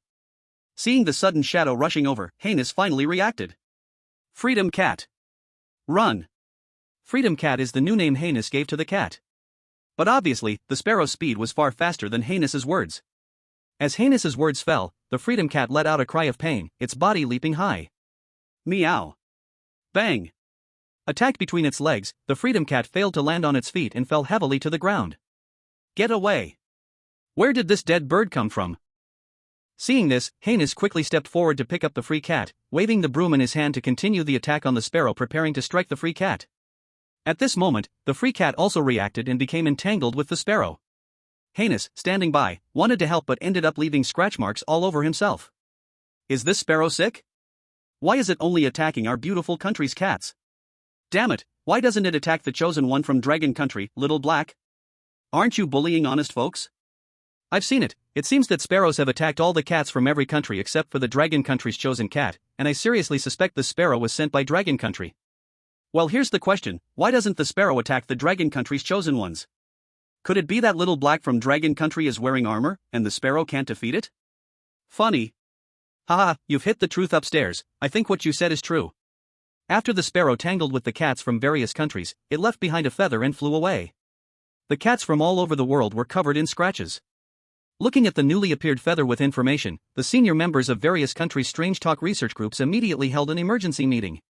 Among them, those who had traded with Dragon Country immediately saw the issues in the feather.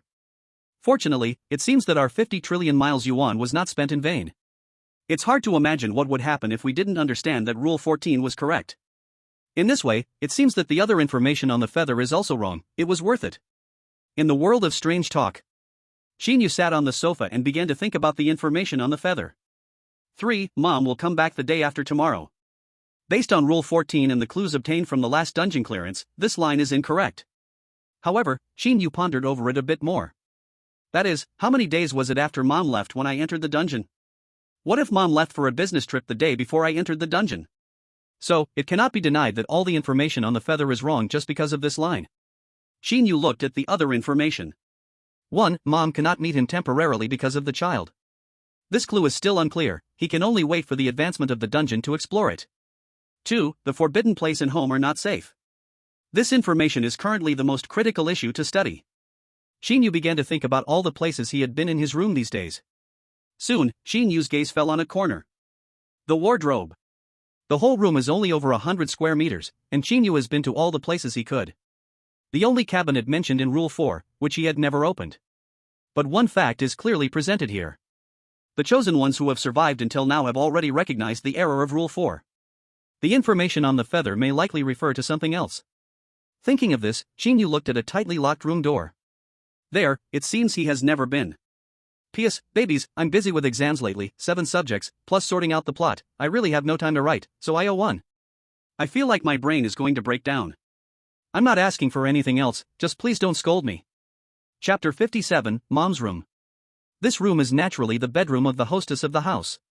It is also the mother's bedroom in the dungeon. Qin Yu stood up and walked to his mother's door, gently twisting the doorknob. As expected, the door was tightly locked. According to the clues on the feather, Mom's room is not safe, but it is also not a so-called forbidden place. As long as with the company of a cat, Qin Yu could still enter to explore. There might be key clues in the room. But the door is ultimately locked. Qin Yu frowned. Qin Yu, did you discover something? After looking at the information on the feather, Qin Yu arrived at the door of this room without a moment's hesitation. From the structure of the room, this is likely a bedroom, probably the mother's bedroom in the instance. Looking at Qin Yu, he absolutely intends to enter this room, but the door is locked from the inside. How can he get in? I guess Qin Yu will blast the door open with a cannon. Violence is the ultimate aesthetic. That can't be right, this is the mother's bedroom, she will be back in a few days. How will Qin Yu explain the ruined door to her? I feel that Qin Yu will send Xiao Haizi inside to unlock the door from within. That's too troublesome, it's simpler to use a cannon. No more talk, let's place our bets. One person called out, and thousands responded. There were indeed people starting a betting pool in the livestream. However, due to official restrictions, the maximum bet was limited to 10,000 yuan. I bet 100 yuan, I bet Qin Yu will send Xiao Haizi inside to open the door. Ha ha ha, I bet 10,000 yuan, Qin Yu will definitely open the door with a cannon. I am a true fan of Qin Yu, whatever he does I like, I'll just bet 100 each. Following the principle of excitement, quite a number of people indeed participated in the betting. After about 2 or 3 minutes, the betting was closed, and it was time for Qin Yu to reveal the answer. Qin Yu, upon discovering the door was locked, displayed no change in his expression. Then, Qin Yu casually walked into his own bedroom, leaving Xiao Haizi in the living room. Seeing this scene, those who bet that Qin Yu would have Xiao Haizi open the door all sighed. Ah! What a pity, it seems Qin Yu won't have Xiao Haizi fly through the window into the bedroom. Haha, I knew Qin Yu would use brute force to break in. Hehe, it's still uncertain, who can really understand Qin Yu's way of thinking? That can't be right, he'll either open the door from inside or break it open from outside, can there be other ways? I don't care, Qin Yu must have his own unique method. In fact, that was indeed the case. In just a few seconds, Qin Yu walked out of the bedroom, holding something in his hand, but it was not the cannon everyone expected. Instead, it was a piece of white paper crumpled into a thin needle. In the expressions of the crowd, in which they found it hard to describe, Qin Yu arrived at the door of his mother's bedroom and inserted the thin needle into the keyhole. Click! Qin Yu fiddled with the lock a few times using the thin needle. With a crisp sound, the door to the mother's bedroom swung open. Forgive me for speaking frankly, 6. The truth is revealed, everyone guessed wrong. Qin Yu must have some side job. Actually, it makes sense, Qin Yu, being one of the best mechanics in our dragon country, surely knows the structure of locks inside and out, so it's not surprising he can pick a lock. Among all the methods to open a door, Qin Yu chose the simplest one. Wow, my money has been refunded. Let's continue watching the livestream. I must say, this betting has indeed become a lot more interesting. The mother's bedroom is not safe. Thinking of this, Qin Yu held Xiao Haizi in his arms and only entered the bedroom after confirming it was safe. Upon entering, he saw a messy room. The window in the mother's bedroom was wide open, the curtains swaying in the wind, and some papers on the table were blown everywhere. Especially now that the door was open, a gust of wind rushed into the room. In an instant, pieces of paper and even some bird feathers were swept around the room. Qin Yu walked into the bedroom and closed the door, and only then did the howling wind stop. Qin Yu approached the window and looked outside at the scenery. It was a sunny day, without a hint of a fierce wind. Clearly, the stormy weather only targeted this room. Qin Yu frowned slightly and began to tidy up the room. On the floor, Qin Yu also discovered many photos left behind by his mother. Qin Yu picked up these photos one by one. Finally, a whole stack of photos was collected. Like the photos found earlier in his bedroom. In the pictures, Mom is wearing a pure white dress, holding a cat, sitting on the sofa, enjoying the warmth of the sun. Even the dates on the photos are the same, July 16, 2023, to August 9, 2023. The only difference is the cat in Mom's arms. This cat is neither Xiao Haizi nor Xiao Mao, but a black-brown cat that Qin Yu has never seen before. In one of the photos, Xiao Miao is also present, lying asleep on the nearby sofa, while Mom is holding another cat for the photo. Qin Yu's face instantly turns serious. 2 cats. Qin Yu suddenly understood a lot, and some of the strange things before made sense now. No wonder there are 2 cans of cat food in the fridge. One can of Miao Mao brand cat food is for Xiao Haizi, and the other can of Chuan Mao brand cat food must be for this black-brown cat. But why had he never seen the other cat when he came into the copy? Clearly, the cat was taken away by Mom. This indirectly suggests that Mom isn't actually on a business trip. Who goes on a business trip with a pet? Unless someone is at home taking care of the cat. Qin Yu lowered his head and pondered slightly, but he saw Xiao Haizi crouched on the ground, seriously sniffing a feather. Just a glance at the feather in front of Xiao Haizi, looking at its color and size, Qin Yu determined it was a sparrow feather. There are quite a few of such feathers in the room. Clearly, sparrows have visited this room during the time Mom was away. Qin Yu picked up the feather with one hand and held Xiao Haizi with the other. Xiao Haizi, do you know the owner of this feather? P.S. There is one more photo missing, I will add it tomorrow. Chapter 60 Circus. Xiao Haizi and the sparrow might know each other. From the earlier sudden visit of the sparrow, Xiao Haizi rushing out of the window likely wasn't to attack the sparrow.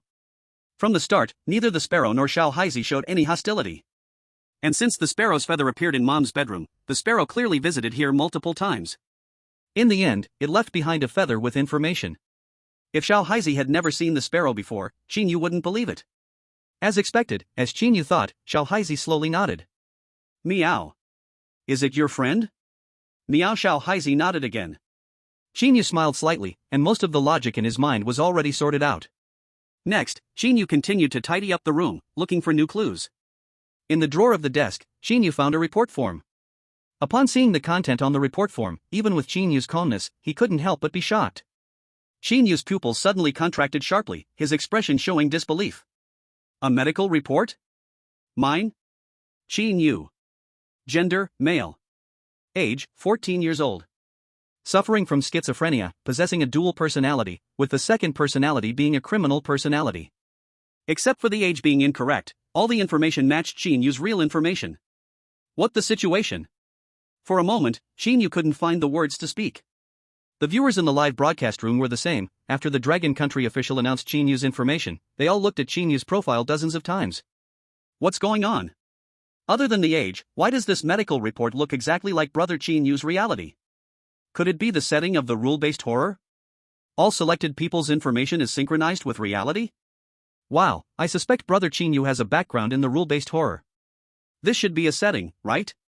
Otherwise, it feels really scary. Such matters are probably only clear to Brother Qin Yu himself. No, looking at how Brother Qin Yu is acting now, it seems he doesn't understand either. Qin Yu now held back the shock in his heart and leaned against the wall to sit down by the bed. Little Black jumped into Qin Yu's arms, noticing something unusual about him. Meow. Little Black softly called out and gently rubbed against Qin Yu's chest. Qin Yu remained silent, lost in thought as he stroked Little Black's head. However, Qin Yu quickly recovered from his shock and picked up the report again. He had only read part of it before and hadn't carefully finished it. Below his case introduction was a handwritten note from his mother. The handwriting was exactly the same as on the feather and the note. However, before his mother's writing, there was a formal reminder from the rules of the strange story. The following information is for your eyes only. Then came his mother's words. When you see this note, it's time to know the truth. Child, even though you always say it's nothing, a mother can't fail to understand her child. Because of mental illness, you were isolated by your peers and sometimes thought of self-harm. But it's okay, Mom will heal you, she will definitely heal you. A circus came to town a few days ago. The leader is said to have been a professional psychologist. I'm going to find him now. Don't come to the circus to find Mom, definitely don't come find Mom. You must remember this. No matter what time. Even if you find Mom hasn't come home in 5 days, don't come find Mom, don't go to the circus. August 9, 2023. After reading in one breath, Qin Yu's mood visibly sank. This message reminded Qin Yu of his unhappy childhood experiences. Qin Yu had been bullied in childhood due to his mental illness and had suffered from mild depression. But later, he immersed himself in mechanical research and came out of his depression. This made Qin Yu feel a deeper connection to the role of the family's little master. He recognized the mother in this storyline even more. Qin Yu's mother had once traveled all over the country seeking treatment for his mental illness, wearing herself out. When Qin Yu turned 14, his mother left this world while searching for a cure for him. Just like the mother in the storyline. This felt like a thorn deeply embedded in Qin Yu's heart. Thinking of this, Qin Yu's eyelids twitched violently. Qin Yu's mother left him when he was 14, and the child in the storyline was also exactly 14 years old now. And there was that identical case in the glaring line above it. The following content is for your eyes only. One coincidence might be just that, but what if everything matched? Qin Yu suspected that he had most likely unlocked a hidden level in this storyline. Every chosen one sees different scenes when they open Mom's bedroom. But if this hidden level perfectly replicated his experience, wouldn't that mean, this time, Mom would not return? Mom might come back in any form. Qin Yu muttered to himself.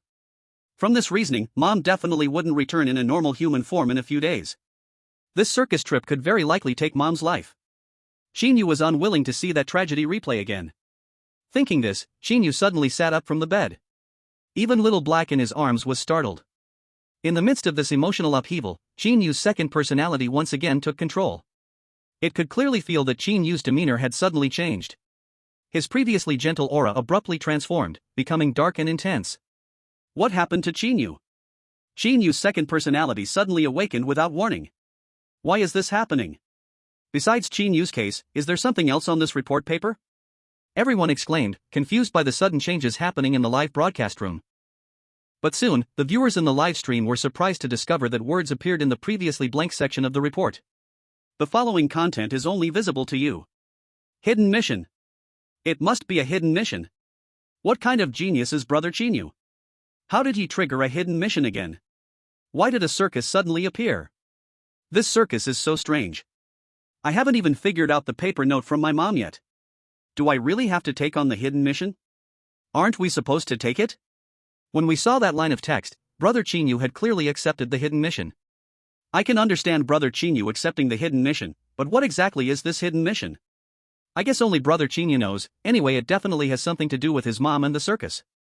But what the crowd never expected was that the person involved, Qin Yu, also did not know the requirements for completing the hidden mission. Even less did he care. Now, what Qin Yu wanted to do was to rescue his mom from the circus in the instance dungeon and relieve the regrets of his youth. Nothing more, just seeking peace of mind. An exam was suddenly moved up. I'm really sorry, the missed parts will all be made up later. 3. Chapter 61. A visit from the neighbor. Qin Yu walked slowly out of his bedroom and closed the door to his mom's bedroom. Then, Qin Yu did something that surprised everyone. He took some tempting cat food from the fridge and placed it on the windowsill outside. What is Brother Qin Yu doing putting cat food outside the window? As far as I know, the only one in this instance dungeon that eats tempting cat food is Xiaozi. The black-brown cat that showed up in the earlier picture should also eat tempting cat food. If Qin Yu is feeding Xiaozi, he doesn't need to put the cat food outside. Could it be that Brother Qin Yu wants to feed another black-brown cat? But we are on the 13th floor. Besides Xiaozi, I haven't seen any other flying cats. If it's not a cat, could it be? I understand. What? Xiaozi likes to eat air-dried cat food. Get lost. I feel like Brother Qin Yu's purpose might be to lure out the cat in the photo, and as for putting it outside, Brother Qin Yu suspects the other cat can also fly. Is Brother Qin Yu trying to attract a sparrow? In the Dragon Country Ghost Story Research Group, Su Shang and others had already gained some understanding of Qin Yu's second personality.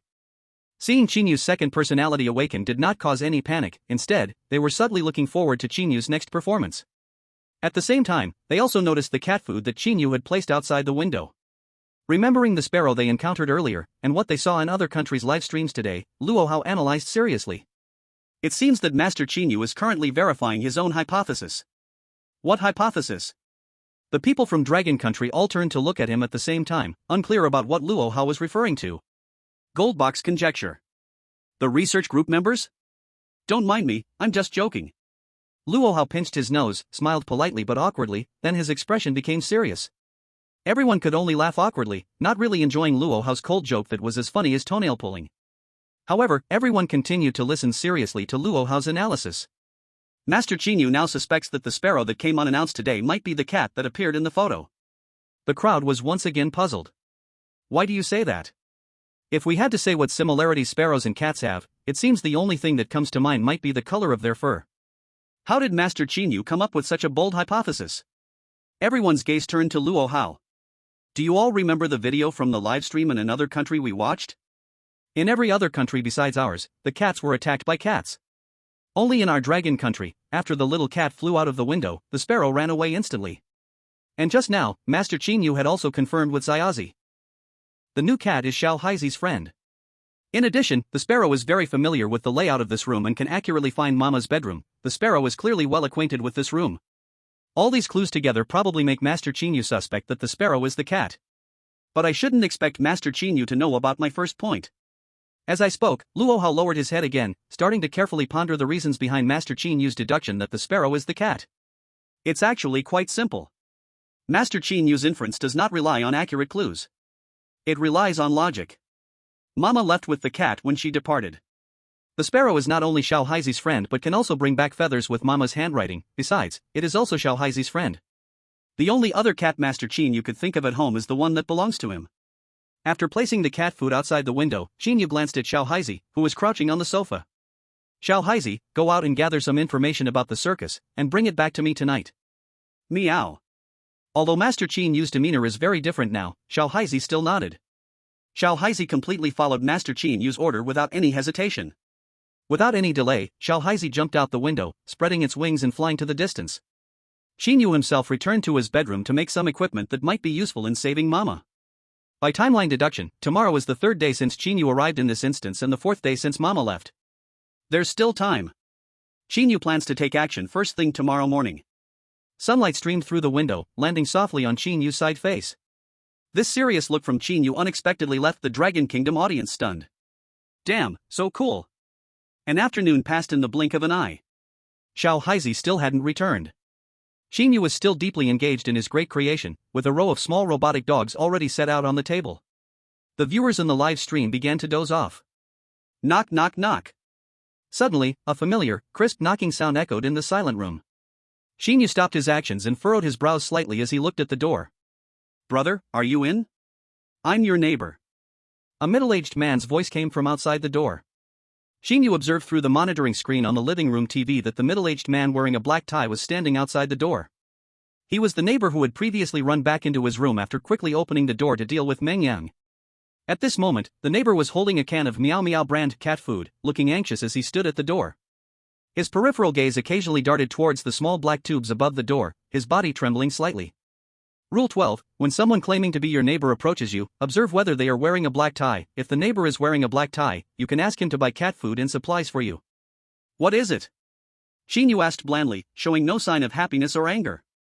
He no longer needed Meow Meow brand cat food. Why was the neighbor here? Well, little brother, I bought too much cat food, and my cat can't finish it, so I brought you some. The neighbor spoke while pressing against the door, afraid that Qin Yu couldn't hear him. The scene he witnessed this morning could be said to be a shadow over the neighbor's life. A living person exploded into dust right in front of his door. After returning to his room, the neighbor thought of how he bought up all the cat food from the convenience store downstairs to set up a trap for Qin Yu. He was frightened that Qin Yu might come looking for him after running out of cat food and hurried over.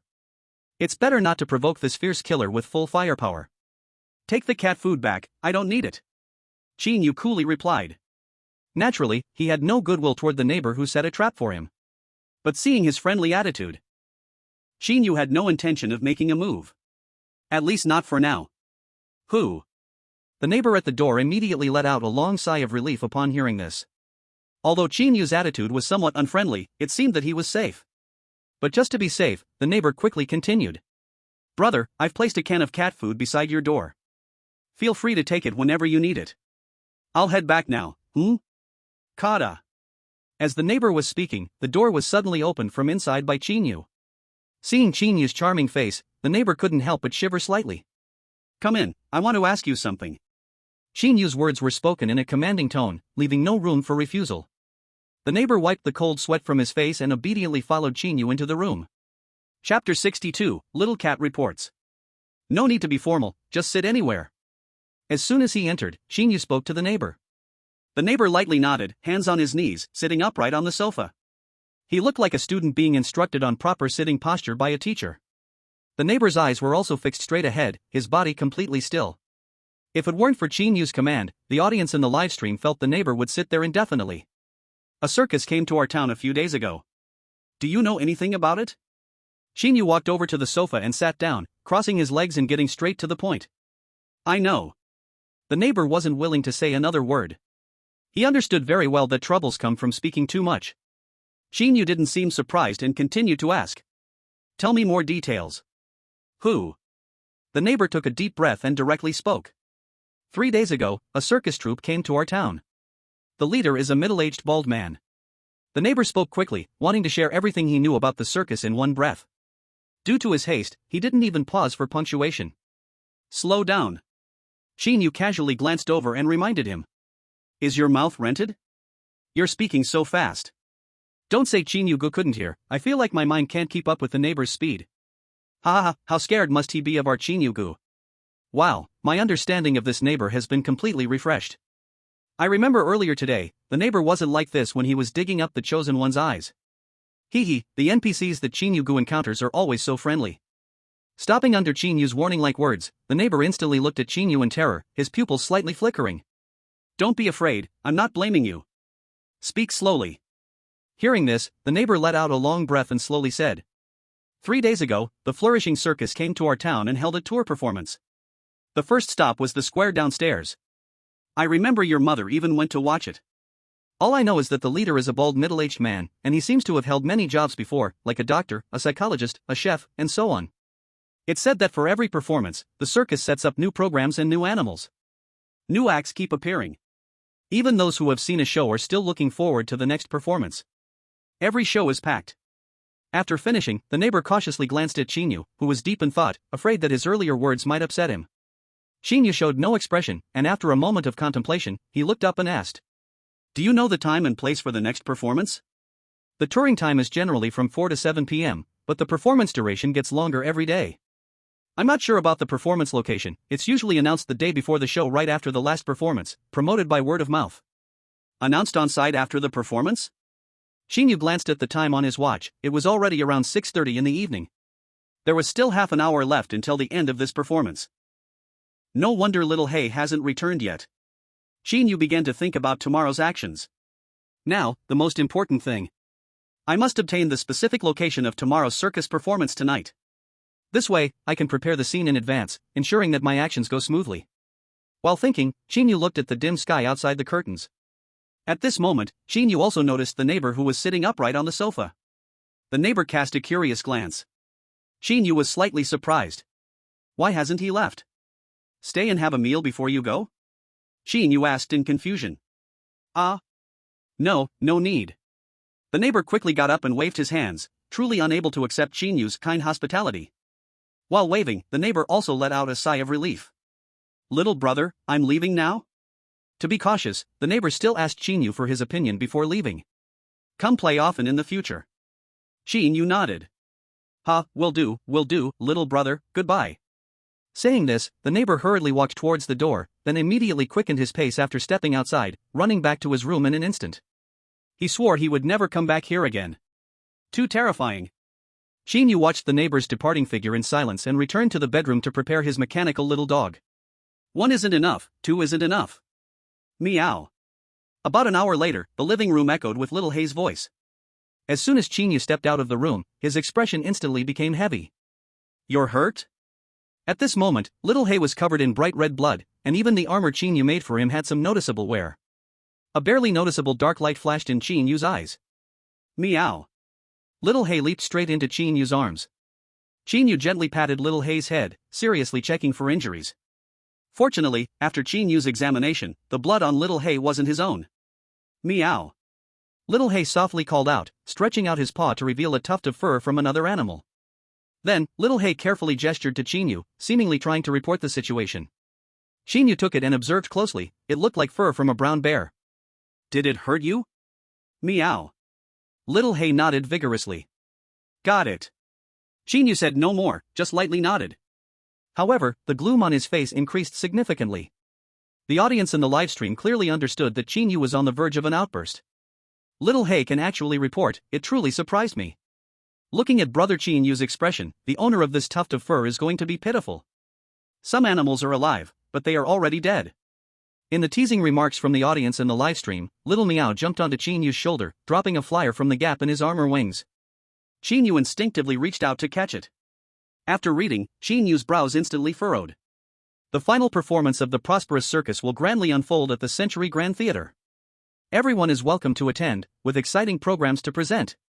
A flyer? Meow. Is this from the circus people? Meow. You've worked hard today. Qin Yu gently lifted Little Hay, carrying him into the bathroom.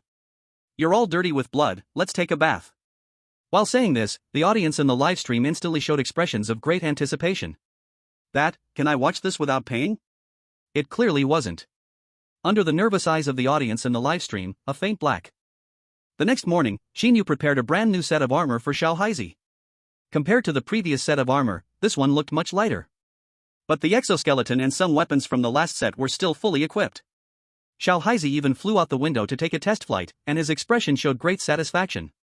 After finishing all this, Qin Yu had a simple breakfast with Xiao Haizi, then returned to his bedroom to pack his gear for the journey. Xiao Haizi lay on the sofa, continuing to watch his blue chubby cartoon. Everything was progressing in an orderly fashion. The audience in Dragon Country was both excited and worried about Qin Yu's upcoming actions. At this moment, the live broadcast room of Dragon Country appeared exceptionally calm. At the same time, countries outside of Dragon Country encountered the same experiences that Qin Yu faced earlier. It was also the nightmare of many university students' home visits. What comes must come, there is no escape. In the live broadcast room of Beautiful Country, Hannes was still lying in bed, sound asleep. Free Cat was also napping on another pillow, purring louder than Hannes' snoring. Knock, knock, knock.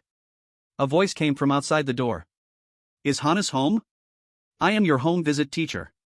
Standing outside Hannes' door was a middle-aged woman with black eyes, yellow skin, and wearing a tang suit. Fuck, she's here.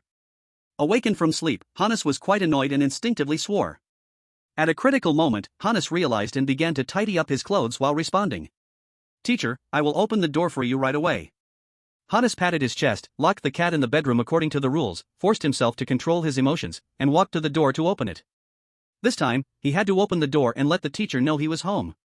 Item 6, if you are not ready to face the teacher, you can pretend you are not at home, but when the teacher visits again, you must meet them. In the first home visit, aside from Qin Yu, all the chosen ones chose to temporarily evade. However, Hannes was not too worried, he had completed all the assigned homework. At the same time, the chosen one Trolloff from Big Hair Country also faced the same problem. But unlike Hannes from Beautiful Country, Trolloff was cautious about item 8. Hannes just closed the bedroom door slightly to confine the cat. Item 8, some teachers do not like cats. When the teacher visits, you can lock the little meow in the bedroom. This piece of information might have a problem. After all, cats protect themselves, and the first note from Mom repeatedly emphasized that it is always good to have some caution. I saw that Trolloff from Big Hair Country did not close the door properly. Does that mean something? In the live broadcast room of Beautiful Country, many viewers who had just returned from the Big Hair Country room pointed this out. They were puzzled by Trolloff's confusing actions. I also watched it. To be honest, I don't think it helps. Right, I have already seen the previous live broadcast of Dragon Country. The cat wasn't even home during the home visit. I even think Trolloff's actions could anger the visiting teacher. Not necessarily, the first note specifically emphasized the role of the cat.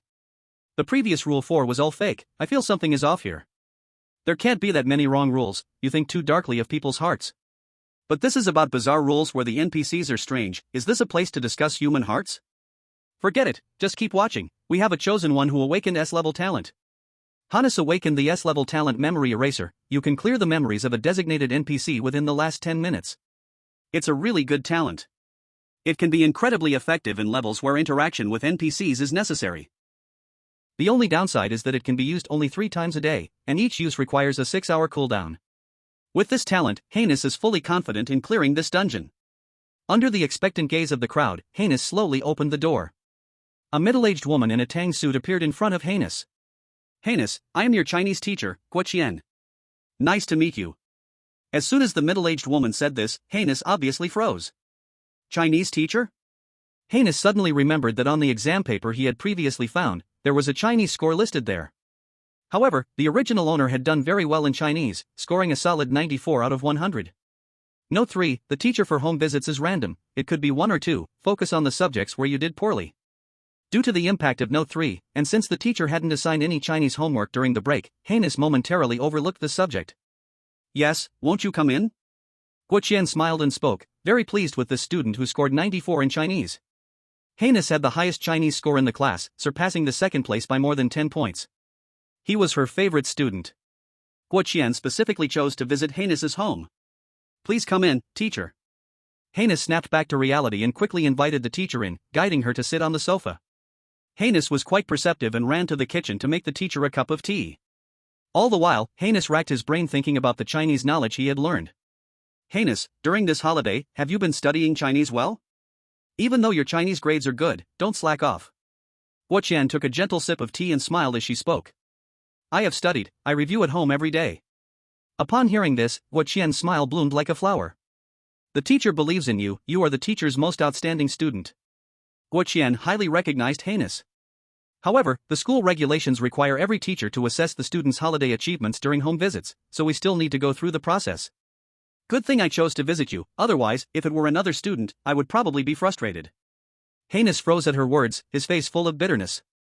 Why did the original owner have to be so uneven in their strengths? It resulted in both weak subjects and strong subjects being chosen for home visits. Teacher, how do we proceed? Heinous said helplessly. Don't worry, my good student. Guoqian smiled and spoke. I will ask you a few questions, and as long as you can answer them, it'll be fine. For others, I might only ask one question, but you are my most outstanding student, so I'll give you a few more. Heinous, thank you. Of course, Heinous wouldn't be foolish enough to say his inner thoughts out loud. I will ask, you must listen carefully to the questions. Okay. The American Heinous and the Russian Tolov almost nodded at the same time. Guoqian, no longer wasting words, spoke seriously. The question. Xiaoming said, yesterday it snowed, and when I came out of the alley, I almost slipped and fell. Xiaohong said, last time I went ice skating, I was bumped into by a clueless person and almost fell. Question, who fell? Chapter 64, what happened to your face? Most of the viewers in the livestream understood Guoqian's last question. As the international status of Long Country continues to rise, the influence of Long Country's culture on the world is also increasing. Many countries have started offering Chinese courses. Even if it's not a required course, it is often offered as an elective for students to learn. The audiences from various countries roughly understood the meaning. Who fell? How would I know? I never thought that there would be a Chinese teacher segment in this strange tale. Chinese is my nightmare, it's too scary. Let the experts analyze it. I once traveled to Long Country and spent 3 months learning Chinese. Haha, I knew our livestream was full of talent. You really are something, come on, analyze it quickly. This Chinese question is truly insane, it requires the big shot to handle.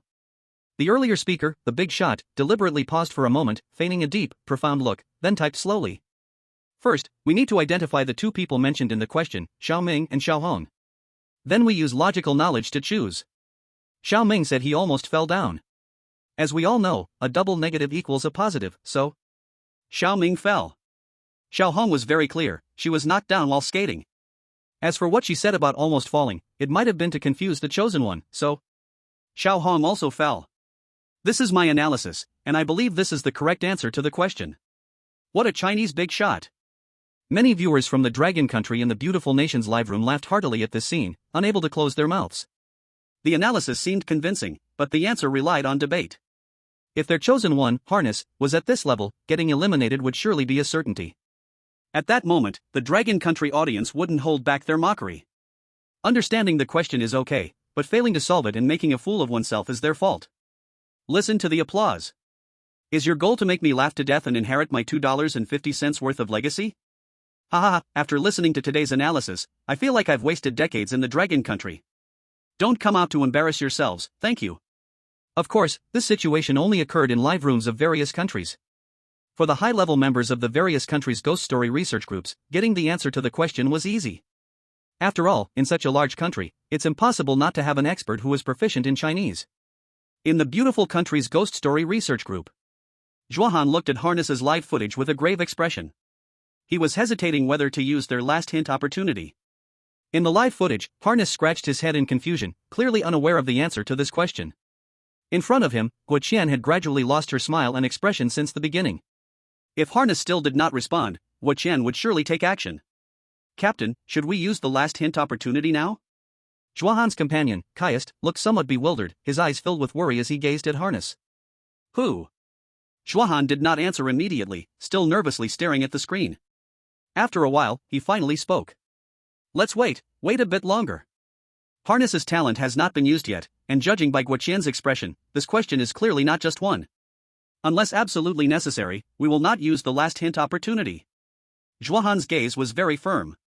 Harness, have you thought it over? In the ghost story world, Guoqian urged as Harness delayed his answer. As my most outstanding student, you can't even answer such a simple question, can you? Have you not studied during the holiday? Guoqian's face gradually darkened, a cold, invisible wind blowing around her. I can answer. In a moment of desperation, Harness quickly spoke. Tell me, what is the answer? Upon hearing this, Guoqian's face returned to normal, looking kindly at Harness. It was as if the previous scene had never occurred. Harness would not be deceived by Guoqian's demeanor. He hurriedly invented an answer. Although his Chinese knowledge was poor, he excelled with the support of his talent. When it came to dealing with NPCs, he could claim his memory eraser talent was SSS grade without exaggeration. And what if he got it right by chance? It's Xiao Ming.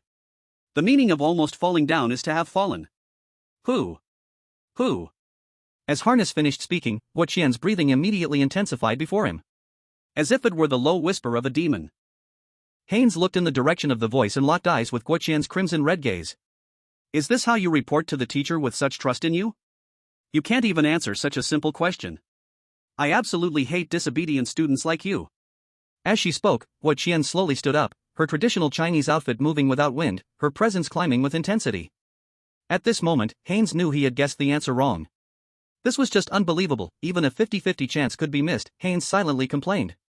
Teacher, I was just joking, actually, I know the answer. It was Xiao Hong who fell. Haynes quickly tried to fix his mistake. In his view, the question was who fell. The answer was either Xiao Hong or Xiao Ming. It couldn't possibly be that neither of them fell, right? After speaking, Haynes looked seriously at Guoqian, expecting a complete change in her attitude at the next moment.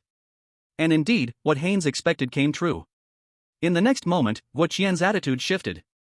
From furious to outright aggressive. Slap. A crisp sound rang out from Haynes' face. Guoqian delivered a fierce slap, and Haynes' body flew back, crashing hard against the wall. You are unworthy of being my student. Guoqian roared, stepping onto the table and heading straight for Haynes. Each step she took was torture for Haynes. He understood very well that if she reached him, it wouldn't just be a slap anymore. In a critical moment, Haynes had to use his talent. Memory eraser, a pale blue aura radiated from Haynes, spreading to Guoqian, causing her expression to go blank. Guoqian's memory was reset to 10 minutes ago. It was the moment Guoqian had just walked through the door. At that time, Haynes was still the best student in Guoqian's eyes. What's wrong with me? Haynes? Guoqian spoke, confused about her surroundings. Seeing Guoqian return to normal, Haynes finally breathed a sigh of relief. It seemed his life was saved. Guoqian noticed Haynes lying on the ground, looking lifeless, and hurried over to help him up. Then, Guoqian also noticed the blood-red handprint on Haynes' face. Guoqian couldn't help but frown. Haynes, what happened to your face? Who hurt you like this? If you're in trouble, tell the teacher, maybe I can help. P.S. 10 chapters owed. The most important exams are over, and I will start slowly catching up tomorrow. One moment of owing is a moment of joy. Now, it's not joyful anymore. Chapter 65, Toxic Milk. Whoa. Haynes struggled to open his mouth but couldn't say anything. The earlier slap from Guoqian clearly hadn't held back. Haynes' face was swollen and red, and whatever words he tried to say spilled out as muffled cries. Only whoa came out.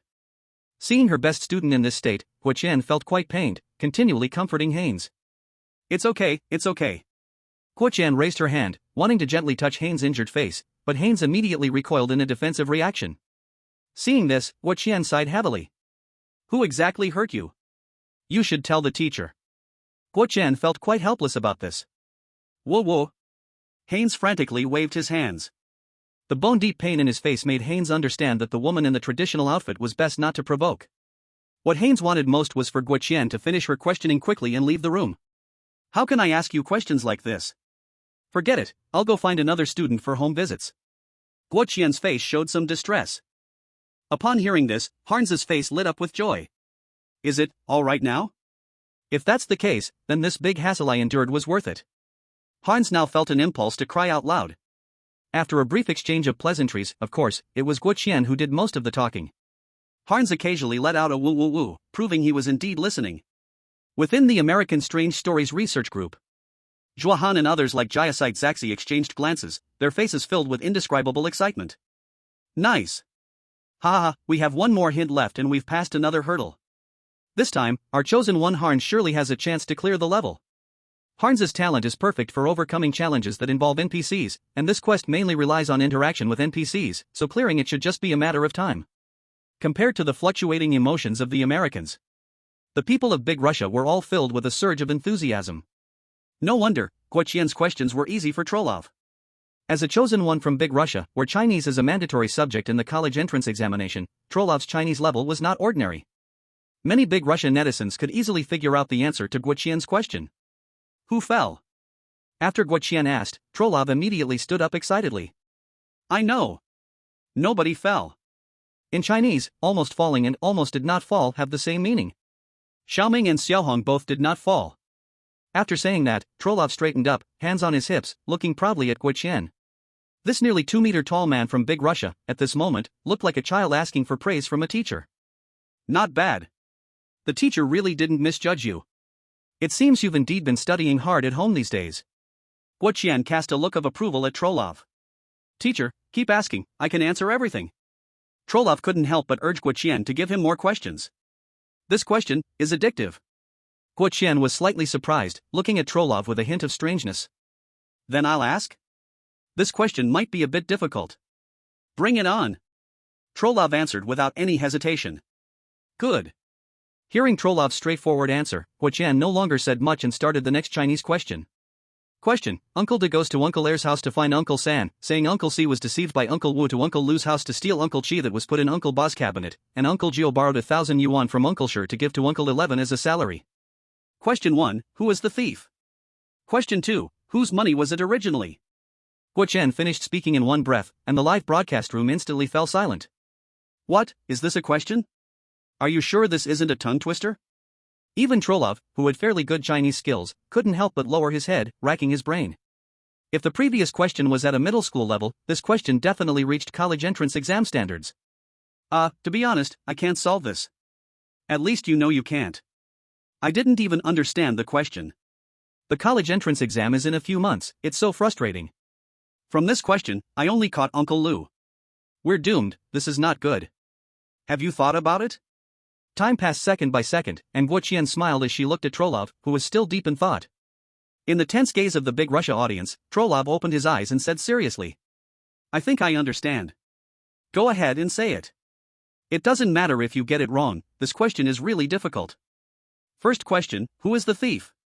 There should be 3 thieves, Uncle San, Uncle C, and Uncle Wu. Uncle San knows about Uncle C stealing money, so he also participated, and Uncle Wu also played a role in encouraging them. If I had to say, the most direct thief is Uncle C. Question 2, whose money was it originally? I think it belongs to Uncle 11, the salary was given from Uncle Shi to Uncle 11, so the money already belongs to Uncle 11, and then it was borrowed by Uncle Gio, which needs to be returned. So the money belongs to 11th uncle. The answer is derived from the internet, feel free to share different views, everyone. After saying this in one breath, Toloft nervously looked at Guoqian. To be honest, Toloft himself was not quite sure about his own answer. But fortunately, Guoqian's next words completely reassured Toloft. Guoqian excitedly got up, clapped her hands, and shouted good, 3 times. The joy in her heart was vividly expressed in her words. Toloft, you are excellent. You are the best student I have ever taught. It seems that during this holiday, you have put a lot of effort into your Chinese classes. Since that's the case, as your teacher, I will give you a small reward. As she spoke, Guoqian handed a yellow ping-pong ball to Toloft. If you encounter trouble, just squeeze this ping-pong ball, and I will come to help you. Hidden reward. Wow, our Toloft also got a hidden reward. Haha, let's see who can stop us from clearing this level. But wait, why did you, the chosen ones from the Great Mao country, get hidden rewards, while our bank country's chosen one, who also answered correctly, didn't get any rewards? Ha, of course, our chosen one answered it on their own. In this level, there was a small detail. That is, except for the Great Mao country, the other country's chosen ones had perfunctorily passed Qin's questions through hints from outside the scene but did not receive hidden rewards. Unfair, unfair. I seriously suspect this rules mystery was set up by the Dragon Country. Everyone knows Dragon Country has a friendly relationship with Great Mao Country. Why is it a Chinese teacher, knowing that we don't learn Chinese? Neither Dragon Country nor Great Mao Country is good, our Bangzi Country is number one. QNMD. Some viewers from different countries began to rush into the live streams of Dragon Country and Great Mao Country to flood the comments. Of course, this drew a thunderous attack from the viewers of both countries. Lel, it's just a good relationship, making you furious. Hee, your two countries are just like that, you will fight each other sooner or later. At the same time as the heated comments from viewers across countries, many noticed that Dragon Country and Great Mao Country seem to have agreed, simultaneously releasing an announcement. Dragon Country congratulates the chosen one from Great Mao Country for obtaining a hidden reward in the rules mystery and wishes Great Mao Country a successful clearance of this mystery instance in advance. Great Mao Country wishes the chosen one from Dragon Country a successful journey in the rules mystery world, continuing towards new victories. Seeing these two announcements, the most dissatisfied was Zhuang Han from Beautiful Country. Clearly, all three of you are upper-tier countries, why don't you blow each other's trumpets and leave me out? This made Beautiful Country feel very embarrassed. Since you won't come, I'll find my little brothers. Face is something you earn for yourself. Thinking this, Zhuang Han called the high-level officials of Fence Country and Sunset Country. Did you see Dragon Country and Great Mao Country? Hurry up and release an announcement to wish Beautiful Country a successful clearance in advance. Upon hearing this, the high-level officials of Fence Country and Sunset Country looked puzzled. Is there such a move? To wish others? Yet, they really didn't dare to directly refuse Zhuang Han. It's really not worth offending Beautiful Country over such a small matter. Brother Zhuang, we don't quite understand. Can you demonstrate it for us? Zhuang Han did not refuse either, after all, flattery is mutual. Wait, I'll release an announcement wishing your country well. You can use this template to wish Beautiful Country. The high-level officials of Fence Country and Sunset Country answered in unison, good. Beautiful Country wishes Fence Country a rapid success in the mystery world, and this instance will definitely be cleared. After Beautiful Country's announcement, there came an official announcement from the rules mystery. The chosen one from Fence Country has died, the rules mystery has descended upon Fence Country. The national fortune of the Fence Country has dropped by 20 million. Chapter 66 Departure. High-level officials of the Fence Country? Live stream audience? The announcement from the Beautiful Country and the official statement from the Strange Tales rules almost appeared at the same time. The people from various countries didn't even have time to react. Before they clearly understood the content of the Beautiful Country's announcement, they saw the elimination notice from the Fence Country. 666. I would call it the first poison milk of Blue Star. It's still the Beautiful Country, they eliminated a country with just one announcement. Haha, if you don't have the skills, don't take on the hard jobs. Now, this is quite embarrassing, haha. Indeed true, it's hard to imagine the reaction of the Fence Country's friends seeing these two announcements. The audiences from various countries rushed to the Beautiful Country's duty room to mock the earlier poison milk from Zhuang Han, the Beautiful Country's representative. It must be said that the Beautiful Country did a great job. Of course, the audience from the Beautiful Country couldn't help but fight back upon seeing these comments in their livestream. What does this have to do with us in the Beautiful Country? It's just the Fence Country's lack of ambition. It's just a coincidence, is it necessary to make such a fuss? A bunch of clowns, it's the first time seeing the Beautiful Country fail, and now they're jumping out. Family, don't mind these viewers, we, the Beautiful Country's audience, are beautiful on our own. With the audience of the Beautiful Country defending their stance. For a moment, the lively atmosphere that had just risen in the Beautiful Country's live room was slightly dampened. However, it was clear that some people didn't plan to calm down this wave of rhythm. The Beautiful Country wishes the Sunset Country a smooth journey in the Strange Tales world, this time the instance must be cleared. Zhuang Han issued another announcement. Unsurprisingly, the bad news for the Sunset Country followed quickly. The chosen one of the Sunset Country has died, the rules of Strange Tales have descended upon the Sunset Country, the national fortune of the Sunset Country has dropped by 20 million. Audience from the Beautiful Country. This operation instantly ignited the atmosphere in the live stream. One instance of poison milk could be called a coincidence, but what about two? And these two instances of poison milk came so tightly packed. Come, loudly tell me, who is the clown? Shout out his name. Ha, it's the Beautiful Country. 2 consecutive waves of poison milk, I can only say it's really cool. I suspect that the higher-ups in the beautiful country have awakened some incredible talent. This could really be true. When it comes to eliminating teammates, calling it an SSS-level talent wouldn't be an overstatement. Damn the beautiful country, when did we, the fence country, provoke you? We, the sunset country, are also quite innocent, we just want to quietly be ourselves, why be poisoned? Damn it! Compensation. This time, the viewers who had previously stepped up to defend the beautiful country's reputation instantly vanished without a trace. They wanted to argue, but there was simply no way to defend themselves, right? The facts were laid out plainly before them. The title of the beautiful country as Poison Milk this time was firmly established. The most heartbroken were none other than the high-level officials of the Sunset Country and the Fence Country. Who am I? Where am I? What has happened? Brother M.O., although our 2 countries have also been eliminated in the Strange Tales, what you did this time was too unreasonable. Yeah, how could you nominate our country and then we get eliminated? You need to explain this to us. The high-level officials of the 2 countries couldn't help but speak up. Well. At this time, Zhuahan also found out about the elimination news of the Fence and Sunset countries. To be honest, Zhuahan was feeling embarrassed himself. The Yama's list does not name people this quickly. Would you believe me if I said it was a coincidence? Zhuahan scratched his head and awkwardly spoke. Brother M.O., do you think we would believe it? Brother M.O., do you believe it yourself? Zhuahan was instantly left speechless by the retorts. He himself didn't believe it. How about I give you some compensation? While Zhuahan discussed the compensation issue with the Fence Country and the Sunset Country, he still felt something wasn't right. Could it be that his poison milk was really that effective? If it was really that effective, it wouldn't necessarily be a bad thing. No, he needed to test it with the Dragon Country. Thinking of this, Zhuahan once again drafted an announcement. The beautiful nation wishes the Dragon Nation a smooth journey in the world of strange tales. This time, the dungeon will definitely be cleared. After publishing it, Zhuahan sat eagerly in front of the large screen in the conference room, patiently waiting for the announcement of the Dragon Nation's elimination. Tick-tock. Tick-tock.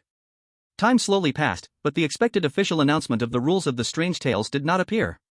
After a while, a line of red words appeared on the live big screen in the beautiful nation's conference room. Thank you to our friends from the beautiful nation for your blessings, but we from the Dragon Nation won't bother you, take care of yourselves first. Clearly, the beautiful nation's jinx did not work on the Dragon Nation. With the past failures of the beautiful nation's jinx, Su Shang and the others were well aware of Zhuahan's intentions. Without saying a word, Su Kuan led his team of black soldiers to hack into the beautiful nation's conference room. I can hack you once, I can hack you twice. I advise you to behave yourself. There was a warning in his tone. Upon seeing this line, Zhuahan's expression instantly darkened, with blood vessels surging in his pupils. He clenched his fists tightly, the veins on his arms bulging. Dragon Nation. What a Dragon Nation! So arrogant, just clearing one dungeon, and they dare to provoke our beautiful nation. Zhuahan muttered, his eyes fiercely turning to the dazed Zaxi beside him. Are our network personnel from the research team just sitting around? Quickly strengthen network protection. And, within 3 days, I want to see a report of you breaking through the Dragon Nation's firewall. As all this unfolded, time quickly moved to noon. In the world of strange tales, Qin Yu and the little black soldier had finished lunch and set out with the little black soldier and a group of mechanical cats and dogs. Unlike the previous dungeon, this time, many chosen ones from various countries encountered hidden tasks. After much consideration, in the end, only Qin Yu accepted the hidden task of saving his mother. There was no choice, never mind saving mothers, for other chosen ones, just staying alive was already a blessing. On the way to the circus, the sky was dark and seemed to signal that a heavy rain was coming, but the pedestrians and vehicles on the road were in a constant flow. Passers-by cast odd glances at Qin Yu. Not for any other reason, but because Qin Yu's group was simply too peculiar. Not far from Qin Yu, the little black soldier gently flapped its wings, walking side by side with Qin Yu. Behind Qin Yu and the little black soldier, several bouncy mechanical dogs followed. And a few mechanical cats flew behind the little black soldier. It was like some kind of spirit pet from a cool running game. After walking for a few miles, Qin Yu's brow suddenly furrowed. Qin Yu keenly noticed that among the strange gazes from the passers-by, some looked clearly malicious. Unknowingly, a few figures subtly closed in on Qin Yu, forming an invisible encirclement beside him. Rule 11, when you cannot ensure your safety, do not go out at all. Qin Yu coldly smiled. Before going out, he had already prepared to face danger. As Qin Yu expected, once the encirclement was formed, the several figures around Qin Yu suddenly leapt up without warning. Claws as sharp as fangs appeared on their fingers, rushing toward Qin Yu with bloodthirsty mouths. The audience in the live broadcast room finally realized at this moment just how perilous Qin Yu had unknowingly fallen into. What are these people doing? They're in danger. Sure enough, hidden tasks are not simple. The moment he stepped out, he encountered this group of pitiful wretches. Alas, it's sad, the last ones who went after Brother Qin Yu are now not even left with ashes. Brother Qin Yu clearly doesn't want to fight. In the Dragon Nation's live broadcast room, the audience's expressions gradually became more and more exciting. Looking at the few people pouncing towards Qin Yu, the gaze actually carried a hint of pity. P.S. Updates resumed, gradually adding more. Chapter 1. Chapter 67, The People Have Vanished. In the blink of an eye, several figures flashed in front of Qin Yu. Seeing Qin Yu's calm demeanor, the hearts of the few couldn't help but feel a thud. An ominous premonition secretly arose in their hearts. Suppressing the tremor within, they continued their movements without stopping. Take people's money, do things for others. After squatting outside for a few days, the target finally stepped out, and they couldn't waste this opportunity. Gritting their teeth, they still rushed toward Qin Yu in a swarm. Sigh.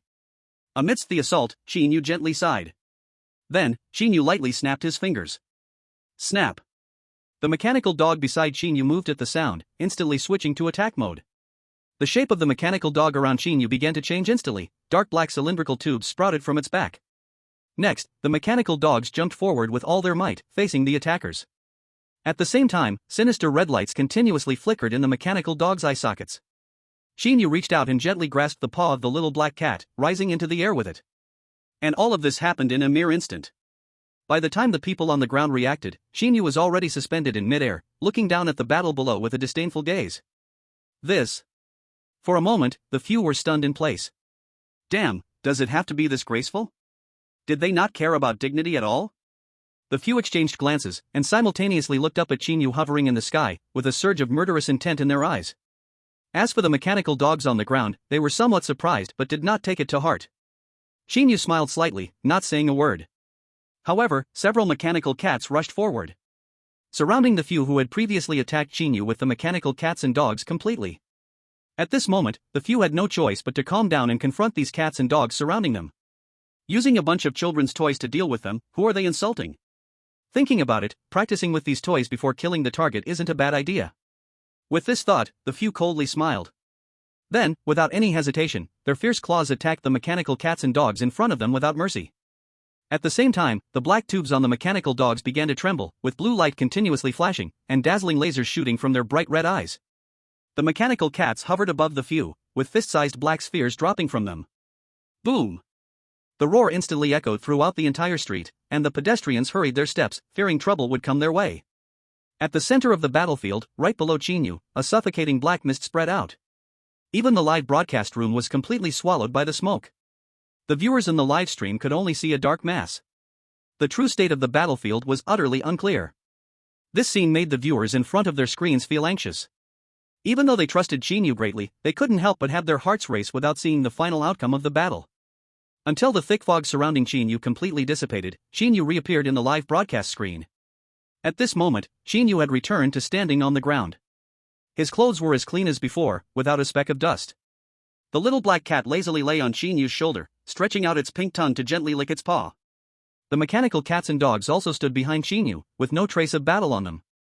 If there was a single difference, it was the deep pit that suddenly appeared right in front of Qin Yu, measuring several meters deep. The pit was empty, with no trace of any figure. The few who had previously attacked Qin Yu had seemingly vanished into thin air, leaving no trace behind. Of course, if the audience in the live broadcast room were to witness the scene in person, it would be a completely different experience. The air on the street was filled with a nauseating scent. Where are the people? I knew it, those who attacked Brother Qin Yu are definitely not ordinary, they can actually vanish in an instant, doghead. I even feel that Brother Qin Yu hasn't fully used his strength. Brother Qin Yu only used 10% of his power, who can rival him? It's still my Brother Qin Yu, from now on, mysterious things will bow their heads when they see Brother Qin Yu. In reality, after the smoke cleared, passers-by on the road looked at Qin Yu as if they had seen a ghost. Everyone's eyes flickered away, and they hurriedly lowered their heads to leave, afraid of provoking Qin Yu into making them unhappy. Qin Yu gently brushed off non-existent dust from his clothes and continued on his way. Little Black led the way up ahead, and Qin Yu slowly followed behind, a faint smile appearing on his face. Clearly, the little incident on the way did not affect Qin Yu's mood. After experiencing Qin Yu's intervention, he no longer encountered those hostile gazes on the road. Until Qin Yu and his party arrived at a bustling commercial street. The street was crowded, yet the order was surprisingly stable, not even a hint of noisy chaos. Here, Qin Yu saw a large round ball standing at the end of the road, dozens of meters high, from a distance. Even though it was daytime, the neon lights continued to flicker, and faint music could be heard. Meow. Little Black called out softly, circling once over Qin Yu's head before landing on his shoulder. A serious expression appeared on Qin Yu's face. According to Little Black, the large round ball at the end of the road was the grand theater of the century, the venue for this circus performance. Qin Yu glanced at the mechanical cats and dogs beside him and slowly spoke. Let's go and take a look. Live stream audience? Take a look? Wow, Brother Qin Yu is now taking on some kind of role. Why is he using such fierce words? I don't know why, but it feels like Brother Qin Yu is very familiar with this situation, isn't it? Impossible. Brother Qin Yu is definitely kind-hearted. Amidst the audience's heated discussion in the livestream, an unexpected change occurred on the street. And it was an unforeseen turn of events. Bang bang bang. Suddenly gunshots rang out on the originally orderly street. Everyone on the street froze for a moment, then the crowd began to stir uneasily. Qin Yu frowned, feeling a little puzzled. Why would gunfire appear in this world of strange rules? Qin Yu looked towards the sound of gunfire. Not far away, a bank suddenly appeared before Qin Yu. A few young men wearing black masks were holding AKs, the dark muzzles aimed straight at the bank teller. The leader even held a remote control in his hand, with a row of explosives strapped to his waist. The meaning was self-evident. Hurry up! Stuff all the money into the bag. The leading man threw a black cloth bag at the terrified teller behind the counter, inhaled sharply on his cigarette, and roared fiercely. Qin Yu raised his eyebrows slightly, and the expression on his face grew increasingly interesting. Is this a robbery? Chapter 68 Desert Eagle. If it was just a simple robbery, it naturally wouldn't catch Qin Yu's attention. Even with the use of firearms, it would only make Qin Yu take a second glance at most. What surprised Qin Yu the most was that he seemed to recognize these robbers. Wow! A robbery in the world of strange rules actually uses AK-47s, this is too absurd. I see, it turns out that even the strange things fear firearms. I have to say, this is the first time I have seen someone other than Brother Qin Yu with firearms in this world of strange rules. Don't you think these robbers look a bit familiar? Familiar? Are you joking? These robbers are all wearing masks, and you can't see their faces at all. How can you say you recognize them? Clothes. I'm talking about their clothes. What's wrong with the clothes? Damn. These clothes are the uniforms of Yu Mountain High School. Could it be that these robbers are all students of Yu Mountain High School? That makes sense. This explains how the robbers have weapons. Qin Yu also keenly noticed this. He even recognized the leader of the robbers. It was the student named Xia Xian who Qin Yu had questioned after becoming the principal of Yu Mountain High School. After Qin Yu's warning, the Xia Xian student had already chosen Xia Xian himself, leaving a deep scar on his neck. But Qin Yu still held a trace of doubt about why the students of Yu Mountain High School were here. Looking at the panicked people fleeing around him, Qin Yu stopped a hurried passerby. Old man, may I ask who these robbers are and why are you all so afraid of them? Seeing the robbers act methodically, it was clear this was not their first crime.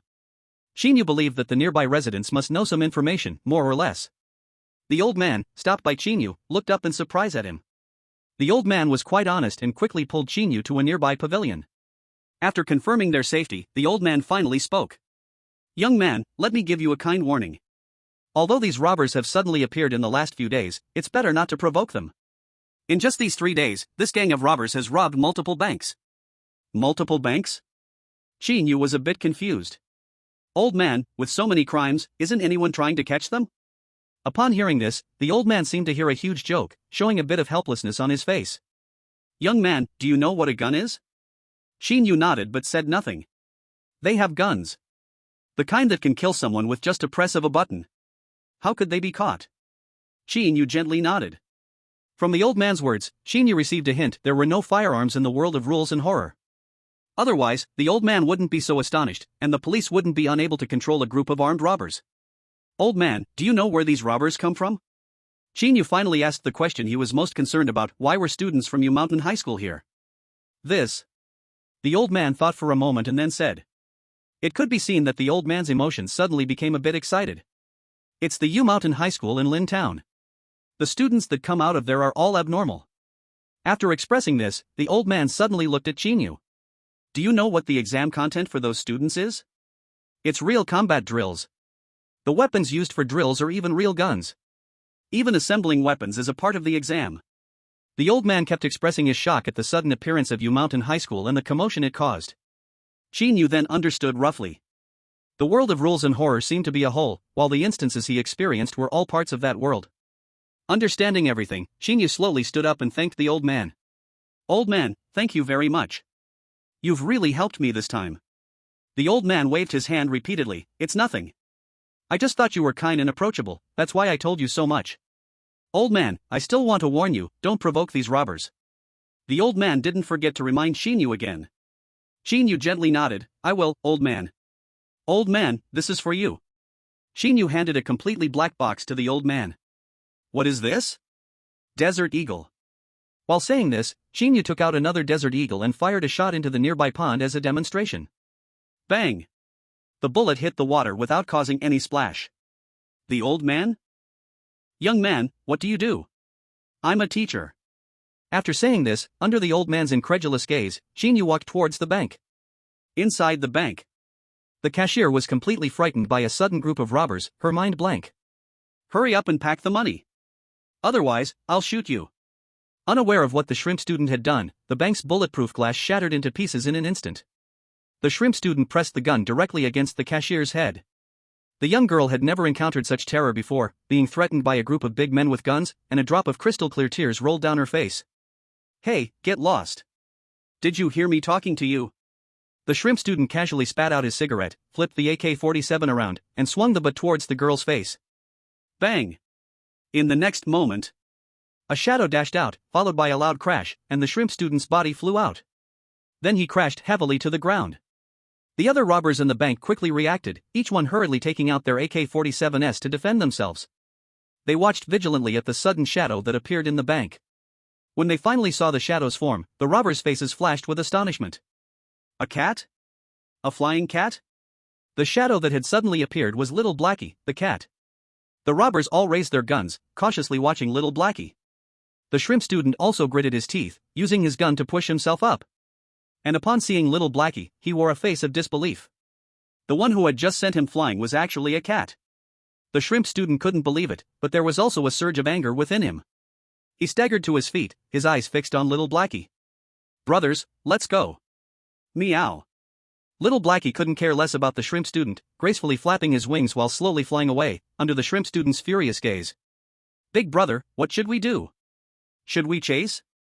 Before he could finish, their voices were suddenly interrupted. "Chase what?" At this moment, Qin Yu walked over calmly.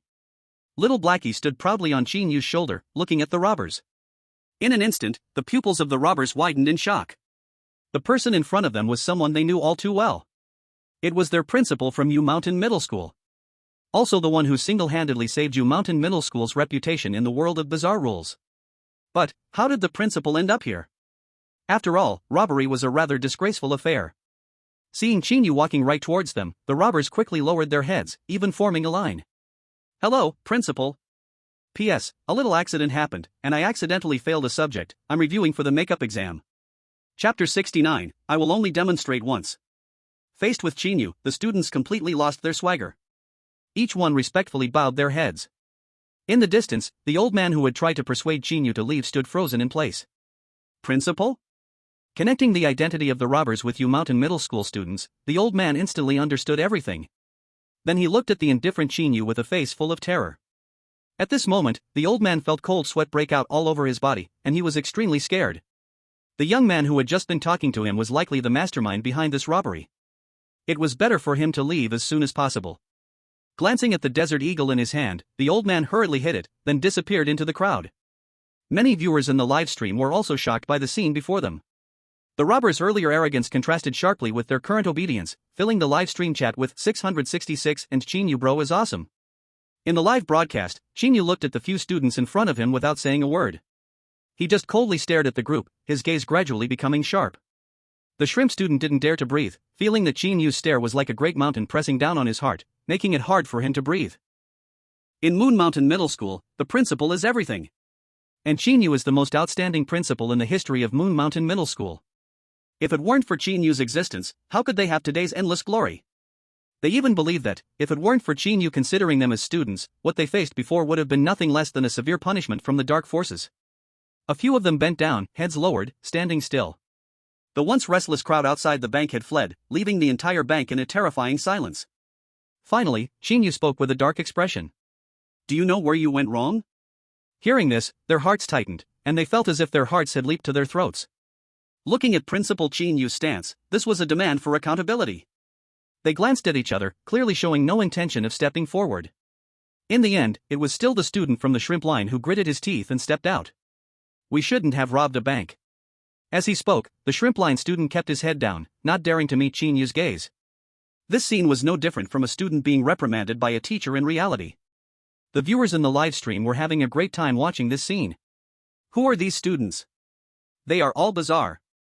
And they were robbing a bank in the rule horror world, clearly high-level forces in the realm of oddities. Yet now, they all stood with their heads bowed in front of Qin Yu, showing deep respect. The viewers in the Dragon Kingdom's livestream felt a wave of relief. These mere oddities are nothing. It's still Brother Qin Yu. The oddities must bow their heads before Brother Qin Yu. Besides, what these students are doing is really too much. They actually robbed a bank. Exactly. Brother Qin Yu teaching you how to use weapons doesn't mean you should rob a bank. This seriously violates Brother Qin Yu's original intention. These students are in trouble. The angry principal is about to come online. Everyone, guess how Brother Qin Yu will teach these students a lesson. Didn't everyone forget one thing? The current Brother Qin Yu has a second personality. Damn. How did I forget this? Besides talent, Qin Yu's first personality is best known for mastering various mechanical knowledge. His second personality is also skilled in various mechanical knowledge and crime. In the horror talk world. Qin Yu frowned slightly after hearing what the shrimp line student said. Don't rob a bank? Wrong. Greatly wrong. Qin Yu looked at the shrimp line student in disappointment and couldn't help but sigh. Sigh. For these students, Qin Yu was just too disappointed. How can one be so brazen in a robbery? They were even wearing the Moon Mountain Middle School uniforms while robbing, as if afraid others wouldn't know their identity. Robbery like this would certainly create many enemies. These students' blatant actions placed them in a dangerous position. In a perilous place like the rule horror world, these students would eventually encounter enemies stronger than themselves. At that time, they would likely lose their lives. Taking one last look at these disappointing students, Qin Yu could only helplessly continue. Watch closely, I'll demonstrate only once. The group of students. The live stream audience. After speaking, Qin Yu ignored the crowd's astonishment and slowly walked to the side, gently helping up the frightened young front desk girl who had grown pale. Are you hurt? Qin Yu spoke softly, causing the front desk girl's heart to flutter. Qin Yu's face, worthy of a perfect score of 99, suddenly appeared in the girl's vision. His face was so handsome. His voice was so gentle. And his shoulders were so broad. This made the girl feel a sense of support, and her repressed grievances instantly poured out. Wow. The girl was like a dam bursting, tears streaming down her face. Her pitiful appearance was heart-wrenching. Qin Yu remained composed, seriously reaching out to wipe away the tears on the girl's face. The elegant demeanor of Qin Yu stood in sharp contrast to the arrogance of the previous robbers. Thank you. The little girl blushed as she spoke, unable to meet Qin Yu's eyes directly. A simple gesture from Qin Yu gently pried open the long-locked heart of the little girl. This scene left several students and the viewers in the live stream in a daze. So, is Brother Qin Yu going to demonstrate something? Not sure, let me watch more. It's obvious, Brother Qin Yu is demonstrating how to charm a girl. That can't be right? I feel it's simply because Brother Qin Yu is good-looking. If I tried to copy him, that little girl would probably cry immediately. Thanks for the invite, I've already done it the way Brother Qin Yu did, and now the girl wants to call the police. Not clear, but I feel like Brother Qin Yu wouldn't be that shallow. Qin Yu naturally was not that shallow. Seeing the little girl's face returning to normal, Qin Yu picked up the backpack thrown by the student and handed it back to her. The little girl instinctively took the backpack. Under the astonished gazes of everyone in the livestream, Qin Yu spoke words that shocked them all. Help me fill this bag with money, okay? Perhaps the little girl was still enchanted by Qin Yu's stunning looks. She nodded as if possessed when she heard his words. She didn't sense any wrongness in it. Qin Yu then gently waved his hand. Behind Qin Yu, a mechanical dog instantly jumped out, wagging its tail and approaching the little girl. This little dog is a gift for you. If someone investigates, don't say I was here. As Qin Yu finished speaking, the mechanical dog jumped and landed perfectly in the little girl's arms. Meanwhile, the viewers in the live stream sensed something unusual. This tail-wagging mechanical dog seemed strangely unsettling. Chapter 70, Attack on the Theater. Facing the mechanical dog gifted by Qin Yu, the little girl showed a trace of joy on her face. She looked earnestly at Qin Yu's face, hugging the mechanical dog, and nodded vigorously at him. Then, the little girl took the backpack and walked back to the bank counter. Several robbers, led by the shrimpline student, gave Qin Yu a thumbs up. But they were still puzzled in their hearts. What difference was there between what the principal was doing and their actions? All Qin Yu did was get the little girl to voluntarily fill the money bag without using force. But once an investigation began, Qin Yu's identity would still be exposed. Unless they killed the little girl. Thinking of this, several pairs of eyes widened in shock. They seemed to have understood the deep meaning behind Qin Yu gifting the little girl the mechanical dog. At the same time, everyone in the livestream stared blankly at the little girl's departing figure for a while before finally reacting. The situation of giving a mechanical dog was strikingly similar to how Qin Yu previously gave a toy bear with a bomb to a Mediterranean target. In other words, the mechanical dog Qin Yu gifted might very well be a bomb. And the conditions for the bomb to trigger. According to everyone's speculation, it was most likely when the little girl revealed the identities of Qin Yu and others. Qin Yu's intention was already very clear. As long as you can hide our identities, I can let you live. But if you decide to report us, then I'm sorry. With Qin Yu's methods, it would be incredibly easy to use the mechanical dog as a medium to figure out if the little girl leaked any of their information. Controlling someone's life or death could simply be a matter of pressing a few buttons. The mechanical dog is a bomb. The mechanical dog is definitely a bomb. I knew it, Brother Qin Yu would never let us down. Still, Brother Qin Yu is amazing. A few robbers couldn't force the little girl to fill the money, but with just a few simple words, Brother Qin Yu made her gladly do it. Qin Yu had even prepared a backup plan to prevent any unexpected changes in the future. Under the admiring gazes of the crowd, the little girl finally returned with her fully packed backpack. Qin Yu took the backpack from the little girl, checking and counting it carefully. After confirming that it was all real cash, Qin Yu shouldered the backpack and led the group of students out of the bank. As they were leaving, the little girl waved goodbye to Qin Yu with tears in her eyes. "Big brother, come back often, okay?" As soon as she said this, the few students who had just stepped out of the door were momentarily stunned, nearly tripping over themselves. "Come back often." Qin Yu smiled and waved his hand, not saying much. The students exchanged glances, saying nothing more, but in their hearts, Qin Yu's status grew even grander. Qin Yu lightly weighed the backpack and took out several bundles of brand new cash. Then, Qin Yu gently flipped through the cash with his hand. The watching students were dumbfounded, not understanding what Qin Yu was doing. Before long, Qin Yu threw one bundle of cash out, and the moment it hit the ground, it exploded with a loud booming sound. Boom! Accompanied by the intense roar, thick smoke enveloped the street. The shockwave from the explosion caused the signs on both sides of the street to shake violently. Many signs even fell directly to the ground. A satisfied smile appeared on Qin Yu's face. The students were deeply shocked by the scene before them, their worldviews refreshed over and over again. Money can be played like this?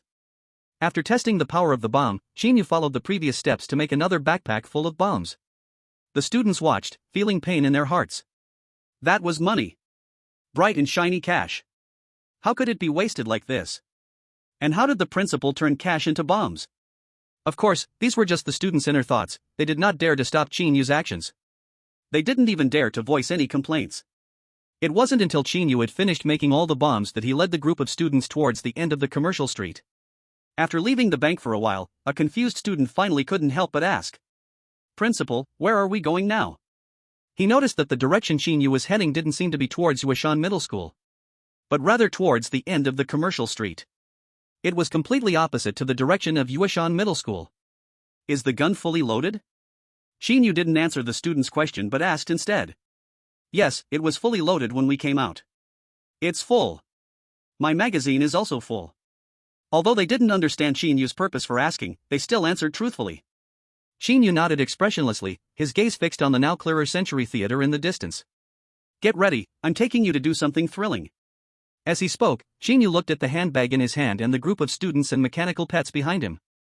Little Black perched on Qin Yu's shoulder, eager with excitement. "Thrilling?" After hearing Qin Yu's words, the students' eyelids twitched slightly.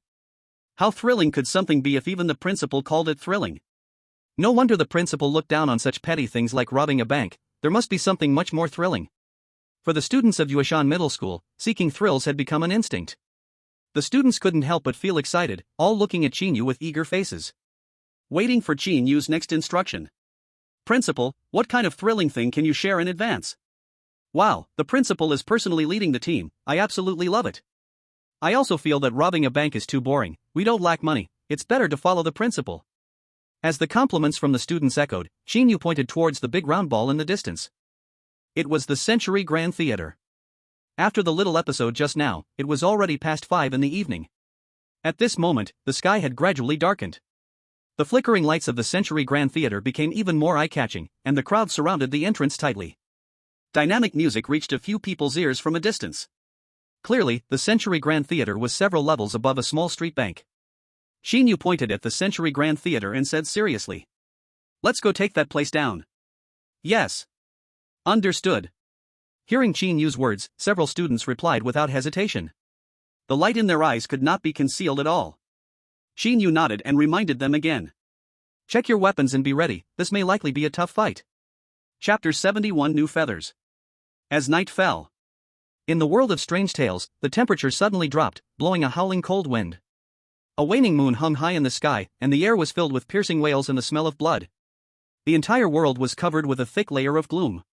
Perhaps Qin Yu's previous experiences were too legendary, so the live stream audience suddenly remembered that Qin Yu was now in the perilous world of strange tales. With the arrival of night, some evils hiding in the darkness began to stir again. At this moment, inside the Century Grand Theater, the dynamic music blended with people's cheers as the stage of the Century Grand Theater gradually pulled back the curtain. The stage enveloped in red curtains had the audience wrapping it from all sides. The audience was packed closely together, and the entire theater was filled with a murky darkness, the noise of people barely overpowering the music. Soon, a spotlight lit up the stage. The audience below instantly quieted down, each holding their breath and focusing intently on the center of the stage. This was the last day of the circus performance, and it was said that a major program would be featured, which should not be missed. Under the gaze of the audience, a host dressed in a black tailcoat, holding a slender cane, wearing a black top hat and a bird mask slowly walked onto the stage. Just looking at the style of the mask, it seemed to resemble a noisy cuckoo, commonly referred to as the mournful bird. The man's appearance immediately drew exclamations from the audience below. When he reached the center of the stage, the man bent down to bow. Once he stood straight again, the cane in his hand magically transformed into a microphone, and the man in the bird mask slowly spoke. "Hello everyone, I am the ringmaster of the circus, you can call me Mr. Bird. Welcome to our performance, friends from all over, we are honored to have you here." Mr. Bird's words were somewhat sharp, yet seemed to carry a certain magic. After hearing Mr. Bird's words, the audience below stared fixedly at the stage, unwilling to take their eyes off for even a moment. Even in everyone's eyes was a mania, as if they would not rest until they had seen a performance. This bizarre scene sent shivers down the spines of the live stream audience. Indeed, at this moment, Qin Yu was sitting on a beam in the corner of the theater through some means. The situation on stage was being live-streamed in real time. The flashing lights brushed past Qin Yu, and no one noticed his presence. Only Qin Yu was on the beam, the several students who followed had concealed themselves in the dense audience. As long as Qin Yu gave the order, everyone would spring into action immediately. Soon, after Mr. Bird's speech ended, the circus performance officially began. As Mr. Bird left the stage, a group of monkeys dressed in colorful skirts rushed onto the stage. With the music playing, the monkeys began to shake their flowered hands on stage. For these dull and monotonous performances, Qin Yu simply glanced at it. His gaze fell on the monkey, and Qin Yu's eyes showed slight surprise. The monkey seemed like an ordinary monkey, but Qin Yu noticed that the eyes of this group of monkeys were not normal. Those were definitely not the eyes of a monkey, but rather the eyes of a human. The struggle and pain in the monkey's eyes were fully visible to Qin Yu. Even the monkey occasionally emitted cries of pain, so loud they drowned out the deafening music. The audience at the table, however, seemed completely oblivious, continuously clapping and cheering. Their eyes revealed madness. This bizarre scene sent chills down the spines of the viewers in the live broadcast room. What's wrong with these viewers? Can't they see that there's something very wrong with the monkey? I feel like the monkey is a human turned into one. And the monkey shaking its flower hand, can that even be called a show? Why do the audience look so engrossed? Compared to the monkey, I feel like the viewers are weirder. Agreed, I also feel something is off with the viewers, like they are under some kind of spell. This circus is too strange, Qin Yu, you must protect yourself. Qin Yu should be fine, he is probably waiting for the right moment to strike. Maybe his mom hasn't shown up yet, Qin Yu's task this time is to save her. Where did Xiao Haizi go? After Qin Yu stealthily entered the Grand Theater, Xiao Haizi disappeared. I don't know. The circus seemed to be shrouded in layers of mist, and no matter how much the viewers in the live broadcast room thought and analyzed, they couldn't see through it.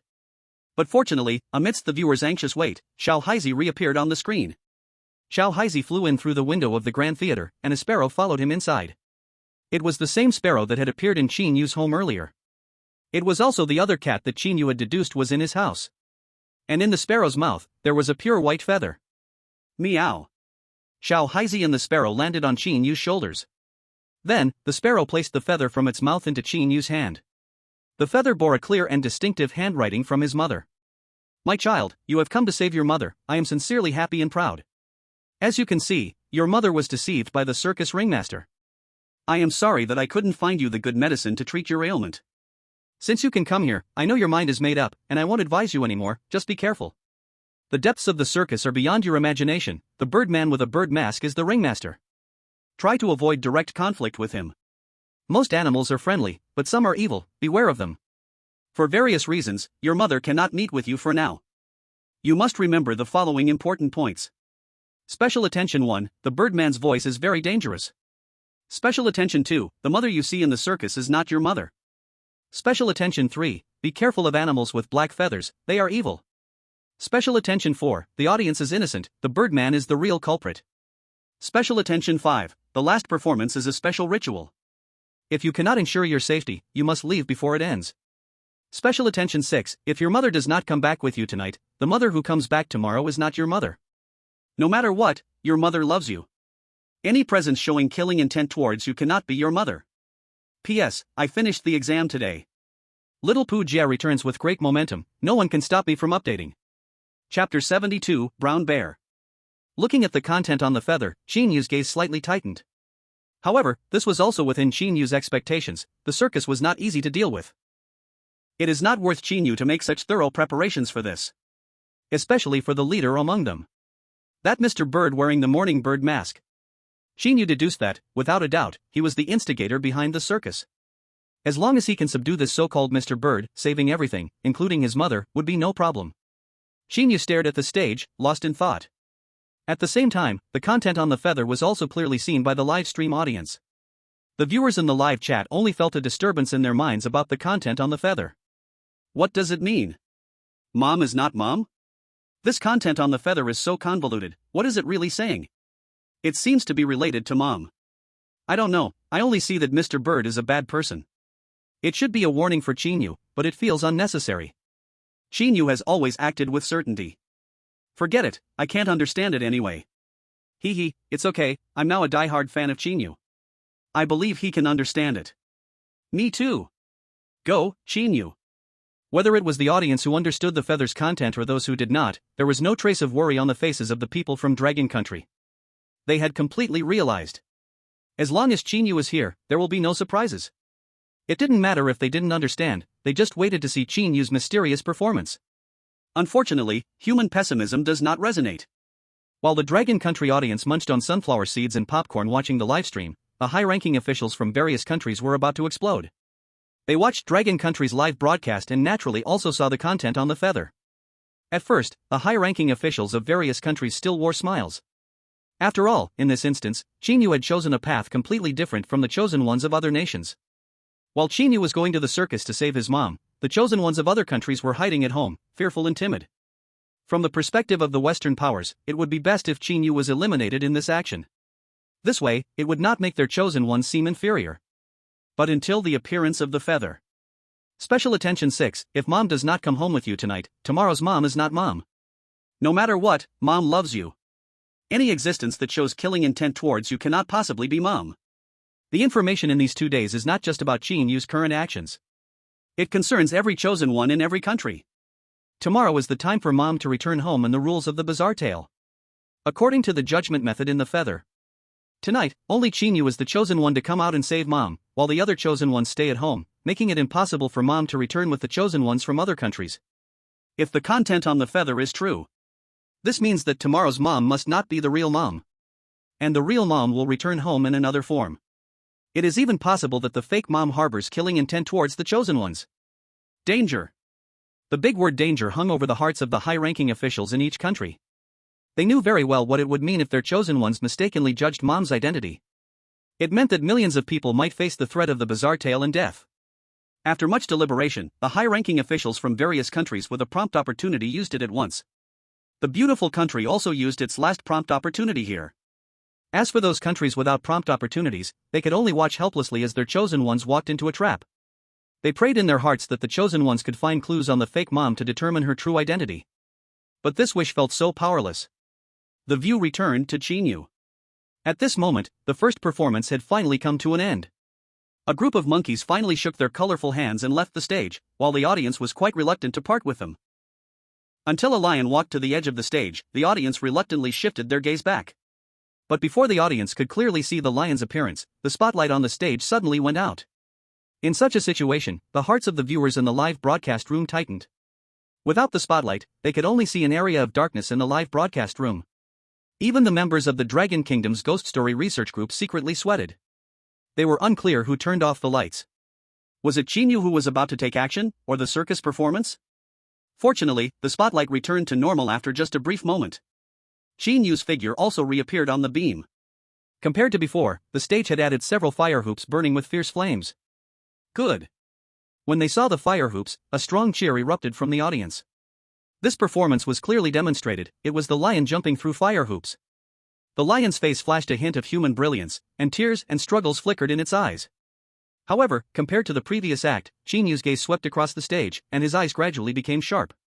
A trace of killing intent disappeared in an instant. Because behind the lion, a brown bear holding a long whip also slowly stepped onto the stage. Standing over 2 meters tall, even the lion appeared somewhat petite beside it. The brown bear bared its teeth and grinned, its face scarred with countless visible, hideous scars, resembling a giant beast only seen in movies. Of course, these did not concern Qin Yu. Qin Yu's gaze fell on the brown bear's right shoulder, where a dark feather stood out conspicuously. Special reminder 3, be careful of animals with black feathers, they are evil. Just as the feather indicated, it was an evil animal. Moreover, at the moment the brown bear appeared, Xiao Hei immediately flew in front of Qin Yu, waving its claws playfully in front of Qin Yu. Meow meow meow. Clearly, the appearing brown bear was the one that had previously harmed Xiao Hei. A cold smile appeared at the corner of Qin Yu's mouth, and his gaze towards the brown bear was like looking at a cold corpse. The viewers in the live broadcast room could not help but cast a sympathetic glance at the brown bear on stage. How sad, how pitiful. Poor little bear, it shouldn't have angered Qin Yu under any circumstances. The audience in the live broadcast room understood Qin Yu very well. With Qin Yu's protective nature, the brown bear's fate was already quietly determined.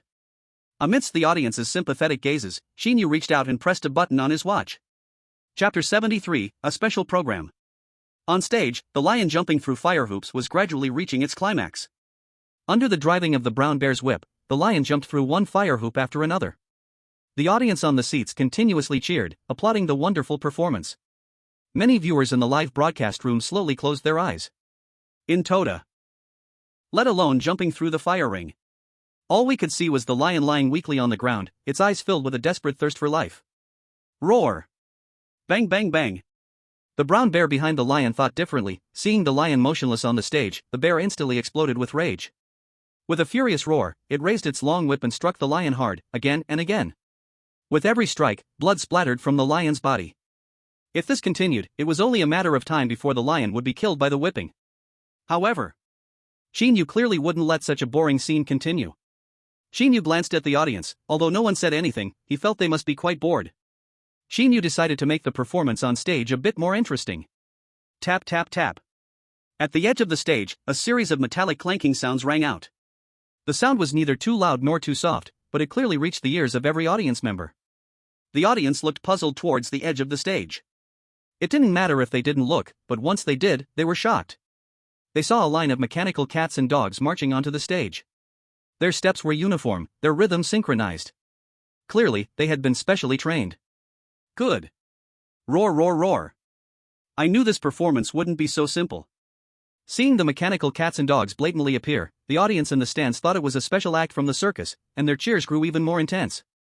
The expressions of the viewers in the live stream gradually became lively. It's starting. It's starting. Everyone get ready. Arranging the mechanical cats and dogs so blatantly, others might think it's a show. Qin Yu is truly talented. Haha, if I didn't know that these mechanical cats and dogs were made by Qin Yu, I would probably think it was a circus performance. Alas, poor brown bear, why did you have to provoke our Qin Yu? No need to say much, just hope that this brown bear can be left with a whole corpse.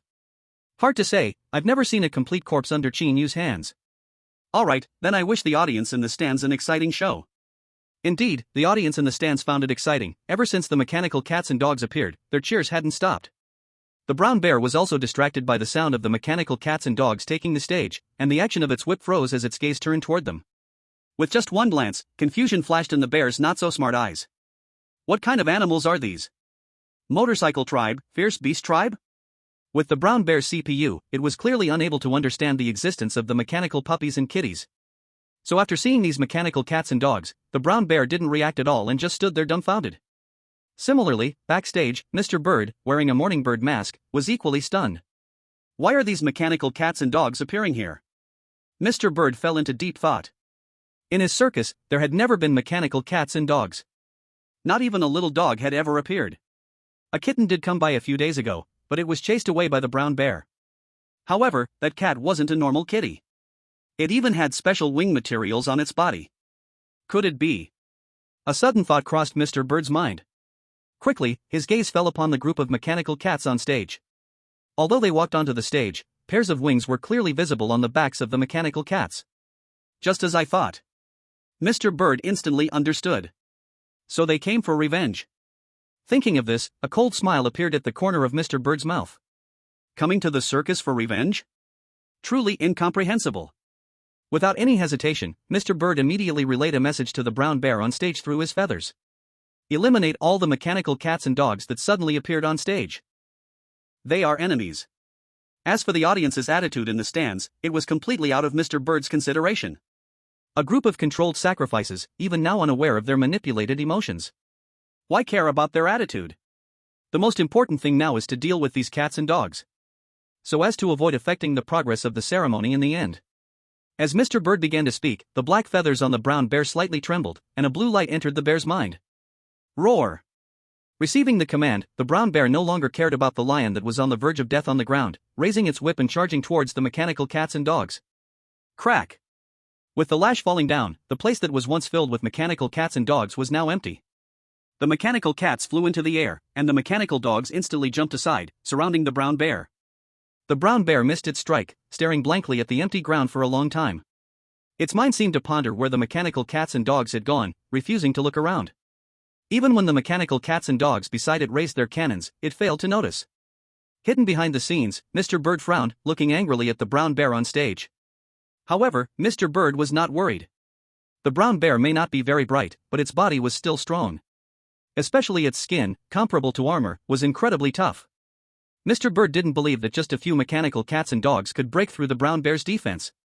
But this no longer mattered. Once the brown bear was surrounded, the mechanical cats and dogs didn't hesitate to activate their attack keys. Boom! Boom boom! The stage was instantly shrouded in thick smoke. The audience in the stands showed surprise in their eyes, followed by enthusiastic applause. Great! Great! Wonderful! So fantastic! Even better than the lion jumping through hoops.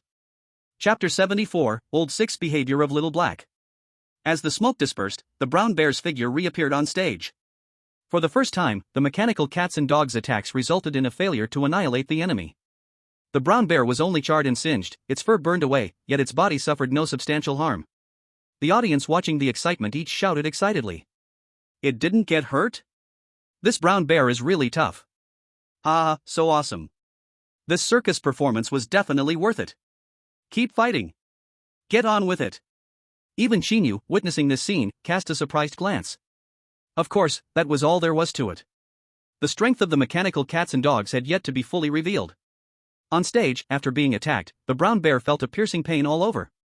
After this round of attacks, the brown bear was completely infuriated by the mechanical cats and dogs. Roar! The brown bear let out a roar and opened its massive jaws, lunging toward the mechanical dogs. Its raised paw created a gust of wind, producing a whooshing sound. Feeling this strong wind, the mechanical cats in the air slightly swayed. Bang! Accompanied by a loud explosive sound, the brown bear's body was immediately sent flying backwards. And where the brown bear had stood, there was now a cat paw. The owner of the cat paw was none other than the armored Little Black. Facing the brown bear, Little Black lightly raised the cat paw, a proud smile on its face. Looking at the brown bear with disdain and contempt. After a moment, the brown bear struggled to get up from the ground, its gaze just right meeting Little Black flying high above. Their eyes met, and the brown bear instantly exploded in fury. Roar! Little Black's appearance seemed to remind the brown bear of some bad memories. Seeing Little Black's figure, the brown bear no longer paid attention to the mechanical cats and dogs, roaring as it charged toward Little Black. Little Black did not linger, sticking out its tongue at the brown bear, and then flapping its wings, shaking its tail, flying out the window. Little Black left without hesitation, taking not a single cloud with him. This made the brown bear's attack unexpectedly miss. Looking at Little Black's departing figure, the brown bear felt lost, sword drawn, looking around. In his heart, an invisible anger had nowhere to go. Bang! The brown bear's fist slammed angrily on the ground. After being stunned for a moment, the brown bear turned his gaze again to the mechanical cats and dogs. The brown bear's eyes turned blood red. Forget everything else, first vent the anger in his heart. Let's deal with this group of scrap metal. Though the brown bear wasn't the brightest, he wasn't foolishly ignorant. Dealing with these mechanical cats and dogs was clearly much easier than dealing with Little Black. After all, the previous full-power attack from the mechanical cats and dogs only gave him some superficial wounds. Unfortunately, taking advantage of Little Black joining the battle, the forms of the mechanical cats and dogs changed again. The mechanical dogs slowly retracted their cannons, sharp daggers rising from their bodies, and their teeth turned into incredibly sharp spikes. The mechanical cats were not to be outdone, their wings transforming into pairs of blades, shimmering with a chilling cold light. At the moment the brown bear looked over, the mechanical cats and dogs surged forward. Attacks from all directions instantly knocked the brown bear to the ground. Before the brown bear could react, he was immediately bombarded by the crowd of mechanical cats and dogs. Sizzle! In the chaotic battle, sounds of swords and blades piercing flesh could be heard from time to time. I must say, the swords made by Qin Yu with strong interaction materials were indeed tough, slicing into the brown bear's skin, comparable to steel, like cutting through cabbage and tofu. The brown bear kept letting out cries of anguish and groans of pain. The sounds gradually weakened, and the brown bear's breathing became slow. Behind the stage, Mr. Bird observed the situation on stage in full view. The brown bear's tragic state made Mr. Bird take the battle seriously. Clearly, the enemy had come prepared. Mr. Bird silently closed his eyes, and behind him, dark feathers began to slowly grow. The feathers moved without wind, as if carrying a certain magic. At the same time, on the stage, seeing the brown bear about to perish under the swords, the black feathers on him began to tremble. In just a moment, the brown bear seemed to be energized, instantly coming back to life. Roar! The brown bear lying on the ground suddenly let out a fierce roar, instantly sending the mechanical cats and dogs flying with a powerful sound wave. Taking advantage of this time, the brown bear's heavy body sprang up like a carp leaping out of water. The massive impact made the whole ground seem to shake. Compared to before, now there was more bloodthirst and madness in the brown bear's eyes, his beastly nature completely unleashed. Roar! The brown bear roared again in fury as he charged toward the group of mechanical cats and dogs, his massive body splitting the battlefield, dividing the group in two. The brown bear no longer dodged, but instead launched a frenzied attack. Many mechanical dogs seized the opportunity to attack the brown bear with sharp teeth, and in just a few exchanges, countless bloody wounds appeared on his body. An astonishing scene occurred for everyone watching. The brown bear seemed to have no awareness of the wounds on his body, still crazily launching indiscriminate attacks against the group of cats and dogs. Qin Yu noticed the brown bear's odd behavior. Compared to the mechanical cats and dogs, the brown bear now resembled a machine. A machine without pain, without perception, only knowing frenzied slaughter. However, Qin Yu was not worried, still patiently watching the show. The two mechanical dogs that were knocked into the audience were picked up by students hidden among the crowd, who even gave Qin Yu an okay hand gesture from afar. The focus returned to the stage. And after landing a hit, the brown bear launched a new round of attacks. The brown bear's entire body curled into a ball, rolling toward the mechanical cats and dogs. Its speed was like a black lightning bolt. With the brown bear's weight, if it collided with the mechanical cats and dogs, they could really turn into a pile of scrap metal. At this critical moment, an orange figure flew back into the theater through the window. Little Black, without saying a word, charged at the brown bear with a powerful strike. Bang! The brown bear fell to the ground. Sensing Little Black's call, a group of mechanical cats and dogs rushed in to deliver frenzy attacks, jumping back just as the brown bear reacted. Looking again at the earlier attacker Little Black, it had already vanished through the window. Roar! The brown bear roared in frustration. And when it set its sights back on the mechanical cats and dogs once more. Bang! Little Black flew out again, landing another powerful strike that sent the brown bear flying. The mechanical cats and dogs launched another round of attacks on the brown bear. Little Black likewise disappeared into thin air. This scene repeated over and over, again and again. Until the brown bear no longer had the strength to rise, its body slashed into a puddle of mush. The audience in the livestream stared in shock, many rubbing their eyes and looking at Little Black with growing fear. Wow! Little Six. This behavior is too sneaky. Strike and run, and the brown bear can't fly, so it can do nothing about Little Black. Not even human. Although Little Black is indeed not human, it can't be treated like a dog, right? Who told the brown bear to bully Little Black earlier? It can only be said to have brought this on itself. It's hard to imagine how the brown bear managed to hurt Little Black before. I don't know, but I do know Little Black is right. Brother Qin Yu is such an upright person, how did he teach out such a cunning Little Black? I used to like Little Black, but now I like it even more. The viewers in the live stream joked, while those in the audience cheered enthusiastically. Only behind the stage, Mr. Bird's face was dark, almost bleeding. Mr. Bird felt incredible disbelief. His most capable performer in the circus had just died? Thinking about all the effort he had put into training the brown bear, Mr. Bird felt a sharp pain in his heart. Moreover, it was one thing to lose the brown bear, but if this group of mechanical cats and dogs ruined his ceremony, he absolutely could not accept it. He must quickly get rid of this group of mechanical cats and dogs.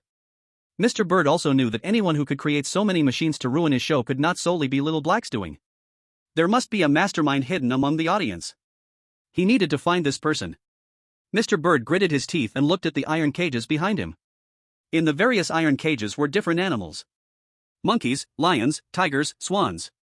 Among them, one large cage stood out, as the number of animals inside was greater than all the other cages combined. But the animals in the large cage shared one characteristic: they all carried a pitch-black feather. Mr. Bird approached and opened the large iron cage, waving his arm. In an instant, the animals inside the cage rushed out. A dense army frantically rushed out from behind the curtain of the stage. Crows, bats, gray wolves, and even some mice. Countless animals with black feathers rushed onto the stage without a care. Ha ha ha. So many animals. Is this going to be a world war? I'm even more excited. I want to join in. It must be so much fun. Why do I feel like those mechanical cats and dogs suddenly became so detestable? No. I have to go help. Suddenly, a strange bird call echoed in the theater, resembling a mournful sound from hell. Oh, bitter. The audience, hearing the sound, instantly stood up, their eyes gradually filling with rage. They even joined the animal army in attacking the mechanical cats and dogs on stage. Sitting on the beam, Qin Yu also whistled at this moment. Now is the time. The students hidden in the crowd suddenly showed excited smiles. Bundles of cash were thrown out like they were worthless. At this moment, the sound system of the theater exploded. Qin Yu flipped over and jumped down from the beam, landing steadily in front of Mr. Bird, backstage. Chapter 75, within 7 steps, the gun is fast. Why am I here? Where is this? I remember I should be at home cooking right now. What's going on? What happened to me? What time is it? How did it become night? I seem to have lost my memory. What on earth happened? As the sound system was destroyed, the audience, under Mr. Bird's influence, finally returned to normal. In the instant of restoration, the audience wore puzzled expressions. All memories of the circus had vanished with Mr. Bird's beguiling voice. Next, the audience in the stands saw the chaotic animal army on stage, as well as the mechanical cats and dogs. Roars and explosions echoed endlessly. Countless bloody bits flew through the air, splattering onto the faces of the audience. A sticky mess covered everything. The scope of the erupting war was expanding, dangerously nearing the audience. The audience no longer cared about anything else, fleeing in panic, not daring to look back. Damn it! Run! Hey, wait for me! In the blink of an eye, the stands were completely empty. On the theater stage, only the fiercely fighting animal army and the mechanical cat and dog army remained. The students who came with Qin Yu had gone completely insane. Student Xian, with a group of students armed with AK-47s, shot wildly at the animal herd, wearing manic smiles. After having fun shooting, the students didn't forget to occasionally throw bundles of cash. As the cash hit the ground, it immediately created vacuum zones, causing countless animals to collapse. The mechanical cats and dogs were not to be outdone, recklessly slaughtering in the animal crowd. When some mechanical cats and dogs were about to be destroyed, they would not hesitate to unleash explosions. Once again, countless creatures turned to ashes. In a moment, the animal herd was thoroughly suppressed by Qin Yu's army. However, everyone, including those in the livestream, did not focus on the battlefield on stage. Everyone was watching Qin Yu's every move. Backstage, Mr. Bird stared intently at Qin Yu, his eyes gleaming with killing intent. Mr. Bird was not a fool. He clearly knew that the man standing before him was the mastermind behind this operation. Yet, no matter how hard he tried to think, he couldn't recall any memory of Qin Yu in his mind. He absolutely did not know him.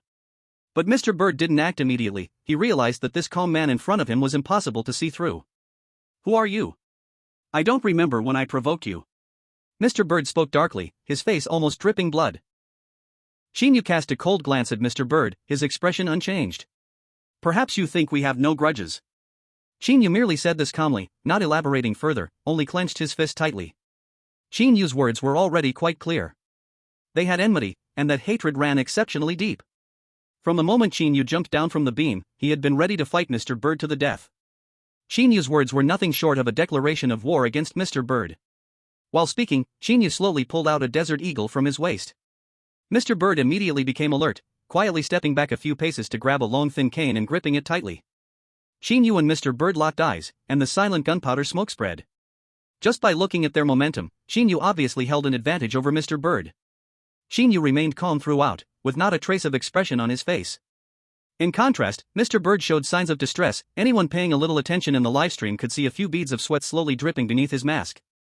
Even the hand gripping the cane trembled slightly. The fact was this: the calmer Qin Yu appeared, the less Mr. Bird could see through him, and his inner tension grew stronger. Brothers, who is the weird one? Can anyone tell me? Is Mr. Bird scared? Why is his body shaking? Brother Qin Yu doesn't seem to be doing anything, so why is Mr. Bird afraid? I don't understand, completely don't understand.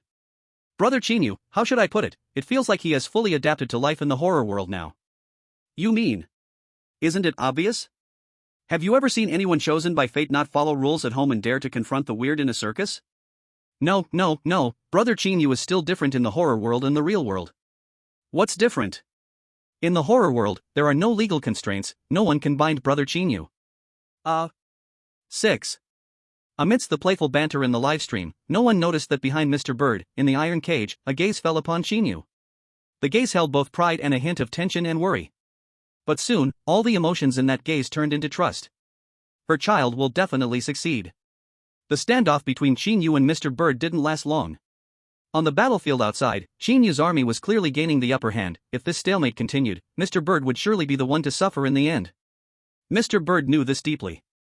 Finally, after a moment of stalemate, Mr. Bird could no longer bear the pressure in his heart and initiated the attack. You are forcing me, Mr. Bird said in a deep voice, gripping his cane tightly and charging straight at Qin Yu. The sharp tip of the cane stabbed directly toward Qin Yu. Mr. Bird's speed was fast, like a bolt of black lightning. In the blink of an eye, Mr. Bird appeared in front of Qin Yu, the tip of his cane almost touching Qin Yu. Qin Yu glanced at the animals in the iron cage behind Mr. Bird, quickly weighing his options, and ultimately gave up the plan to shoot. Qin Yu used the Desert Eagle as a shield and suddenly thrust it upward. Bang! The cane changed its attack direction due to the external force and missed Qin Yu entirely. Mr. Bird's body was also carried behind Qin Yu by the momentum of his attack.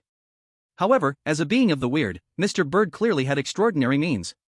In the moment Mr. Bird brushed past Qin Yu, several pitch-black feathers suddenly fell from him. The sharp black feathers glided along Qin Yu's skin, leaving several shallow wounds on his body. After entering the rule-based horror world, Qin Yu was injured for the first time because of the strange thing hanging on him. It's over. Brothers, Brother Qin Yu is hurt. Where did the black feathers attacking Brother Qin Yu come from? How did they just appear out of nowhere? Sigh. It's still because Brother Qin Yu has been too smooth in the world of strange tales. We all forgot that Mr. Bird is strange, and strange things are definitely different from normal people. So what do we do? If that's the case, Brother Qin Yu is not Mr. Bird's opponent. After Qin Yu was injured, the audience from Dragon Country showed unprecedented worry on their faces. In their eyes, it seemed that Qin Yu had encountered the greatest difficulty since entering the world of strange tales. Qin Yu was likely to die under Mr. Bird's attack. Even because of Qin Yu's injury, the previously silenced disgusting voices resurfaced in the live broadcast room. Among them, especially from Western countries. Ha ha ha. Finally, it's here. I have waited too long for this moment. The chosen one of Dragon Country is finally eliminated. This day is worthy of everyone in the world to commemorate together. You can't walk by the river and not get your shoes wet.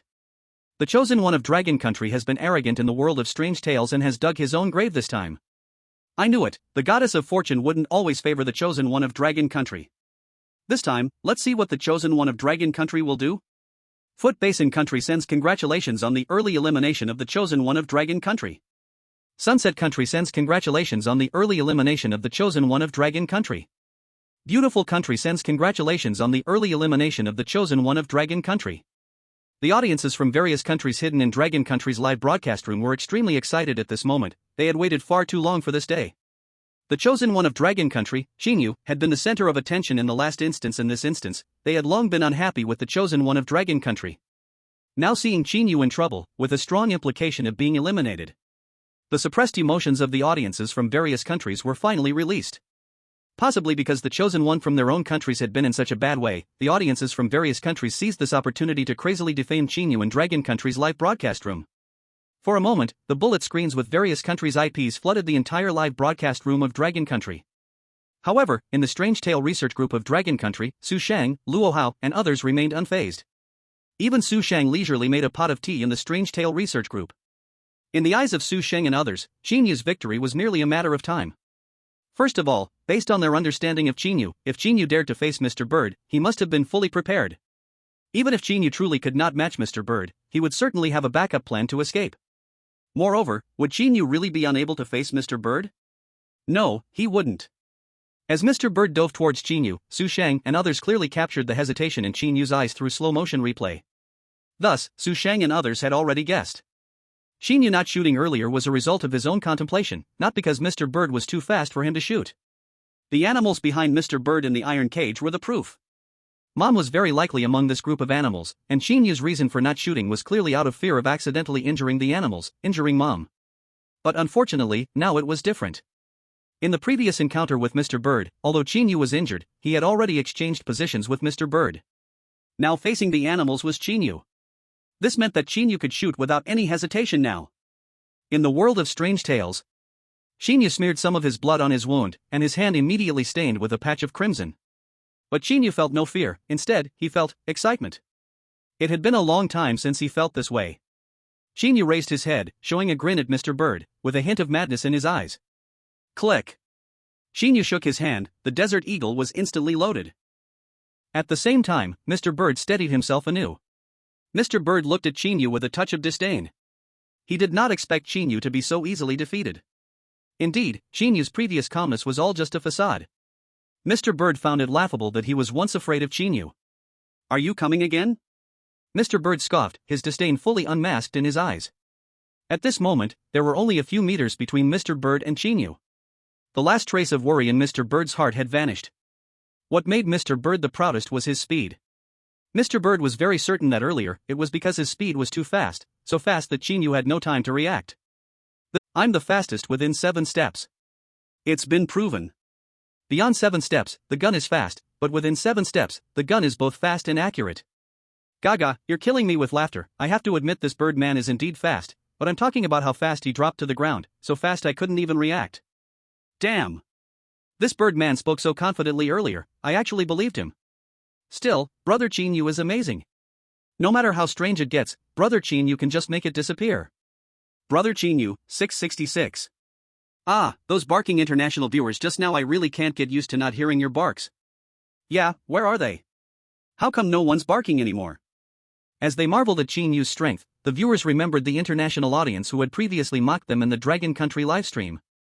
As kind-hearted Dragon Country viewers, upon realizing that the international friends who had spoken earlier were now gone, they began searching for their traces. Unfortunately, no matter how hard the viewers tried, the foreign viewers who had spoken earlier seemed to have disappeared as if they had evaporated into thin air, with no trace to be found. This left the kind-hearted Dragon Country viewers feeling a sense of loss. Gaga, friends, don't look anymore, our foreign friends probably had a car accident while going up and down the stairs. Woo-woo, how pitiful. I really want to use Brother Qin Yu's Desert Eagle to give those barking idiots a shot. Too bad Brother Qin Yu got injured. Someone who can hurt him can make this birdman boast for a lifetime. Upstairs, do you think this birdman still has a future? Whether the birdman had a future was entirely in Qin Yu's hands. As long as Qin Yu wanted, he could end the birdman's life with a single shot. Little brother, it's a misunderstanding, all a misunderstanding. The birdman, lying in a pool of blood, covered his wound with one hand and stretched the other hand out to Qin Yu, repeatedly waving it. Qin Yu's bullet had hit the birdman's right side, not a fatal wound, but it completely rendered the birdman incapable of fighting. Little brother, trust me, this was definitely a misunderstanding. The birdman struggled to stand, holding his right side. Bang! When Qin Yu saw the birdman stand up, he didn't hesitate to shoot again, hitting the birdman in the left side, still not a fatal wound. Ah! The birdman screamed in pain and collapsed again. Say what you want while lying down, don't stand up. Qin Yu said coldly. You. Qin Yu raised his desert eagle, and the birdman's words were immediately swallowed back. Under the circumstances, the birdman could only begrudgingly start reasoning with Qin Yu. Little brother. Bang. Our relationship isn't that close. Another shot rang out, and Qin Yu coldly spoke again. This shot hit the birdman in the right leg, the powerful penetration shattering his leg bone. Poof. The birdman grunted, trying to suppress a scream of agony. He feared that if his scream was too loud, Qin Yu might get upset and shoot him again. Little sir, is there some misunderstanding between us? I don't remember when I offended you. Bang. Another bullet hit the birdman's left leg accurately. What's the reason this time? The birdman gritted his teeth, feeling utterly confused. My hand slipped. Bang. As Qin Yu spoke, he shot the birdman in the right arm. My hand slipped again. You did this on purpose. After being insulted like this, the birdman finally understood that Qin Yu had shot him several times earlier on purpose. Qin Yu looked at the birdman, who was now barely alive on the ground, with a look of contempt. You still dare to ask? Bang. As he spoke, Qin Yu shot the birdman again, hitting his right arm. By this point, the birdman had been shot 6 times by Qin Yu, and the only part of his body that could still move freely was his head. Such a bloody scene. The audience in the livestream felt not a trace of discomfort, on the contrary, they found it extremely satisfying. This Mr. Bird is killing me with laughter. Why did he have to pick a fight with our Qin Yu brother? Qin Yu brother is famous for his revenge, you've heard him, so isn't it fair for him to torture you before he kills you? Not unfair at all, not in the slightest. The last red-dressed ghost who shot down Qin Yu's drone is now nothing but ashes, how can you expect any better? We'll collectively mourn for you for 0.01 seconds. In the world of strange tales, Mr. Bird, knowing he was doomed, no longer held back and struggled to make a final stand. Bastard, you're forcing my hand. After cursing Qin Yu, Mr. Bird closed his eyes directly. Mr. Bird's normally human mouth transformed into a beak at that moment, his lips twitching, producing strange sounds. Special Note 1, Mr. Bird's voice is very dangerous. Special Note 4, the audience is innocent, Mr. Bird is the mastermind. A special reminder among the feathers emphasized that Mr. Bird's voice was particularly eerie. And the audience was also bewitched by Mr. Bird. Qin Yu had previously speculated that Mr. Bird's manipulation of the audience relied on his voice. This guess was confirmed when Qin Yu used a bomb to destroy the theater's sound system.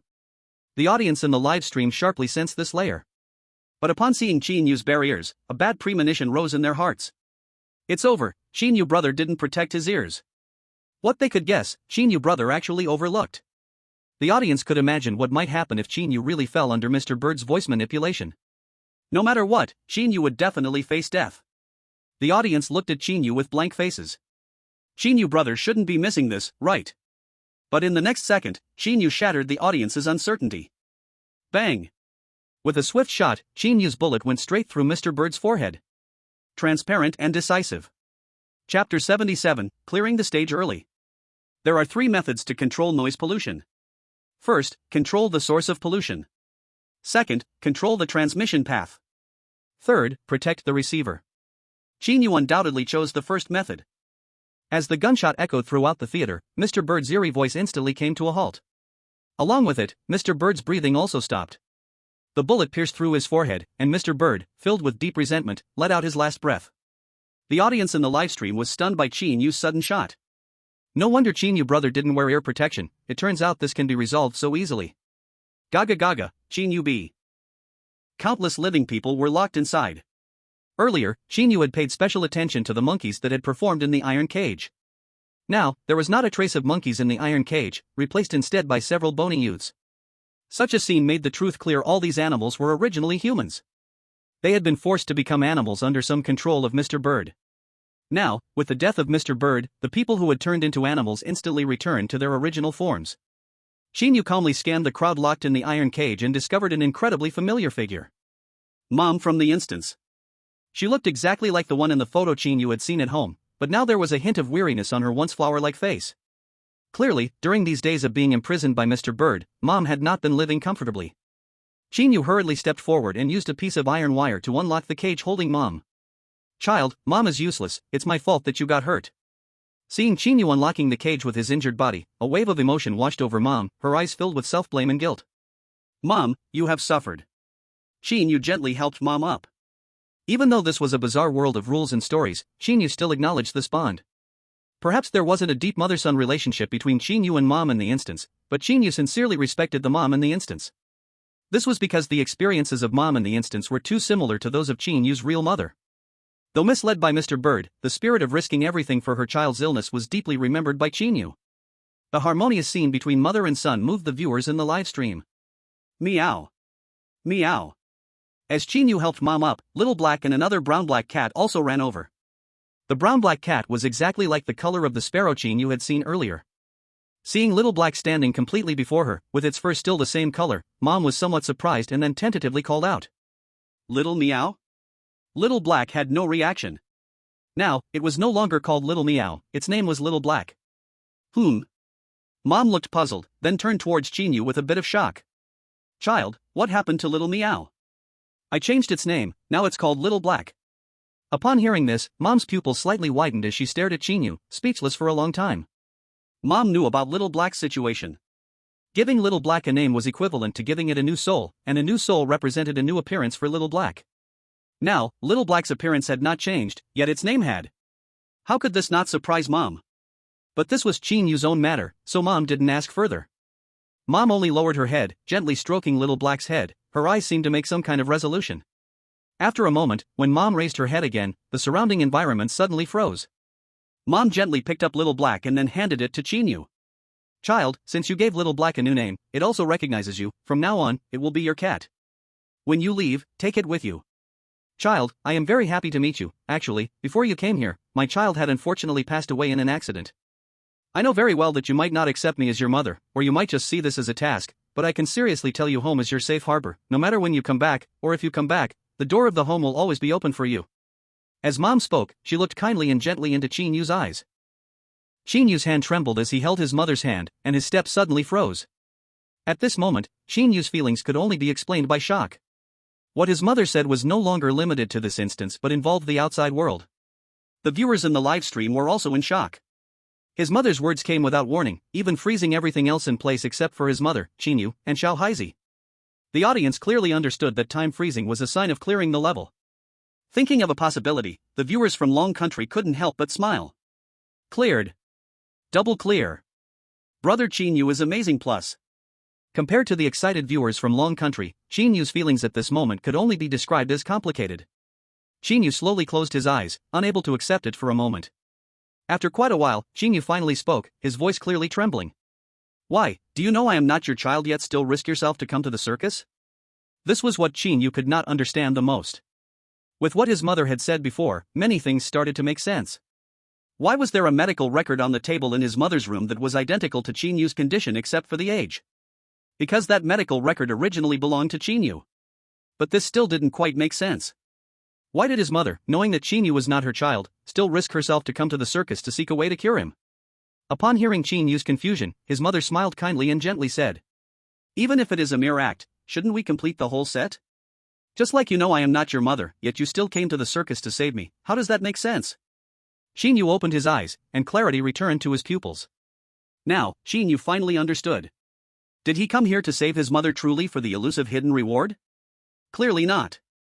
Perhaps Qin Yu was touched by his mother's feelings for her son, or perhaps he wanted to make up for the regrets of his youth. But if he really had to find a reason for his actions, Qin Yu couldn't articulate it. Not everything needs a reason, sometimes, you just have to follow your heart. Qin Yu hugged his mother's shoulders tightly. Thank you. Mom. His mother smiled and nodded, tears glistening in her eyes. Child. Then his mother gently pushed Qin Yu's shoulders away and smiled as she waved goodbye. Child, we will meet again if we are destined. At that moment, his mother's figure was completely frozen. A blood-red text appeared in the sky. Congratulations to the chosen one Qin Yu from Long Country for clearing this rule-based horror story ahead of time, receiving an SSS rating. Next time, he can choose to enter the rule-based horror story. P.S. This horror story instance has finally ended, with nearly 100,000 words written. I could have added several more thousand words, but upon careful thought, I realized there truly wasn't anything left to write, so I will end it here. I wonder if everyone feels abrupt about this. Also, at the request of many fans, Xiao Haizi will be a reward for clearing the level. Actually, there's no problem if it's not a reward. Fans have seen that the framework of this book is a large horror world with various instances for challenges. Even if it's not a reward, Xiao Haizi will still have chances to appear, just a bit fewer. Finally, the shameless little author asks everyone to help promote during this reading drought. The little author is almost starving. See you in the next instance. Chapter 78, New Instance, The Lost Climber. Congratulations to the chosen one Qin Yu from Long Country for receiving an SSS rating, receiving rewards, 10% progress in curing dissociative identity disorder, an increase of 40 million in Long Country's national fortune, blessings for its citizens, a 30% reduction of prior rules, and a 20% improvement in citizens' health. The next rule-based horror story will begin 3 days after the official end of this instance. All countries are advised to prepare in advance. 3 minutes later, the chosen one of Longwa will be teleported to the teleportation point of Longwa. As the Longwa live stream paused, a series of deep red words appeared in the Longwa live room. Seeing the announcement of Qin Yu's victory, the entire Longwa celebrated together.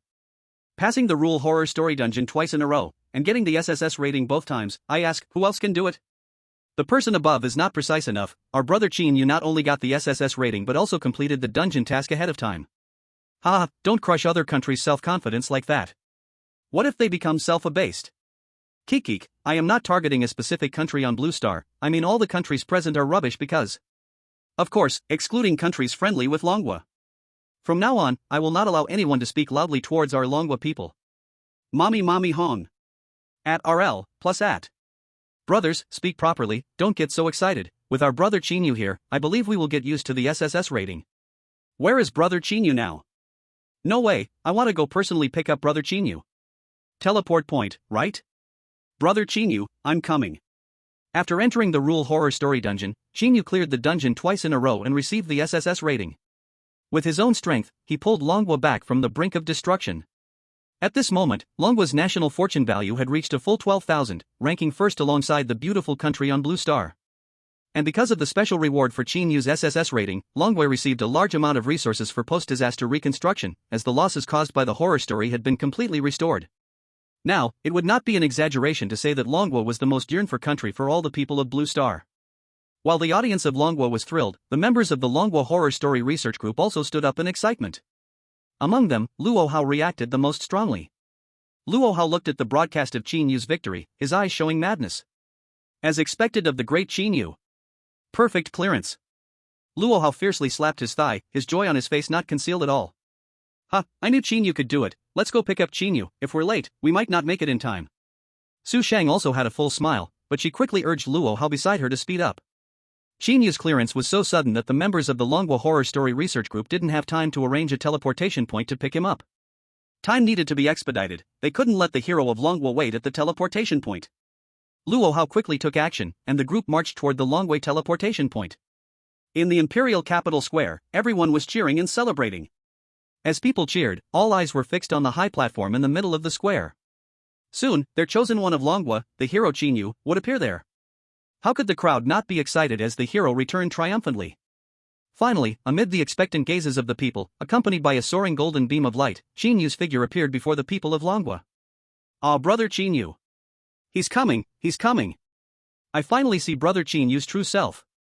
I didn't expect brother Qin Yu to be even more handsome than in the livestream. Our Longwa's #1 Pine Yuyan must bow down. Brother Qin Yu, I like you so much. Qin Yu smiled and greeted the people in the square. Hello, everyone. Ah, brother Qin Yu actually talked to me. I can't take it anymore, I feel like I'm going to faint. Qin Yu chatted simply with the audience of Longwa. For Qin Yu's safety, Su Shang and the others immediately protected him with armed personnel. Having had the experience from last time, Qin Yu did not refuse and followed Su Shang and the others to the hotel that had been booked in advance. On the way, Qin Yu sat in the back seat with Su Shang, while Luo Hao drove in front. In the car, there were only the three of them. Su Shang didn't hesitate to speak to Qin Yu. Qin Yu, is there anything you need in life? Don't hesitate to mention it. As long as you can think of it, as long as our dragon country can do it, we will satisfy you. Su Shang said this very seriously. In the realm of strange tales, they might not be able to do much for Qin Yu, but in Dragon Country, they would do their utmost to make Qin Yu the best. Qin Yu pondered for a moment and slowly shook his head. The daily necessities had already been arranged perfectly by the members of the Dragon Country Strange Tales Research Group, and Qin Yu didn't need anything extra. Take me back to rest, I want to sleep well. Qin Yu slowly closed his eyes. 3 days passed in the blink of an eye. The chapter of Mom's Note in this scenario finally came to a perfect conclusion. The results of challenges from various countries also came out. In this scenario, only Dragon Country and Big Fur Country managed to clear the level. Since Qin Yu cleared the level, Mom's Note scenario continued to run. On the first day after Qin Yu cleared the level, which was the 5th day of the scenario, Mom returned home. Among the surviving chosen ones from various countries, most had exhausted their hints. Several chosen ones were eliminated by a fake mom because they couldn't figure out Mom's true identity. There were also a few chosen ones who guessed the identity of the fake mom based on the hints, but when the real mom returned home, she found her bedroom door completely destroyed. The real mom immediately flew into a rage, letting the chosen ones experience the pain of a mother's sword. The chosen one from Beautiful Country was one of the unfortunate ones. As a result, 2 S-level gifted chosen ones from Beautiful Country were eliminated in a row, and the national fortune value of Beautiful Country dropped to 10,000, decisively overshadowed by Dragon Country. Dragon Country became the nation with the highest national fortune value on Blue Star, and the entire Dragon Country was flourishing. In contrast, Beautiful Country was shrouded in a depressing atmosphere. Many countries that had previously been friend Beautiful Country came to seek ties with Dragon Country, their attitudes starkly contrasting with before. Another 3 days rushed by.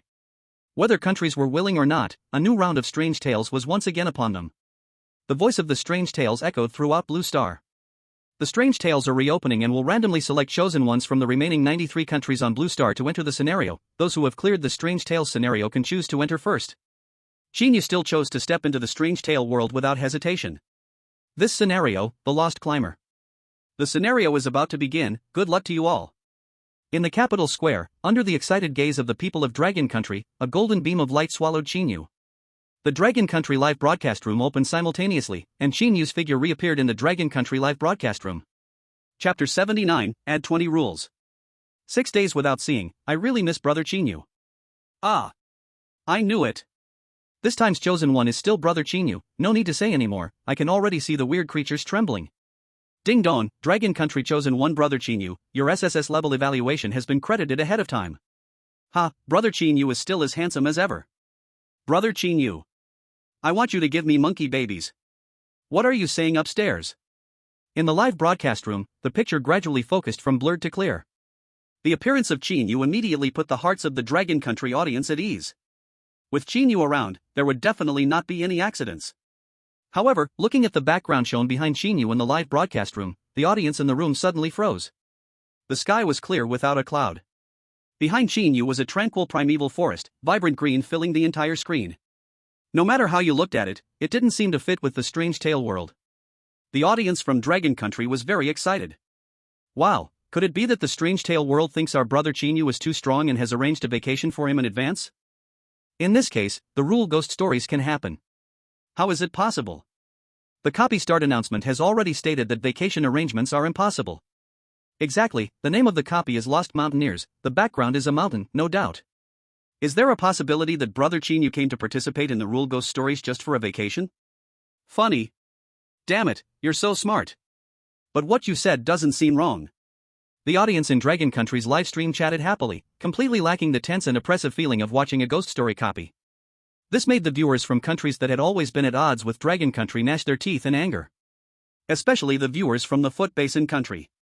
Due to the outstanding performance of the last 2 chosen ones from Foot Basin Country in the ghost story world, a total of 70 million national fortune points were deducted. Now, Foot Basin Country only had 10 million national fortune points left. If they failed the challenge again, Foot Basin Country would even owe the Rule Ghost Stories 10 million national fortune points. This was unprecedented since the arrival of the Rule Ghost Stories. So currently, the viewers from Foot Basin Country were more agitated than any other country's viewers.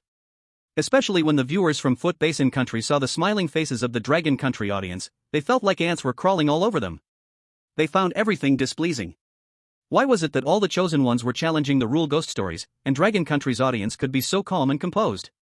Was it just because Dragon Country's chosen ones had successfully cleared the Rule Ghost Story copies twice? Was it just because the chosen ones from Dragon Country received an SSS rating for clearing twice? Was it just because Dragon Country's chosen ones not only cleared the ghost story copies, but also established good relationships with NPCs from previous copies? Was it just because of? Thinking about this, the Foot Basin Country audience's confidence dwindled more and more. It seemed that Dragon Country's chosen ones were indeed quite impressive. However, as stubborn people from Foot Basin Country, many still rushed into Dragon Country's livestream to shout and disrupt the pleasant atmosphere. Dragon Country, don't celebrate too early, the rules haven't been revealed yet. The happier you laugh now, the more painful your cries will be later. I feel that this time our Foot Basin Country will definitely turn the tables beautifully. Dragon Country's ants, crawl beneath our Feet Basin Country. Seeing these shameless comments from Foot Basin Country, the Dragon Country audience not only felt no anger but also found it somewhat amusing. Really, a small knife scratching the butt opened their eyes.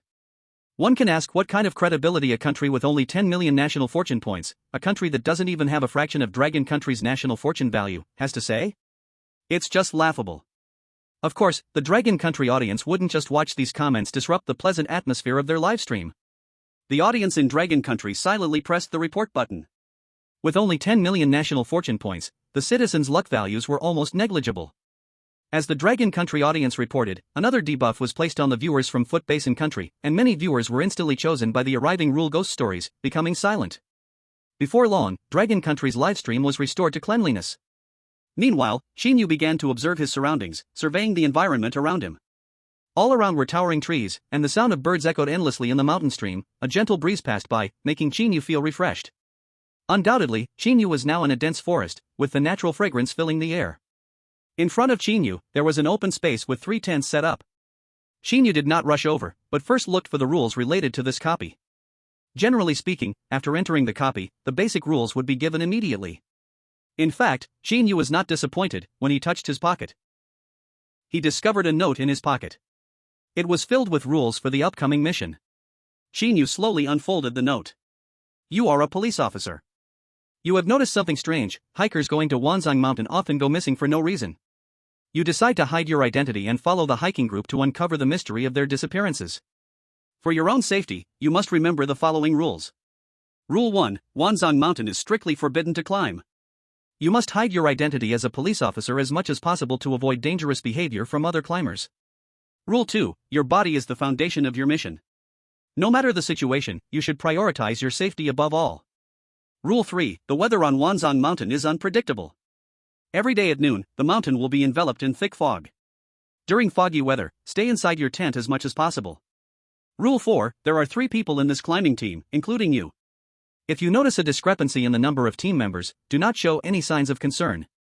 Rule 5: As a member of the climbing team, you should help each other out.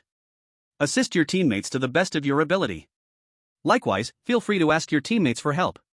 Rule 6: If you must go out during foggy weather, keep your wits about you. Do not trust anything you see in the fog. Rule 7: When resting at night, no matter what sounds you hear outside the tent, do not be curious. The inside of the tent is completely safe, just focus on sleeping until dawn. Rule 8: There is a terrifying presence on Wanzhong Mountain. Do not provoke it. Rule 9: If you notice that the trees in the forest are blocking the sky, leave that area immediately. Rule 10: There are many wild creatures on Wanzhong Mountain. When you sleep, you can start a fire outside the tent to keep beasts away, but it may attract other entities in the mountain. Rule 11: If you encounter someone claiming to be a guardian of the mountain, do not be surprised. They do exist. Do not show any behavior that harms the forest in front of the guardian. However, before that, confirm the guardian's identity. Rule 12: If you find yourself in an unavoidable predicament, you can raise your hands above your head, that may be your only way out. Rule 13: Never forget that you are a police officer. No matter what, you must ensure the safety of your fellow climbers and get them out of Wanzhong Mountain. This Strange Tale mission is simple, there are only 13 rules. The last mission had 14 rules from the start, and this one is even simpler. How can Brother Qin Yu handle this? Exactly, 13 rules is practically nothing. With these rules, add 20 more for Brother Qin Yu. Chapter 80, 4 People. Qin Yu looked at the rules, his brow slightly furrowed. Compared to the previous 2 missions, this one clearly had many more requirements for completion. Not only must he safely bring the other 2 climbers out of Wanzhong Mountain, but he must also uncover the mystery of the missing hikers. This made Qin Yu feel somewhat targeted. After all, if the requirement was just to lead 2 climbers out of Wanzhong Mountain, Qin Yu could easily build a plane. At that point, not only could he fly out of Wanzhong Mountain, but he could even circle the area a few times. At the very least, he could simply flatten Wanzhong Mountain. There are many ways to solve a problem. But if uncovering the truth behind the disappearances was added to the mission requirements, the entire challenge would instantly increase several levels. Of course, Qin Yu was not overly worried. After all, challenges make things interesting. Qin Yu adjusted his gold-rimmed glasses and slowly walked toward the 3 tents set up in the clearing. As Qin Yu approached, the sounds of sobbing from within the tent became clear. Is someone crying inside the tent? Following the sound, Qin Yu walked over and lifted the flap of the tent that was making the noise. Peeking into the tent, Qin Yu saw a young girl in a pleated skirt, looking to be in her early 20s, quietly weeping. Perhaps because she was crying so seriously, her clothes looked a bit disheveled. At first glance, Qin Yu could only see an enticing expanse of white skin. Clearly, Qin Yu did not expect to see this scene inside the tent. No seeing, no hearing, no speaking inappropriately. Qin Yu quickly withdrew and pulled the tent flap back down. What was that just now? I didn't see clearly. I strongly demand Qin Yu to go back and take another look. I've never asked anyone for anything in my life. I'm asking Qin Yu to open the tent again. Anyway, the person inside isn't human. Qin Yu, go wild. Oh my. Are you crazy? The task for Qin Yu is to safely bring the climbing team members out. You guys are really... Just as Qin Yu stepped back from the tent, two others also poked their heads out from nearby tents. One was a young man dressed in professional climbing gear, and the other was a middle-aged man. Seeing Qin Yu standing there motionless outside the tent, both were somewhat puzzled. Xiao Qin, why are you standing here alone? Brother Qin, it's about to get dark. If you don't plan to spend the night outside, you should hurry and set up your tent. Stunned by the sudden appearance of the two, Qin Yu was caught off guard, and the viewers in the livestream were also shocked. Rule 4, this climbing team includes a total of 3 members, including you. When you discover there's a discrepancy in the number of team members, do not show any signs of abnormality. Rule 4 was very clear. There were only 3 people in the climbing team, including Qin Yu.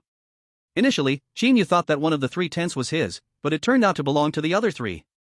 This meant that among these 3, one of them was definitely not a member of the climbing team. Starting off with such a big twist? Oh my. 3 people. I knew it, this quest was definitely not as simple as it looked. Which one of these 3 is the extra person? I feel like it's the girl Qin Yu just peeked at. Since it's climbing, how could she come wearing a skirt?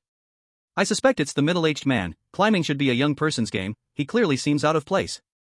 I think it's the middle-aged man, though we can't exclude the possibility of the girl. The young man could also be. 6. Hearing one word from you is like hearing one word from you. In the world of eerie tales. After the two reminded Qin Yu, he noticed a large backpack outside the tent. That should be Qin Yu's tent. Regarding the inexplicably extra person in the team, Qin Yu followed the hint from Rule 4 and did not show any signs of abnormality. He just took a glance at the time on his watch, 17:26. The sky was indeed about to darken, so Qin Yu opened the backpack and went to a nearby empty spot to set up his tent. The young man and the middle-aged man also rushed over to help Qin Yu set up his tent together. While setting up the tent, the 3 chatted casually. Through their conversation, Qin Yu learned that the young man was named Ban Yang, and he usually liked to pursue excitement and engage in extreme sports. It was because he heard that Mount Wanzan was very challenging that Ban Yang joined the climbing team. The middle-aged man's name was Zhong Gujuan, a retired soldier, who joined the climbing team to relive the feelings of his training during his time in the army. At the same time, Qin Yu learned from the two that the girl was named Cheng Huan, and she had run away from home out of anger, randomly looking for a place to unwind when she joined the climbing team. However, they had not expected that as soon as they entered Mount Wanzan, they would get lost, and their phones would lose signal, which led to the scene Qin Yu had seen earlier. By the time the tent was set up, it was already past 7 p.m., and the girl Cheng Huan had also come out of the tent. Her eyes were red, and her spirit was a bit disordered. I'm hungry. Cheng Huan approached the group, touched her hollow belly, and timidly said. Ban Yang immediately came over. Being hungry is no problem, we brought food. Now that the night is deep, we can cook outdoors.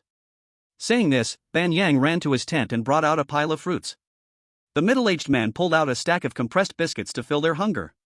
The group gathered the food each brought, spread a blanket on the ground, and began to cook outdoors.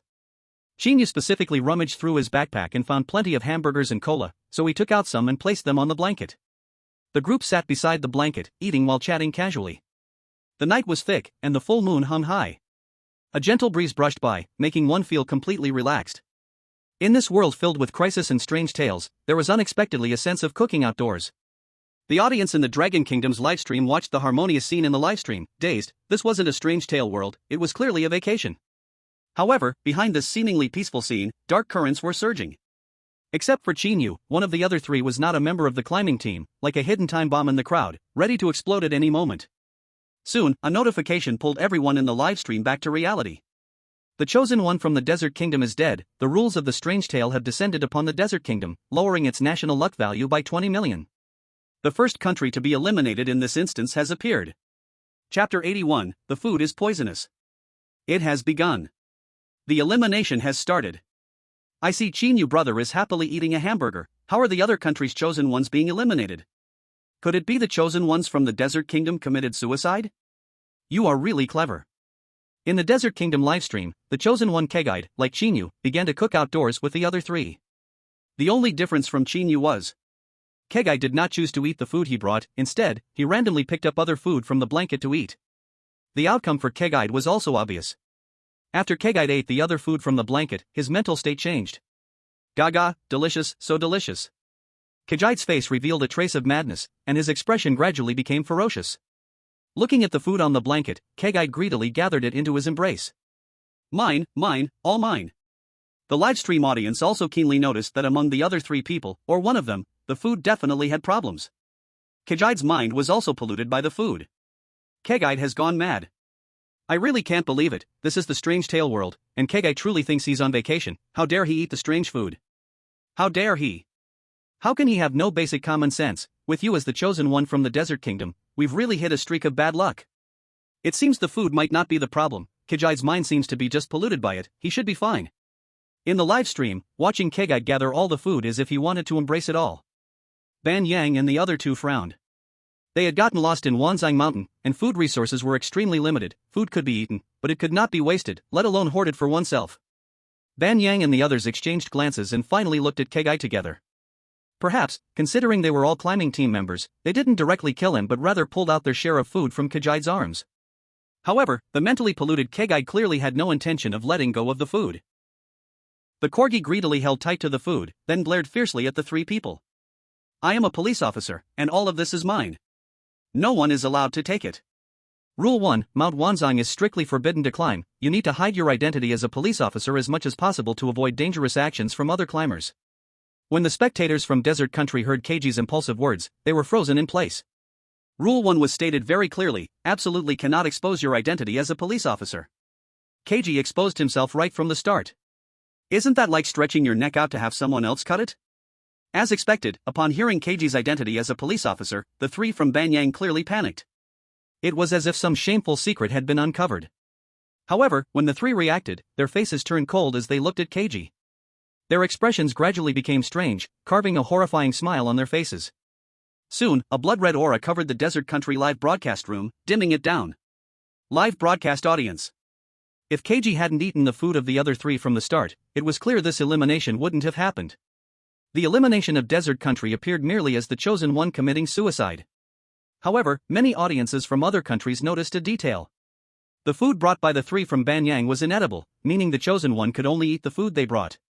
The food in the backpack could be said to be the foundation for the chosen one to survive in the following days. And there wasn't much food in the backpack, roughly enough for 3 days. Apart from the eliminated chosen one of Desert Country, the other chosen ones only took out a hamburger to eat, fearing to waste food. Only Dragon Country. The chosen one of Dragon Country, Qin Yu, didn't choose to enjoy the hamburger alone but instead laid all the food on the blanket for the other three in the climbing team to share. This was all the rations for the chosen one. It was the basis for surviving in the world of Strange Tales. Even though the chosen one of Dragon Country had passed the Strange Tale dungeon twice in a row, what right did they have to pass successfully without eating? Although this dungeon didn't have a time limit, no one believed the chosen one of Dragon Country could clear the dungeon overnight. Viewers from various countries concluded that in this dungeon, the chosen one of Dragon Country was likely to be the second country eliminated. Qin Yu's undefeated myth was finally about to come to an end. Many viewers from various countries seized the opportunity to stir up trouble in the Dragon Country live broadcast room. This cracks me up. What's it called? This is called self-destruction.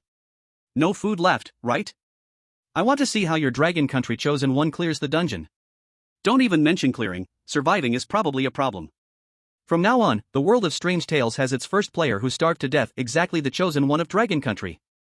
Although we from the third country have been eliminated many times, never has any chosen one starved to death. Actually, the chosen one of Dragon Country is nothing special, they will eventually be left behind by our country. Our foot basin country will rise by stepping on Dragon Country. There's nothing to give you, so here's a clock for you. Seeing the arrogant faces of the audience from various countries, the audience from Dragon Country felt not angry but rather amused. Wow, how much do these guys want to prove themselves? As for Qin Yu taking out all the food, was it truly sending himself to death? How could that be? Even if they doubted Ultraman invading the island nation, they wouldn't believe Qin Yu would send himself to death. Although Dragon Country's audience couldn't temporarily figure out Qin Yu's backup plan, it didn't hinder their unconditional trust in Qin Yu. Upon seeing unpleasant comments, the audience from Dragon Country directly fought back. Which foot basin country is that? Is it the one with only 10 million national fortune points? Instead of worrying about us, it's better for you to worry about whether you'll have an accident going up and down the stairs. Of course, there are no chosen ones starving in the land of your chosen ones eat poop, how could they possibly starve? Quickly go ask your rice daddy in the land of the stick, are you not afraid of getting beaten for saying that? I'll quietly tell you, our dragon country is #1 now, and we can be your grandfathers.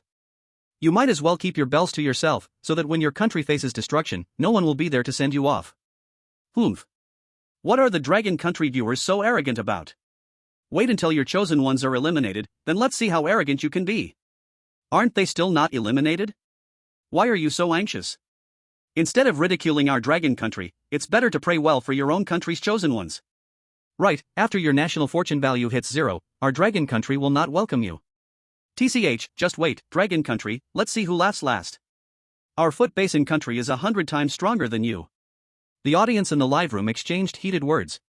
Qin Yu calmly enjoyed his food, while the rest of his hamburgers were devoured by the other 3.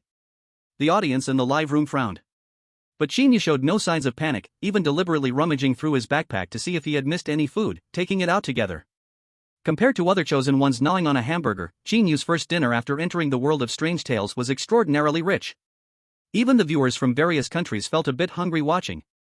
However, they did not immediately go eat, but instead prepared to have a delicious meal themselves after the dragon country chosen one was eliminated. Unfortunately, Qin Yu would not fulfill their wishes. As the outdoor cooking was nearing its end, the live room, which originally only had Qin Yu's few people talking, suddenly heard the sound of a meow. Meow. A cat's meow? Hearing this sudden cat sound, everyone except Qin Yu obviously froze for a moment. Among them, the viewers from Dragon Country reacted first. OMG. Little Blackie. How could I have forgotten about this? In the previous Strange Tale mission, it was the mom who personally gave Little Blackie to Qin Yu, but since they hadn't seen Qin Yu afterward, many viewers in the live room had forgotten about Little Blackie. Upon hearing the sudden cat call, the viewers from Dragon Country suddenly awakened. It must be Little Blackie coming. At the same time, in the world of Strange Tales, the other 3 stood up in shock upon hearing the cat meow. In the wilderness, how could there be a cat's meow? Even if a cat appeared, it definitely shouldn't be heard coming from the sky. Something is off, at least 12 points off. They had lived in the world of Strange Tales for so many years, yet had never seen a strange creature that could fly and meow. The 3 of them were on high alert, looking warily in the direction of the cat's call. Before long, Little Blackie's figure appeared in front of everyone. An orange kitten, wearing a full set of silvery armor, with a pair of beautiful wings. And on Little Blackie's paw, the 3 saw a plastic bag that was filled to the brim. What is this thing? There's a ghost. Seeing Little Blackie in this outfit, Chunhuan suddenly screamed in horror. As he screamed, Chunhuan swung his hands violently towards Little Blackie, and a jet-black vortex was drawn from his hand, rushing straight towards Little Blackie. Little Blackie did not dodge, using its hard armor to shatter the black vortex to pieces. In the next second, Little Blackie flashed to Chunhuan's side, unhesitatingly kicking him in the face. Bang! The little cat's paw made firm contact with Chunhuan's face, sending him flying backwards. Meow. Watching Chenghuan fly several meters away, Little Blackie stuck out its tongue and elegantly climbed up Qin Yu's arm to his shoulder. Xiao Heezy brought a big plastic bag, which was easily received by Qin Yu. Seeing Xiao Heezy so close to Qin Yu, the 3 of them realized that Xiao Heezy was clearly Qin Yu's pet. Ban Yang ignored Xiao Heezy and rushed over to help Chenghuan, who had just been slapped away by Xiao Heezy. Are you okay? Ban Yang held Chenghuan and gently patted her shoulder in comfort. After a careful check, Ban Yang found no scars on Chenghuan's body, just a deep cat claw mark on her face, making her cheeks a bit asymmetrical. Whoa, Brother Qin is bullying me. Chenghuan seemed to feel a huge grievance and cried out loud, burying her face in Ban Yang's embrace. While comforting Chenghuan, Ban Yang looked up at Qin Yu with a hint of anger. Brother Qin, we are all suffering climbers, we should help each other. What you did is too much. As he spoke, Ban Yang's eyes held a faint hint of killing intent, which Qin Yu perceptibly caught. Given their intimate actions, Qin Yu roughly guessed that Ban Yang and Chenghuan seemed to be in a romantic relationship. Seeing his beloved girlfriend being slapped by a cat, Ban Yang immediately stood up to accuse Qin Yu.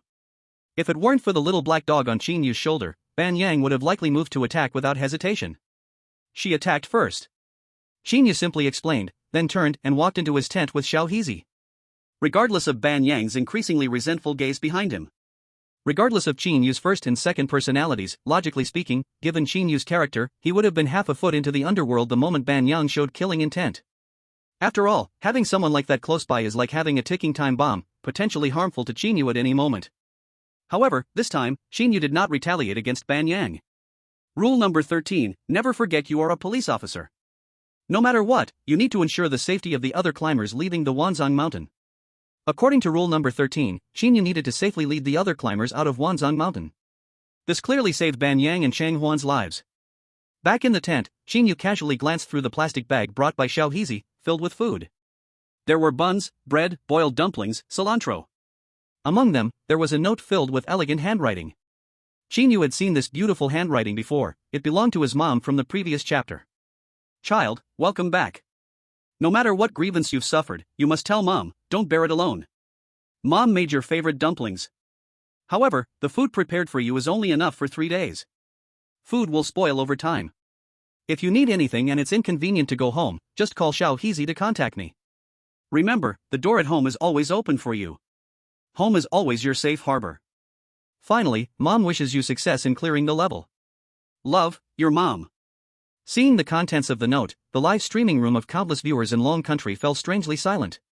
Foreign viewers hiding in Long Country's livestream widened their eyes in disbelief, staring at the note's contents. Especially thinking about how the chosen one from Long Country could enjoy various foods freely for the next while without worrying about running out, while their chosen ones could only eat those hamburgers. Viewers from all countries felt an indescribable discomfort in their hearts. This is cheating. Barefaced cheating. Why can the Long Country's chosen one receive food provided by the mysterious source? It makes all the resources possessed by the chosen ones unequal. It's unfair. Exactly, it's the first time I've heard that participating in the rules of a weird tale allows outside support. What is this if not cheating? If the strange can send food to the chosen ones of the Dragon Kingdom, why can't we send food to our chosen one? In the end, it's still cheating. One by one, the foreign spectators jumped up, finding it hard to accept the fact that the chosen one of the Dragon Kingdom was not eliminated, and they started to curse Qin Yu in the Dragon Kingdom's livestream. Of course, the Dragon Kingdom's audience would not tolerate these foolish viewers' malicious insults toward Qin Yu. I'm dying of laughter. I can't help but laugh at these foolish comments. Where's the cheating? The last round of the Bazaar Rule was participated in by all countries together. Why does the mother in the instance only send food to our brother Qin Yu? Can't you understand? If you think it's unfair, why don't you go send food in? Bro, what you said hits their sore spot. If they could actually send food in, they definitely wouldn't be here spamming for attention. Here, I want to specifically criticize a country with only 10 million national luck value. Don't look, you won't learn. Meanwhile, in the Basin country, in Big Boy City. Ever since the Basin country failed to challenge the Bazaar Rules twice in a row, a large number of its citizens were selected for the Bazaar Rule event, causing the overall value of the Basin country's citizens to drop significantly.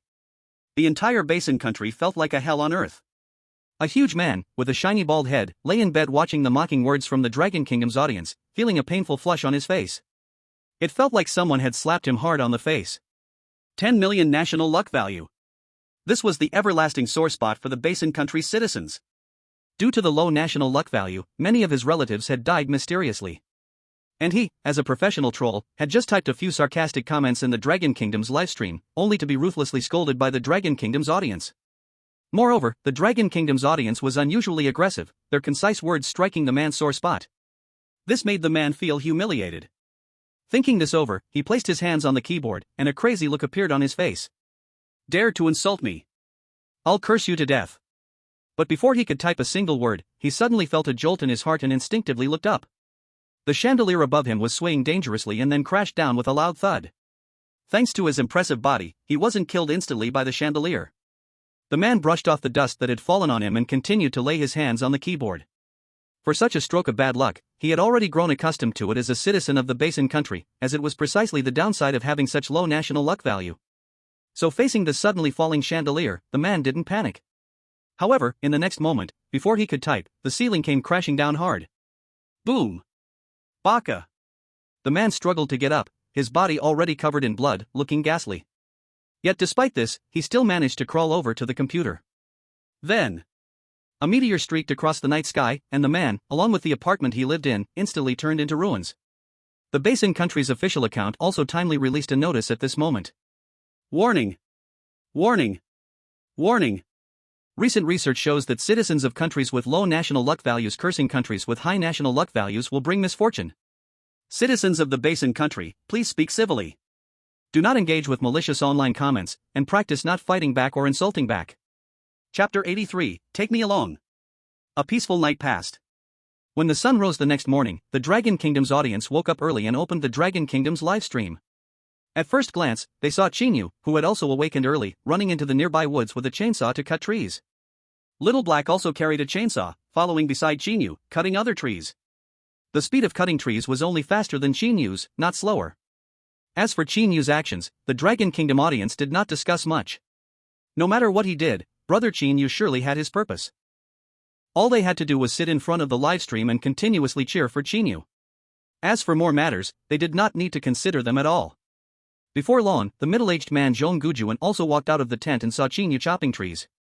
Zhong Gujuan was puzzled and walked over to ask in confusion. "Little Qin, what are you doing?" "Chopping trees." "Meow." Qin Yu lifted a piece of wood he had just chopped down, measured it slightly, and said to Zhong Gujuan. Zhong Gujuan was taken aback. "Can I see that you are chopping trees?" However, seeing Qin Yu answer this way, Zhong Gujuan lost the intention to ask further and simply found a tree stump that Qin Yu had just sawed off and sat down. "Little Qin, Xiao Ban and Xiao Chang are not bad by nature, and I also know that what happened last night was their fault, so don't hold it against them. What we need most to get out of here is unity." Zhong Gujuan lit a cigarette and began to recount the conflict between Qin Yu and Ban Yang from last night. Qin Yu shrugged non-committally, did not answer Zhong Gujuan's question, but smiled and asked. "Brother Zhong, when do you think we can get out of the Wanzang mountain?" Zhong Gujuan did not expect Qin Yu to suddenly ask such a question. After thinking for a moment, he shook his head uncertainly. 3 days, perhaps 2 if we are quick, and it might take longer if we are slow. Zhong Gujuan gave an approximate time, but even he was not certain of the specifics. However, according to Zhong Gujuan's meaning, it would take at least 2 days for Qin Yu and the others to get out of Wanzang mountain. Qin Yu shook his head with a smile, glanced at the sun slowly rising in the east, and said nothing more. While Qin Yu and Zhong Gujuan were talking, Ban Yang and Chang Huan also walked out of the tent. Perhaps forgetting the unpleasantness of last night, upon seeing Qin Yu chopping trees, both of them were stunned for a moment before smiling and greeting Qin Yu. "Brother Qin, good morning." "Big Brother Qin, good morning." As they spoke, Qin Yu keenly sensed a hidden flash of resentment in their eyes. Clearly, both still held on to last night's little incident, just not putting this resentment on the surface. This was exactly what Qin Yu was happy to see. Whether these two planned to work together to leave Wanzang Mountain first and then settle their grievances, or were secretly plotting how to deal with Qin Yu, he was not afraid. So Qin Yu did not expose their disguise, but nodded in response. "Hello to you all." Saying this, Qin Yu took out 3 chainsaws he had prepared earlier and looked at the 3 slowly speaking. "Now that everyone is up, come help me chop some trees." Rule 5, as a member of the climbing team, you should help each other with other team members, provide assistance to your teammates as much as you can, and you can also make requests to your teammates. Following Rule 5, as a member of the climbing team, Qin Yu could ask the 3 for help. Perhaps for other chosen ones, the most important thing to pay attention to is the first half of Rule 5. To satisfy the requests of other team members as much as possible, to live better. However, for Qin Yu, it was different. Why not make use of free labor? After Qin Yu handed over the chainsaw, Zhong Gujuan accepted it without saying a word and threw himself into the work. Ban Yang and Chang Huan exchanged glances, and without asking Qin Yu why he was chopping trees, they reluctantly took the chainsaw and started chopping. Especially Chang Huan, perhaps used to being pampered, once he got the chainsaw, he could not use it at all and almost got cut by it. His speed in chopping trees was incredibly slow, but despite this, he still gritted his teeth and chopped down the tree. The audience in the live stream room were astonished as they watched the scene unfold. Wow, is this how the rules are used? Brothers, look! Ban Yang and Chang Huan look so unwilling. Aren't they still going to chop trees with our brother Qin Yu? I thought the strange thing would ask Qin Yu for requests first. I didn't expect Qin Yu to take the initiative. But what exactly is Qin Yu's purpose in chopping these trees? I suspect you are a fake fan, isn't it obvious? Look at Rule 9, when you find the forest's trees blocking the sky, please leave the shaded area immediately. Think about it. If there are no trees, there will be no shade. You're the fake fan. At this speed, if Qin Yu keeps chopping, he might not get out of the Wanzang Mountain until the year of the monkey and horse. Clearly, Qin Yu is preparing to make some high-tech stuff. Hey, don't forget. Our Qin Yu is the #1 mechanic in the Dragon Country. And indeed, as the audience guessed, the reality was just as they suspected. When Qin Yu decided he had enough wood, he called a stop to their actions and began to piece the wood together, concentrating on something he was working on. Zhong Gujuan and the other 2 looked at Qin Yu's inexplicable actions with twitching mouths, not bothering to disturb him as they went to prepare breakfast for the day. 2 hours quickly passed by. By 9 in the morning, all the chosen ones participating in the strange talk had awakened from their dreams. The reason most of the chosen ones chose to wake up at this time was simple: to save food. They didn't have the endless food like Qin Yu, saving food was essential. Skipping one breakfast was no big deal.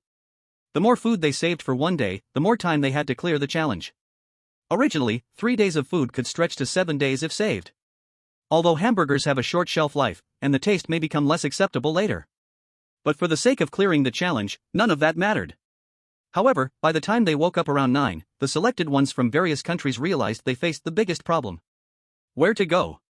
Wanzhong Mountain was not a single peak but a range of mountains connected together. They didn't even know which direction to head to leave Wanzhong Mountain. Thus, the chosen ones from various countries made 2 different choices. First, stay put and wait for their country's research team to give hints from outside. In a place like the rule-ridden Strangetalk, where danger lurked everywhere, most chosen ones opted for this method. The other choice was to walk in the direction of the sun. As long as they kept walking, they would eventually walk out of Wanzhong Mountain. However, for safety reasons, there weren't many chosen ones opting for this method, and most of these chosen ones awakened with A-level talents or above. They were confident that with their talent support, even if they couldn't get out of Wanzhong Mountain, they could still protect themselves without a problem. As the chosen ones from various countries made their choices, Qin Yu also completed his carpentry work. Phew, finally done. Qin Yu stretched his body, and in front of him appeared a wooden airplane model. The airplane model was over 4 meters long, with a cockpit and 2 passenger seats. Ban Yang looked at Qin Yu with a dumbfounded expression. Making an airplane model? Is this person not a fool? Qin Yu ignored Ban Yang's gaze, flipping over and climbing into the airplane's cockpit. Ban Yang. Seeing this scene, Ban Yang's resentment towards Qin Yu lessened significantly. Who would sulk with a fool? Ban Yang marveled at his surprisingly broad-mindedness, silently giving himself a thumbs up. Until the airplane model Qin Yu was interrupted with a deafening roar of the engine.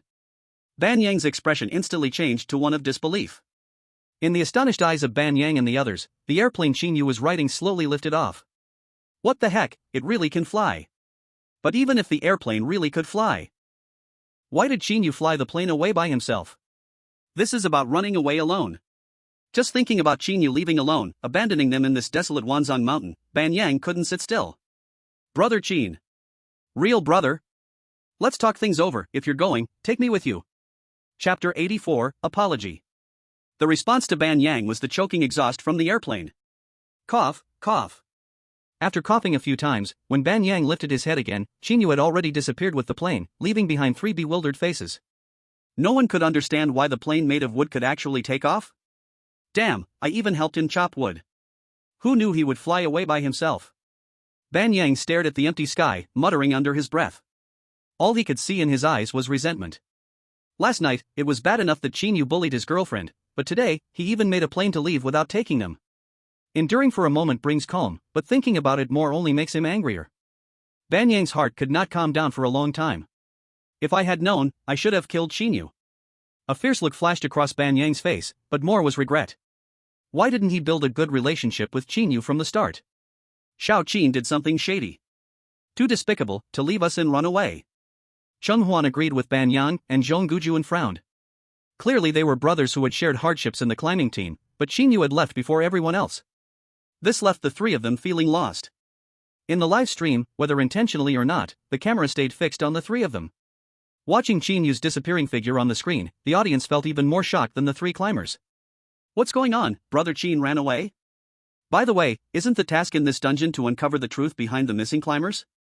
How can Brother Qin just run away? But, to be fair, Brother Qin can run away anytime. Even if the truth about the missing climbers isn't uncovered, at least if Brother Qin leaves alive it counts as a victory, just a lower rating. I don't understand, but I'm shocked. But here comes the question, would Brother Qin really care about such a low-level completion rating? Look, the camera isn't even focused on Brother Qin anymore. What does that mean? Brother Qin will come back. As everyone guessed, in the world of strange tales, not long after, the sound of an airplane engine roared overhead again. Ban Yang and the others instinctively looked up and saw Qin Yu slowly landing the plane. Qin Yu is back? The 3 of them were a bit confused and hurriedly moved closer out of curiosity. At this moment, Qin Yu also slipped down from the pilot's seat, and for safety's sake, he was wearing a helmet. Xiao Haizi, although he could fly, was also sitting next to Qin Yu with a small helmet on. Qin. Brother Qin, why did you come back? Seeing Qin Yu return, Ban Yang realized that he was here to pick them up. Ban Yang rushed over to flatter Qin Yu, his eyes full of undisguised flattery. I knew Brother Qin wouldn't leave us behind. From now on, you are my real brother. As he spoke, Ban Yang curiously examined the airplane, which was still giving off residual heat, his smile becoming even more apparent. However, Qin Yu just stood quietly with his arms crossed, saying nothing. Real brother, when are we leaving? Ban Yang smiled flatteringly, making Chen Huan and Zhong Gujuan widen their eyes in shock. They had never thought that someone could change their face so quickly. It was as if, in an instant, Ban Yang was possessed by someone else, completely different. Qin Yu still did not speak, casting a faint glance at Ban Yang. From Ban Yang's eyes, Qin Yu only found sincerity and admiration, with no trace of the previous resentment. But Ban Yang tasted a different flavor in Qin Yu's eyes. Ban Yang saw hatred, saw disdain, and also saw 3 parts coldness, 3 parts mockery, and 4 parts indifference. It's over, brother Qin must hate me now because of what I said earlier. Ban Yang's eyes hardened, and to make Qin Yu take him away, he decided to perform well in front of Qin Yu. In the next moment, Ban Yang retracted his smile and walked expressionlessly to Chen Huan. Smack! Without any warning, Ban Yang slapped Chen Huan's face, leaving an instantly red handprint on her pretty face. Chen Huan was stunned, Zhong Gujuan was stunned, and the audience in the live broadcast room was also stunned. Even Qin Yu's expression gradually became more interesting. You nasty woman, apologize to my brother Qin, real brother. Ban Yang harshly scolded Chen Huan, his gaze extremely fierce, as if he would strike again if Chen Huan dared to refuse his demand.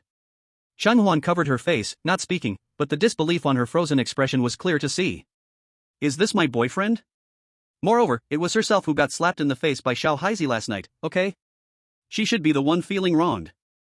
Forced by Ban Yang's intimidation, Chen Huan reluctantly walked up to Qin Yu to apologize. Brother Qin, I'm sorry, boo-hoo. Chen Huan's eyes filled with tears, on the verge of crying. However, Ban Yang had no intention of showing pity, and slapped Chen Huan's face again. Smack! Chen Huan's face, which had been slapped unevenly before, was suddenly symmetrical. Be more sincere. Brother Qin, I'm sorry. Chen Huan bent at the waist and bowed 90 degrees, seriously speaking to Qin Yu. Smack! Now apologize to brother Xiao Haizi too. Chen Huan walked in front of Xiao Haizi again, respectfully bowing. Brother Xiao Haizi, I'm sorry. The audience in the live broadcast room. Zhong Gujuan. Qin Yu. Xiao Haizi, meow?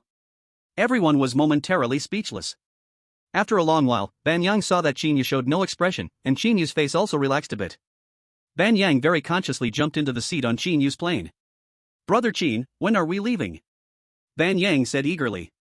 Qin Yu turned to look at Ban Yang sitting on the plane and shook his head. The plane can't fly anymore, we have to walk out. But I found the nearest way out of Wanzan Mountain, and if we go fast, we can leave in 3 days. Of course, this was just an excuse Qin Yu casually came up with.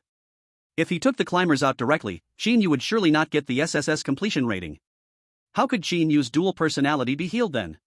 Therefore, Qin Yu not only had to complete the level, but also had to achieve SSS. As for the excuse Qin Yu used to brush off Ban Yang. If Ban Yang believed it, everyone would be happy, if not, there was nothing Qin Yu could do, and he could only say that in the end, it was definitely not Qin Yu who would get hurt. No way. Ban Yang was a bit disheartened upon hearing this, hopping down from the plane with a sense of loss. Alright, brother Qin, since you found a way out, I'll follow you from now on. Ban Yang finally spoke wisely, not continuing to provoke Qin Yu. However, Ban Yang did not notice that in the distance, Chen Huan, covering her face, was glaring at him with red eyes, her expression gradually becoming twisted. Compared to Qin Yu, who slapped her last night, Ban Yang was now the person Chen Huan hated the most. The affection of former boyfriend and girlfriend had completely vanished at this moment, leaving only deep resentment in Chen Huan's heart. Zhong Gujuan, standing next to Chen Huan, also noticed the change in her mood and let out a helpless sigh in the end. Sigh. How did such a good climbing team end up like this? Here, wear these on your wrists. If we get separated, we can contact each other. Seeing the awkward atmosphere among the climbing team, Qin Yu tossed a few watches to the 3. The 3 curiously took them. On the watches, 4 red dots gathered together. Ban Yang curiously clicked one of the red dots, and a call page instantly popped up on the screen. With another click, a clear and melodious ringtone sounded from Qin Yu's watch. Brother Qin. Awesome. Ban Yang gave Qin Yu a thumbs up and happily put on the watch. Chen Huan and Zhong Gujuan also put on their watches, their gazes toward Qin Yu carrying a hint of something different. Brother Qin, what do we do next? Which direction should we go? Ban Yang asked with a smiling face. Qin Yu squatted down, casually picked up a branch, and quickly drew a simple map on the ground. The entire Wanzan Mountain roughly appeared oval-shaped, and Qin Yu and the others were situated in the southwest. After finishing the map, Qin Yu put the branch down, marking a small dot in the southwest of the map. This is the general terrain of Wanzhong Mountain and our current location.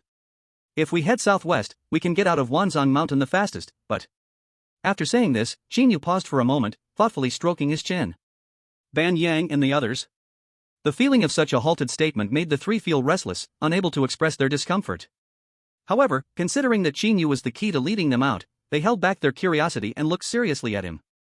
The audience in the Dragon Kingdom's live broadcast room felt the same, curiously staring at Qin Yu, as the barrage messages decreased significantly. In contrast to the viewers from the Dragon Kingdom and Ban Yang's group, the various countries' supernatural research teams and audiences looked solemn. In the beautiful country's supernatural research team, Zhuahan looked at Qin Yu on the live broadcast screen, gritting his teeth, the veins on his arms bulging. He was now seriously suspicious that Qin Yu did not immediately mention what was wrong with the southwest direction because he was afraid they would find out. This kid is very cunning. In this new rules-based supernatural instance, their country's chosen one, Kevin, had only awakened an A talent. For safety, Kevin chose not to blindly wander and instead waited for the beautiful country's higher-ups to provide guidance. This means that knowing which path to take is crucial for the beautiful country. They had already failed twice in a row, the morale in the beautiful country was already low, and they couldn't fail again. The problem was right here. In this supernatural instance, the beautiful country could only succeed and could not afford to fail. Even the lowest level of evaluation would not be a problem as long as they could successfully clear it. And since Qin Yu from the Dragon Kingdom had already flown over Wanzhong Mountain, it was clear he knew which path could lead them out. Zhuahan watched Qin Yu on the screen, nearly bleeding with frustration. The members of the beautiful country supernatural research team also noticed Zhuahan's unusual demeanor and dared not breathe a word. Finally, it was Jost who mustered the courage to ask. "Leader, what should we do now? The chosen one is still waiting for our message." Phew! Zhuahan closed his eyes tightly, forcing himself to stay calm, and after taking a deep breath, helplessly said, "Let's follow the Dragon Kingdom's chosen one. No matter what, since he has chosen, there shouldn't be a big problem." In the supernatural world, Qin Yu still hadn't said anything, but Ban Yang and the others heard a notification sound coming from the watch. They looked down and instantly understood. Although the southwest was indeed the quickest route out of Wanzhong Mountain, but in the middle, there was a deep valley, and as Qin Yu flew over the valley, he heard a thunderous roar from within it. There could very well be large wild beasts or some terrifying presence in the valley. The three of them couldn't help but look at Qin Yu with some confusion. "Brother Qin, should we really go southwest? Isn't it too dangerous?" "Let's go southwest, the other routes have some danger too. Since there is danger everywhere, we might as well choose a shorter path. As for the danger, it will naturally be resolved when the time comes." After hearing Qin Yu's words, Ban Yang and the other three nodded in agreement. The food they carried was limited, and every extra day they spent in Wanzhong Mountain meant a greater chance of survival. Thus, the path southwest was confirmed for their departure. The high-ranking officials from various countries watching the Dragon Kingdom's livestream also frowned. Is this it? Two big words floated in everyone's mind. They had hoped to glean some critical information from Qin Yu, at least a reason for choosing the southwestern route, yet it turned out to be this? In fact, from the tone of Qin Yu's and the others' words, the southwestern route seemed even more dangerous. At this moment, they began to hesitate whether to follow Qin Yu's actions. After much thought, many countries ultimately decided to follow Qin Yu. Wherever he went, their chosen one would go. They had no choice, their chosen ones couldn't afford to waste food, and although the nearest route carried risks, it also offered corresponding benefits. The scene returned to the strange talk world where Qin Yu was. After confirming the direction of departure, Ban Yang and the others prepared to set off. After various events, it was now a little past 10 in the morning, with less than an hour remaining until the foggy weather mentioned in Rule 3 began. "Brother Qin, when do we set off?" Seeing that Qin Yu had determined the route but had no intention of leaving, Ban Yang asked, somewhat puzzled. Qin Yu shook his head and looked up at the sky. At this moment, quite a bit of white mist had already formed in the air, and the forest was filled with a hazy sense. "Let's leave after 1 o'clock, you guys wait here for me while I go out for a bit." "Go out for a bit?" At this time, not only Ban Yang and the others were confused, but the viewers in the livestream were also baffled. Rule 3, the weather on Wanzhong Mountain is unpredictable, and every day at noon, the mountain will be covered in thick mist. Please stay inside the tent during foggy weather as much as possible. Rule 6, if you have to go out during foggy weather, please remain rational and do not trust anything you see in the mist. The rules were clear, at noon, that is from 11 a.m. to 1 p.m., foggy weather would descend. Why was Brother Qin leaving now? Could it be that Brother Qin discovered something while flying the plane earlier? The viewers in the live stream and the high-ranking officials from various countries who were watching also perked up, staring at Qin Yu on the screen without blinking. However, Qin Yu's next words left everyone in the live stream with blank minds. I'm just going home for a bit, you guys go back to the tent and wait until the fog clears before coming out. Saying this, Qin Yu ignored the shocked looks from everyone, put on his helmet, and climbed into the plane, while Xiaoyi also steadily sat in the co-pilot's seat. Then the plane took off, and in no time, it vanished from sight. Chapter 86, Clinging to the Thigh. At this moment, not only were Ban Yang and the others stunned, but the viewers from the Dragon Kingdom and various countries' high-ranking officials were also frozen in place. It was simply that they couldn't understand Qin Yu's current thought process at all. What happened to the plane being broken? What happened to leaving together? You actually flew away in the plane? And from Qin Yu's meaning, it seemed he planned to come back later. Clearly, everyone was trapped in Wanzang Mountain. Why could he come and go freely? It still has to be Brother Qin. We will never let us down. Family, why do I feel so strange? Is it really okay for Brother Qin Yu to leave without hesitation? Yeah, I remember when Qin Yu just flew back on the plane, he said the plane couldn't fly anymore. Isn't it too quick to get slapped in the face now? Do you think Brother Qin Yu cares about the opinions of Ban Yang and the others? You know, they begged him to take them out, not the other way around. This is too interesting. Other chosen ones from different countries want to escape from the Tomb Mountain as soon as possible, but Brother Qin Yu actually left and came back afterward. Is it really that easy? It's confirmed, Brother Qin Yu isn't here to participate in the Rule Strange Tales, he's definitely here for vacation. Chosen ones from other countries, you are making us look bad. As before, after Qin Yu left, the live stream did not choose to follow him, giving Qin Yu some personal space. The live stream remained focused on Ban Yang and the other three. After Qin Yu left, the three exchanged glances and saw a hint of confusion in each other's eyes. After a moment, the three sighed, said nothing more, and each returned to their already pitched tents. Qin Yu made it very clear before leaving that during the foggy weather, it was best to stay inside the tent. Now that Qin Yu had left, the three still followed Qin Yu's advice, preparing to wait until the fog cleared before coming out. As for whether Qin Yu would come back. If Qin Yu did not come back, he would have flown away earlier and could never return to say these words to them. This was something that Ban Yang and the others felt relatively assured about. With Qin Yu's departure, time quietly slipped into 11 o'clock. The forest was completely covered in mist, even the live streams from other countries were shrouded in a layer of white fog, the images were no longer clear, just a vast whiteness. However, compared to the Dragon Country livestream, other livestreams had cameras locked closely on the chosen ones from various countries, making it clearer to see. Thus, many bored viewers from the Dragon Country flocked into the live streams from other countries. Among them, the live stream from the Foot Basin Country received special attention from the Dragon Country audience. Upon entering the Foot Basin Country livestream and seeing the talent of their chosen one, Inoue Yatatsu, the audience was instantly stunned in place. In front of Inoue Yatatsu, a virtual blue screen appeared. The blue screen had dozens of chat boxes, each displaying the names of the chosen ones from various countries. Due to the special nature of Inoue Yatatsu's talent, the Rule Strange Tales official announced it directly on the screen. S-level talent, Hugging Thighs, you can privately chat with chosen ones from other countries participating in the Rule Strange Tales. However, each message will cost the sender $100 million. What kind of talent is this? Why does the name of this Foot Basin chosen one seem somewhat familiar? After thinking for a while, the Dragon Country viewers finally remembered the identity of the chosen one from Foot Basin Country, Foot Basin's #1 male gunner. He had once opened his heart with his own strength for the past #1 of the Foot Basin Country. Thinking of this, the Dragon Country audience looked at Inoue Yatatsu with more admiration and respect. A true hero.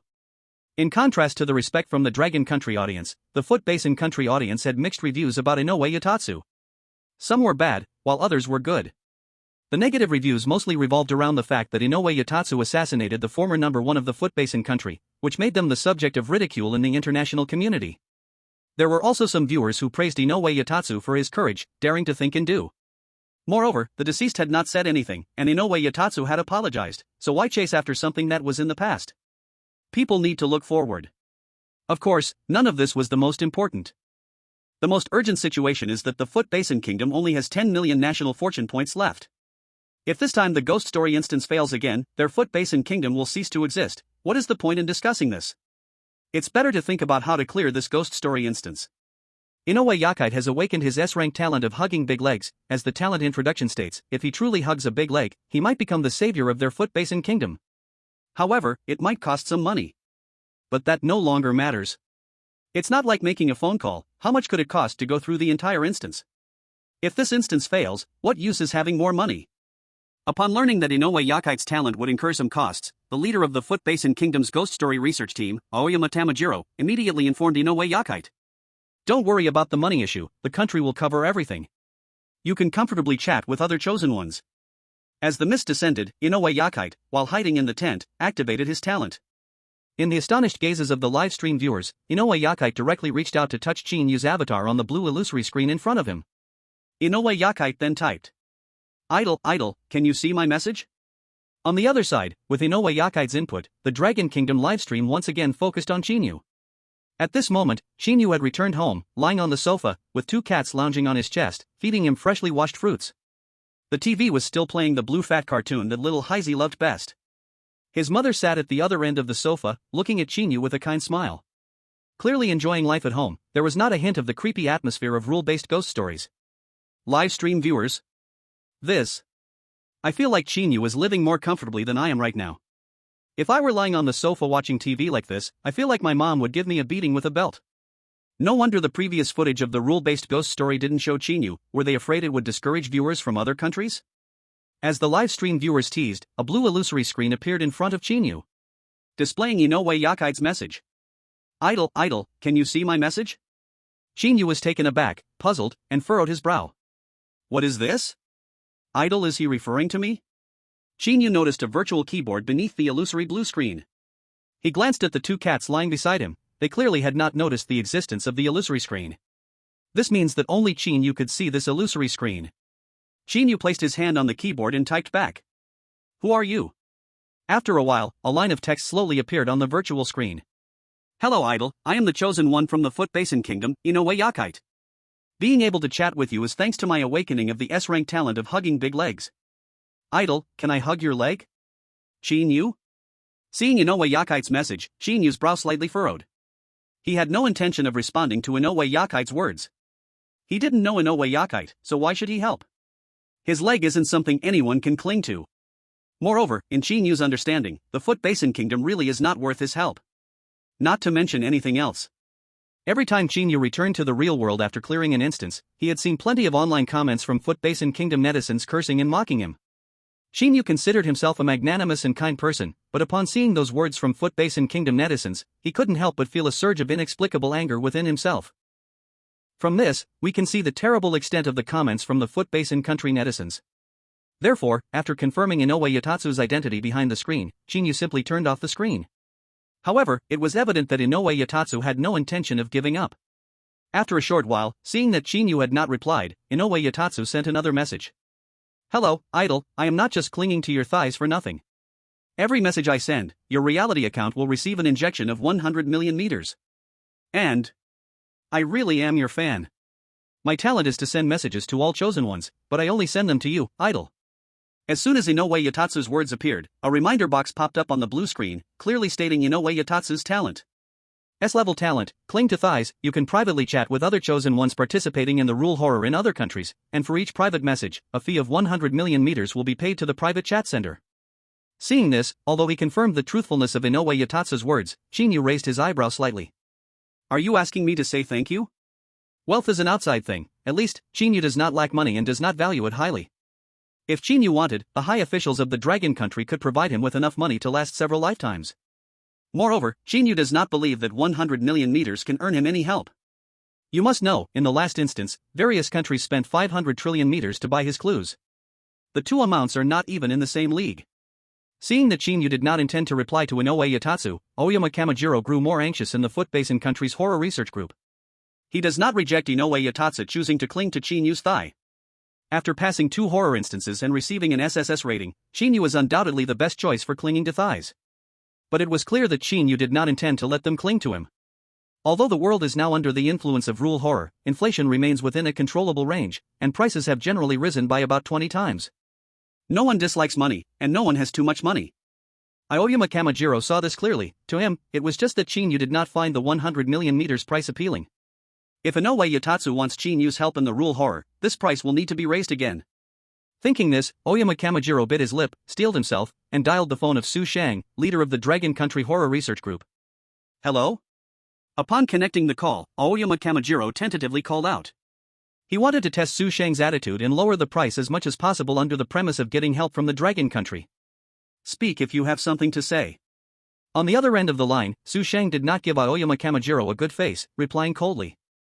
Leader Su, I am the newly appointed horror research group leader from the Foot Basin country. As you can see, our chosen one Inoue Yatatsu wants to communicate with your chosen ones about the rule horror clearance, but your chosen one has rejected. Su Shang ruthlessly interrupted Aoyama Kamajiro's words. What do you want to say? In reality, upon seeing that it was Aoyama Kamajiro's call, Su Shang immediately understood the reason for his call. She did not intend to interfere with Qin Yu's decisions, even if the price Aoyama Kamajiro offered was very high. After participating in the rule horror 3 times, Qin Yu was already quite exhausted. Su Shang did not want outside matters to disturb Qin Yu. If the audiences from various countries knew Su Shang's true feelings at this moment, they would probably be so angry that they would flip the table. Lying on the sofa watching TV, with 2 cats feeding them fruit. They might not be living as comfortably as Qin Yu. If this is what you call tired, then what should our chosen ones be called? Of course, Aoyama Gajiro was aware of Su Shang's thoughts, but he followed Su Shang's words and continued. It is like this, we chosen ones want to get some information from your chosen ones. I know the money given by talent may not be enough, but I think we can discuss it. Oh? How much do you want to offer? Aoyama Gajiro gritted his teeth. We chosen ones will offer you 50 billion yuan for each message we send. BBB. Su Shang ruthlessly hung up the phone.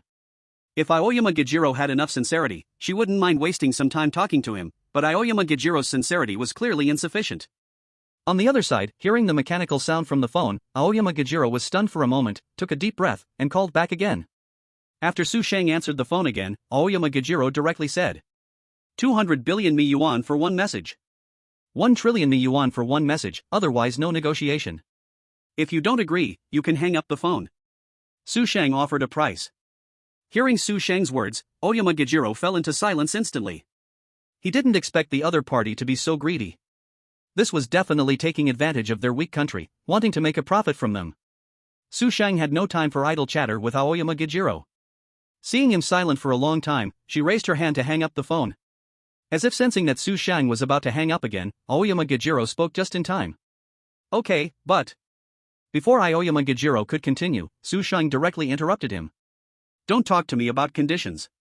If you want us to use a reminder opportunity to inform our chosen ones, you need to first give us 50 trillion to buy one off-site opportunity. I believe Mr. Aoyama understands the value of off-site reminder opportunities better than anyone. Aoyama Gajiro's face darkened. He originally wanted to negotiate with Su Shang to see if he could spend less. He didn't expect Su Shang to see through his thoughts and directly block what he wanted to say. Especially Su Shang's later words made Aoyama Gajiro's expression turn gloomy. After all, they had once spent 10 million national luck points to purchase an off-site reminder opportunity. No one understood the value of off-site reminder opportunities better than him. 50 trillion could be reluctantly acceptable. Unexpectedly, in the next moment, Su Shang poured cold water on him again. But let me say this first, I am only responsible for conveying what you say to our chosen ones. Whether Qin Yu agrees to help you is not something I can decide. Chapter 88, Ranking. Resurrection. Mr. Qin, I have reached an agreement with Aoyama Gajiro from the Foot Basin country. For each message the chosen ones from that country send you, we will receive 1 trillion yuan. The sudden voice echoing in Qin Yu's mind stunned him. Is this an off-site hint? A smile appeared at the corner of Qin Yu's mouth. Combined with the refined aura that Qin Yu exuded, his smile carried a captivating, mesmerizing effect. The viewers from Long Country watching the livestream felt their hearts racing wildly. Ah! Brother Qin Yu is so handsome. Can you take off your glasses and do that move again? Something is wrong, why am I blushing? Upstairs, it's just human nature. Brother Qin Yu is so handsome, it's normal to blush. But I'm a boy. There's something wrong with you. Qin Yu brought up the blue, shimmering screen again. What do you want to know? On the other side, Inoue Yabuki jumped up excitedly after receiving a reply. The idol replied to my message again. Bang Yang, who was also in the tent, was startled by Inoue Yabuki's sudden move and rushed to push him down to the ground. You are crazy. It's so dangerous outside, don't make a big noise. At this moment, thick fog had risen in the Wanzhong mountain. It is well known that fog often appears only when there is no strong wind. However, outside the tent, not only was there thick fog, but there was also the howling sound of a fierce wind, as if it would blow the entire tent away. Ban Yang was afraid that Inoue Yak's movements were too big and would damage the tent, so he pressed Inoue Yak down to the ground. Soon, Inoue Yak finally realized that his situation was not safe. Private Mars. Inoue Yak scratched his head, awkwardly apologizing to Ban Yang. Sorry, I got too excited. I will never make this mistake again. Hearing this, Banyan was speechless, giving Inoue Yak a glance before finally letting him go. Inoue Yak did not dare to delay and immediately got up to reply to Qin Yu's message, afraid of upsetting Qin Yu. Idle. Actually, I have nothing to ask, I just want to chat with you. All the funds I spent to send messages are deducted from the treasury of the Foot Basin country, I can't wait for their treasury to empty out. Idle, do you know how excited I am right now? The national fortune value of the Foot Basin country is now only the last 10 million, my life and death can determine the life and death of the entire Foot Basin country. I can't wait to die earlier. But before that, please allow me to make a contribution within my ability. Inoue Yak's replies were very rapid, making Qin Yu's head spin. Before Qin Yu could reply to Inoue Yak sent another round of messages. 1, 2, 3, 10,010. Inoue Yak directly started typing numbers to send messages faster. The number of messages quickly exceeded 10,000. Meanwhile, countless golden banknotes disappeared from the treasury of the Foot Basin country, all entering Qin Yu's personal account. The viewers in the Foot Basin country's live broadcast room were stunned by this scene. Baka Yaru. Inoue Yakuin. You are the shame of our great Foot Basin empire. Hurry. Stop sending. Our Foot Basin country's treasury is almost out of money. What should we do now? Should we just watch Inoue Yakuin spend our treasury in a short time? Damn it. We have a traitor in the Foot Basin country. Long country viewers, you are a great citizen. In the world of ghost stories, Qin Yu admired Inoue Yak for his dazzling replies. Qin Yu replied. A gentleman is born in a small country, it is not the gentleman's fault. Inoue Yak saw Qin Yu's reply and was greatly moved, replying even faster. 10,011. 10,012. Inoue Yak realized that sending messages like this was still too slow. To respond to Qin Yu faster, Inoue Yak even created an emoji. Dynamic emoji. As he was sending it, a red window suddenly popped up on Inoue Yak's screen. Warning. The remaining money in the Foot Basin country's treasury is less than 10%, please pay attention to your speech. Inoue Yak didn't care about that. Send. Keep sending. As long as he doesn't die from sending, he will send to his heart's content. Warning.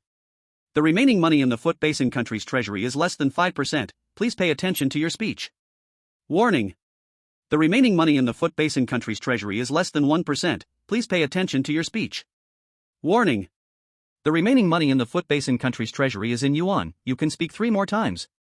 It was only then that Inoue Yak reluctantly gave up sending messages, looking unsatisfied. Here is Inoue Yak's last message. Idle, I have burned out, now all the property in the Foot Basin country's treasury has been converted and deposited into your account. It can be seen that Inoue Yak truly regarded Qin Yu as an idol, without a hint of pretense. Qin Yu. Qin Yu was finally moved by Inoue Yak. Just as Qin Yu had said before, a gentleman is born in a small country, it is not the gentleman's fault. Qin Yu decided to take Inoue Yachiro for a big win. No matter how you look at it, Inoue Yachiro is now Qin Yu's #1 big brother. You are very good, in this round of the dungeon, I can take you out. I have one request, you need to change your nationality when you go back. The world of strange tales is very dangerous, don't come back again. Dragon Country Strange Tales Research Group. Su Sheng called Qingshan Guijiro, who was far away in the Toilet Basin country. On the phone, Su Sheng did not hesitate to speak. Hello, don't forget our agreement, a piece of news is worth 100 billion meters. Hurry up and transfer the money. Upon hearing this, Qingshan Guijiro was stunned. Just a moment ago, Qingshan Guijiro was still immersed in the pain of Inoue Yachiro using all of the Toilet Basin country's treasury to promote his idol. Now, reminded by Su Sheng, Qingshan Guijiro finally recalled. 100 million meters for one piece of news is just the price for Inoue Yachiro's gifted news. Outside the game, he had another price agreed with Su Sheng. 100 billion meters for one piece of news. According to the messages sent by Inoue Yachiro, the Toilet Basin country now owes Dragon Country a total of 1,000 treasuries. Even if they stripped Qingshan Guijiro and all the people of the Toilet Basin country of their underwear, they would not be able to gather this money. Su.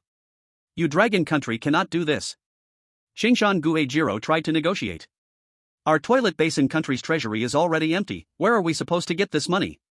Su, this is simply unrealistic. On the other end of the line, Su Sheng coldly smiled. Ha! Don't tell me these meaningless things, paying debts is a basic principle. If you insist on not repaying your debts, our Dragon Country's nuclear warheads will definitely arrive on your Toilet Basin land before they even come to the Strange Tales world. By the way, a nuclear warhead at my place also costs 100 billion meters each, and it will be added to your Toilet Basin country's account. Chapter 89, Make Mom Happy. A threat. A naked threat. Shinshan Guijiro's face turned incredibly red, looking worse than eating poop. After a fierce internal struggle, Shinshan Guijiro lowered his voice and growled. We can repay the money, but can you lower the price a bit? The only thing Shinshan Guijiro could do was delay the repayment time. As for confronting Dragon Country? Shinshan Guijiro didn't even dare to think about it. Countries with high luck value can do whatever they want to countries with low luck value. It is likely that as soon as the toilet basin country's nuclear warhead aimed at Dragon Country, it would explode right there before the fire button was even pressed. Furthermore, even without the luck value factor interfering, the hard power of the toilet basin country is far from a match for Dragon Country. In reality, just as Shinshan Guijiro finished speaking, he heard Su Shang's laughter on the other end of the phone. If we lower the price, can you afford to pay it back? Now that the toilet basin country's treasury is empty, what can they use to repay?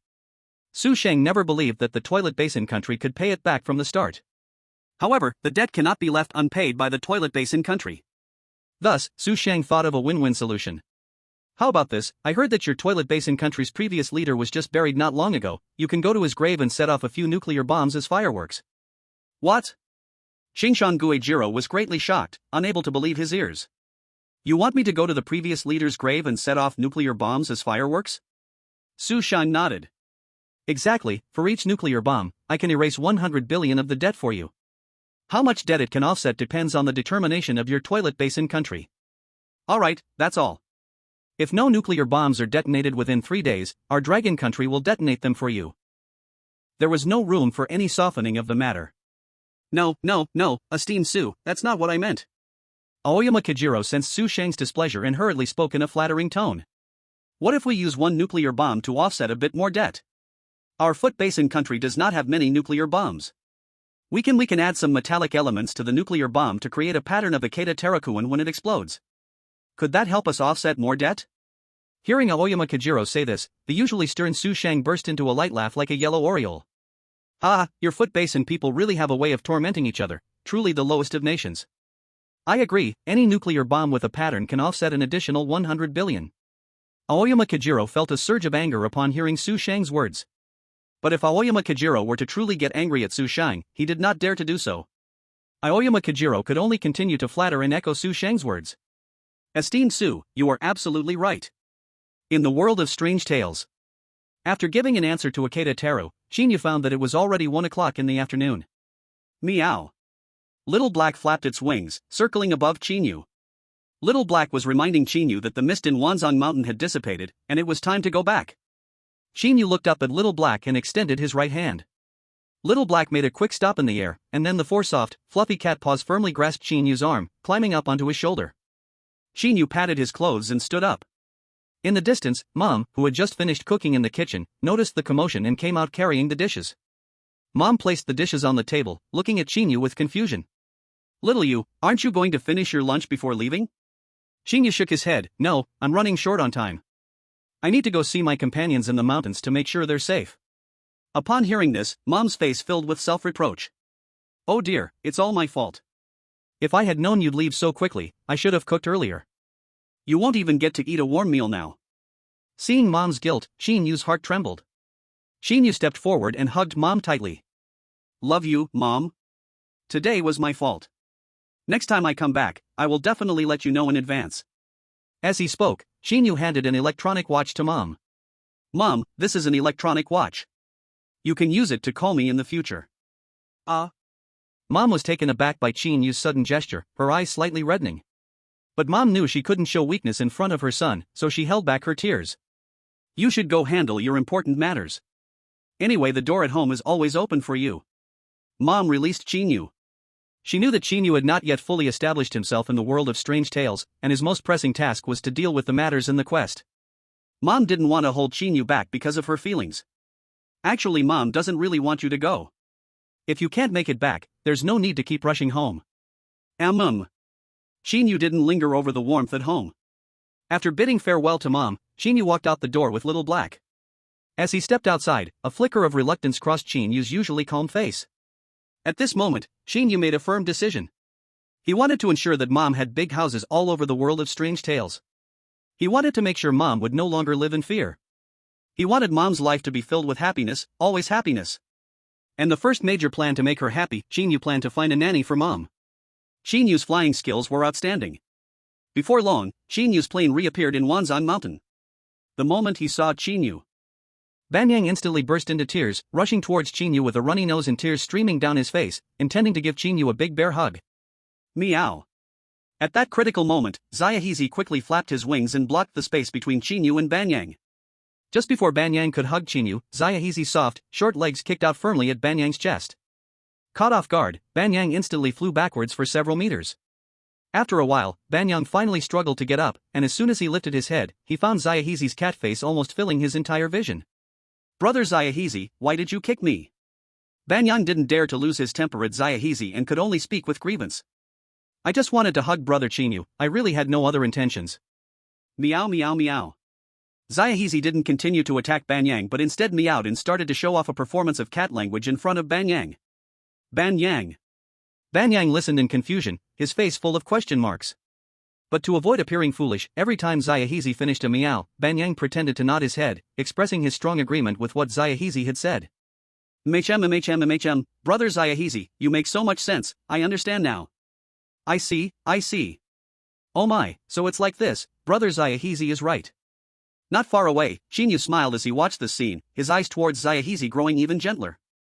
Banyang didn't understand Xiaohizi's words, but that didn't mean Qin Yu didn't understand. In Qin Yu's eyes, Xiaohizi had been meowing for a long time, but ultimately it came down to one sentence. My master is a cleanliness freak, filthy creatures should stay far away from my master. Chapter 90, Black Water. That's enough, Xiaohizi, he should understand what you mean now. Seeing Xiaohizi growing more and more excited, Qin Yu quickly called him back. Speaking the same language is meaningless if you can't make your point clear. After hearing Qin Yu's call, Xiaohizi lifted his fluffy little head and then elegantly hopped a few times, landing on Qin Yu's shoulder. Qin Yu rubbed Xiaohizi's little head with one hand, and his gaze began to survey the environment shrouded in heavy mist on Mount Wanzhong. What he saw was a solid expanse of darkness. There were puddles of black water, which had basically covered the whole of Mount Wanzhong. Qin Yu bent down, examining the black water on the ground with a pensive look. Brother Qin, this black water is formed from the dense fog falling to the ground. At this moment, Zhong Gujuan came slowly over, carrying a large piece of wood. It seemed that Zhong Gujuan had not forgotten the task Qin Yu had entrusted to them to chop more wood. Bang! Zhong Gujuan threw the wood on the ground, splashing black water right onto a frog that was bouncing along the edge, slipping through the black water. An astonishing scene unfolded. Hiss! In an instant, white smoke began rising from the frog's body. The black water had a strong corrosive quality, and after burning the frog's skin, it continued to corrode deeper. The frog cried out in pain, "Ribbit, ribbit!"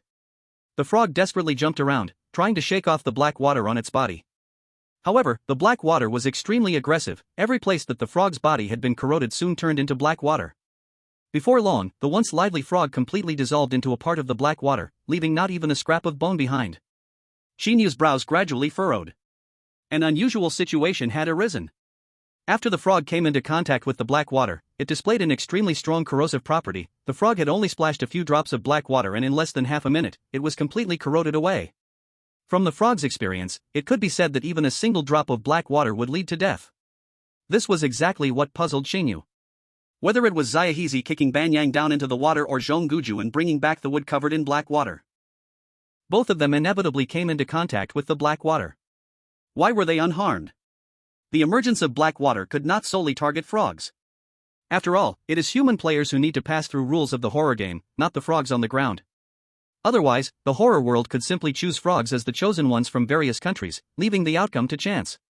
There would be no need for such extra steps.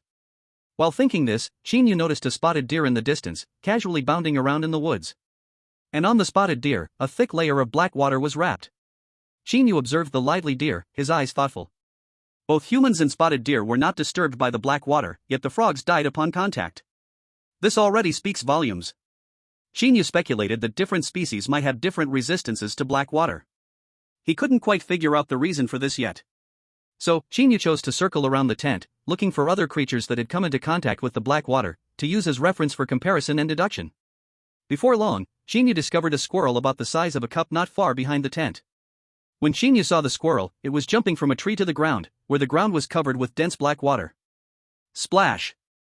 The squirrel landed on the black water, causing a moderately sized splash. Squeak squeak squeak! At the moment of touching the black water, the squirrel immediately rolled on the ground, wisps of white smoke rising from its body. The black water was corroding the squirrel's body. In just a few breaths, the once lively squirrel was fully transformed into black water. The horror of the black water had once again revealed itself. It was still touch and dead. For the next period of time, Qin Yu continuously searched for other animals that had come into contact with the black water around the tent. An hour later, Qin Yu returned to the front of the tent. He squatted down, casually broke off a small twig from a tree, and began to write and draw on the ground. Spotted deer. Fox. Wild hare, large. Qin Yu marked a check next to these animal names. Hedgehog. Squirrel. Woodpecker. Qin Yu marked a cross next to these animal names. This indicates that the black water targeted not just a single species, but a certain category of species. Qin Yu began to ponder the similarities and differences between the two categories of animals. Soon, Qin Yu had a revelation. The animals corroded by the black water tended to be smaller in size, while those not affected appeared larger. Rustle, rustle. Suddenly, faint rustling sounds came from the grass in the distance. When Qin Yu walked over, he discovered a smaller wild hare, now lying in the black water, howling in distress. Both were wild hares. The larger ones were fine, but the smaller ones were being corroded, validating Qin Yu's earlier deduction. And the delineation of black water corrosion seemed to lie between large and small hares. Why does black water only target smaller animals? Qin Yu began to ponder this question. Until around 2 o'clock in the afternoon, Qin Yu still hadn't figured it out. And the black water that covered the ground seemed to have heard some kind of call, vanishing without a trace at that moment. Disappeared? Qin Yu bent down, feeling the grass on the ground. As he thought, the ground was now just ordinary grass, with nothing unusual at all. Clearly, based on the existing evidence, it was impossible to guess what the black water really was. Why did it come with the thick fog and then vanish right on time at 2 o'clock? Unable to make sense of it, Qin Yu chose not to dwell on the matter any longer. Qin Yu stood up, took out a bottle of drinking water from the plastic bag his mother had given him, and without hesitation, poured it over his hand. Having just touched the grass, his hands were now a bit dirty, which was unacceptable for the cleanliness-obsessed Qin Yu. Of course, Qin Yu washing his hands with drinking water is something that audiences from other countries cannot accept. It's just a novel, it's best not to imitate it in daily life. The audiences from various countries, who had been lurking in the Dragon Country livestream for a long time, finally couldn't hold back and jumped out. They condemned Qin Yu. F***CK. What does the chosen one from Dragon Country actually want to do? That is the most precious drinking water, and he actually uses it to wash his hands? I can't accept it. This is simply a waste. Shiba.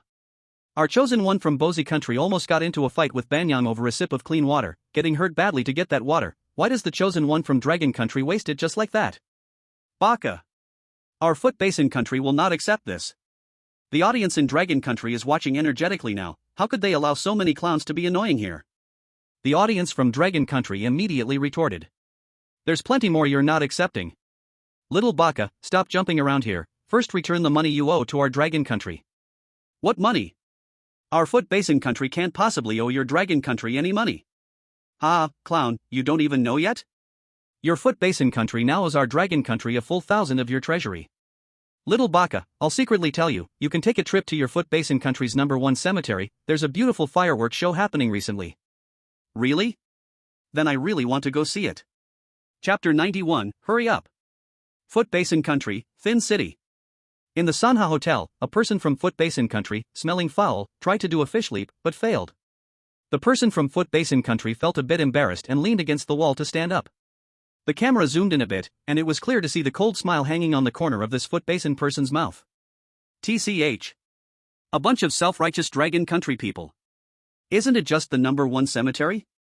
I want to go take a look and see if there are really fireworks to watch. The #1 cemetery is located right in Thin City, and the distance from Sanha Hotel to the cemetery is not far. This person from Foot Basin Country, reluctantly pulling out a few wrinkled Foot Basin yuan to pay the bill, walked towards the #1 cemetery. Off to see the fireworks. In the world of strange tales. After the black water appeared and disappeared, Qin Yu realized that Wangzhang Mountain was not as calm as it seemed on the surface. No one knows when the black water will appear next, and no one knows how corrosive it will be next time. So, after the black water disappeared, Qin Yu immediately called everyone to set off on their journey. Southwest. Based on Qin Yu's previous observations, he chose the shortest route. Not only Qin Yu, but also all surviving chosen ones, under the prompts of their countries, set off on the exact same route as Qin Yu after the weapons faded away. Step, step, step. The grass of Wangzang Mountain was loose, and stepping on it made creaking sounds, like the soothing sounds produced by sleep aid streamers. Qin Yu and his group followed the mountain path, relying on the compass to guide them forward. As for the chosen ones from other countries, although they did not have Qin Yu's ability to make a compass, they could still find their way using the sun as a guide. On this day, everyone was walking on the right path. On the first day of the Strange Tale instance opening, besides the food being poisonous, there were no other rules or phenomena threatening the safety of the chosen ones. And within the rules, it was neither foggy nor nighttime. Only Rule 9 could pose some threat to the chosen ones. Rule 9, when you find that the trees in the forest are blocking the sky, please leave that shade immediately. This rule is very difficult to trigger as long as the chosen ones have a decent IQ. Just don't walk the path where trees block the sky, right? For a moment, the Strange Tale world was so safe it was almost terrifying. Under such circumstances, even the hostility in the live streams of various countries calmed down a lot. Beautiful. We have encountered the simplest horror-themed quest in history. Haha, our rainforest nation only has 20 million national luck points left. This is like a pillow sent to a sleepyhead. Facing such an easy quest, we will definitely clear it. Our rainforest nation is saved. But that's a full 20 million national luck points. I have been hiding at home for a long time without going out. Once the 20 million national luck points come in, I will certainly go out to see the world outside. This comfortable atmosphere did not last long. Soon, a notice pulled audiences from all countries back to reality, away from the fantasy of the simple quest. The chosen one from Bear Country has died, and the rules horror has descended on Bear Country, reducing Bear Country's national luck points by 20 million. Another country's chosen one has been eliminated. Everyone's hearts trembled, and countless viewers rushed to Bear Country's live broadcast room to watch the replay of the chosen one's elimination. As the thick fog and black water of the horror world dissipated, Bear Country's chosen one, Hijibuka Chiski, made a decisive decision at the first moment. Hey! Ban, since we still have a long time until it gets dark, let's start on our journey. We'll go as far as we can. Ban Yang and Chang Huan both raised their hands in agreement. We have no objections. Me neither, let's go quickly, Zhong Gujuan also spoke up. So, the group headed southwest and began their journey. This matter, the development of Bear Country's quest was exactly the same as the development of other countries' quests. Hijibuka Chiski led Ban Yang and the others for a long time, carefully avoiding areas with dense trees along the way, to prevent himself from inadvertently stepping into the shadows of the trees. Each step Hijibuka Chiski took was very cautious, and he was doing the right thing. In the world of horror, danger lurks everywhere, no amount of caution is excessive. Hijibuka Chiski's talent was related to food and endurance, so he did not need to rush on the journey. But precisely because Hijibuka Chiski was overly cautious, his traveling speed became the slowest among all chosen ones, a fact that even Bear Country's viewers were unaware of. The perspective returned to Hijibuka Chiski and the three others. At this moment, all of them were intently gazing ahead, with no one noticing that behind them, a thick shadow was slowly moving towards them. As Hijibuka Chiski was walking, he suddenly stopped, murmuring to himself. Time flies, it's getting dark so fast. Hijibuka Chiski looked at Ban Yang and the others. There are often wild beasts in the Wanzhong Mountain at night, it's better for us to be careful. We can continue tomorrow, let's set up the tent first. Run. Before Hijibuka Chiski could finish his sentence, a message suddenly popped into his mind. This was the offside alert from Bear Country. The message was only two short words, run. At the moment he saw the message, Hijibuka Chiski's body suddenly shivered. How could it be dark already after he had only walked for a short while? Hijibuka Chiski stiffly raised his head and looked at the sky above him. He saw trees' branches twisted haphazardly, and the leaves were no longer the original green, but a deep black. These leaves tightly locked every crevice in the sky, not allowing any sliver of light to pass through. Run! At this moment, Hijibuka Chiski finally reacted, thinking of escaping right away. But it was already too late. The trunks of the trees had moved to Hijibuka Chiski's side without him noticing, compressing the large space he once stood on to barely accommodate the four of them standing together. The branches of the trees were like strong arms, wrapping around Hijibuki's waist. Creak, creak. A tremendous pulling force from the branches dragged Hijibuki towards the trunk of the tree. In the blink of an eye, Hijibuki was forcibly pushed into the trunk of the tree, merging with it. The tree that devoured the chosen one of the Bear Country appeared to cheer and dance with joy, its leaves rustling without the wind. Chapter 92, Cutting Trees. This scene instantly caused an uproar in the live broadcast room. What did I just see? The trees actually swallowed the chosen one of the Bear Country. Oh my god, when did those trees move next to Hijibuki? The speed of the trees moving wasn't slow at all, I can't believe I didn't notice them moving from start to finish. It's ridiculous. No, it seems that the trees themselves were not moving, but the entire forest was moving. Huh? Oh my gosh, don't scare me, how did you notice the forest was moving? It's obvious, when the trees swallowed him, their movement was so evident. How could we not see it? The only possibility is that the entire forest was moving, creating a dynamic fusion phenomenon among the trees. Is it fun to toy with fools? Quickly, what does dynamic fusion phenomenon mean? It's when moving objects and their surroundings are so uniform in color, outline, and rhythm that it's impossible to visually distinguish the objects from the background.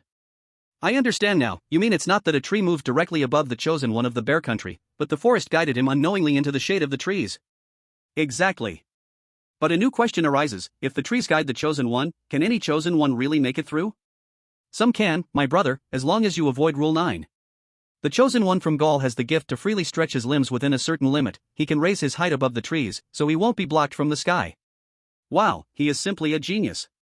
Look at the live room of the dragon country, their chosen one has chosen a more direct method.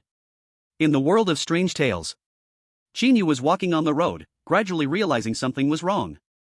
Although the change was subtle, Qin Yu still noticed that the road he was traveling on was gradually narrowing. Qin Yu didn't look up at the sky, instead, he turned to look at the shadow behind him. Qin Yu stared at the shadow and tried to take a step forward. As Qin Yu expected, the shadow also moved forward a bit. But when Qin Yu stopped, the shadow ceased to move or only moved at a very slow speed. Normally, very few people walk continuously, which gave the shadow time to approach the crowd. In an instant, Qin Yu understood. Brother Qin Yu, why are you standing still?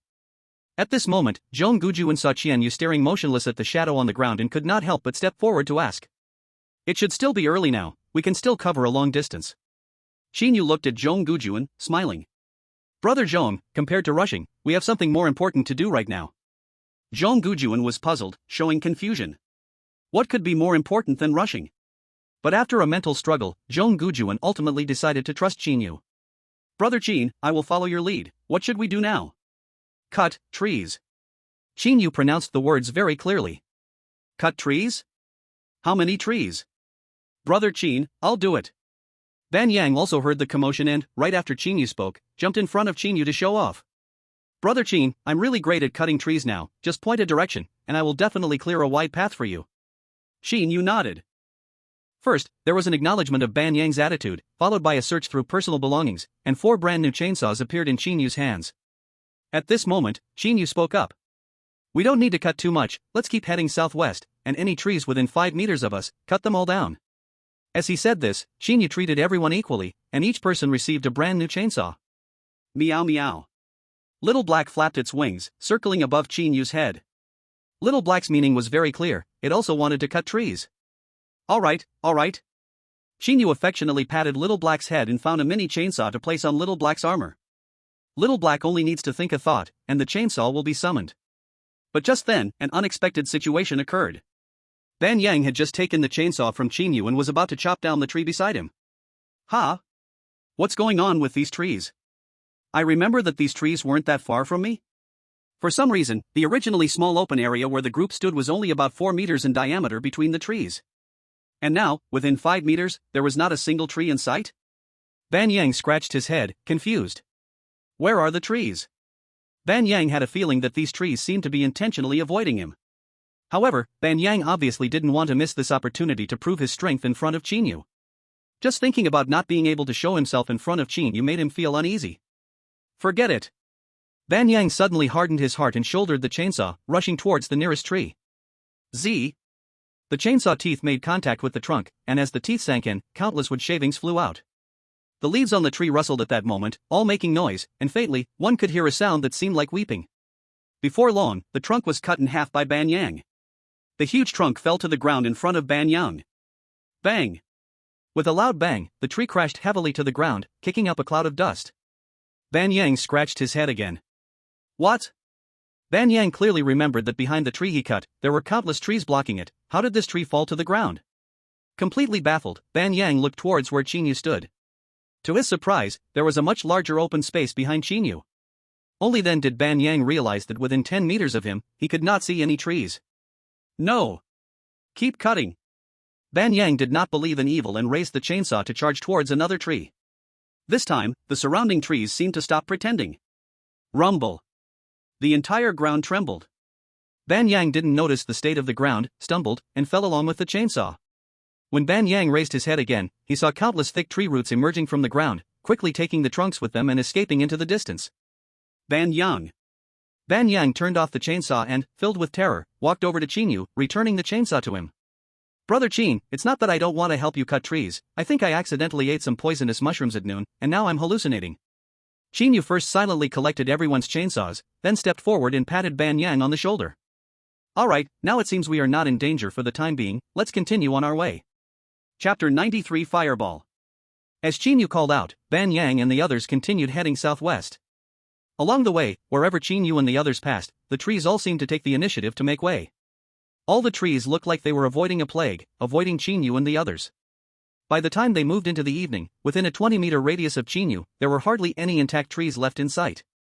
As the sun set in the west, the twilight was heavy. In the sky, streaks of sunset began to appear. The night of the Weird Tales world was about to arrive. Rule 7, when you rest at night, no matter what sounds you hear outside the tent, do not be curious, the inside of the tent is absolutely safe. You just need to sleep until dawn. Whether Rule 7 is correct or not, to be safe, the tent must be set up before dark. Qin Yu called the other three to set up their own tents, and Qin Yu also set up his tent. After the tents were finished, the remaining sunlight on the horizon left only a dome, casting a dim yellow hue over the entire Weird Tales world. All sounds came to a halt, and the strange atmosphere grew thicker, as if a great horror lurked within. This scene seemed to clearly tell the chosen ones, do not stay outside the tent. Qin Yu did not immediately return to the tent. At this moment, Qin Yu still faced a brand new question. Should he start a fire outside the tent? Rule 10, there are many beasts in the burial mountain. When you sleep, you can start a fire outside the tent to avoid the intrusion of beasts, but it may attract other entities in the mountain. Rule 10 clearly contradicted Rule 7. Since the inside of the tent was absolutely safe, why start a fire outside to drive away the beasts? Was it really necessary? Based on the rules, two possibilities could be inferred. The first possibility is that the inside of the tent is not absolutely safe, and beasts can tear down the tent and kill the chosen ones inside. The second possibility builds on the first, if the tent is not safe, indeed a fire is needed, but that would attract other entities. After some thought, Qin Yu ultimately decided not to start a fire.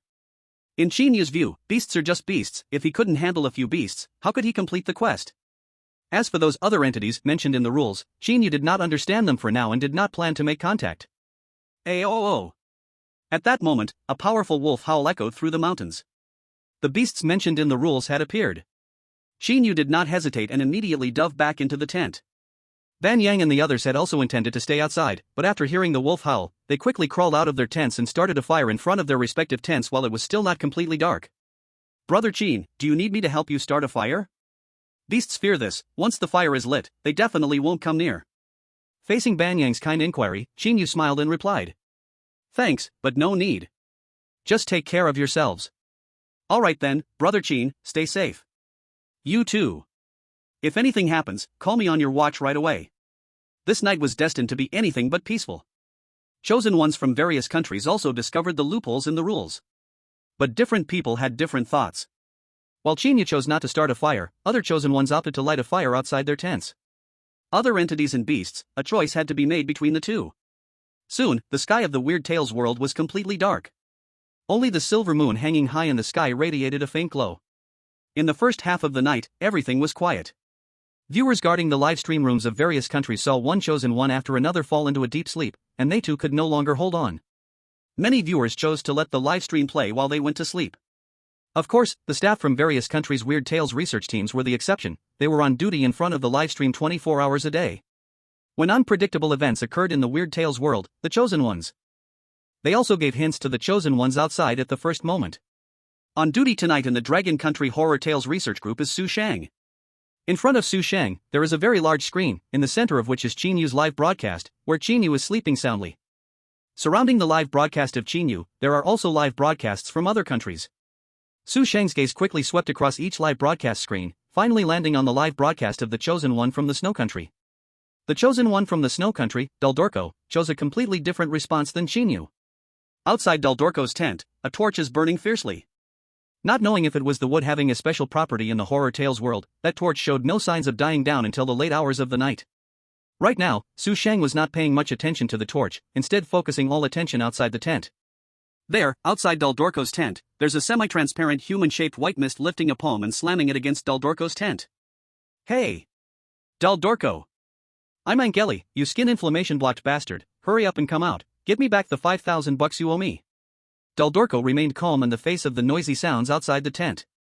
Daldorko understood that he was in the horror tales world. How could Angeli have come here to collect a debt? Daldorko was very certain that the commotion outside was undoubtedly the other beings described in the rules. He absolutely could not open the tent.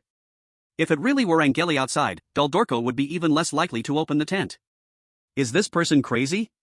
To come to the horror tales world just to collect a debt of $5,000? This is even more terrifying than strange. No matter how much the presence outside made noise, Daldorko remained unmoved.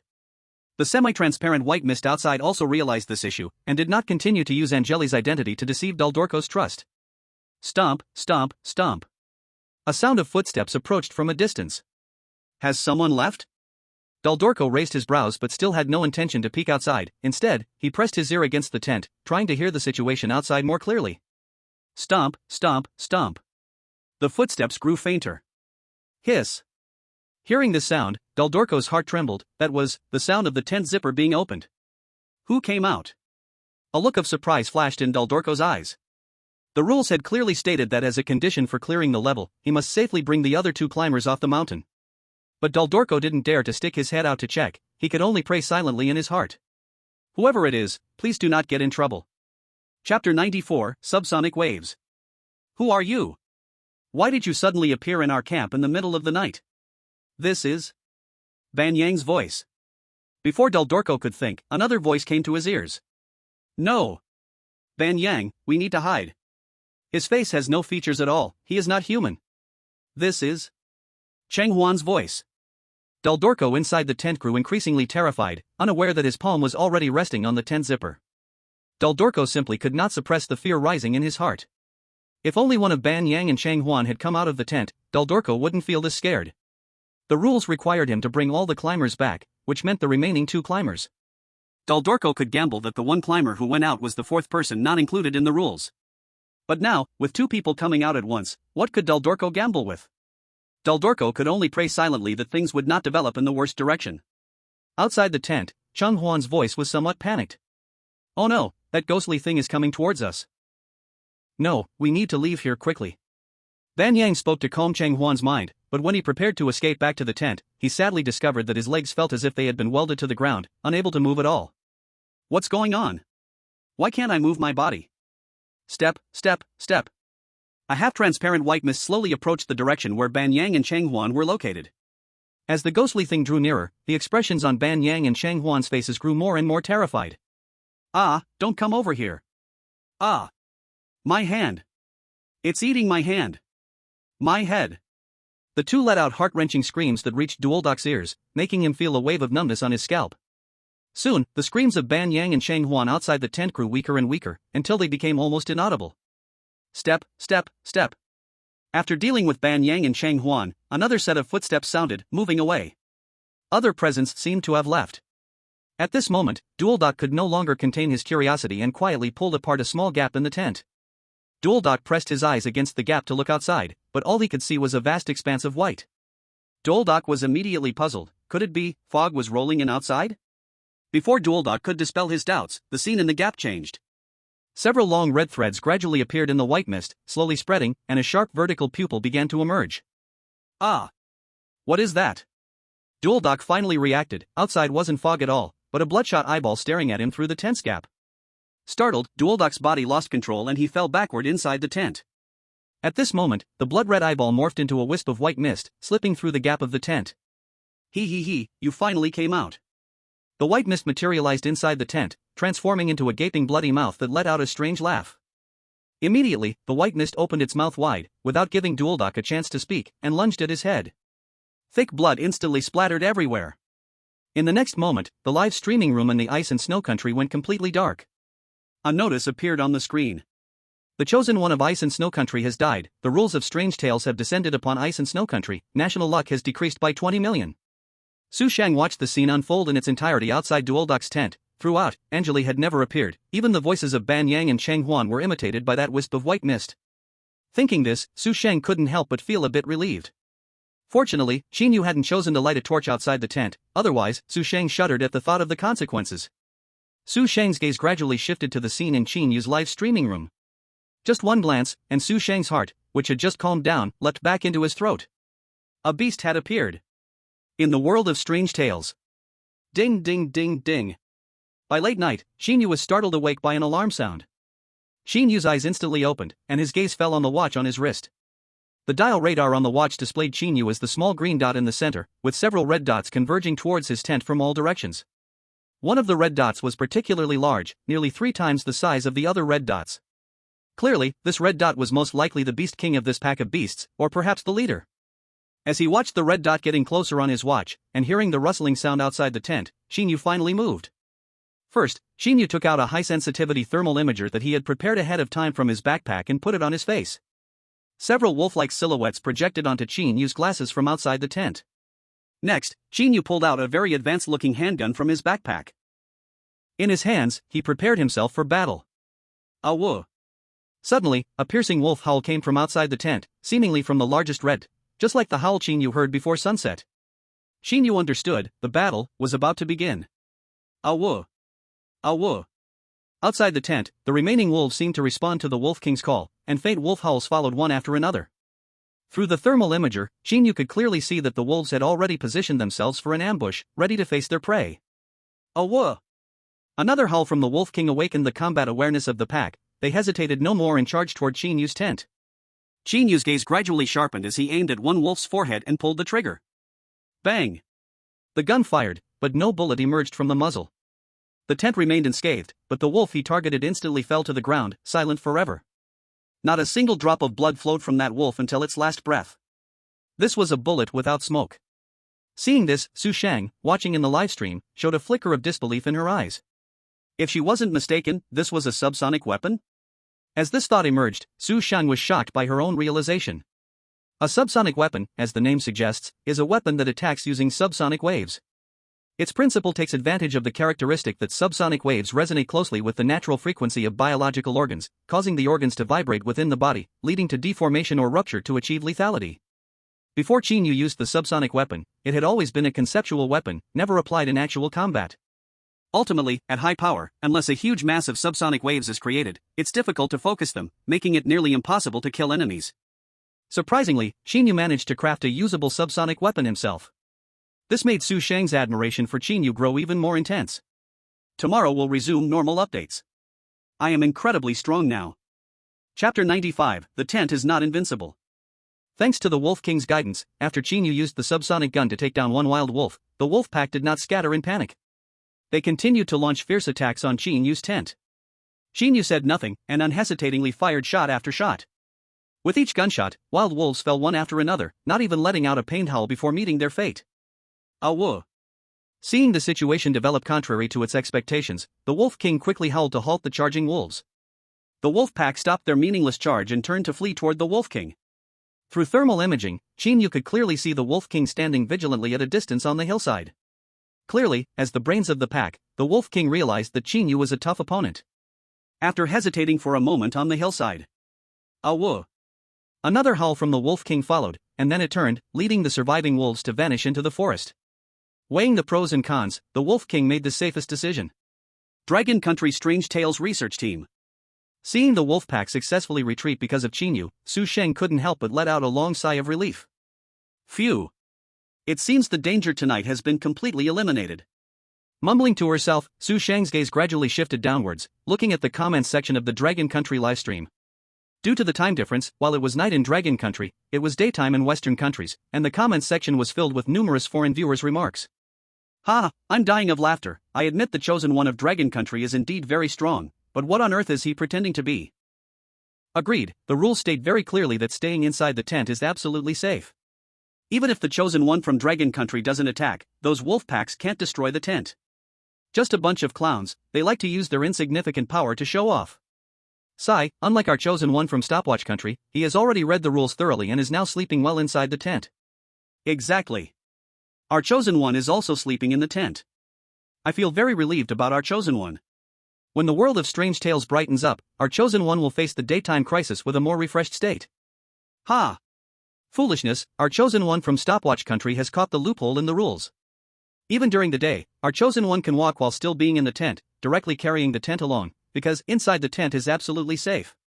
Su Sheng watched the barrage of messages popping up and a surge of unnamed anger rose in his heart.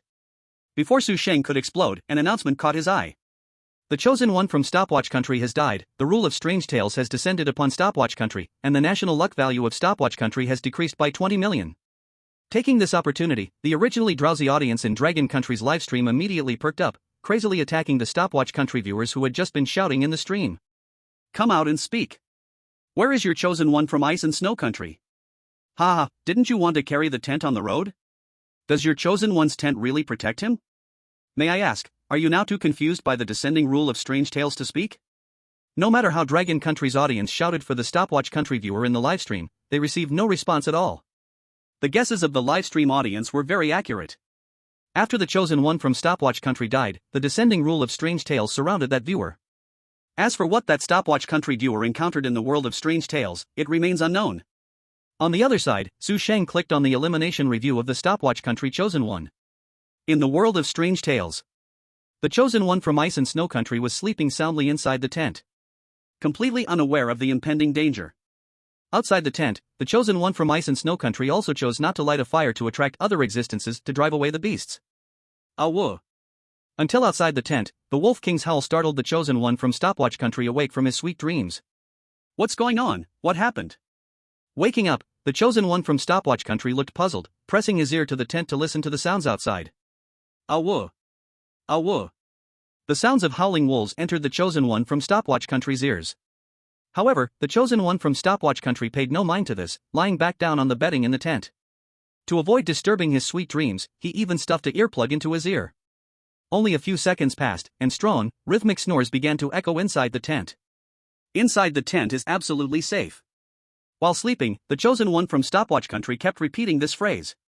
Seeing this, Su Sheng couldn't help but admire the courage of this chosen one from Stopwatch Country. In such a high-pressure environment, they could actually fall asleep in seconds? Truly a rare talent. But the development of the situation far exceeded the expectations of the chosen one from Stopwatch Country. After he fell asleep, the wolf pack had already arrived outside the tent. Awoo. Accompanied by a howl from the Wolf King, the wolf pack leapt onto the tent of the chosen one from Stopwatch Country one after another.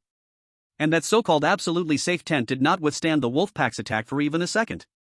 After the wolf pack jumped onto it, the tent of the chosen one from Stopwatch Country was instantly destroyed. Even with earplugs, the chosen one from Stopwatch Country was startled awake by the tremendous noise. I opened my eyes in a daze when I finally saw the scene before me. Shit! The chosen one from the Watch Country exclaimed, and was immediately engulfed by the pack of wolves that followed one after another. The wolves seemed to have been starving for 3 days and nights, and after the Wolf King took the first bite, they crazily began to claw and feast on the chosen one from the Watch Country. Before long, bright red blood stained the entire screen of the livestream. At this point, the livestream room was completely closed. Seeing this, the hearts of the other members from various countries' paranormal research groups guarding the Watch Country's livestream room tightened. The tent is not absolutely safe. This piece of information was too important. They hesitated whether to waste a chance for an outside hint to inform their chosen one. As for Su Sheng from Dragon Country, she had no doubts about this at all. Su Sheng now completely understood that the place where Qin Yu was located was the only absolutely safe place. As for whether the tent itself was safe, this did not matter to Qin Yu. Because the tent was the last barrier, Qin Yu wouldn't let any dangers come close to the tent. That was truly putting oneself in a dangerous place. Chapter 96, Shadows. Soon, the sky in the world of paranormal tales gradually brightened. A night's time passed quickly. This was no ordinary night. Whether the chosen ones decided to light torches outside the tent or not, they would encounter various dangers in the world of paranormal tales. On this night, chosen ones from dozens of countries nearly eliminated more than half. In the livestream rooms of various countries, the voices claiming that the tomb of 10,000 corpses was an easy instance were no longer heard. Qin Yu was completely unaware of this, and even if he knew, he wouldn't want to pay attention. Qin Yu got up early and went to chop trees in the nearby woods outside the camp. At this time, the trees were still normal, and Qin Yu planned to make some equipment to protect himself while he had the chance. Before long, Zhong Gujuan, Ban Yang, and others woke up one after another. Seeing Qin Yu busy, the other three also joined his lumberjack army. By 8 in the morning, after making some equipment, Qin Yu packed his things and set off. Meow. Little Black circled in the air, wearing a long yellow ribbon, flapping its wings, excitedly leading the way ahead. The group headed southwest, staying very vigilant about their surroundings. Fortunately, throughout the entire morning, the four of them did not encounter any danger. Qin Yu didn't want to push his luck. At 11 o'clock noon, seeing the thick fog approaching, he immediately decided to set up camp right there and continue after the fog cleared. This time, Qin Yu didn't return home like yesterday when the fog was rising. Instead, he chose to stay in the tomb of 10,000 corpses. After spending the night, Qin Yu had already realized that danger was lurking everywhere in the tomb of 10,000 corpses. Especially as time passed, these dangers would only become more intense. Qin Yu worried that if he returned home, Ban Yang and the others might encounter unknown accidents. If any problems arose, Qin Yu's SSS rating would not be guaranteed. So, the group each crawled into their tents, and not long after, thick water vapor covered the entire tomb of 10,000 corpses. Unlike yesterday's clear mist, today's mist was gray and hazy, as if there were dirty substances hidden within. As for why Qin Yu could see the outside world clearly while inside the opaque tent. It's simple, he just set up a camera. Looking at the scene outside the tent on his watch, Qin Yu's other hand gradually rested on his mouth, appearing deep in thought. Amidst the gray-yellow mist, indistinct shadows quickly flashed before the camera Qin Yu had set up. A few seconds after the shadow appeared. Bang! A heavy sound of something dropping outside the tent came, along with the loss of the monitoring display on Qin Yu's watch. ZZZ. After a sharp electric sound, the monitoring display on Qin Yu's watch completely vanished. Outside the tent, something used brute force to destroy the camera Qin Yu had set up.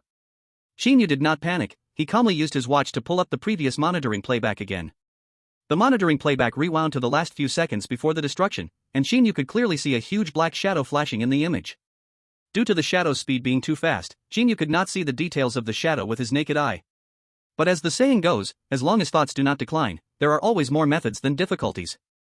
The camera Qin Yu set up outside was a high-speed camera, capturing nearly 10,000 frames per second, commonly referred to as 10,000 frames rate. Under this extreme frame rate, the shadow had nowhere to hide. Qin Yu played back the previously filmed monitoring frame by frame until the shadow appeared in the frame, and he finally saw the true form of that shadow. It turned out to be a hand. A human hand. Earlier, the speed of the hand was too fast, which caused the captured image to appear as just a shadow. But under Qin Yu's frame-by-frame playback, the hand became crystal clear. Immediately, Qin Yu didn't stop his actions, he rewound the monitoring footage, trying to see the owner of the hand earlier. After a while, through Qin Yu's scrutiny, he did not see the figure of that person, but he did see other hand shadows of the same hand. While greatly surprised, a slight smirk appeared on Qin Yu's lips. Qin Yu had already sensed that this matter was unusual. That hand shadow appeared multiple times in Qin Yu's monitoring footage, but it had never shown the owner's face. Moreover, the shadow clearly was not attacking indiscriminately. The shadow acted on the camera outside the tent only after knowing that Qin Yu could see the monitoring footage. From the moment the hand shadow appeared in the footage until the destruction of the display, only a few seconds had passed. Here comes the problem. In the entire Wanzang Mountain, apart from Qin Yu, only Ban Yang, Cheng Huan, and Zhong Gujuan knew that Qin Yu had the ability of turning stones into machines. If so, how did the hand shadow know that Qin Yu could use the monitoring to record footage? Whether it was excitement or fear, at this thought, Qin Yu couldn't help but tremble, his whole body shaking. A fleeting hint of obsession flashed in Qin Yu's eyes behind his golden-framed glasses. Interesting. So interesting. Qin Yu's gaze gradually became fervent. Until this moment, Qin Yu finally felt the sensation that one should have while being in a world of strange tales. Tension. Suppression. The unknown. Fear. All sorts of mental states lingered in Qin Yu's mind, satisfying his usually calm heart immensely. Rule 4, this climbing team includes 3 people, including you. When you find that the number of team members is incorrect, do not show any signs of abnormality. The previous shadow attack on the monitoring could only be explained by 2 reasons. 1. The 4th person in the climbing team leaked information about Qin Yu setting up the monitoring. 2. That shadow was indeed the 4th person in the climbing team. But no matter which explanation it is, it suggests that the 4th person in the climbing team couldn't help but take action. Hoo-hoo. As Qin Yu was pondering, suddenly, a fierce wind blew outside the tent, making the cold wind feel even through the tent. The howling wind seemed to want to lift both Qin Yu and the tent away. Qin Yu was obviously uninterested in the changes in the external environment. Qin Yu put on his thermal imager. Still looking outside, trying to find that shadow in the surveillance. After a while, the figure stopped not far from Qin Yu's tent, and Qin Yu finally saw its rough outline. It was quite tall, with a large build, likely a male. Qin Yu first ruled out Cheng Huan. Immediately, before Qin Yu could continue his analysis, an unexpected scene unfolded. It seemed that the figure sensed Qin Yu's gaze through the tent, slowly turning its body towards him. Update later at this point. Last night, while typing at midnight, a little accident happened, the keyboard broke, continuously pressing the delete key and erasing my words. My dear readers, can you understand the feeling of being alone at home writing a suspense novel in the middle of the night, while the wind howls outside, and suddenly the computer coolly deletes content? Little loser almost lay there dead. However, the keyboard is fixed now. After unplugging the connection cable between the keyboard and the computer and plugging it back in, I repaired it myself. Now there is a more pressing issue. I suspect I have awakened SSS-level mechanic talent like Qin Yu's. Chapter 97, It Got Darker. The sound of the howling wind diminished, and the entire Wanzhong mountain was shrouded in silence. The sound of a needle dropping could be heard. Qin Yu's gaze locked on the figure outside the tent, watching for the next move of that shadow. Suddenly. At that moment, Qin Yu saw the figure outside the tent suddenly move. The speed of the figure was so fast that only a blur could be seen. In almost an instant, the figure arrived at Qin Yu's tent. Bang! In the next moment, something nobody expected happened. Caught completely off guard, that figure directly charged towards Qin Yu's tent. The figure pressed its face against Qin Yu's tent, using its legs to push up and create a face-shaped bulge in the tent. A distorted face left a ghostly imprint on Qin Yu's tent. He. The figure grinned and let out a strange laugh. There was still no change on Qin Yu's face. He silently removed the thermal imager from his face. After taking off the thermal imager, he could still see the strange curve of the figure's mouth on the tent with the naked eye. Bang bang bang! Without hesitation, Qin Yu pulled out the sub-base gun he used to repel the wolf pack yesterday and fired 3 rounds at the figure. After the gunfire, nothing happened. Clearly, the sub-base weapon couldn't cause any substantial damage to that figure. Qin Yu was unexpectedly calm. This was normal. The frequency of the sound waves emitted by the sub-base weapon was quite different from the frequency within the figure, resulting in no resonance, hence no damage. But the figure didn't think so. The curve of its mouth grew wider, seemingly mocking Qin Yu's helplessness against it. He. The strange laughter was somewhat grating, making Qin Yu feel irritable. However, it seemed that the figure couldn't break through the barrier of the tent. Despite its arrogance, it still showed no intention of entering. Qin Yu wasn't planning to let this figure press its face against his tent. Next, Qin Yu picked up the thermal imager again, first eliminating its mechanical properties, and then reassembled it. A few minutes later, a rod sparkling with electric arcs appeared in Qin Yu's hand. Crackle! Holding the electric rod, Qin Yu turned it on and pressed the electrified side against the figure's face. The figure let out a scream. Ah! It hurts! What is this thing? The moment of contact, a powerful electric current instantly swept through the figure's entire body. The figure reacted, its face instantly bouncing off the tent, rolling on the ground. After a while of wailing, the figure finally got back up, returning to its previous arrogant expression. He, little police officer, we will meet again soon. After saying this, the figure leaped and instantly disappeared from the spot. Qin Yu looked towards the direction where the figure had disappeared, a trace of contemplation flashing in his eyes. The figure actually called himself a policeman? Rule 1, Mount Wanzhong is strictly forbidden to climb. You need to hide your identity as a policeman as much as possible to prevent other climbers from taking dangerous actions against you. This was the first time Qin Yu had heard the term policeman in Mount Wanzhong. This is a big problem. Since entering Mount Wanzhong, Qin Yu had never revealed his identity as a policeman. The only possibility, someone targeted him before he entered Mount Wanzhong. And this person is definitely not one of the other 2 climbers. It's very likely the work of that 4th person. At present, Qin Yu still did not understand the purpose of this 4th person contacting him, and he needed more clues. Faced with such a question that was bound to be unanswered, Qin Yu did not waste time thinking about it. Qin Yu glanced down at his watch. It was exactly 1 o'clock in the afternoon. This was the time when the mist was supposed to dissipate according to the rules. Qin Yu opened the tent, poking his head out, and indeed saw that it was clear outside the tent. However, Qin Yu's gaze was drawn to the black water on the ground. The black water had appeared again. Just like yesterday, this black water still appeared after the mist cleared. Meow. At this moment, behind Qin Yu, Xiao Haizi gently licked his furry paw, flapping his wings, planning to fly out of the tent to investigate. After hearing Xiao Haizi's call, Qin Yu turned around instinctively and gently pressed his hand on Xiao Haizi's back. Meow. Xiao Haizi stopped flapping his wings, tilting his little head, looking at Qin Yu with a puzzled expression. Xiao Haizi, you stay in the tent for now, wait until I confirm it's safe before you go out. Xiao Haizi obediently nodded, rubbing his furry head against Qin Yu's leg. The black water today was noticeably thicker than yesterday. Yesterday's black water looked more like the color of charcoal, black with a hint of white. But today's black water was different, presenting an ink color all over, pitch black as if it would absorb all light. Qin Yu had a feeling that the nature of today's black water might be vastly different from yesterday's. Qin Yu certainly couldn't let Xiao Haizi take risks. Ban Yang, Chung Huan, Brother Zhong, now that the mist has cleared, let's continue our journey. Qin Yu shouted towards the other two tents.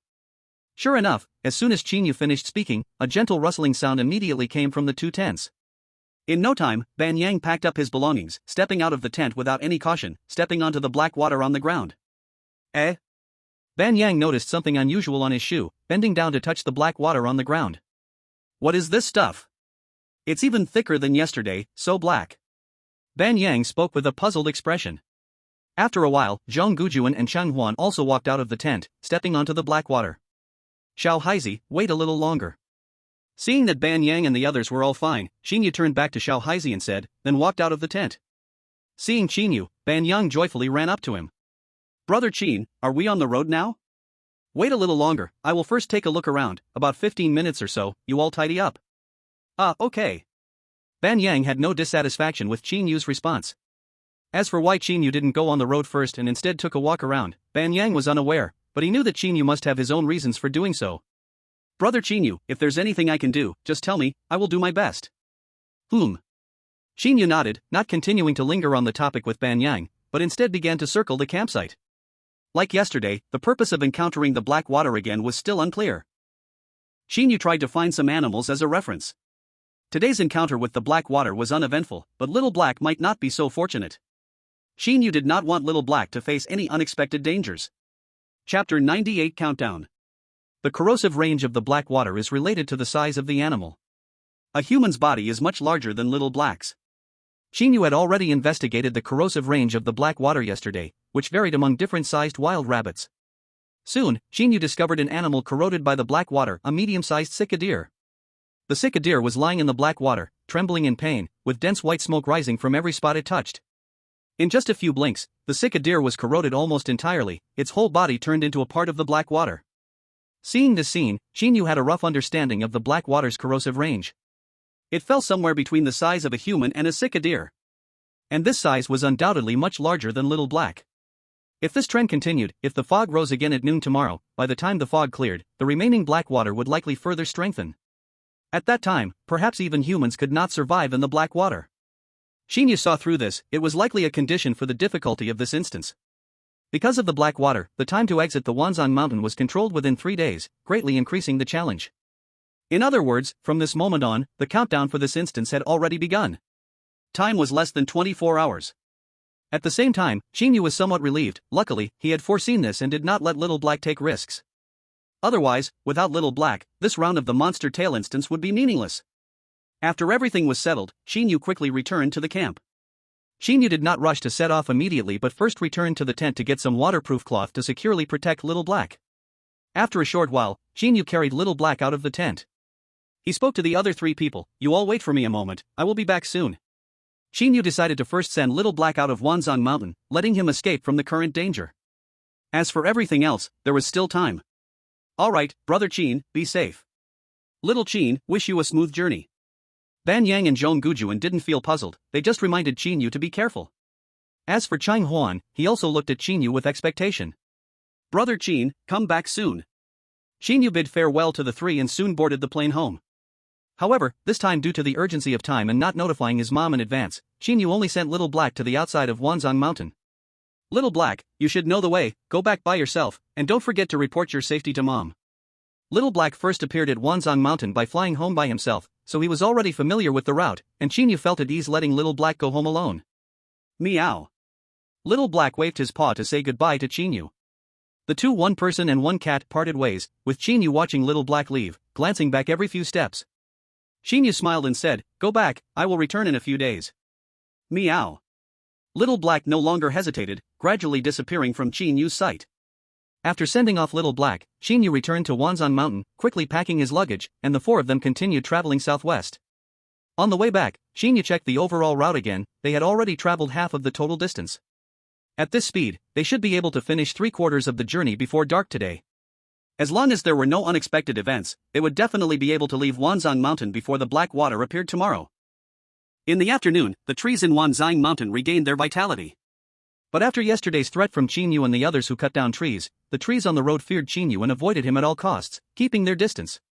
That afternoon, Qin Yu and his group still did not encounter any danger. As evening approached and the sky darkened, Qin Yu and his group prepared to set up camp temporarily, planning to continue their journey early the next morning. But at that moment, an unexpected scene unfolded before everyone's eyes. Boom! Boom! The earth shook violently, as if the entire Wanzhang mountain was quaking. If not for Qin Yu's good balance, he might have fallen to the ground just like Ban Yang and Zhang Gujun. Chen Huan also had decent balance, so he didn't fall. Seeing Ban Yang and the other two fall, Cheng Huan hurried over, reaching out to help them up. But Ban Yang's gaze remained fixed behind Cheng Huan, showing no intent to help him up. You, look over there. What is that thing? Ban Yang muttered, his pupils slightly unfocused. Qin Yu and the others followed Ban Yang's gaze. In the distance, a huge tree man stood there, standing at least several dozen meters tall, far too large for the trees of Wanzhang Mountain to conceal. Clearly, the earlier rumbling was caused by this enormous tree man. The tree man displayed great aggression, wildly swinging its limbs in the distance. Since its appearance, the tree man had been moving around in place, not wandering too far. In other words, the tree man was still far away and had not noticed Qin Yu and the others setting up camp, so they were currently safe. However, the situation developed far beyond anyone's expectations. And a terrible predicament fell upon Qin Yu and the others. They realized that the tree man's position was exactly the southwest. That was the only route Qin Yu could take to leave Wanzhang Mountain. This scene was noticed by the viewers in the live stream, and intense discussions erupted. All the live streams are showing that giant tree man. It has completely blocked our escape route. It's over. Everything is over. Everyone knows the secret of the black water, and tomorrow is the last day of the ghost story chapter. With that tree man guarding there, how can we get past? We have less than a day left, there's no way we can explore a whole new route. Thick-skinned crabs. Despicable Dragon Kingdom people. You are truly terrible, the southwest is the wrong route, we've been wrong from the beginning. The viewers from the Dragon Kingdom would naturally not indulge these foreign viewers.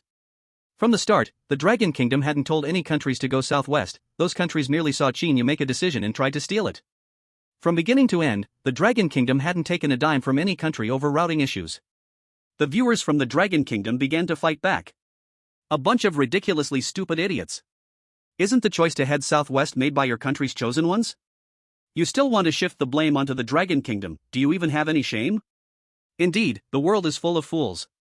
Now that a countdown has appeared in the ghost story world, even if we took the nearest southwest path, there's still a long way to go to leave Wanzhang Mountain, other routes will only waste more time. Even if we gave you another chance to choose, I believe you would still pick this same route. A bunch of people attacking with the left brain and using sharp thinking. I wish you all a joyful time playing in the world of strange tales soon. Faced with the merciless mockery from the Dragon Country audience, the spectators from other countries finally reacted at this moment. Indeed. From beginning to end, the route they chose to the southwest was merely them stealing the achievements of the Dragon Country. They should have been paying the Dragon Country for the knowledge patent fees. But these spectators were soft all over, yet their mouths were hard. Facing the overwhelming ridicule from the Dragon Country audience, it was impossible for them to retort back, they were in the wrong from the start. Thus, the stubborn spectators from various countries quietly submerged in the Dragon Country's live broadcast, not daring to say a word for fear of attracting fire. In the world of strange tales, when Qin Yu discovered the tree man and confirmed that it wouldn't move towards them, he decided to camp safely in place. Night was about to fall, and it was better to ensure their safety first. Don't worry about that tree man, let's rest well. Tomorrow, we will set off early and aim to leave Wanzhang Mountain before the fog comes at noon. Hearing this, Ban Yang hurriedly replied with a smile. Brother Qin, I will listen to you in everything because you are my god. As he spoke, Ban Yang knelt on one knee in front of Qin Yu, looking up at him. Qin Yu was facing west, with the last rays of the setting sun behind him. From Ban Yang's perspective, at that moment, Qin Yu seemed like a kind deity illuminated by sacred light. Qin Yu raised his eyebrows, looking at Ban Yang in surprise, his pupils rarely showing a hint of confusion behind his golden-rimmed glasses. Wow, is this awkward play? Get up quickly. If you keep this up, I will definitely throw you at that tree man. Ban Yang appeared somewhat disappointed. He thought his actions would earn Qin Yu's favor, but it seemed not to be the case. After being threatened by Qin Yu, Ban Yang quieted down a lot and obediently set up a tent as instructed. Soon, night fell, and Qin Yu and the others returned to their tents. The entire Wanzhang Mountain was suddenly covered in thick darkness. Unlike last night, today Wanzhang Mountain was filled with dark clouds that obscured the remaining silver moon on the horizon. Tonight, Wanzhang Mountain felt almost like a blackness that one could not see their hand in front of their face.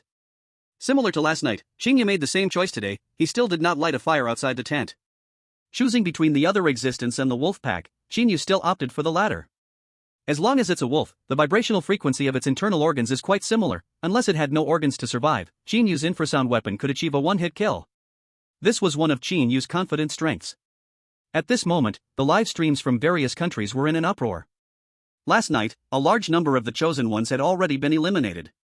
Now, no one dared to guarantee that their country's chosen ones could survive through the night. The spectators from each country were nervously staring at their respective live streams, not daring to breathe. Soon, as time passed, all of the chosen ones in the world of Strange Tales faced their own crises. As midnight approached in the Strange Tales world, the audience watching the live broadcast was not too anxious at this moment. After all, the wolf packs and other existences only appeared in the later part of the night yesterday.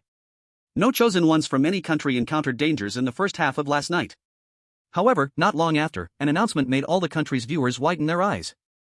The chosen one from the mineral country has died. The rule of Strange Tales has descended upon the mineral country, lowering the national fortune by 20 million. The chosen one from the mineral country has died. Damn, and it's only the first half of the night for a chosen one to be eliminated. It seems today's mission difficulty has increased again. I was still thinking about how to deal with that giant tree man tomorrow. Can the chosen one not even last until tonight? This doesn't seem right. After a night of survival, the remaining chosen ones should have gained some experience. Logically, they shouldn't be eliminated this early. The Mineral Kingdom's livestream has elimination replays. Let's hurry and check it out. A flood of viewers rushed into the Mineral Kingdom's livestream and opened the replay. The replay began. In the world of Strange Tales, it was midnight. The time was around 10 o'clock in the evening, and the chosen one Du Fei was lying in his tent, still unable to sleep. Like Qin Yu, Du Fei didn't light a torch outside his tent. Du Fei's talent was A-level physical enhancement, which gave him a significant boost in power, endurance, speed, and resilience. Yesterday, Du Fei had already chased away the wolf pack that attacked him outside the tent using his enhanced physique. Du Fei thought simply, since he could drive away the wolves yesterday, he could do it today too. Besides, he knew that the unknown beings were far more dangerous than the naked wolves he could fight. This is also why Du Fei still chose not to light a torch today. Who knows what those so-called other beings really are? Whoa. Just as Du Fei was lost in his thoughts in the tent, he suddenly heard the howling of the Wolf King outside. With a flip, Du Fei instantly stood up in the tent. Body enhancement activate. Du Fei let out a furious roar, and his talent skill was instantly activated. Although activating his talent didn't require him to shout, Du Fei felt it was much cooler to yell out the skill's name. That's how they did it in anime. Moreover, it not only looked cool but also bolstered Du Fei's courage, dispelling the fear in his heart in facing the Wolf King head-on. Come. Fight like a real man. Du Fei roared again. Whoa. Switching perspectives to outside the tent, it could be seen that tonight, there was no wolf pack, only the Wolf King itself was present near the camp. The Wolf King seemed to sense Du Fei's strong fighting spirit, and after a howl, its pupils gradually turned blood red. Then, without hesitation, the Wolf King lunged straight towards Du Fei's tent. Chapter 100, Rules Become Invalid. Woo woo woo woo. The human and the wolf instantly grappled together, fighting fiercely through the tent. The Wolf King was massive, almost 2 meters tall even on all fours, completely dwarfing any ferocious birds or beasts in the real world, weighing at least 1,500 kilograms. Enhanced Du Fei was equally impressive. With sturdy bones, well-built muscles, and standing nearly 3 meters tall, his brownish skin seemed to be embedded with a layer of iron. He was a true humanoid monster. Not comparable to those artificially muscular steroid users in reality. The struggle between the human and the wolf was evenly matched, neither gaining the upper hand, and for a while, no one had any advantage. This battle lasted for more than an hour, and still no victor emerged. The fighting process was a real treat for the viewers in the livestream. It was a stunning display of violent beauty. However, at this moment, Du Fei began to feel anxious. Even though his talent had no side effects after transformation, the transformation could last a maximum of 2 hours, after which Du Fei would face an 8-hour cooldown. Now, seeing his transformation time dwindling, Du Fei had no choice but to seek a way to break the stalemate. In the following time, Du Fei was fighting the Wolf King, searching for its weaknesses. Sure enough, just a few minutes later, the Wolf King revealed a flaw. The Wolf King's body was his own, and with the fight going on, he was already exhausted. But Du Fei's body was blessed by talent. In these 2 hours of transformation, no matter how much he drained his energy, he felt no fatigue at all. This is the charm of an A-level talent. Whoa. Du Fei seized the opportunity during one of the Wolf King's attacks, raising both hands to slam against the sides of the Wolf King's head. Double wind strike. Du Fei roared as both of his attacks accurately struck the Wolf King's head. 2 powerful forces pressed in on either side of the Wolf King's head, causing his consciousness to blank out for a moment. Seizing the chance while the Wolf King was stunned, Dufei leaped onto the Wolf King's back. Whoa! By the time the Wolf King regained his senses, it was too late. Dufei's legs clamped tightly around the Wolf King's body, and he began mercilessly punching the back of the Wolf King's head. The Wolf King, in pain, began to thrash wildly, but no matter how much he shook, Dufei held on tight, continuing to strike the Wolf King's head. Bang! Bang! Bang! Every punch landed. With each blow that fell, soon the Wolf King's resistance faded, and he collapsed to the ground without knowing when. Dufei's attacks did not stop. He swore he wouldn't stop until the Wolf King was dead. Until, after 2 long hours, Dufei transformed back into his original form, and the Wolf King beneath him had already ceased to breathe. Who finally won? Dufei let out a long breath, though he felt no physical discomfort. The fierce battle for 2 hours still left him mentally drained. Dufei lay on the ground, looking up at the sky, trying to find stars behind the clouds. Before long, he actually saw a few bright stars. Wait a minute. Stars? Wasn't I inside the tent? Where did the stars in the sky come from? Only then did Dufei finally realize, from the fierce battle with the Wolf King, the tent wedged between man and wolf had long since turned into countless fragments on the ground. Now, wanting to piece those fragments back together was simply wishful thinking. What to do? What to do? Dufei fell into panic. Without the tent's shelter and with his talent still cooling down, how would he last until dawn? With no way out, Dufei could only turn his gaze to the other 2 tents in the camp. Banyang and Shang Huan shared one, while Zhang Gujuan had his own. After a moment's hesitation, Dufei approached Zhang Gujuan's tent and gently knocked on it. Hoo. The snoring inside the tent was thunderous. Zhang Gujuan showed no signs of waking up at all. After all, even the loud commotion from Dufei's fight with the Wolf King hadn't woken him, so calling him now was simply unrealistic. Duzi, brother Zhang sleeps quite heavily. I saw you just killed the Wolf King and saved us. Come stay with me for the night. Dufei turned toward the voice. In another tent, Banyang poked his head out, intending to invite Dufei into his tent. But before Banyang could finish, a pure white arm reached out from inside the tent and pulled him back. Cheng Huan's voice came through. Banyang. Have you lost your mind? I'm your girlfriend, and you're thinking of letting a man into our tent to spend the night with us? What, do you want to try something new? Then why not just make it 4 people and invite brother Zhang too, we 4. Cheng Huan's words were cut off as Banyang covered her mouth with his hand. Immediately, Banyang popped his head out again with a face full of apology. Duzi, it's not that I don't want to help you, it's your sister-in-law who won't allow it. I can't do anything about it. Dufei Si. With the words said like this, what more could Dufei Si do? He couldn't force his way into the tent, could he? Not to mention that Dufei Si was very likely not a match for Banyang and the others right now. Even if Dufei Si broke into the tent would probably get damaged, which would serve no purpose at all. With no other choice, Dufei Si could only find a nearby tree stump and sit down. Dufei Si began to pray in his heart, hoping no beasts would appear again. Just as Dufei Si prayed, perhaps it was the great deterrent effect of Dufei Si killing the Wolf King, the beasts indeed did not continue to appear. Instead, what appeared was a mass of humanoid black mist. Sitting on the tree stump, Dufei Si looked at the black mist gradually gathering in the camp, his face filled with disbelief. I clearly didn't light a torch, how did this thing appear? Without giving Dufei Si a chance to think, after the black mist gathered in the camp, the humanoid outline split open into a sinister smile and rushed quickly towards Dufei Si's direction. Before Dufei Si could say anything more, the mass of black mist was already in front of him. Then, a blood-red mouth opened wide. Poochie. Dufei Si's head was bitten off by the black mist, and the spurting blood dyed the trees above him red. In the next moment, amidst the nauseating sound of chewing, the livestream from the mineral world completely went dark. The viewers watching this scene couldn't help but take a deep breath.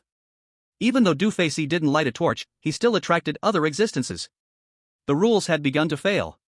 P.S. 100 chapters in, it's getting interesting. Chapter 101, Instant Kill. What's going on? Dufei Si clearly didn't light a torch, how are these other existences appearing? Could it be that even the most basic rules are fake? How can we pass? It seems like Dufei Si's choice was a mistake. Perhaps he should have lit a torch outside the tent from the very beginning, at least that would not have attracted the Wolf King. Yes, I think so too. The rule that the tent is absolutely safe should hold true for other existences. If Dufei Si hadn't attracted the Wolf King, as long as he stayed in the tent, there wouldn't be any accidents. Thankfully, our chosen one from Beautify Country made the right choice by lighting a torch outside the tent. Damn! This rule of the spooky tale is too perverse, it's definitely not just a simple side quest. Ha, I remember that the chosen one from Dragon Country didn't light a fire outside the tent. Is that guy finally going to be eliminated? Watching the comments in the Mineral World's livestream, the hearts of the spectators from Dragon Country couldn't help but race. According to what the viewers from other countries said, not lighting a fire outside the tent is a mistake. So what about Brother Qin Yu then? The audience from Dragon Country quickly returned to their own livestream. As expected, the Wolf King's figure first appeared outside Qin Yu's tent, just as the viewers from various countries had predicted. Unlike its previous performances in the Mineral World livestream, this time the Wolf King was obviously much more cautious. Crouching low, the Wolf King carefully approached Qin Yu's camp and moved towards Qin Yu's tent with cautious little steps. Confident in itself, the Wolf King had not revealed any trace of its footfalls. Inside the tent, Qin Yu was clearly watching the Wolf King's movements. The moment the Wolf King stepped into the camp, Qin Yu's watch emitted an invasion alert. As for the Wolf King's next actions, they were clearly visible to Qin Yu through the thermal imaging device he had just made. Bang! Qin Yu did not make any unnecessary moves. The moment the Wolf King appeared here in the dead of night, his purpose was already clear. As the Wolf King entered the attack range of the subsonic wave firearm, Qin Yu didn't hesitate for a moment, and pulled the trigger towards the direction of the Wolf King. Aoo! A wolf's howl echoed loudly in the silent mountain forest. After letting out a cry of pain, the massive wolf body of the Wolf King stumbled and fell to the ground, writhing in agony. Sharp teeth made muffled whimpering sounds. On the surface, the Wolf King appeared unharmed, but inside, his organs were trembling, twisting, and rupturing at the same frequency. After the shot, it was likely that not a single organ remained intact inside the Wolf King's body. Inside the tent, Qin Yu saw the Wolf King's tenacious vitality, and without hesitation, fired another shot at the Wolf King's fallen body. Bang! The gunshot rang out, and the Wolf King's whimpering grew fainter. After a while, a stream of crimson blood flowed from the Wolf King's mouth, and its body lay motionless on the ground. From that point, the Wolf King never even saw Qin Yu's face before it fell in a pool of blood. After dealing with the Wolf King, the time was just around 1 a.m., and there was still a long way to dawn. Taking advantage of this time, Qin Yu returned to the tent to rest and recharge his energy for the journey ahead. Bang bang bang! It was unclear how long had passed, but rhythmic knocking sounds came from outside Qin Yu's tent. Someone was knocking on the tent door? Qin Yu slowly opened his eyes. Upon seeing this, the expressions of the Dragon Country audience instantly tensed. Through the third-person perspective in the livestream, they could clearly see that standing outside Qin Yu's tent was not a person at all, but a massive black mist, other existences from the rules. Qin Yu, don't open the tent. It's over, the inevitable has come. Just like in the Mineral Kingdom's livestream, after killing the Wolf King, other existences really showed up, even though Qin Yu didn't light the torch. Damn it, this cursed rule talk, does any part of the rules ever tell the truth? Qin Yu, you must hang in there. At this moment, many of the Dragon Country audience clasped their hands in prayer, silently praying for Qin Yu. These so-called other existences had acted in many live streams, and against various chosen ones. Every time, the other existences struck and killed the chosen ones with one blow. In the world of strange tales. Big brother Qin, it's me, Banyan. Outside Qin Yu's tent, Banyan's nervous and trembling voice echoed. I just left the tent to use the bathroom, and I saw a black mist with a terrifyingly big mouth in the distance. I'm so scared. Big brother Qin, could you open the tent and let me in? I'm really scared. Bang bang bang. Banyan's knocking became more and more frantic. Qin Yu keenly noticed that a fleeting desire was suppressed in Banyan's voice. Qin Yu sat up straight again, glancing at his wristwatch. Then, he casually tilted his head to glance at the tent door, but didn't make any unnecessary movements. This scene made the live stream viewers breathe a sigh of relief for Qin Yu. Of course, how could they forget that Qin Yu had a wristwatch? Qin Yu had a wristwatch, and so did Banyan and the others. The wristwatch could transmit messages to each other. Qin Yu had warned Banyan and the others long ago to contact him via the wristwatch if they encountered any problems. Now, the situation was that Qin Yu hadn't received any messages on his wristwatch, so there was no way he could trust the Banyan outside the tent. This was because Qin Yu was extremely confident in the equipment he created, and the other existences in the rules couldn't tamper with it at all. Once he instantly recognized the other presence outside the tent, Qin Yu did not continue to sleep. It was already 3:30 in the morning. Qin Yu chose to lean against the edge of the tent, lit a lamp inside, and took out a book from his backpack to read. Qin Yu adjusted his glasses, immersed in the book, appearing very serious while reading. The live chat of the Dragon Country suddenly flooded with numerous comments. Qin Yu is so handsome, effortlessly seeing through the disguise of the black mist outside in just a second. I would call Qin Yu a master of time management, even reading a book at this hour. What a genius. Suddenly I don't like Qin Yu anymore. This is way too competitive. Is he the king of competition? People more talented than you are working hard. What reason do you have not to work hard? People more talented than me are working hard, so what's the point of my efforts? Chapter 102, You Go. Is Qin Yu really competing? You all should take a good look at the title of the book he's reading. Upon seeing this comment, the audience turned their gaze to the book in Qin Yu's hands. As if sensing the live chat comments, the live feed surprisingly zoomed in. The camera gave a close-up of the book in Qin Yu's hands. Qin Yu only brought 3 books in total. He was holding one of them, focused on reading, titled Introduction to Robotics, Mechanics and Control. As for the other 2 books, they were placed in his backpack. Through the close-up shot, the titles of the 2 books could be vaguely seen. How bad guys are made. The CEO who fell in love with me, the CEO is super rich. Upon seeing the titles, the audience was instantly shocked. Introduction to Robotics, what kind of book is this? Qin Yu is actually reading this? Bro, your focus is wrong, quickly check those 2 books in Qin Yu's backpack. Does he really read those? Holy crap. Qin Yu actually has this hobby? Qin Yu likes to read these books, I also like to read these books, so, am I equal to Qin Yu? What are these books? Give me a link. I'm not saying I want to read them, I have a friend, of course, this is not for me, it's for that friend. Solved. Those 2 books are not what Qin Yu reads, they're what Little Black reads. Do you even hear what you're saying? You might as well say those 2 are books that Qin Yu's second personality would read. Holy crap. So reasonable. Damn, you really solved it. The focus returned to the world of strange tales. Seeing that Qin Yu did not respond for a long time, the black mist outside began to execute another strategy. Just like deceiving the chosen one of the stopwatch country, Dordico, the black mist pretended once again to be the victims Ban Yang and Cheng Huan. Who are you? How did you become me? Ban Yang's voice echoed from a distance. Then came Cheng Huan's voice. He is not human. Still following the familiar process, soon, the agonizing screams of Ban Yang and Cheng Huan came from outside the tent. Ah ah ah ah ah. The screaming didn't last long before it became weaker and weaker, until it was almost inaudible. The scene played out, almost as if Ban Yang and Cheng Huan had perished at the hands of the Black Mist. The Black Mist's performance outside the tent was so sincere that Qin Yu felt he really shouldn't refuse the Black Mist's face, so he symbolically glanced at the watch on his wrist. After confirming he hadn't received any news, Qin Yu picked up the book again and began to read it seriously. From start to finish, Qin Yu didn't say a word. Outside the tent, the Black Mist felt it was being coldly ignored. Such a sincere performance, yet it did not earn even a word of response from Qin Yu. And indeed, all the sounds outside the tent were simulated by the Black Mist itself. At this point, the Black Mist could no longer pretend that Qin Yu had not seen through its disguise. But it was impossible to leave, so the Black Mist began a brand new performance. As for the audience in the live broadcast room, upon seeing this scene, they inexplicably recalled a saying, "There are skilled ventriloquists in the capital." The Black Mist started its new act. "Little you, are you in there? Mommy is lost in the mountains, there's a black thing outside chasing me, mommy is so scared." Suddenly, a voice that sounded like mommy came from outside the tent. Hearing this, Qin Yu's body trembled violently, and a glimmer of inexplicable meaning flashed in his eyes behind the lenses. This feeling was as if something that had been continuously suppressed was about to break free from its seal. Who? Qin Yu let out a long breath, still looking at the book in his arms.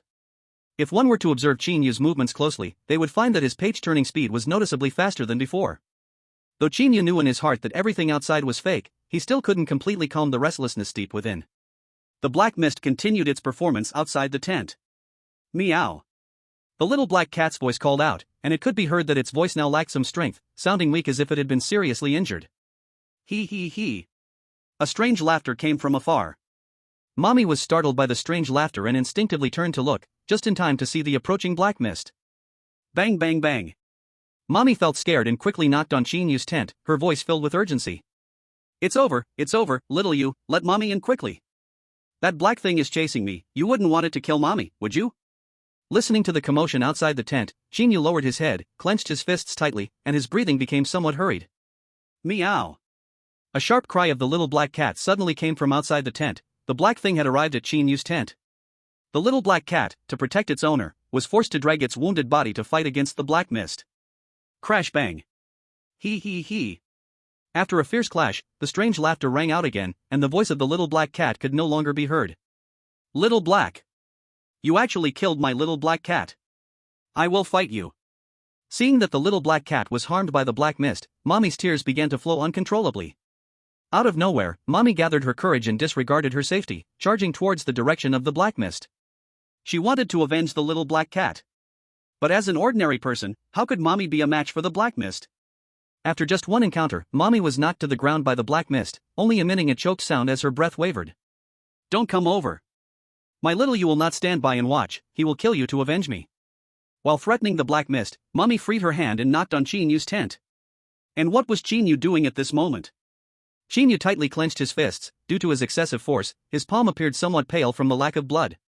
With his head lowered, his expression changed rapidly, as if he was muttering something. You! Come out! Kill it! Why don't you go? It's not that you can't. Clearly, it was Qin Yu's voice, yet it sounded as if two distinctly different people were speaking. You go! You go! You go! I'm telling you to go! As long as you go, I promise you, next time I can let you challenge. You and I are the same person, I would go whether you say it or not, but give me a reason why you shouldn't. The reason is that I don't understand your brutal killing methods, I don't want it to die too easily. This reason works. Chapter 103, Black Belt. It's up to you now, don't let me down. After murmuring this sentence, the aura around Qin Yu suddenly changed. The once gentle and jade-like demeanor disappeared in an instant. A thick, strong evil energy took the place of the ordinary. It seemed that just by looking at Qin Yu, one would catch the evil energy radiating from him, and feel unclean all over. After taking over his body, Qin Yu lowered his brows and smiled, his eyes revealing an unhidden killing intent, as he glanced at the book in his hands. I really don't understand what's so good about this thing. Without any hesitation, Qin Yu unceremoniously tossed the book into a nearby backpack. Immediately after, Qin Yu took out a pair of mechanical bionic skeletal gloves from the backpack and put them on his hands. Crack crack. Qin Yu moved his hands and feet, the joints making a crack-crack sound. This gear is enough. Having said that, Qin Yu didn't hesitate and swiftly unzipped the tent. Outside the tent, the dark fog felt somewhat disappointed that its vividly restored performance did not lure Qin Yu out. Bound by rules, it could not break the tent's protection with brute force. Now that Qin Yu had not been tempted, the dark fog had no other options and could only silently leave the area. Alas, what a pity, I'm so hungry. The dark fog sighed, turned around, and was about to leave Qin Yu's camp. At this moment, slaw. Suddenly, a slaw sound came from behind the dark fog, as if the tent zipper was being pulled open. The dark fog was drawn by the sound and instinctively looked back. There, Qin Yu was smiling at it, his eyes filled with an indescribable meaning, making it hard to tell whether he was happy or angry. Brother, every guest is a friend, isn't it unreasonable for a guest to leave without eating? That would make me seem unthoughtful. Come sit in my tent? Qin Yu extended the invitation to the dark fog. Dark fog. The dark fog was confused, feeling a bit out of sorts with Qin Yu's sudden words. Who am I? Where am I? Shouldn't this person be scared out of their wits at their own appearance? What is happening right now? Qin Yu's look made the dark fog feel very strange. But the food was right there, who could refuse it? Once the dark fog regained its composure, a massive mouthful of sharp teeth appeared in the fog, with unknown chunks of flesh stuck between its teeth, releasing an unsettling stench. Keek keek keek. The dark fog let out an eerie laugh, creating a strange atmosphere, as it stepped closer to Qin Yu with its wide mouth grinning. As the dark fog approached, Qin Yu held his nose with one hand and frowned. It was simply the unbearable smell making him feel nauseous. Don't you brush your teeth? I see you have cavities, perfectly fine, I also know a bit about medicine. How about I help you treat that mouth full of cavities? Keek keek keek. In response to Qin Yu, the dark fog continued laughing eerily, not hearing a word of what Qin Yu said. In the dark fog's eyes, what was there to waste time talking about with food? Seeing the dark fog getting closer and closer. Can't you hear me speaking to you? Being strange is one thing, but let's have some manners. Bang! Qin Yu swung a punch out of nowhere, landing solidly on the dark fog's head. The dark fog's body was uncontrollably flung away, crashing heavily to the ground.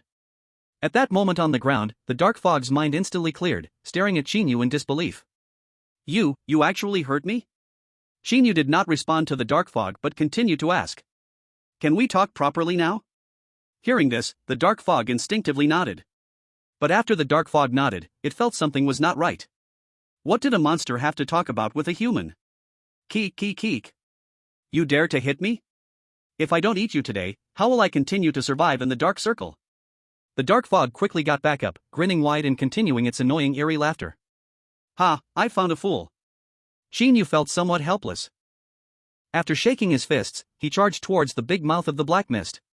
The black mist, having been attacked by Qin Yu earlier, was now prepared and watched Qin Yu's next move carefully. Seeing Qin Yu raise his fist, the black mist knew his chance had come. He, I was a black belt in my life, you are no match for me.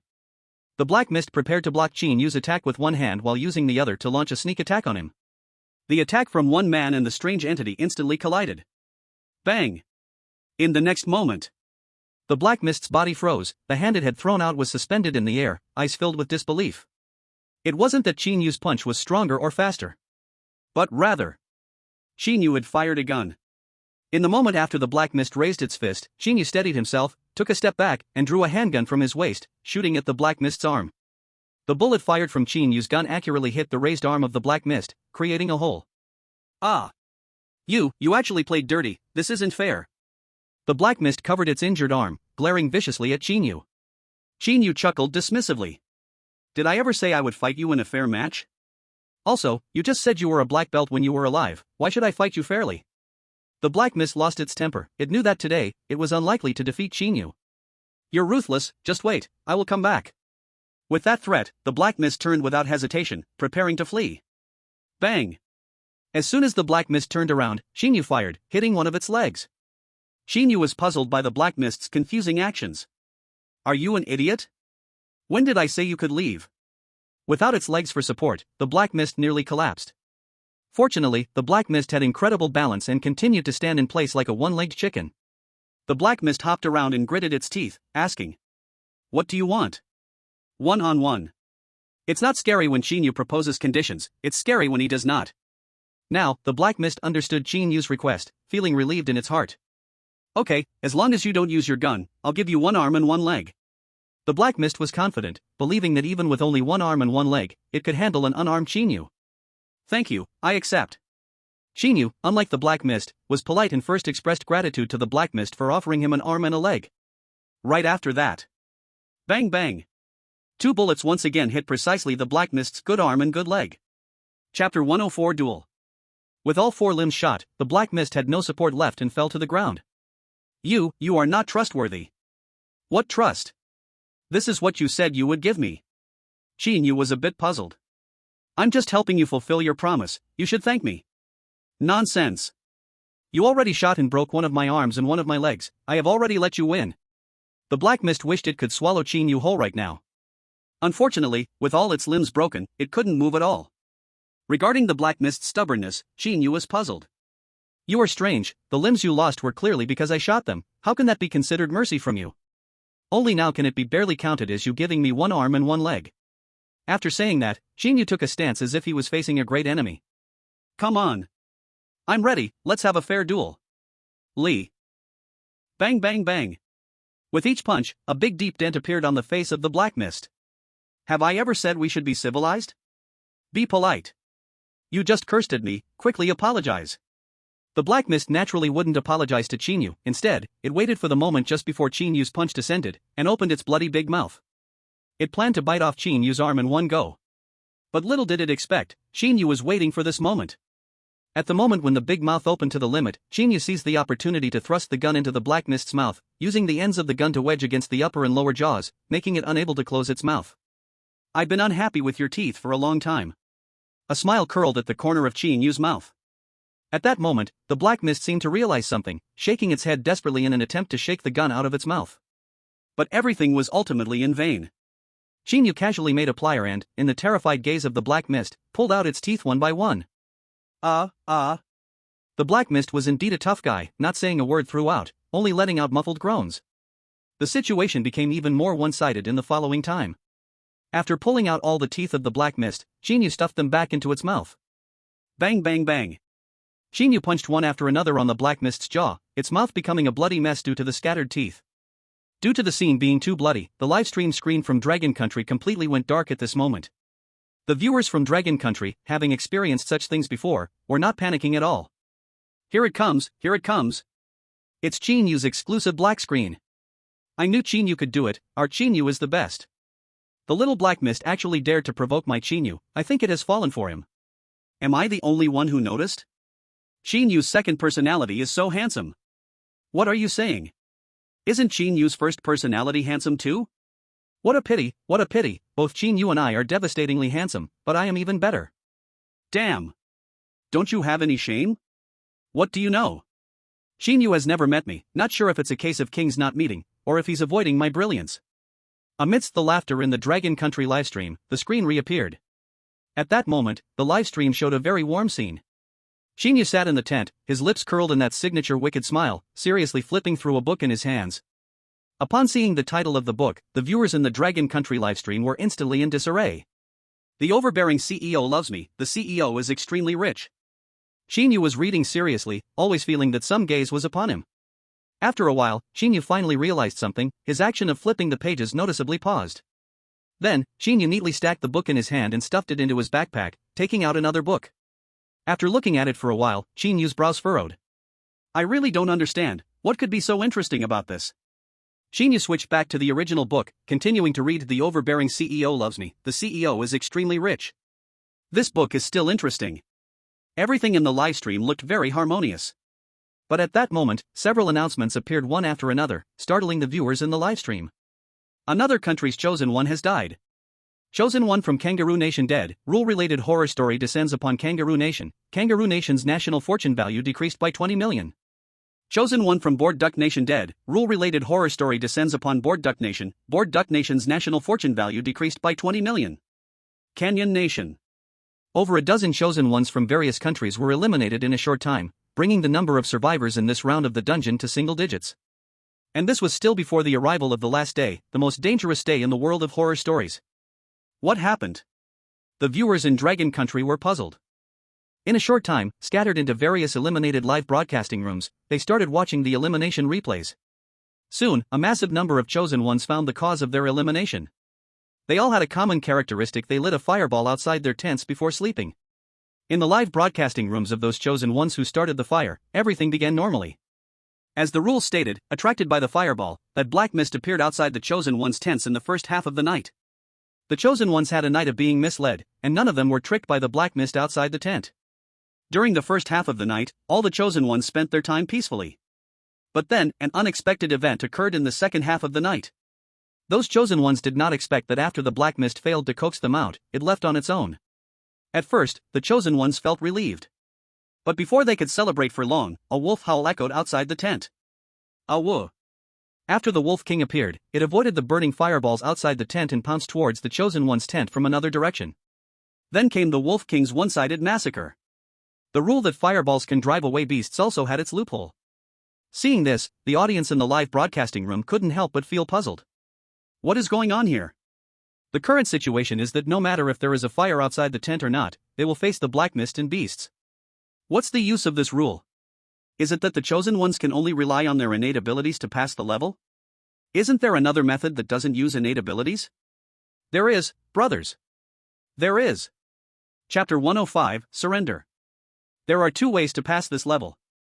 One is the probability-based method, and the other is the understanding of the rules to pass. Which one do you want to hear first? What do you mean by probability passing? Should these two words go together? Please look at the live broadcasting room of the Gaul country. The audience in the live broadcasting room suddenly felt confused, and a large number rushed to the live broadcasting room of the Gaul country. In the world of strange tales. It was now the late night phase. The chosen one from Gaul was sleeping soundly inside the tent, occasionally smacking his lips as if he was dreaming of something delicious.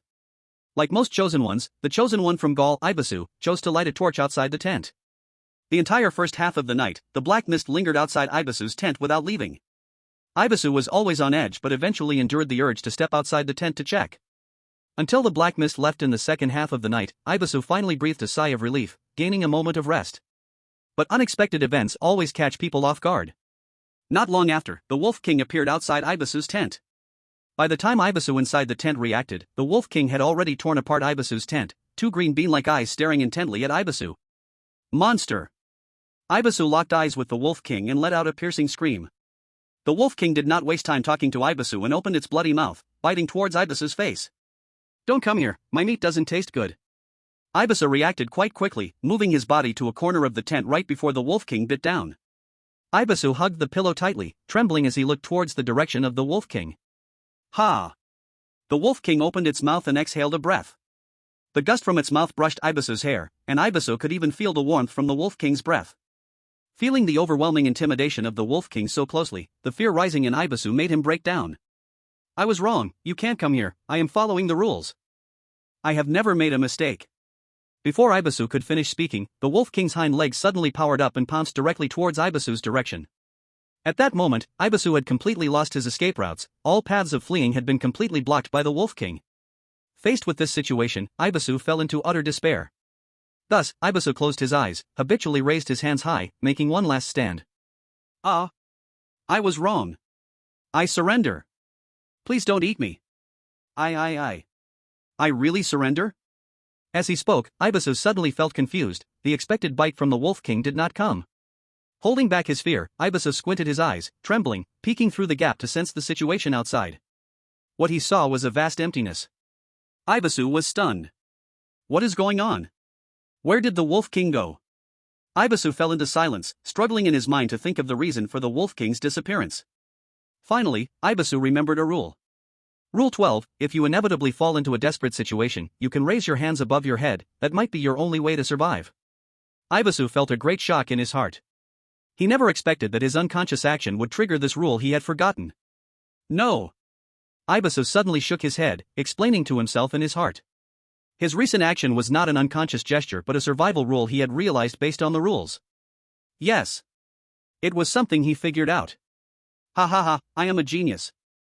After the Wolf King left, what was left for Ibisu was a tattered tent, which no longer had the function of protecting the Chosen One. Unfortunately, after the Wolf King left, the previously vanished black mist actually returned once more. At this moment, Ibisu felt like a piece of fish meat on a cutting board, ready to be slaughtered. Confident that he had fully understood the rules, Ibisu was not at all anxious and raised his hands high before the black mist without hesitation. I surrender. Hearing this, the black mist halted its approach towards Ibisu, took a deep look at him, and then turned away without looking back. Now, Ibisu felt quite proud. After watching the live stream from Gallia, the audience's questions in the chat room had not only diminished but had grown even stronger. Isn't it, bro? The Chosen One from Gallia must be acting according to the rules. How does this relate to probability? You're right, I think so too. Our Chosen One from Gallia relies on their own strength to get through the challenges, saying it's merely about probability looks down upon our Chosen Ones. Our Gallia will go to war with you. 666, if you want to surrender, just say it. Don't you feel even a little curious? Rule 12 is so obvious, how could only your Chosen One from Gallia discover it? So what, our Chosen One from Gallia is a genius, does it concern you? No, what I mean is, it's not just your Chosen One from Gallia who raised their hands, but also the Chosen Ones from Kangaroo Country and Board Duck Country chose the same method, yet their Wolf King showed no mercy. Could there be a possibility that our Chosen One from Gallia possesses a dominating aura they do not have? Stop explaining, facts are facts. Your Chosen One from Gallia was simply selected by chance. There's another possibility, this rule was strengthened by your racial talent. The audience from Gallia fell silent, it wasn't that they had no words to refute. In their view, their Chosen One Ibisu merely did something he often did in daily life, there was nothing to be ashamed of. Surrender? Unthinkable.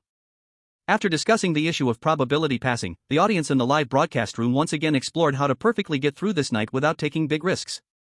The question arises, how can we use the rules to avoid tonight? That's simple, just look at the live stream from the Foot Basin Country. Foot Basin Country? Why can they do that? Did you forget? After entering the rules, the Chosen One from Foot Basin Country, Inoue Yachiro, completely exhausted all the wealth of Foot Basin Country and gained the chance of protection from the Chosen One of Dragon Country, Qin Yu. So what? The Chosen One from Dragon Country went to the Chosen One of Foot Basin Country and chased away the Black Mist and Wolf King? No, it was Qin Yu who informed Inoue Yachiro of the method to perfectly pass using only the rules. I need to watch this carefully. Thus, under the guidance of one of the audience members, everyone left the live stream room of Gallia Country and turned to enter the live stream room of Foot Basin Country. Chapter 106, Concept Skills. Upon arriving at the live stream room of Foot Basin Country, the audience checked the replay function of the live room and finally saw the message that Qin Yu sent to Inoue Yachiro before nightfall. Add a few more fires outside the tent tonight, it's best to surround the tent with them. Originally, Qin Yu's message did not attract anyone else's attention. After all, to everyone, the Chosen Ones who survived last night had already passed one night and had their own judgment on whether to make a fire, completely unnecessary to refer to Qin Yu's approach. After all, even Qin Yu himself had not chosen to make a fire outside the tent. Practice is the only standard for testing truth. And Qin Yu's message lacked practical evidence, naturally insufficient to support other Chosen Ones' trust in his information. At this moment, seeing this scene, the audience began to recall all the situations encountered by the Chosen Ones that night. They were shocked to discover that one detail had been overlooked by almost everyone. The Black Mist and Wolf King never appeared outside the tent at the same time. Now, the situation the Chosen Ones faced was that the tent had no effect against the Wolf King, but when facing the Black Mist, the tent could indeed fulfill the rule statement, inside the tent is invincible. Using all the clues available, a conclusion could be drawn. As long as the Black Mist wanders outside the tent while the Chosen Ones hide inside, they can avoid encountering the Wolf King. Similarly, according to the rules, to keep the Black Mist circling around the tent, the best method would be to light a fire outside the tent. Since one fire only holds back the Black Mist for a short time, several fires need to be lit outside the tent. This speculation might have some flaws, but it is not a fatal logical flaw. This is already the best method deduced from the current clues. However, compared to Qin Yu's direct confrontation with the Black Mist, choosing to light a circle of fire outside the tent will inevitably result in disturbances from the Black Mist all night. Tonight, there is likely no good sleep to be had. But compared to being eliminated by the bizarre rules, this is undoubtedly the smallest price to pay. In fact, this indeed occurred, as Qin Yu's method soon received practical verification. Inoue Yachiiro, as Qin Yu's most fervent fan, trusted the message from Qin Yu without a doubt. Before night fully fell, Inoue Yachiiro lit a fire outside the tent. This act sparked strong dissatisfaction from Ban Yang. But due to his strong belief in Qin Yu's support, Inoue Yachiiro rarely mustered the courage to argue with Ban Yang. In the end, Ban Yang found no way to stop Inoue Yachiiro, allowing him to surround the tent with a ring of torches.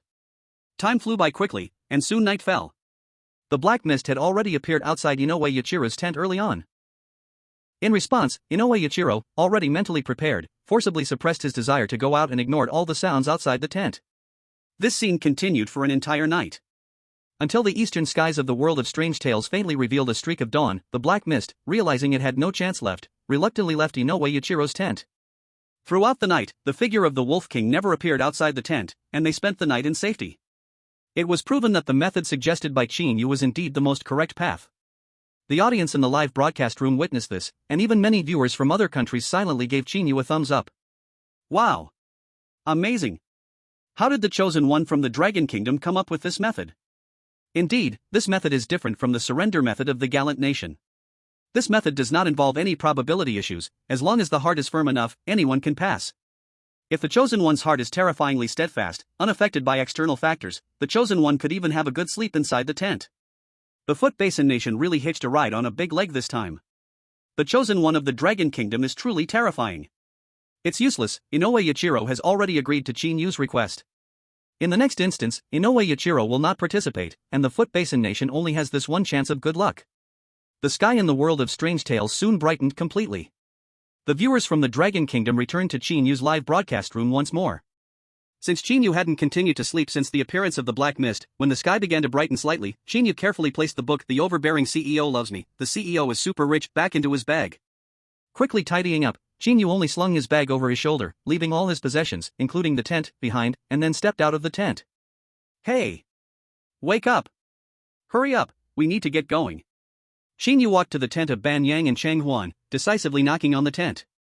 Bang bang bang. Coming, coming.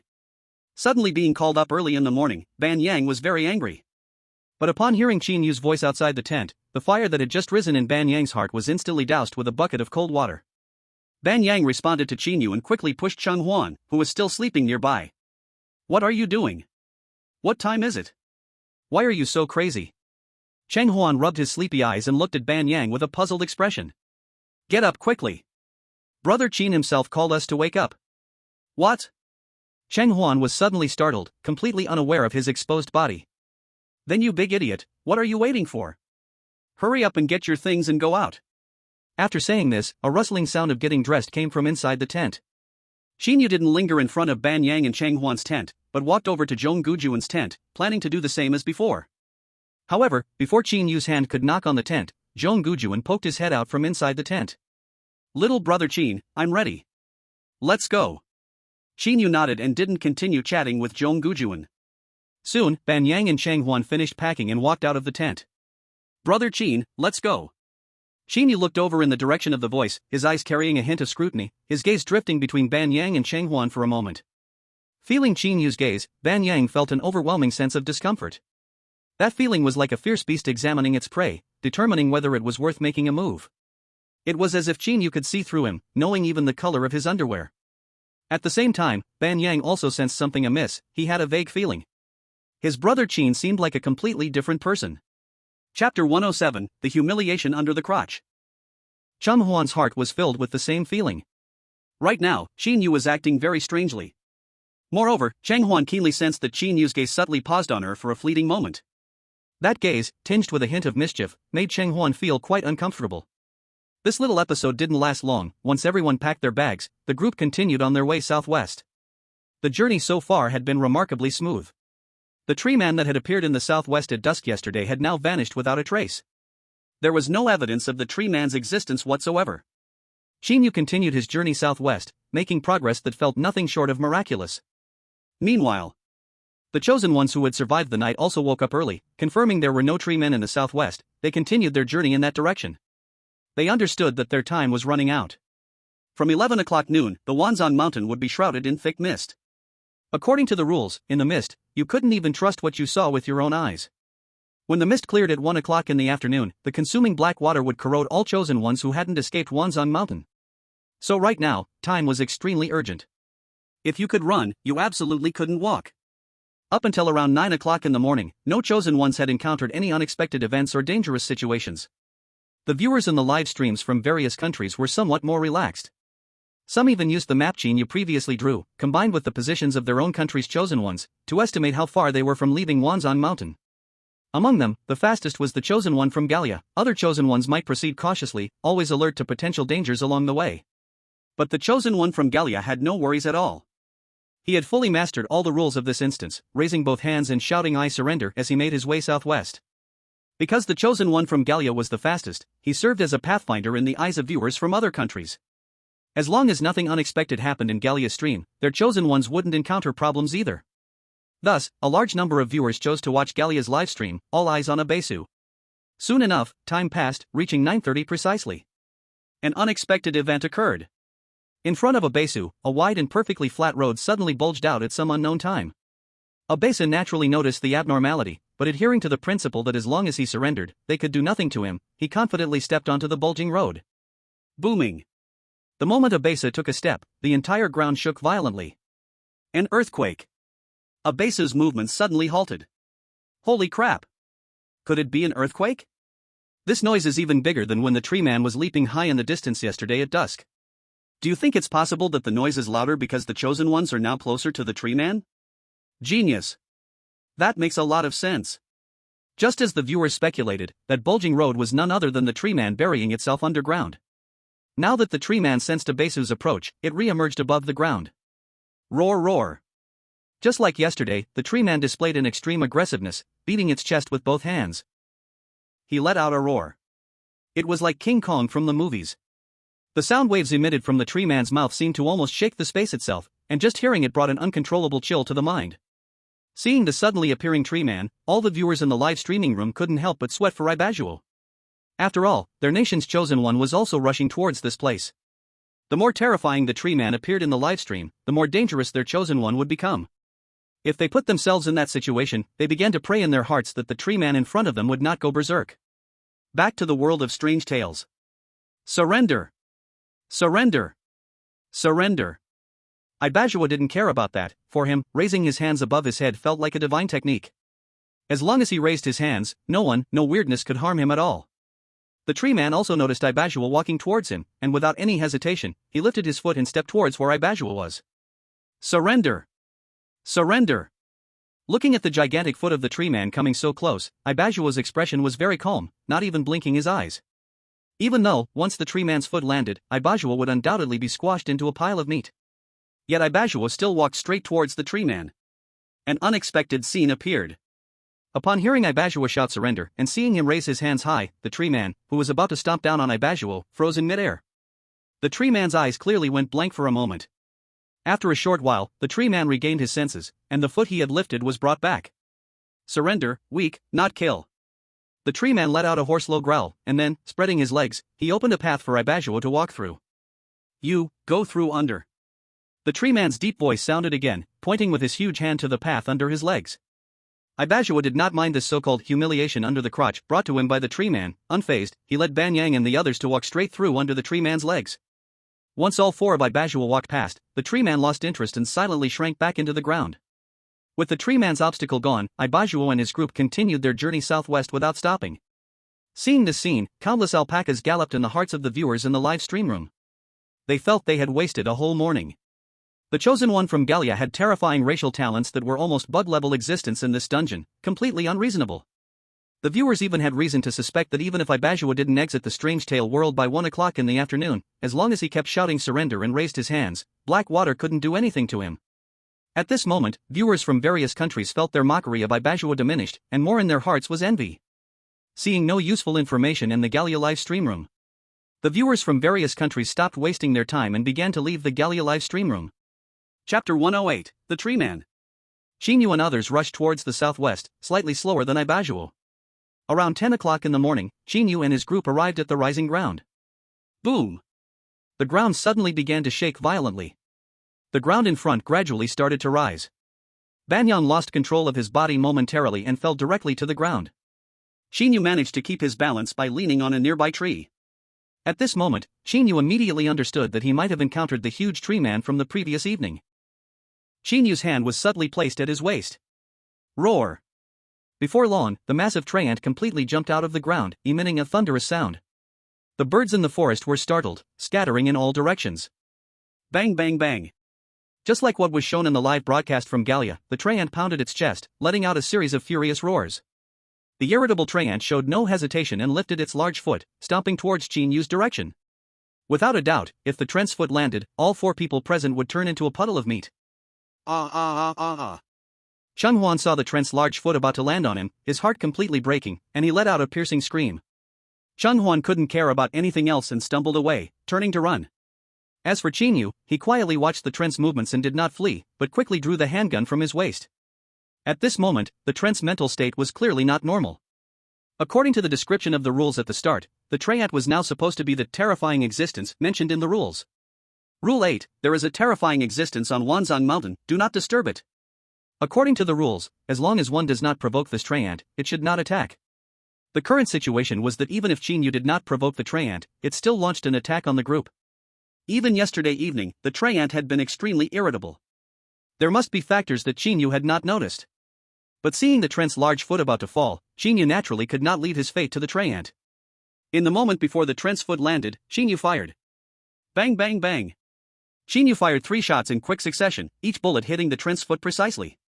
Roar! The tree ant let out a pained roar, its descending foot paused in midair, and its previously dull gaze showed a moment of clarity.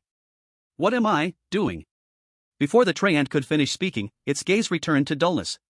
The foot that was suspended in midair came crashing down towards Qin Yu and the others. Fortunately, the trent's movements were relatively slow, giving Qin Yu enough time to take out a laser cannon from his backpack. Without hesitation, Qin Yu fired again. Boom! The dazzling laser struck the bottom of the trent's foot. Due to the trent's special body, it absorbed all the heat from the laser cannon into its foot. A circular burn mark appeared on the trent's foot, and soon the mark burst into flames. At this point, the tree ant could no longer ignore Qin Yu and the others, its eyes becoming completely clear. Once the trent's consciousness fully returned to its body, its movements were no longer as stiff as before. The tree ant quickly stomped the burning foot onto the ground, extinguishing the fire. At this moment, the tree ant also noticed Qin Yu standing in front of it. What was I just doing? Why am I here? Qin Yu quickly informed the tree ant of what had happened. After hearing Qin Yu's account, a hint of apology unconsciously appeared on the trent's rigid face. Sorry. The tree ant recounted the events it had encountered earlier. It turned out that the tree ant was the guardian of Wanzhong Mountain, born with the duty to protect the mountain. And yesterday at noon, during the foggy moment, the tree ant unexpectedly encountered an uninvited guest. It was a shadow. The shadow awakened the sleeping tree ant and, without hesitation, ignited the forest of Wanzhong Mountain before it. As the guardian, the tree ant could not allow the shadow to destroy the forest, so it immediately intervened to stop the shadow's actions. The shadow was compliant. After the tree ant stepped in to persuade it, it readily admitted its mistake and repeatedly assured the tree ant that it would never make the same mistake again. The tree man, seeing that the shadow was so easy to talk to, forgave the shadow and drilled back into the ground. After all, the forest land destroyed by the shadow was not much. But suddenly, at that moment, something unexpected happened. As the tree man was re-drilling back into the ground, the shadow threw out a needle filled with medicine, shooting it into the tree man's body. The tree man couldn't remember what happened next. When he regained his senses, he was already here. I've realized now, it must be that shadow from yesterday who did this.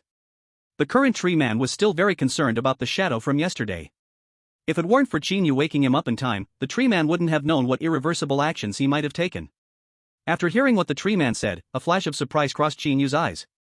Next, Qin Yu signaled the tree man to bend down, whispering a few words in his ear. Okay. You saved me, I'll listen to you. Without hesitation, the tree man nodded at Qin Yu. After finishing his words, the tree man didn't waste any more time on the ground and drilled back into the earth. The audience in the livestream was suddenly astonished by this scene. What the hell? What did Brother Qin Yu just say? What are we not allowed to hear? No way, Brother Qin Yu, if you're suspicious of someone, are you going to suspect even an honorable person like me? Where's the recharge button? Isn't it just VIP content? Can I still recharge? That nasty chosen one from the Dragon Country must know something. But the chosen one of the Dragon Country just doesn't want us to know, you dog. How can you be so selfish? Get lost. Haven't you stolen enough information from our Dragon Country? Ha, I hope your country's chosen one has a way to wake the tree man too. Or else you'll end up as a pile of meat paste. Hee hee, you don't have to worry about that. The tree man's movements are very slow. Our chosen one immediately ran back the moment the tree man lifted his foot, taking a few detours and got far away from the tree man. Yes, our chosen one did the same. Now he has returned to the original path, it's just that he wasted some time. In the Dragon Country Bizarre Tales research group, Su Koen was pondering as he read the audience's comments in the livestream. The Shadow's goal yesterday was clearly to let the tree man intercept the chosen ones from various countries. But here's the problem, after losing awareness, the tree man moved very slowly, not enough to kill the chosen ones. Even when the tree man raised his foot, the chosen ones from all countries had enough time to escape. If the chosen ones from various countries had not chosen to run back at the moment the tree man lifted his foot, but instead charged towards the tree man wouldn't even be able to waste their time. Chapter 109, The Herd Effect. Thinking of this, a light suddenly sparkled in Su Koen's eyes. Yes. Since the tree man's speed is very slow and the chosen ones from various countries have enough time to escape, why did all the chosen ones choose to run back? Of all those faster chosen ones who encountered the tree man, not a single one decided to walk straight towards the tree man. This clearly doesn't make sense. Of course, this excludes the chosen ones from Gaul. If it's said that when facing danger, a person's instinct is to retreat. While this explanation might hold some truth, it still feels too forced. The rules of Bizarre Tales have been unfolding for 3 days now, and those who have made it this far are not fools. Even in a dangerous situation, they can still maintain a bit of rationality, making the correct decisions under pressure. This is too unscientific. Su Koen began watching the replays of the live streams from various countries. Soon, Su Koen discovered a clue. Time rewound to the moment before the chosen ones from various countries were about to be stepped on by the tree man. When the tree man lifted his foot, Cheng Huan let out a scream and immediately ran away without looking back. At that moment, the chosen ones from various countries, upon seeing Cheng Huan fleeing, instinctively followed him out. This is the herd effect. When an individual is in a group, they may lack independent judgment or be influenced by the external environment, actively giving up their own opinions and decisions to blindly follow the majority's actions. The presence of the tree man created a high-pressure environment.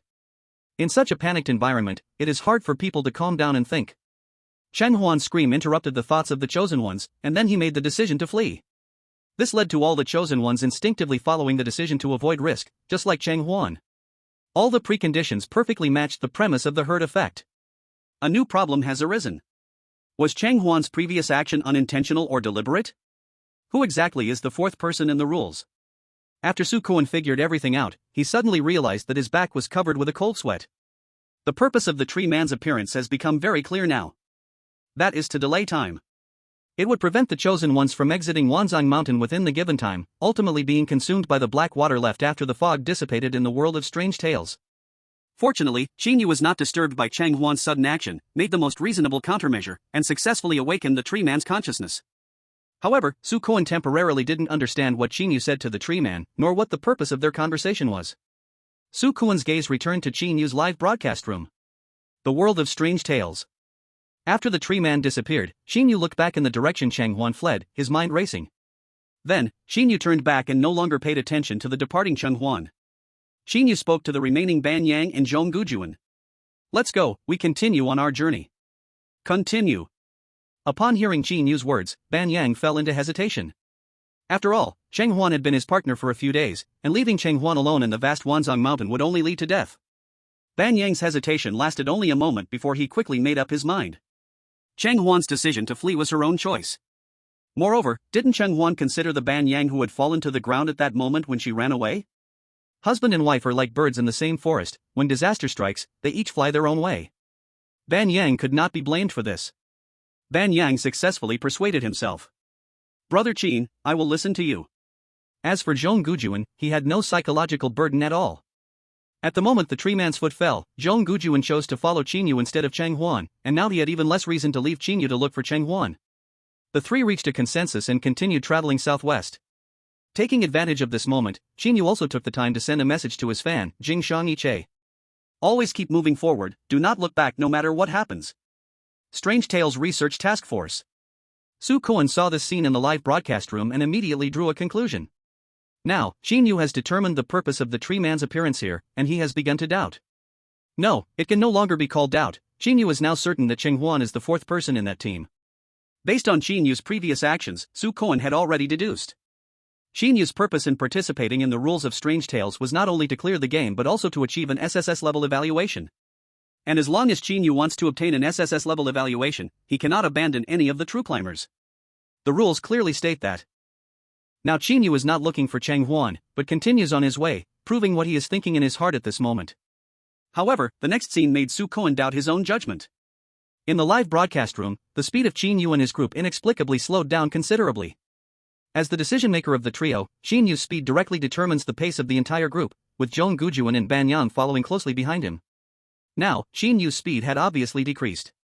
Both Ban Yang and the other person noticed it, but no one said a word, choosing silently to follow Qin Yu's decision. Before long, it was almost 11 o'clock in the noon, and Cheng Huan, panting heavily, caught up with Qin Yu's large group. Brother Qin, why didn't you wait for me? Running all the way has exhausted me.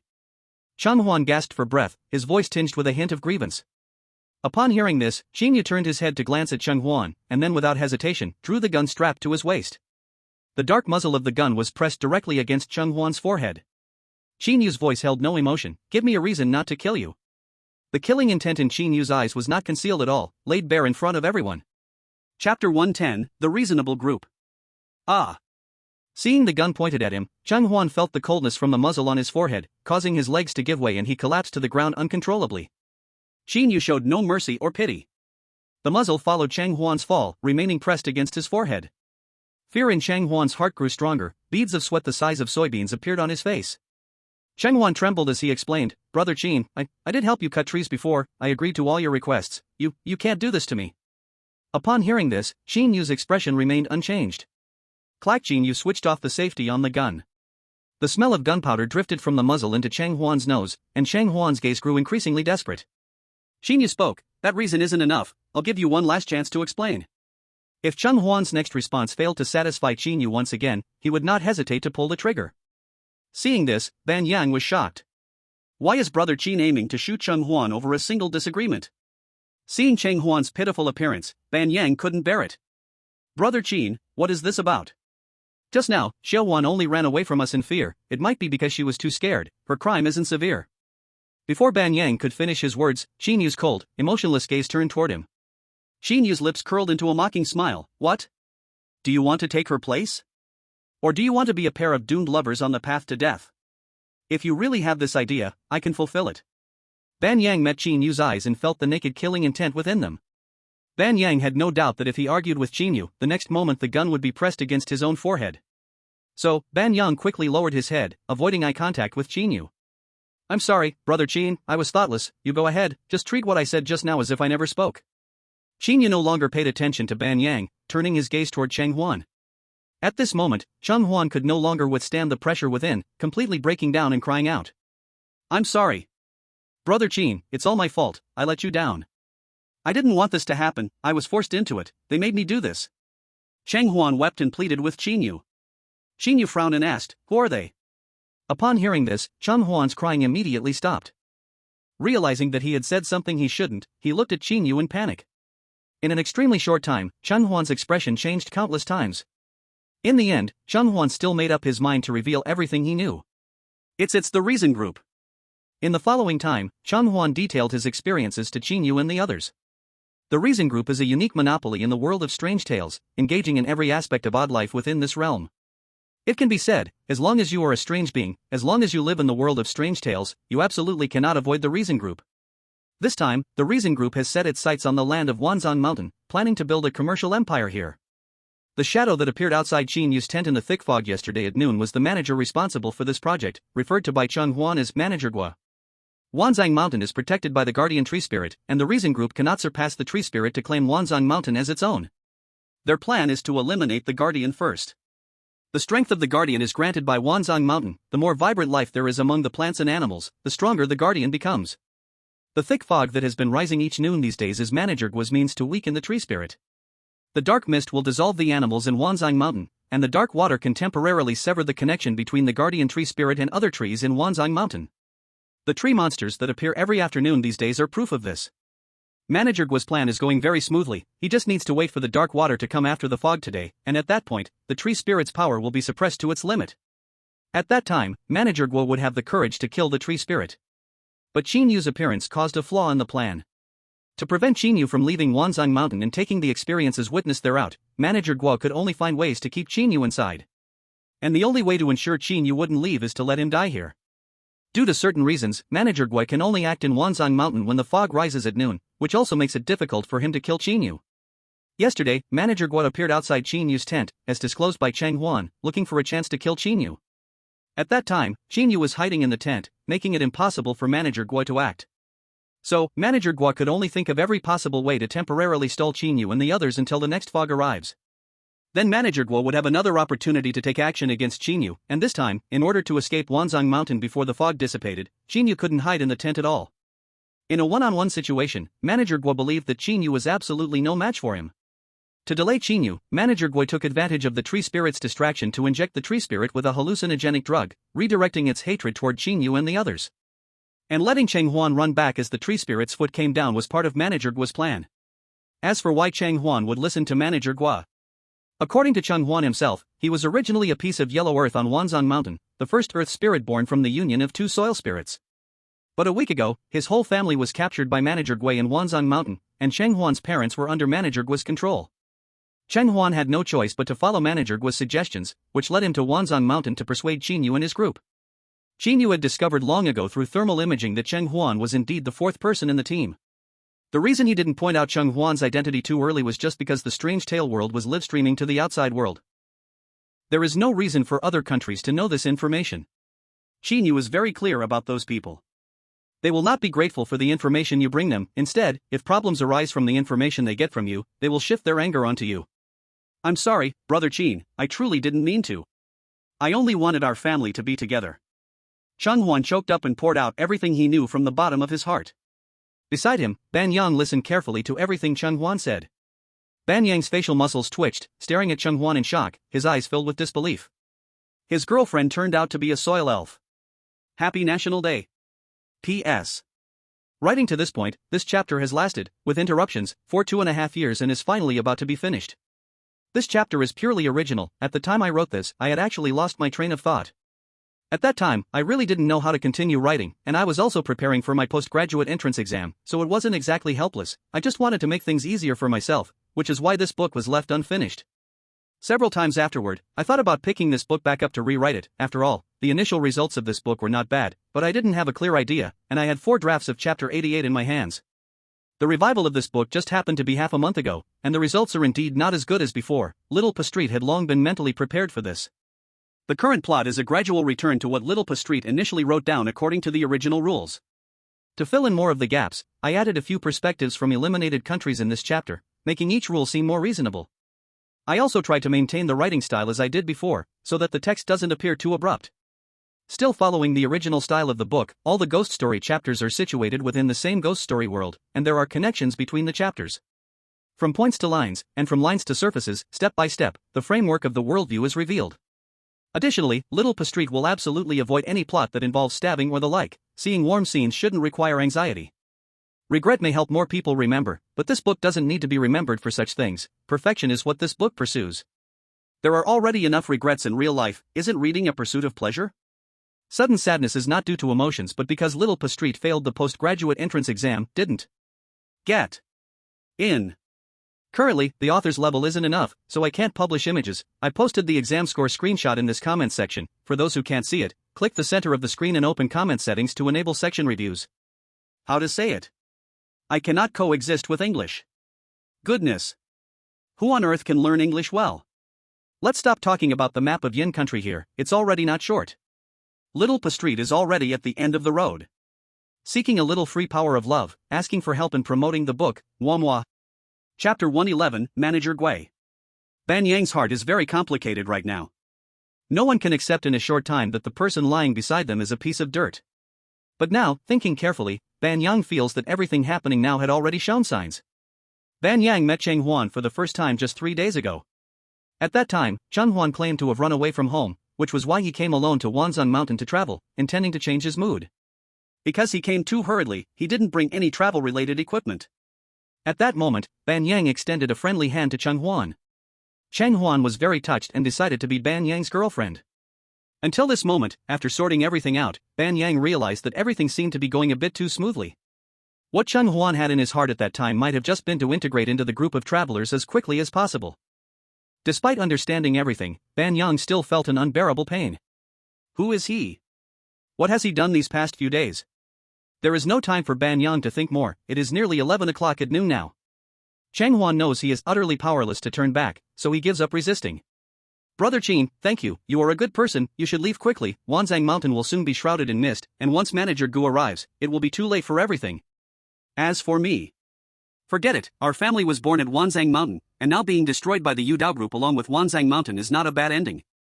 Hearing this, Qin Yu retracted his gun and did not shoot Cheng Huan dead. Qin Yu was not worried that Cheng Huan would deceive him, as long as Cheng Huan was born at Wanzhong Mountain, the truth or falsity could be verified by asking the tree man. In these days, you have helped me chop trees, which can offset your earlier betrayal of my cards to Manager Gu. Upon hearing this, Cheng Huan's gloomy eyes suddenly brightened, reigniting his hope for life. But before Cheng Huan could be happy for long, Qin Yu's next words poured cold water on him. Qin Yu continued. However, today, your intention to lead us down the wrong path cannot just be overlooked. I have a request, if you can fulfill it, I can let you go and rescue your parents from Manager Gu. Hearing that Qin Yu not only could let her go, but also rescue her parents from Manager Gu, Cheng Huan's heart was once again filled with hope for the future. These days, Cheng Huan had been watching everything Qin Yu did, and now hearing Qin Yu say he would save her parents, a thought quietly emerged in Cheng Huan's heart. Perhaps, Qin Yu really could do it. Cheng Huan's eyes had never been as determined as they were at this moment, and she immediately spoke without hesitation. Brother Qin, feel free to make any request, Cheng Huan will definitely go through fire and water, no matter what it takes. Qin Yu did not answer Cheng Huan's words but asked a question that left everyone puzzled. Do you know how to do housework? Cooking? For a moment, Cheng Huan was frozen in place. Cheng Huan did not understand why Qin Yu would ask her this question. But Cheng Huan still answered honestly. Brother Qin, I have lived outside with my parents for a while, so I do know a little about housework. Good. Qin Yu felt very pleased. Long ago, Qin Yu had planned to find a nanny for his mother, and now it came at no cost. Cheng Huan was just right for the job. In fact, another reason Qin Yu let Cheng Huan go was something that perhaps even Cheng Huan herself had not noticed. Yesterday noon, when Qin Yu encountered Manager Gu, he revealed Qin Yu's identity as a policeman at a glance. Such a critical piece of identity information, Manager Gu could not possibly not inform Cheng Huan. It seems that Manager Gu's targeting of Qin Yu must have this factor too. An ordinary person leaking the news about Wanzhong Mountain would not attract much belief, but Qin Yu's identity as a policeman was different. The rules had previously stated that Qin Yu could not reveal his identity as a policeman to Ban Yang and the others. Cheng Huan did not clarify this with Ban Yang and Zhong Gujuan, which inadvertently helped Qin Yu. After all, any overlooked rule could cause Qin Yu to lose his SSS-level clearance rating. You can get up, we will discuss the specifics when we get out of Wanzhong Mountain. Qin Yu spoke to Cheng Huan, indicating that he had completely forgiven her. Oh. Cheng Huan, though puzzled, promptly replied. As the boss of Ban Yang and the others, Qin Yu. After Qin Yu made his decision, the other two had no objections. After discussing all matters, the four of them set off again towards the southwest. At that moment, just as they were stepping out, a thick layer of white suddenly fell from the sky above them. Ding-a-ling, ding-a-ling. The alarm clock that Qin Yu had set earlier suddenly echoed in the quiet mountain forest. None of them noticed that it was already 11 o'clock at noon. The fog had come. This ringing sound was less of a fog alarm and more of a signal that the weird tale instance was ending. Just as the alarm rang out, a large number of announcements appeared in the live stream of the real world. Chosen one of the beautiful country died, bizarre tales descended upon the beautiful country, national luck decreased by 20 million. Chosen one of the Big Bear country died, bizarre tales descended upon the Big Bear country, national luck decreased by 20 million. In an instant, all the chosen ones who couldn't escape from the Wanzang Mountain before the fog were eliminated. Until this moment, all the live streams of the participating countries had gone black, only the Dragon Country's livestream remained lit. Thus, at that moment, all the viewers gathered in the Dragon Country's livestream. Bizarre Tale World. The fog came very quickly, almost precisely at 11 o'clock, as Qin Yu's alarm just rang. The thick mist had already enveloped the entire Wanzang Mountain. Cheng Huan's face, which had just turned rosy, suddenly turned pale at this moment. After the fog arrived, Manager Gu could move freely within Wanzang Mountain. Manager Gu's speed and strength far exceeded that of ordinary bizarre beings. What should they do in the face of Manager Gu? Before Cheng Huan could think of a countermeasure, the space in front of the four suddenly twisted. He. Manager Gu's familiar eerie laughter echoed continuously in the air. He, you still haven't left Wanzang Mountain before the fog came. Now, this is my stage. Manager Gu's voice carried unabashed arrogance, as if he viewed Qin Yu and the others as lambs to the slaughter, ready to be killed at any moment. Chapter 112, Manager Gu is dead. You missed the last chance to escape, you can't blame me. Manager Gu's figure gradually emerged in the thick fog. Bang bang bang. Without any hesitation, Qin Yu fired 3 shots. Each bullet passed through Manager Gu's body. The gunshots rang out and hit Manager Gu, but the expected scream did not happen. Rule 6, if you must go out in foggy weather, please maintain your sanity and do not trust anything you see in the fog. Until this moment, the rules were still at play. But Qin Yu seemed to have anticipated it, his expression showed no change, that wicked smile still lingered on his lips. The Manager Gu must be let out into the light. A new problem has arisen. How to move Manager Gu from the darkness to the light? The best way is to disperse the thick fog, which is very difficult and not easy to achieve. Yesterday, when the fog rose in the mountains, it was accompanied by howling wind, and the fog did not dissipate at all in this storm. It is clear that at this moment, there should be a point acting as a wind source, blowing the thick fog towards here violently. Only in this way can the fog be held in place. Manager Gu's movements were very quick, almost instantly appearing in front of Qin Yu, with a shiny dagger in his hand emitting a chilling cold light. Whoosh! At that moment, a sudden gust of wind blew down from the sky, and in this whirlwind, Qin Yu was at its center. The howling fog could not withstand this gust of air at all, directly blowing the fog away around Qin Yu, forming a circle about 20 meters wide. Above the sky, a huge shadow covered the sky, darkening the entire world. The shadow was the tree man, who had previously discussed with Qin Yu. The tree man appeared behind Qin Yu and took a deep breath towards his direction. Whoosh! This breath was like a thunderbolt, dispersing all the fog around Qin Yu. Without the fog as a barrier, Manager Gu's figure was immediately exposed. After the fog disappeared, Manager Gu did not realize it at first, continuing to approach Qin Yu with the dagger in hand. This time, without the fog's cover, Qin Yu could see Manager Gu's figure clearly. Manager Gu was bent over, sneaking towards Qin Yu, looking far from the strong figure he had shown in the mist. He. The strange sounds continued incessantly. Just as Manager Gu got close to Qin Yu and stood in front of him, he was about to raise his hand and stab down with the dagger. At that moment, a dark pillar was pressed against Manager Gu's head. In that instant, it seemed as if some time-stopping magic had been cast on Manager Gu, freezing his movements.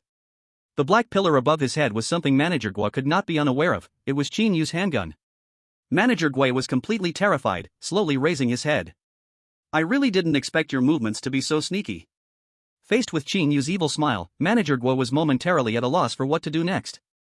Hello. Ultimately, a forced smile appeared on Manager Gu's face, greeting Qin Yu. As for the dagger in his hand, Manager Gu awkwardly hid it behind him, trying to cover up his guilt. Qin Yu did not waste time and asked, "Where are Cheng Huan's family?" Manager Gu was first taken aback, but after realizing it, he planned to use this information to threaten Qin Yu, hoping that Qin Yu would spare him. As long as you spare me, I will tell you immediately. Brother Qin, my parents and I share a mental connection, I can feel that my parents are with him. Before he could finish, Cheng Huan interrupted Manager Gu, choking his words back. Hearing this, Manager Gu immediately became anxious, this was his lifeline, and Cheng Huan had completely exposed H. At the same time, it began to dissipate. After a while, the sky of Wanzang Mountain returned to clarity again. But here, Qin Yu's rule of the bizarre story quest had not yet ended. He still needed to continue toward the southwest, bringing Banyang and Zhonggujuan out of Wanzang Mountain, to finally consider it a complete success. Now that the mist of Wanzang Mountain had dissipated, naturally, there was no black water that appeared after the fog. Qin Yu could freely stay in Wanzang Mountain, no longer bound by time limitations. After bidding farewell to the tree man, Qin Yu also gave Cheng Huan and his parents time to say goodbye, and once everything was settled, Qin Yu led everyone on their journey once again. Meow. At this moment, Little Black flapped its wings and came to Qin Yu's side, finding a comfortable spot to sit on his shoulder. Meow meow meow. Little Black rubbed against Qin Yu's face, looking relaxed and content.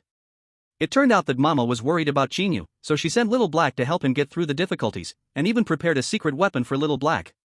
As for what this weapon was, since Little Black didn't have time to show it, and Little Black was unable to explain it clearly for now, Qin Yu temporarily did not know. Qin Yu gently stroked Little Black's head, his gaze thoughtfully looking at the armor on Little Black's body. Qin Yu pondered in his heart. My other self's aesthetic should really improve. This armor is too simple and ugly. I need to arrange a bigger one for Little Black. Next to make an appearance is the towering Little Black.